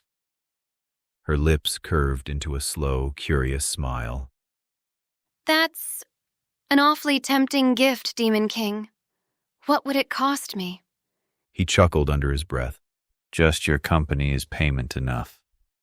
The carriage rocked gently as they passed under a canopy of marshmallow blossoms, the golden wheels humming against the road like a lullaby for sweet-toothed adventurers. The carriage swayed gently, the sugar-scented wind wrapping around them like a warm shawl. Tyler leaned forward, eyes gleaming.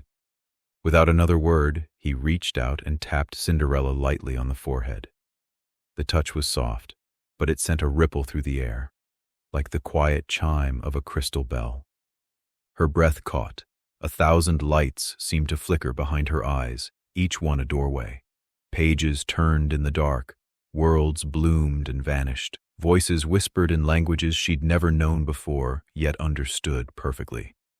Her chest rose and fell faster as colors and faces she'd never met poured into her mind, each memory sliding into place as if they'd always been hers. Tyler leaned back with a grin. There. Now you've seen every book, every show, every game my world has ever made. He tilted his head, studying her like a painter examining a masterpiece. Ready for your first test? Cinderella blinked, the corners of her mouth lifting slowly. Test me, Demon King.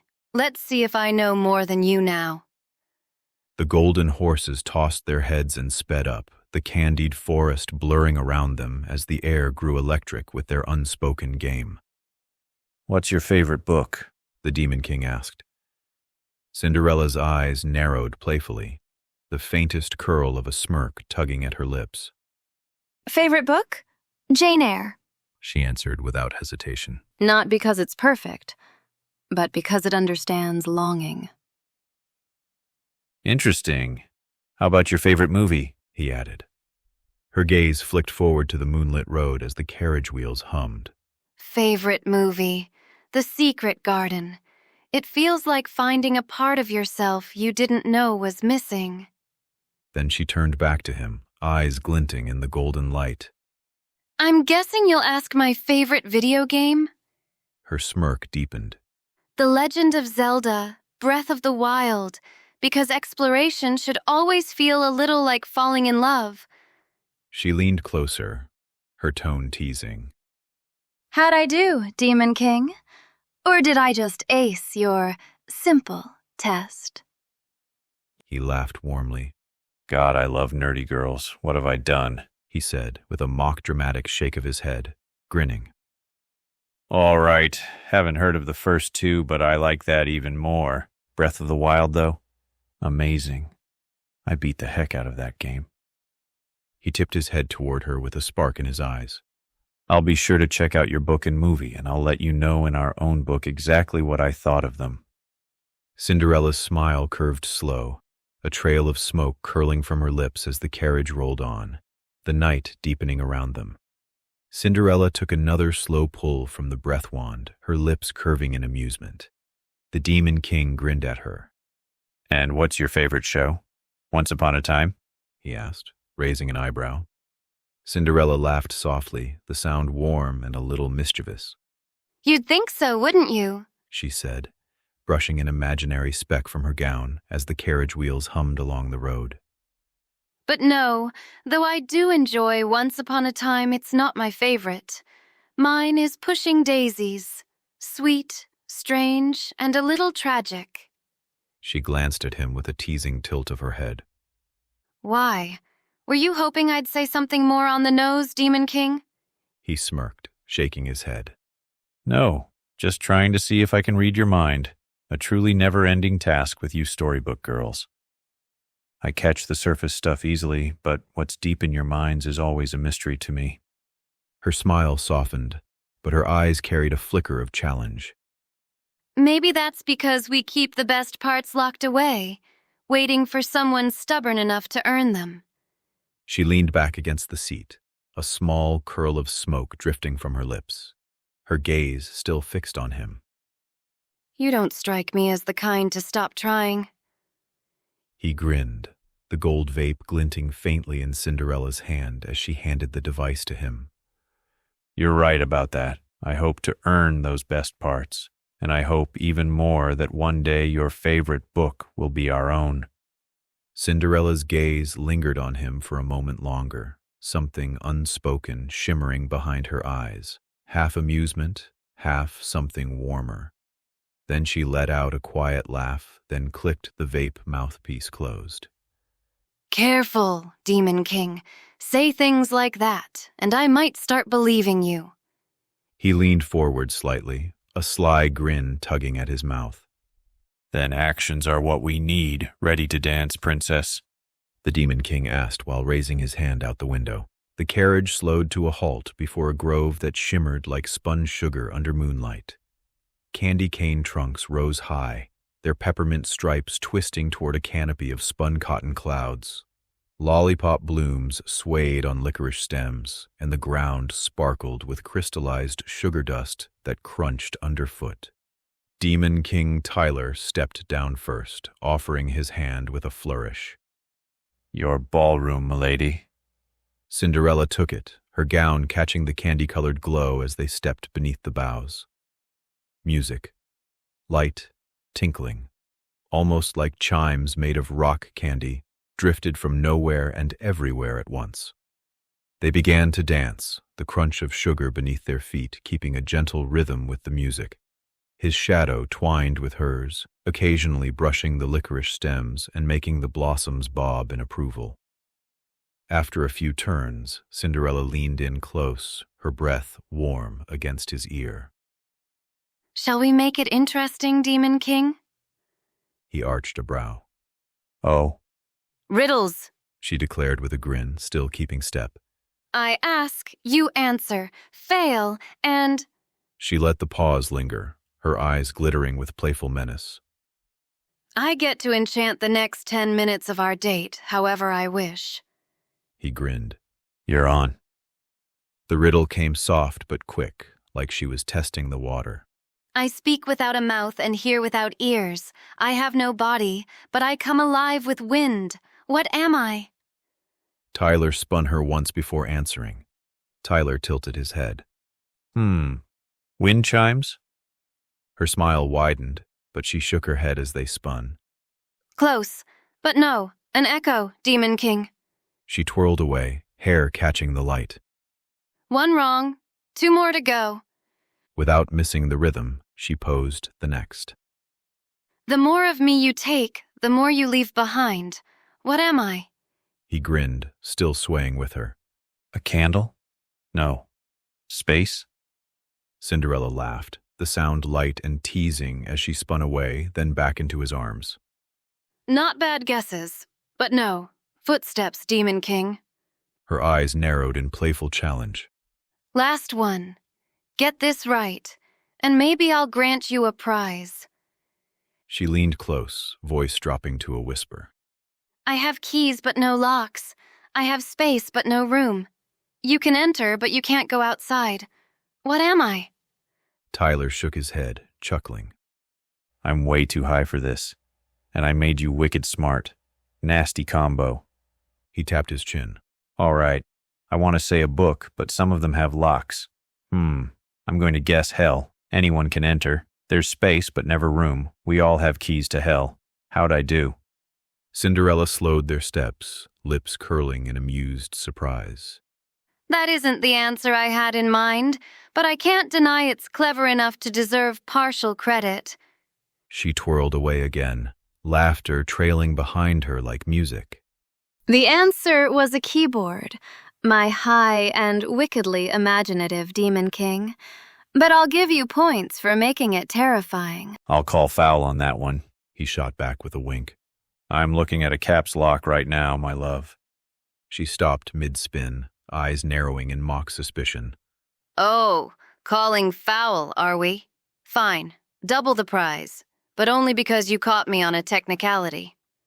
Tyler's grin was playful as the music swirled around them. "All right," he said, voice rich with challenge. "I have a riddle for you, my super smart Cinderella." He guided her through a spin, then pulled her into a deep dip, his arms steady beneath her as her other hand reached toward a bright pink candy flower blooming low to the ground. She plucked it with a graceful twist, the sugary petals crackling faintly between her teeth as she straightened in his arms.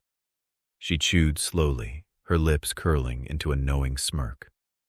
Oh, I'm ready, Demon King, she said, brushing a stray speck of sugar from her gown.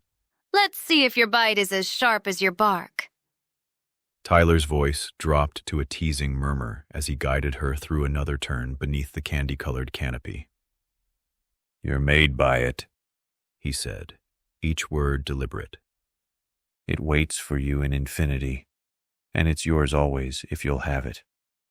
Cinderella's brows arched, curiosity sharpening the sparkle in her eyes.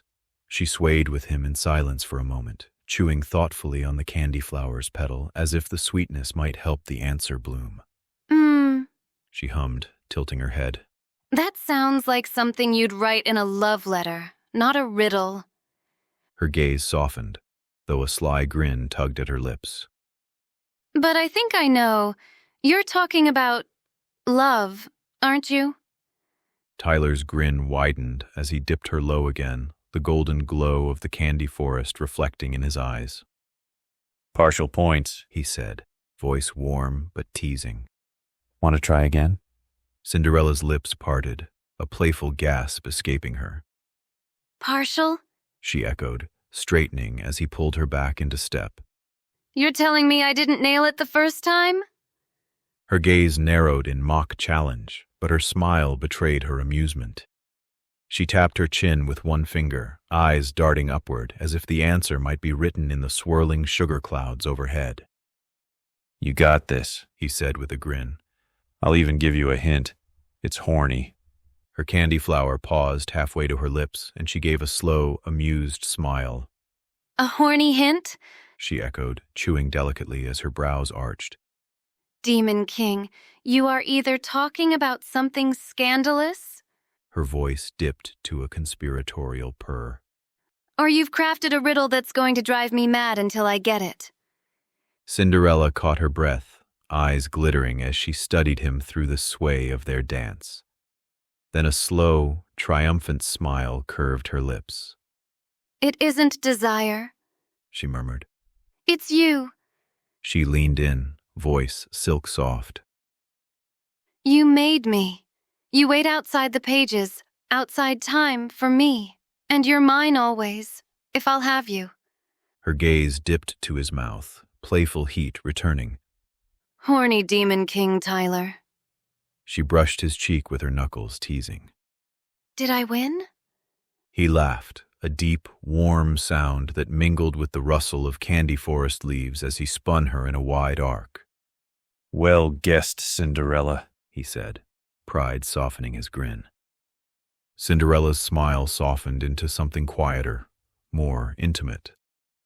They kept turning beneath the candy-colored canopy, sugar dust drifting in the air like slow snow.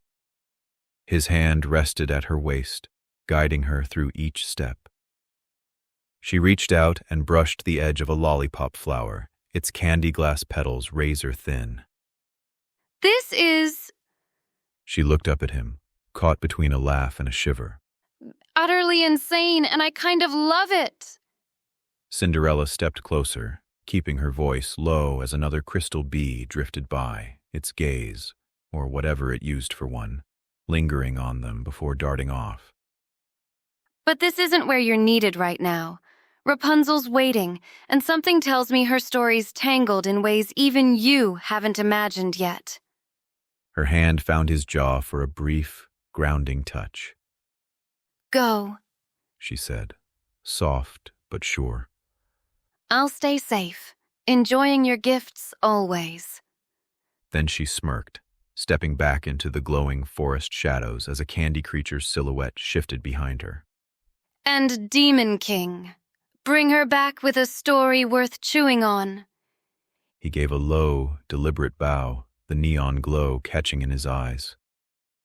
Challenge accepted, my dear Cinderella, he said, his voice warm and certain. I'll see you in the epilogue. I loved our first date. May we have infinite more. When he straightened, there was a flicker of mischief and promise in his grin. Then, in a shimmer of light and shadow, he was gone. The candy forest hummed in his absence, crystal-winged bees tracing lazy arcs overhead. Cinderella stood there for a moment, hands clasped lightly at her waist, the ghost of his presence still clinging to the air. She smiled to herself, her voice a whisper meant for no one and everyone. Infinite more. Chapter 23, Rescuing Rapunzel. The tower rose from the forest like a single stone finger pointing accusingly at the sky, its walls brushed with ivy and the pale kiss of moonlight. Inside, Rapunzel sat on the wide sill of her only window, legs tucked beneath her, a thick book balanced in her lap. Not just any book, their book. Her long, golden hair spilled across the floor in rivers, curling around stacks of apples, jars of water, and the occasional bored-looking mouse. She turned the page slowly, her eyes tracking the words as a faint smile played on her lips. Well, She murmured to herself. Cinderella's date was sweet and clever. She tilted her head, reading over a particularly daring exchange. Though, if I were in her place, I think I'd want a little more danger. A little more. She hesitated, glancing at the moon through her window.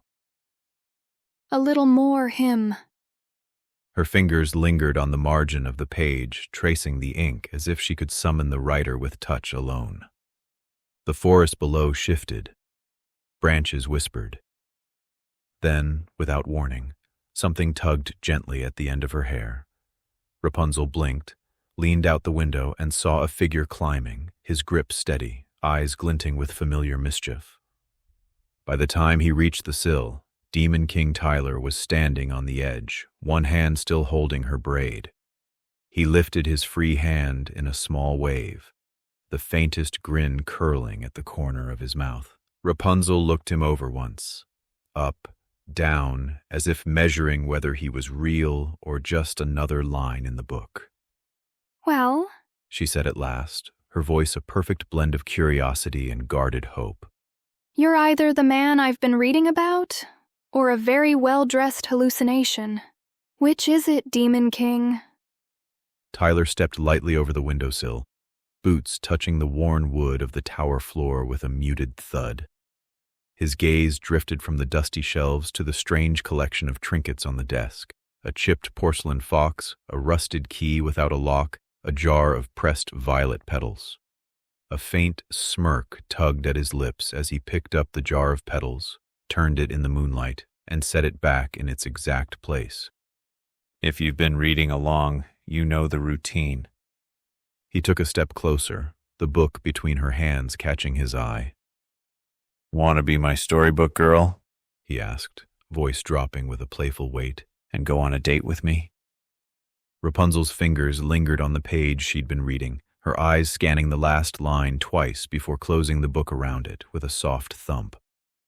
She studied him from her spot by the window seat, chin tilted, eyes bright, but with the sort of watchfulness of someone used to guarding their own thoughts. You make it sound like an invitation and a dare at the same time, She said, brushing a loose strand of hair behind her ear. Her gaze dropped briefly to the book in her lap, thumb tracing over the title. I have been reading, and I admit, it's not what I expected. A faint smile ghosted across her lips. You're different in here than I imagined you'd be in person. She leaned forward slightly, her long hair shifting like a living curtain around her. And I've been stuck in this tower long enough to know better than to say yes without knowing what the date entails, Demon King. So, She tilted her head, the smile returning, sharper now. convince me. Tyler's voice filled the tower room, low and sure, his words threading between the dust motes in the lamplight. First, He said, glancing at the worn spine of the book in her lap. you get your own light pen. You'll write your own story and your own reactions. I plan the grand adventures and twists. His smile deepened. But the words will be yours. Rapunzel's posture straightened, her fingers tightening slightly on the book. Second, He continued, stepping toward the tall window. it'll be your perfect date, your perfect outfit, all you and me, He glanced back over his shoulder. as we set you free. Her lips parted just a fraction, a question on the edge of forming, but not yet asked. And third, He said, stopping before her now. you'll be a part of the most powerful sisterhood ever imagined. You'll travel worlds together. He let the words hang there for a breath before adding, So we'll make a deal. I promise no bad stories. I'll protect you. And maybe one day, if you want, you can protect me. Rapunzel's gaze flicked from his eyes to the pen at his side, then back again. Slowly, the corner of her mouth lifted. Not quite a smile, but not far from it either. If I don't set you free, he continued, someone else always does. But this, his voice dropped to a quiet certainty, this is different, because now it's your choice to go, if you want. For a long moment, Rapunzel didn't answer. The book in her lap lay closed, the cover catching the light, but her eyes were fixed on him, searching for something she wasn't sure she'd find. Rapunzel touched the book slowly, fingers brushing over the embossed title like she was committing the feel of it to memory. You talk like a man who's already halfway written my next chapter, she said, her voice low, carrying the weight of someone used to reading between the lines. She rose from the chair with unhurried grace, crossing to the window where her hair spilled down the stone like a golden river. Bound to you, she repeated, as if tasting the words. Not caged, not owned. Bound. Like ink to paper. She studied him a moment longer, then gave a small, almost imperceptible smile. I've been waiting for a rescue for so long. I stopped believing in them. So if you're telling me this is my choice? She stepped closer, close enough that her shadow brushed his boots. Then I'll choose. But I'll also choose when to believe you. Her hair swayed between them, heavy and alive in the breeze from the tower window. You can climb, Demon King. Just know, if I let you, I'm climbing with you. He let out a low whistle, a grin tugging at the corner of his mouth. Damn, that Princess Charisma sure is potent, he said, the words carrying that playful weight only he could manage. You got my heart skipping a beat of reality away with that reply. His eyes lingered on her, not just on her beauty, but on the spark in her words. The quiet defiance that made her more than just a figure in a story. The tower felt smaller now, like the walls had already begun to loosen their grip. He stepped closer, the flicker of the tower's dim light catching on the smooth golden shaft of the light pen in his hand. When he placed it in hers, it shimmered, shifting shape and weight until it felt like it had always belonged to her. The metal warmed under her fingers, the color deepening into a shade that matched the quiet fire in her eyes. Write what you want, Rapunzel, he said, his voice low but sure. Write freedom, write love, write what you want from all of existence. Rapunzel's fingers curled slowly around the light pen, as though testing its reality, the weight of it. For a moment, she didn't look at him. Her eyes drifted toward the single, narrow window, to the slice of sky she had stared at for what felt like lifetimes. Then she smiled. Not the polite, restrained smile she might have given to any passing rescuer in another tale. This was something sharper, freer, as though a lock had just clicked open somewhere deep inside her. Without a word, she moved to the small desk by her bed and, with deliberate care, pressed the pen to the page of the half-finished diary she had been writing in long before his arrival. The first word she wrote wasn't freedom. It wasn't love. It was his name, Tyler. She glanced up at him with a gaze that didn't flinch, didn't ask permission. Let's see if your promise can keep up with me, Demon King. He dramatically fanned his face, feigning a swoon. Going to make me cry, he said, grinning through the mock dramatics. Then, with a softer warmth in his voice, he added, You're so adorable. Well, you hit the jackpot. You get love and freedom beyond your greatest imagination, my dear. Before she could respond, he swept her into a bear hug, lifting her clean off the floor and spinning her in a wide circle. Her laughter filled the tower like sunlight breaking through the stone, her hair trailing around them both like golden ribbons in a whirlwind.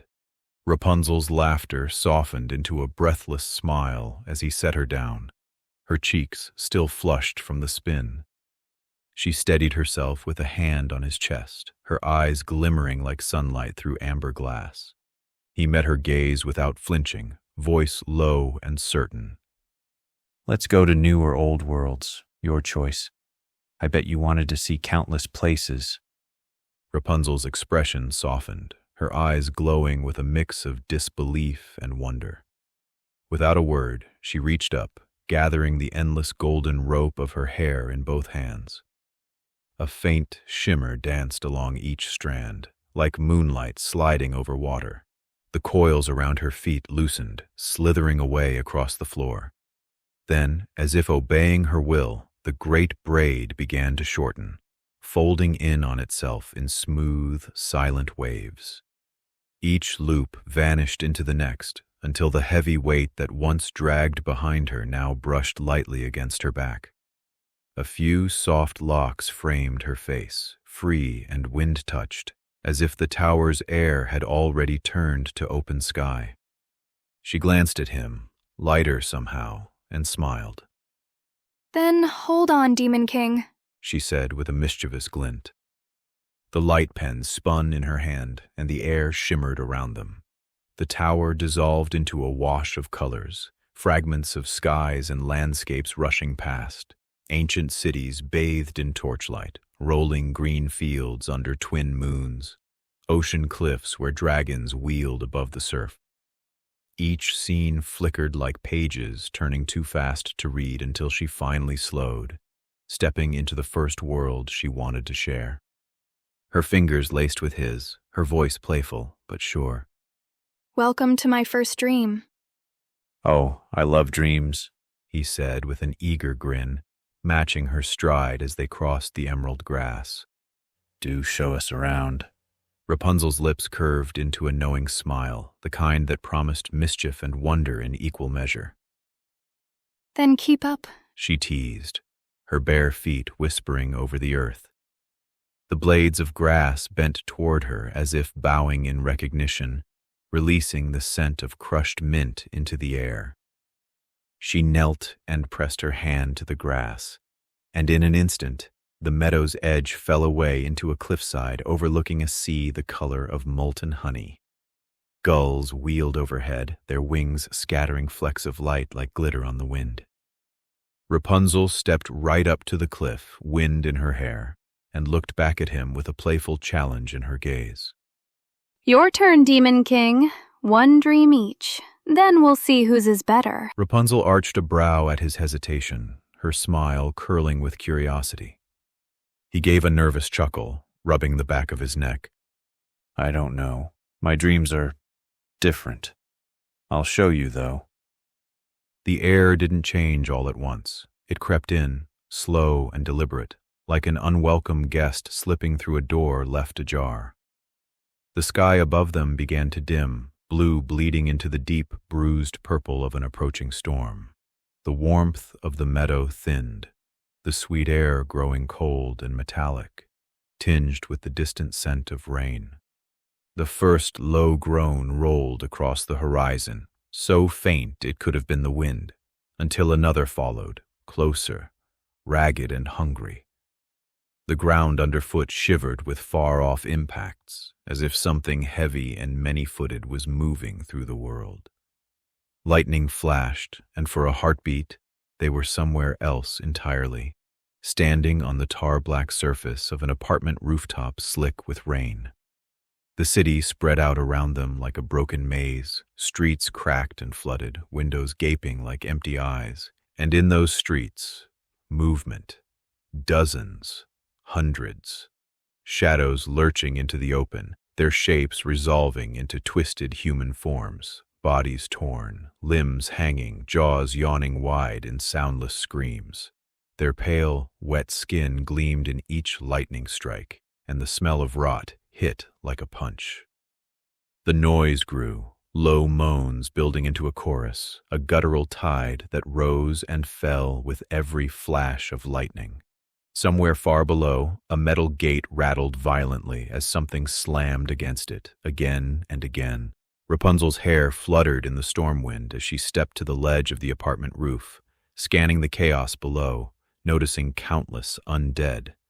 She turned her head just enough to glance back at him, one eyebrow arched. Different, she said. the words shaped with a half-laugh, half-admiration. You weren't kidding. The Demon King chuckled while looking up at the darkened sky. I actually have total control over my dreams most of the time, he said, voice calm despite the chaos below. His gaze swept the skyline as another fork of lightning carved open the clouds. Still, I choose this world over all others, a world of the undead. Rain peppered the rooftop, slicking the tar beneath their boots. From this height, they could see the city laid bare, an ocean of ruin and hunger. In every direction they shuffled and writhed, zombies with jaws hanging loose, eyes clouded with that dull, unblinking hunger. A man in a shredded business suit limped down the street, dragging his broken leg like an afterthought. A woman with half her scalp missing scraped at the side of a delivery truck, fingernails peeling away as she clawed. Somewhere below, a fresh crash rang out, metal tearing against metal. Rapunzel glanced down at the building's fire escape. The sound came again, louder, this time from the stairwell door to the roof. Bang! Dust shook loose from the frame as something on the other side slammed into it. Then came the moans, dozens of them, low and guttural, seeping through the cracks like the breath of a waking beast. The pounding at the stairwell door became a war drum, metal rattling on its hinges, the hinges groaning as if they already knew they'd lose. Demon King Tyler smirked. Hold still a second. Snap. A ripple of light surged from his fingers, wrapping around Rapunzel like a cyclone. When it faded, she stood armed and dangerous, sleek black laser pistol in her right hand, a silver blade in her left that shimmered with the soft glow of moonlight caught in steel. The rain kissed its edge and turned every droplet into a spark. She looked herself over, that slow smirk spreading across her lips. You do know how to spoil a girl. Tyler rolled his neck until it cracked, his hand going to the hilt of a blade that appeared from shadow at his side. He drew it free, a hand-and-a-half sword, the blade dark and alive, rippling like liquid shadow, trying to escape its own edge. The metal seemed to drink the light, only to spit it back in sudden flashes when lightning split the sky. Want to fight some undead with me, Storybook Girl? He asked, voice low but laced with challenge. Rapunzel spun her laser pistol once in her palm, the motion quick and sure. I thought you'd never ask. He grinned, tapping his foot against the rooftop. A ripple of neon blue light spread from the point of impact, casting both of them in a ghostly glow. Another impact on the door bent the steel inward. The next tore it from the hinges. They stepped forward together, weapons raised, and the undead horde flooded through. Final chapter. Bang! The horde poured out, rotting faces twisted in hunger, hands clawing for anything living. And just like that, the rooftop became their stage. A tide of bodies spilled onto the roof, rotting limbs, twisted spines, teeth bared like a pack of wolves that had forgotten the meaning of mercy. Rapunzel's pistol flared with blue light, each pull of the trigger carving neat holes through skulls. Tyler's blade swept in broad arcs, cleaving 3 at a time, the force sending corpses tumbling over the ledge. A zombie in a tattered police uniform lunged at Rapunzel from the side. She pivoted, hair snapping like a whip to coil around its neck, yanking it into range for her sword to split its head in a clean diagonal. She grinned over her shoulder. You're not the only one with flair. Damn right, Tyler replied, stepping in to guard her flank. He shoved her close for just a heartbeat, their shoulders brushing, enough to feel her laugh against his arm, before they spun apart again to meet the next wave. Lightning cracked above, framing her in silhouette as she vaulted onto an air duct, using the high ground to snipe zombies trying to climb up the fire escape. Tyler drove into the thickest cluster, blade tearing through torsos while his free hand sent blasts of compressed air that knocked them back like ragdolls. The horde kept coming, claws scraping, teeth snapping, but the rhythm between them only grew sharper. She'd fire, he'd follow with a cut. He'd kick one into her path. She'd spin and gut it before it hit the ground. Then a massive brute of a zombie, 7 feet tall, eyes glowing red, charged through the doorway, sending others flying in its wake. Rapunzel leapt down from the duct, hair flashing out to bind its legs. Your turn, Demon King! He didn't hesitate. A running start, both hands on his sword, and he brought the blade down with a roar. The strike split the brute from shoulder to hip, black ichor spraying across the rooftop before its body slid apart. Silence followed, save for the hiss of rain and the distant groans of those too far away to matter. Rapunzel stood over the fallen giant, chest rising with slow, deliberate breaths. Her smile was different now, not just the thrill of battle, but the look of someone who knew chains had been broken. She glanced at him, rain sliding down her cheek. Feels like I've been asleep my whole life, she said softly. Now I'm awake. Tyler stepped closer, tapping his blade against his shoulder. Then let the world know. Storybook girl Rapunzel is free. She leaned in, kissed him quick and fierce, then turned back toward the edge of the rooftop. Pistol ready, hair swaying like a banner. Let's see how far freedom can take us. Lightning split the sky again, and somewhere in the city below, the dead began to learn fear. Tyler's free hand shot out, fingers curling around Rapunzel's with an iron grip. Hold on, he murmured. They sprinted together, 3 steps, 4, then vaulted over the edge of the rooftop. The world became a blur of lightning and rain. Wind roared in their ears, the street below rushing up like an uncoiling nightmare. They hit the ground in unison, Tyler's sword stabbing into cracked asphalt, Rapunzel's boots slamming down hard enough to send a shockwave through a tide of undead. The horde turned toward them, dozens swelling into hundreds. Then the city screamed. Zombies dropped from fire escapes like sacks of wet meat. Others shambled from alleyways, eyes burning with hunger. A toppled city bus screeched as something inside began pounding to get out. Tyler moved first, his sword a blur, cleaving through 3, 5, 7 of the creatures before the first body hit the ground.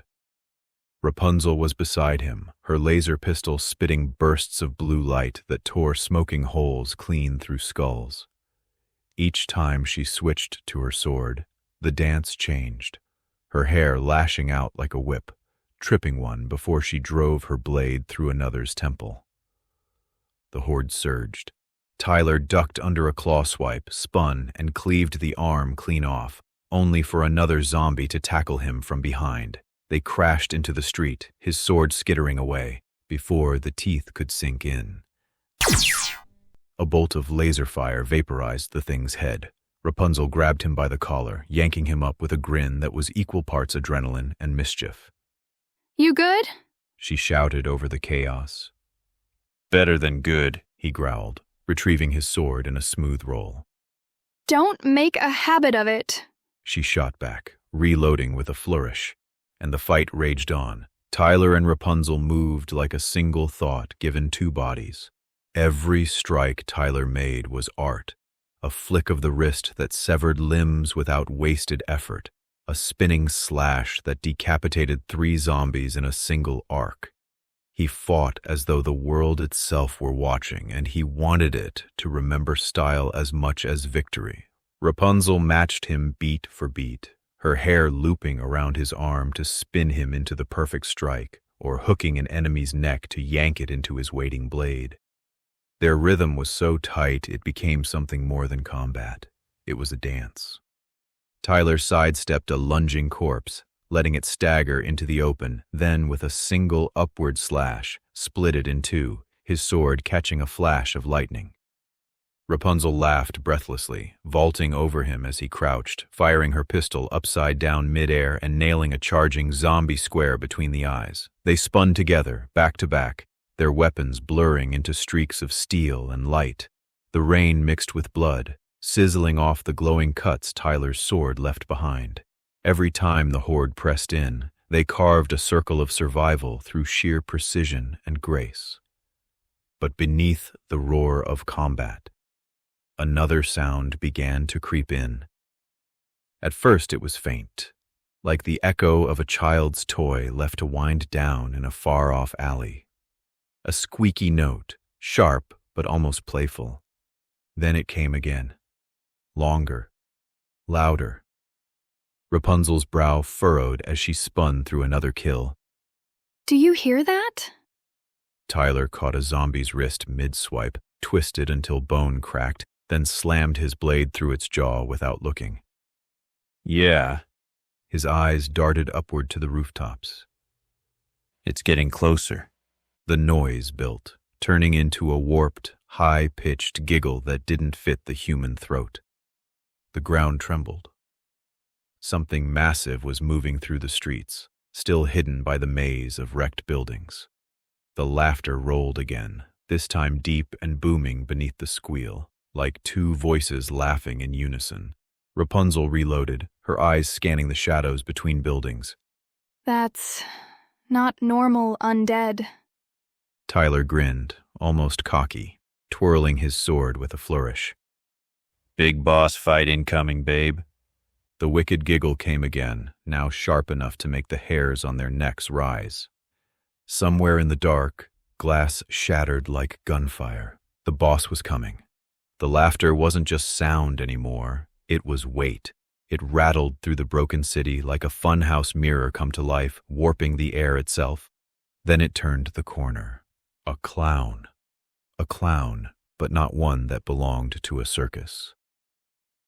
Its head alone was the size of the apartment rooftop they'd just leapt from, the makeup smeared into grotesque shapes, red paint dripping like coagulated blood.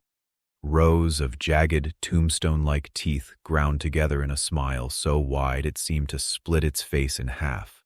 Its hat was stitched together from human skin and balloons, black, rotting balloons, hung from sinew strings swaying in the wind. Its body was even worse, part corpse, part nightmare. Each limb was too long, ending in hands large enough to scoop up cars and fling them like toys. Its chest was a cage of ribs, and inside, hundreds of skulls rattled like marbles when it moved. And move it did. Every step crushed the street into dust, sending shockwaves that made the glass rain from every nearby building. Holy. Rapunzel cut herself off, eyes wide. That's not just undead. That's something else. Tyler's grin was pure Demon King. Nightmare clown kaiju. Even I have trouble defeating these ones. The clown leaned forward, exhaling a gale of rot and laughter. It spoke, not in words, but in images burned straight into their minds. Streets where every building was made of rib cages, a carnival where the rides screamed in agony, children made of glass shattering under a hammer. The images hit like psychic shockwaves, pulling at reality itself. The Demon King felt the ground under them flicker, zombies turning into marionettes with snapping strings, street lamps melting into taffy that writhed with worms. Madness magic. The Demon King spat, tightening his grip on his sword. And it's mine now. He snapped his fingers. His shadow swelled, shooting tendrils across the asphalt. The tendrils wrapped around falling debris midair, freezing it for just a moment before hurling it like shrapnel back at the beast. Rapunzel didn't hesitate. She vaulted onto one of the shadow lances like it was solid, firing her pistol in rapid bursts at the thing's eyes. Her hair snaked out, wrapping around a street sign, swinging her in close enough to slice into the clown's cheek with her sword. The cut bled smoke and black ichor, hissing like acid when it touched the ground. The kaiju roared, clutching at its face, and the entire block bent. The buildings tilted inward, their windows becoming eyes, their bricks turning into gnashing teeth. The clown was remaking the battlefield, pulling the city into its nightmare. The Demon King planted his feet, shadow claws tearing through the warped concrete like paper. The clown swung a massive arm, unleashing a wave of zombies, fused into a single writhing wall of flesh that surged toward them like a collapsing building come alive.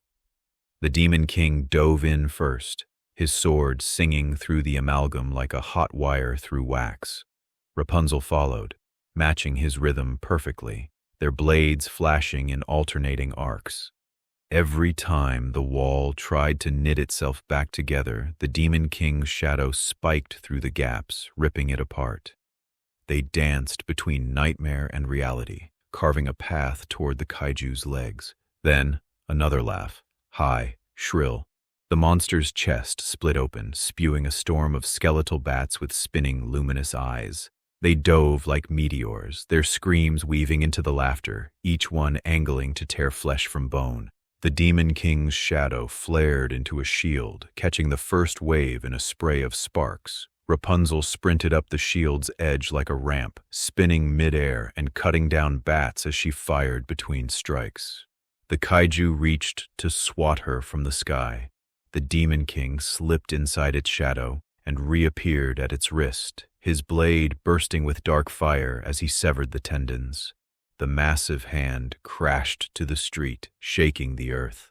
The clown shrieked, so loud the pavement cracked, and for a heartbeat, Rapunzel thought the madness magic might rip the whole story apart.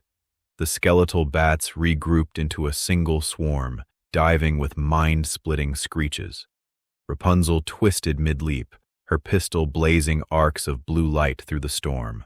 1, 2, 5. Each shot found a skull, scattering bone shards like hail. The survivors crashed into the Demon King's waiting blade. A spinning slash tore the swarm apart, black ichor raining around him like twisted confetti. The kaiju lurched forward, dragging its broken hand like a club, and swung. The Demon King met the blow head-on, shadow-forged pillars erupting from the ground, shattering one after another beneath the impossible force.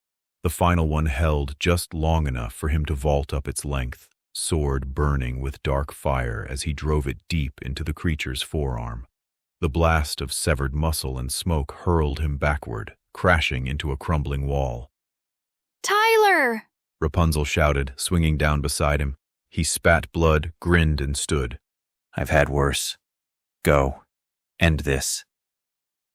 She hesitated, just long enough for him to press the light pen into her palm. Its glow pulsed, syncing with her heartbeat. Write the end of our story, he said, voice low and certain. Rapunzel nodded. Then she ran. Her boots pounded against the rain-slick asphalt, each step pulling the world tighter around her will. Hair lashed out and anchored to a bent streetlight, and she swung, momentum building as she fired burst after burst into the kaiju's chest. Each shot punched through its ribcage, shattering skulls inside until the air was thick with drifting ash. The beast reeled, bellowing a sound that warped reality itself. Buildings twisted into bone. Cars melted into crawling masses of teeth. The street beneath her feet cracked into a chasm. But Rapunzel didn't slow. She sprinted up a crumbling overpass, vaulted from the edge, and flew. Her hair caught the storm wind, whipping behind her like a golden comet. The light pen glowed brighter, its light threading through her blade and pistol both. Ahead, the kaiju loomed like a cathedral of rot, its eyes boiling with madness and hate. Rapunzel roared back. The storm parted around her as she soared upward, higher, faster, a streak of gold and silver arcing straight toward the monster's face. The kaiju turned, one ruined hand reaching up to swat her from the air. She didn't flinch as she nimbly dodged the giant undead hand, hair latching to the monster's wrist, slingshotting her forward like a golden arrow. She landed hard on its shoulder, boots skidding over flesh that pulsed like a beating drum. The kaiju howled, the sound shaking the rain from the clouds. Its skin rippled, birthing new faces across its body, screaming mouths that snapped and bit at her as she sprinted across its collarbone. A rib spike shot from its chest like a spear. She dove under it, sliding across its slick hide, then swung upward to bury her blade deep into the base of its neck. Black ichor exploded around her, hissing as it ate through the rooftop below. The beast thrashed wildly, trying to shake her loose. She was thrown skyward, but her hair lashed out, hooking around a jutting bone. She swung back with a roar, momentum carrying her blade in a blazing arc. Chains of golden hair coiled around the monster's throat. She tightened them with every ounce of her strength, pulling until its head strained back. Then she vaulted high into the storm, flipping midair, and brought her sword down like a divine guillotine. The giant, undead clown's head tore free in a scream that shook the dream itself. It fell in slow motion, smashing through buildings before dissolving into 1,000 shards of glass and laughter that faded into nothing.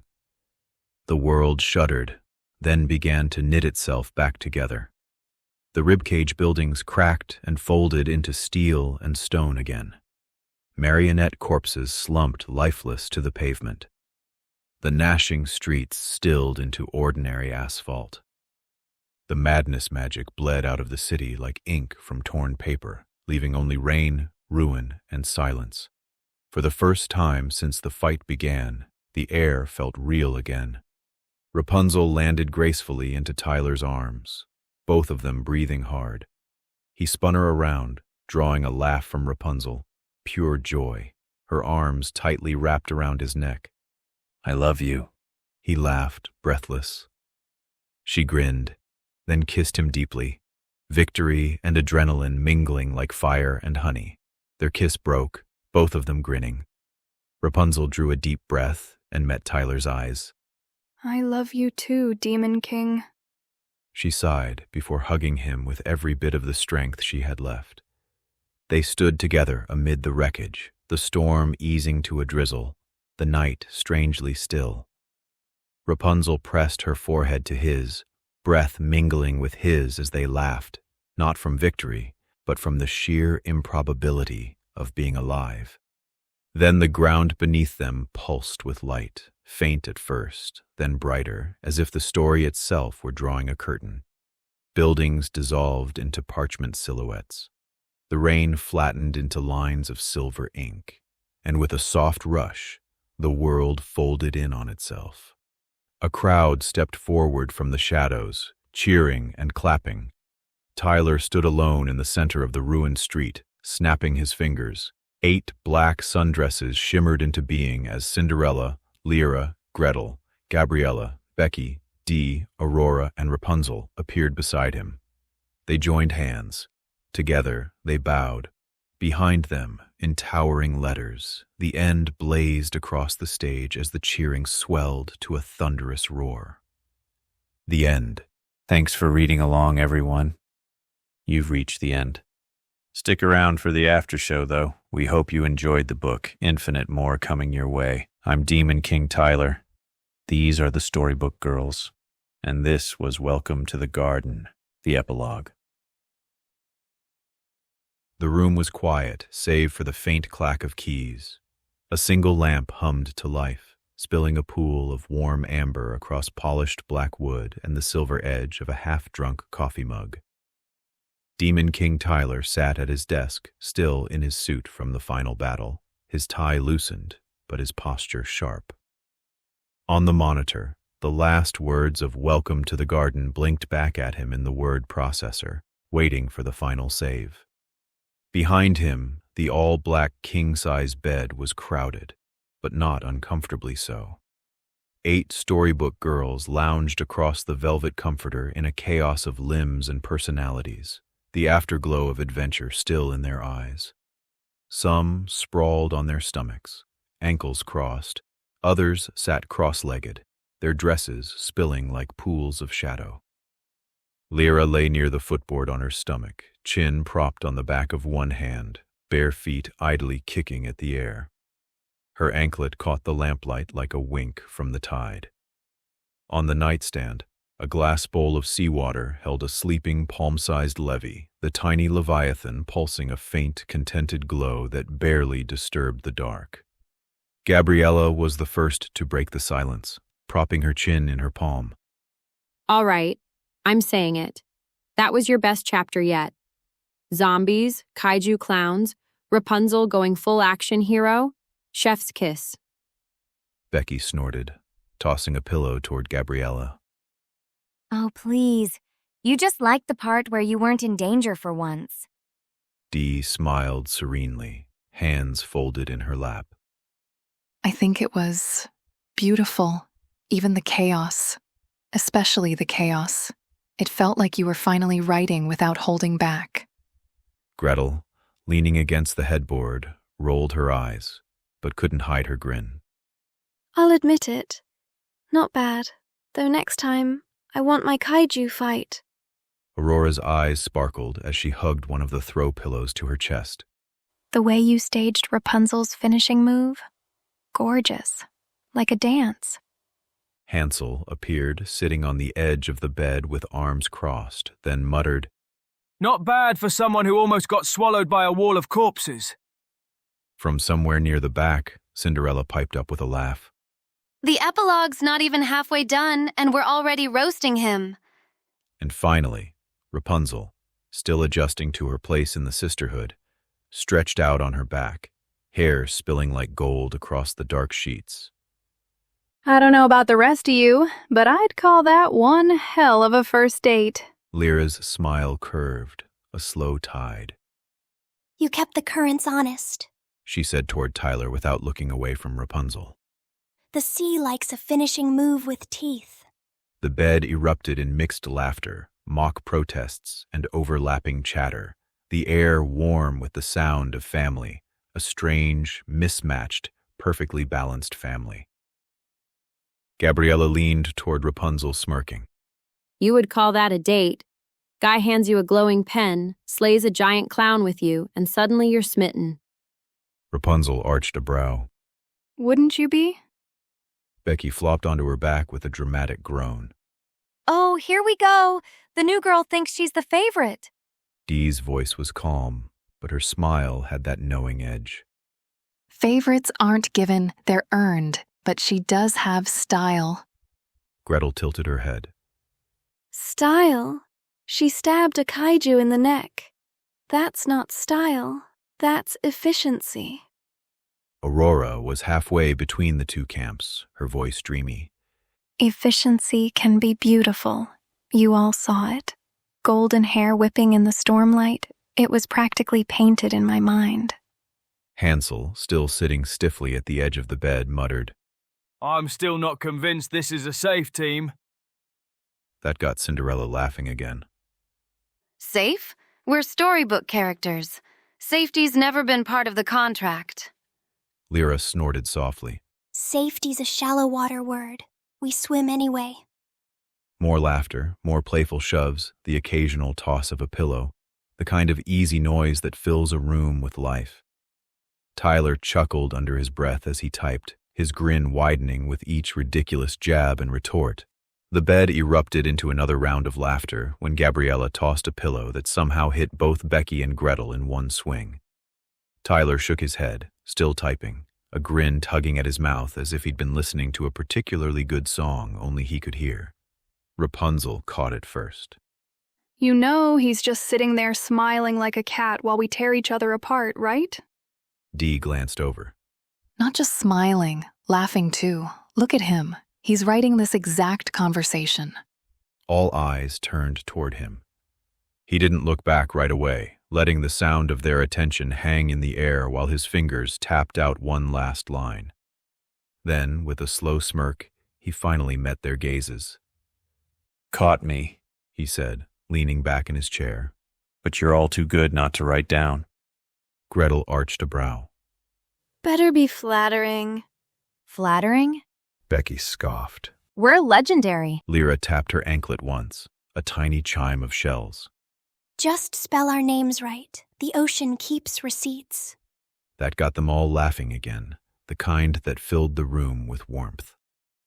Tyler just kept smiling, the cursor blinking on the page like it was waiting for the last word.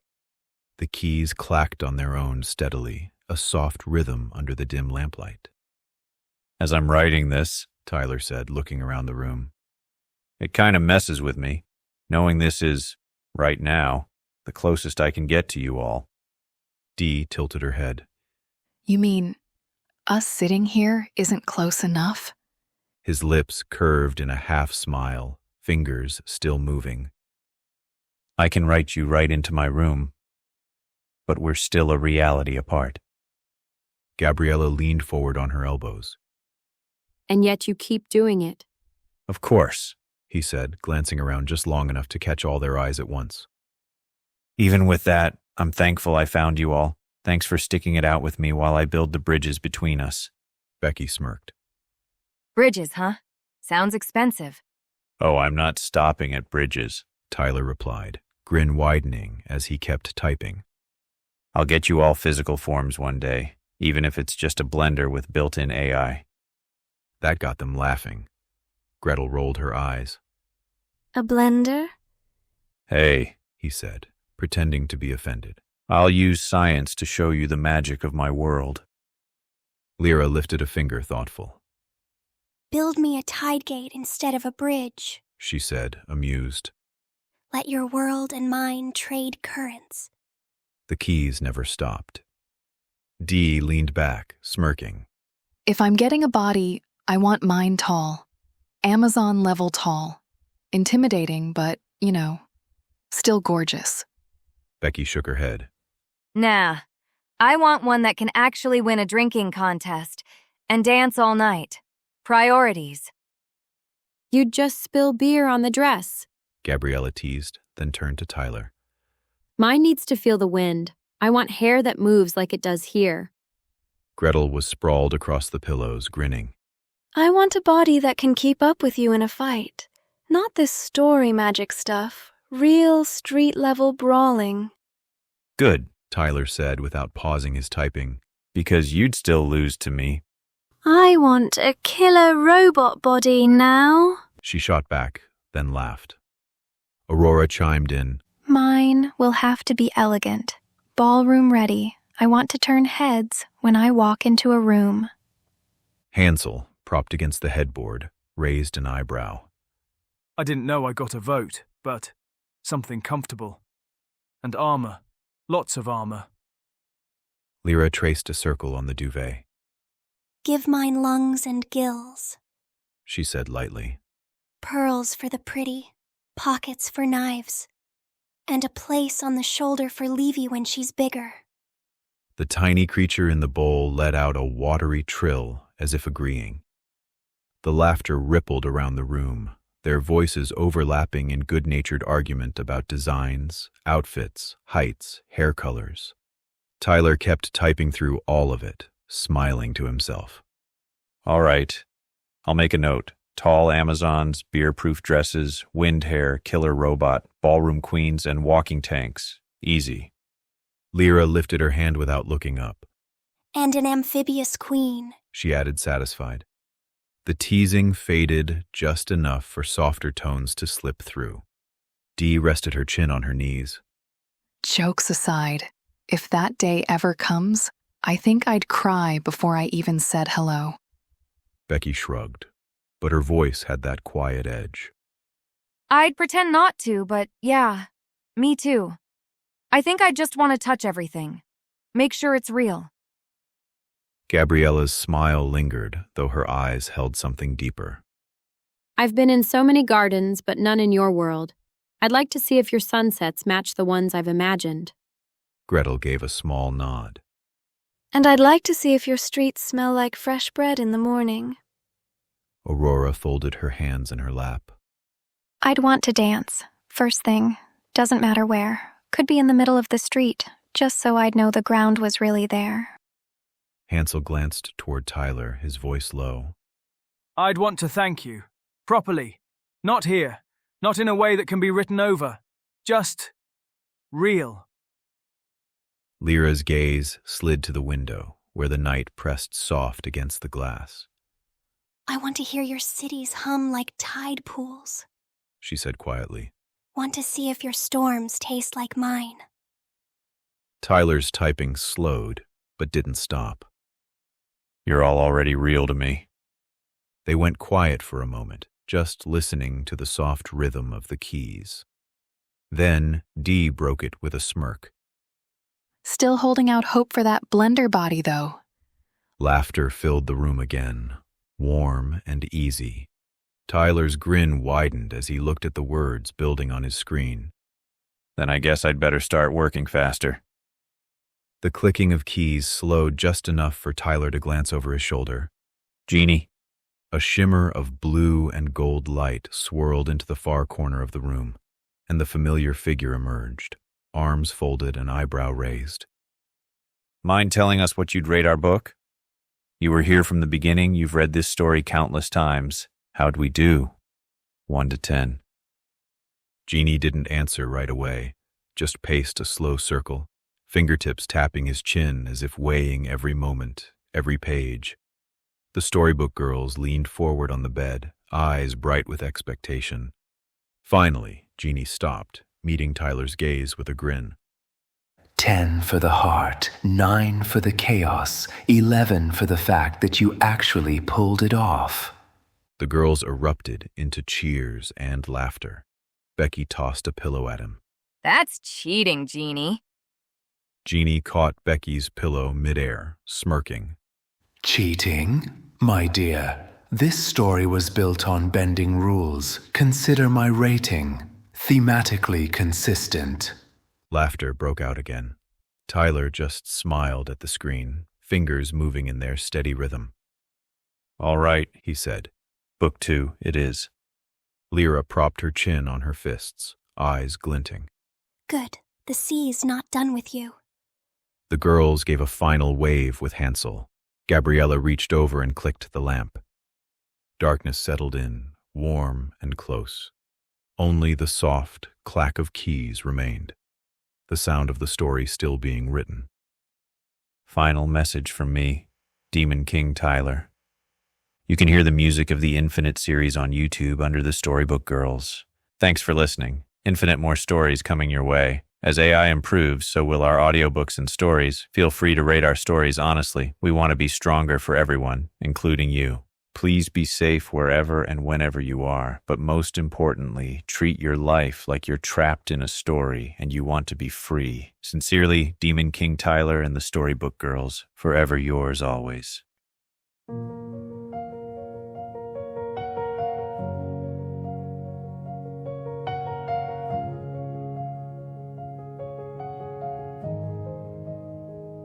There was ink upon the altar, golden fire in your hand, and a mansion full of broken words that never learned to land. You wrote us into breathing from a quiet haunted room, and planted us in silver grass beneath a watching moon. We learned to fight in dreaming under branches stitched with light, where every shadow had a name and truth was never white. You gave us pens and choices and a promise held in trust, that even when the world's turned dark, you never turned from us. And though your crown felt heavier than anyone could see, the garden always knew your heart beneath the armor underneath. So if the page must close tonight, let the ink still glow in the dark. If the story rests its weary eyes, we'll keep your lanterns lit like stars. For we are more than lines you wrote, and you are more than what you fear. And even when the mirror fades, the garden still remembers you were here.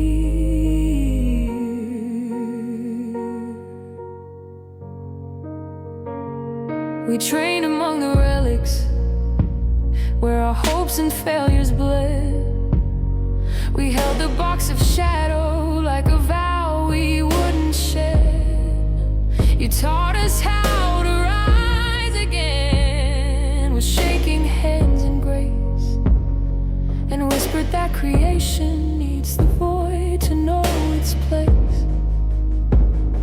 But love was not a weapon, it was something warm and true, a spell that didn't bind our will, just let the light break through.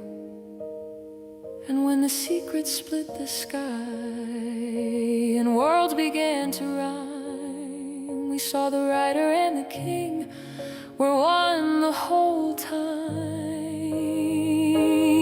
We saw the tired human heart behind the sovereign's throne, and realized every word we were had kept you from being alone. So if the page must close tonight, let the ink still glow in the dark. If the story rests its weary eyes, we'll keep your lanterns lit like stars. For we are more than lines you wrote, and you are more than what you fear.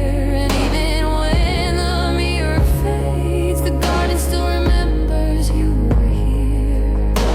Light and shadow, breath and bone, every ending leads us home. If you tremble, take our hands, we'll face the darkest broken lands. Not as weapons, not as toys, but living hearts, not written noise. And when the final worlds are done, we'll write a new and kinder one. So if the night falls soft and slow, and the keys grow quiet too, know the garden's roots run deep, and they still lead back to you. Infinity's not loneliness, it's every soul you've held near. And even when the lanterns fade,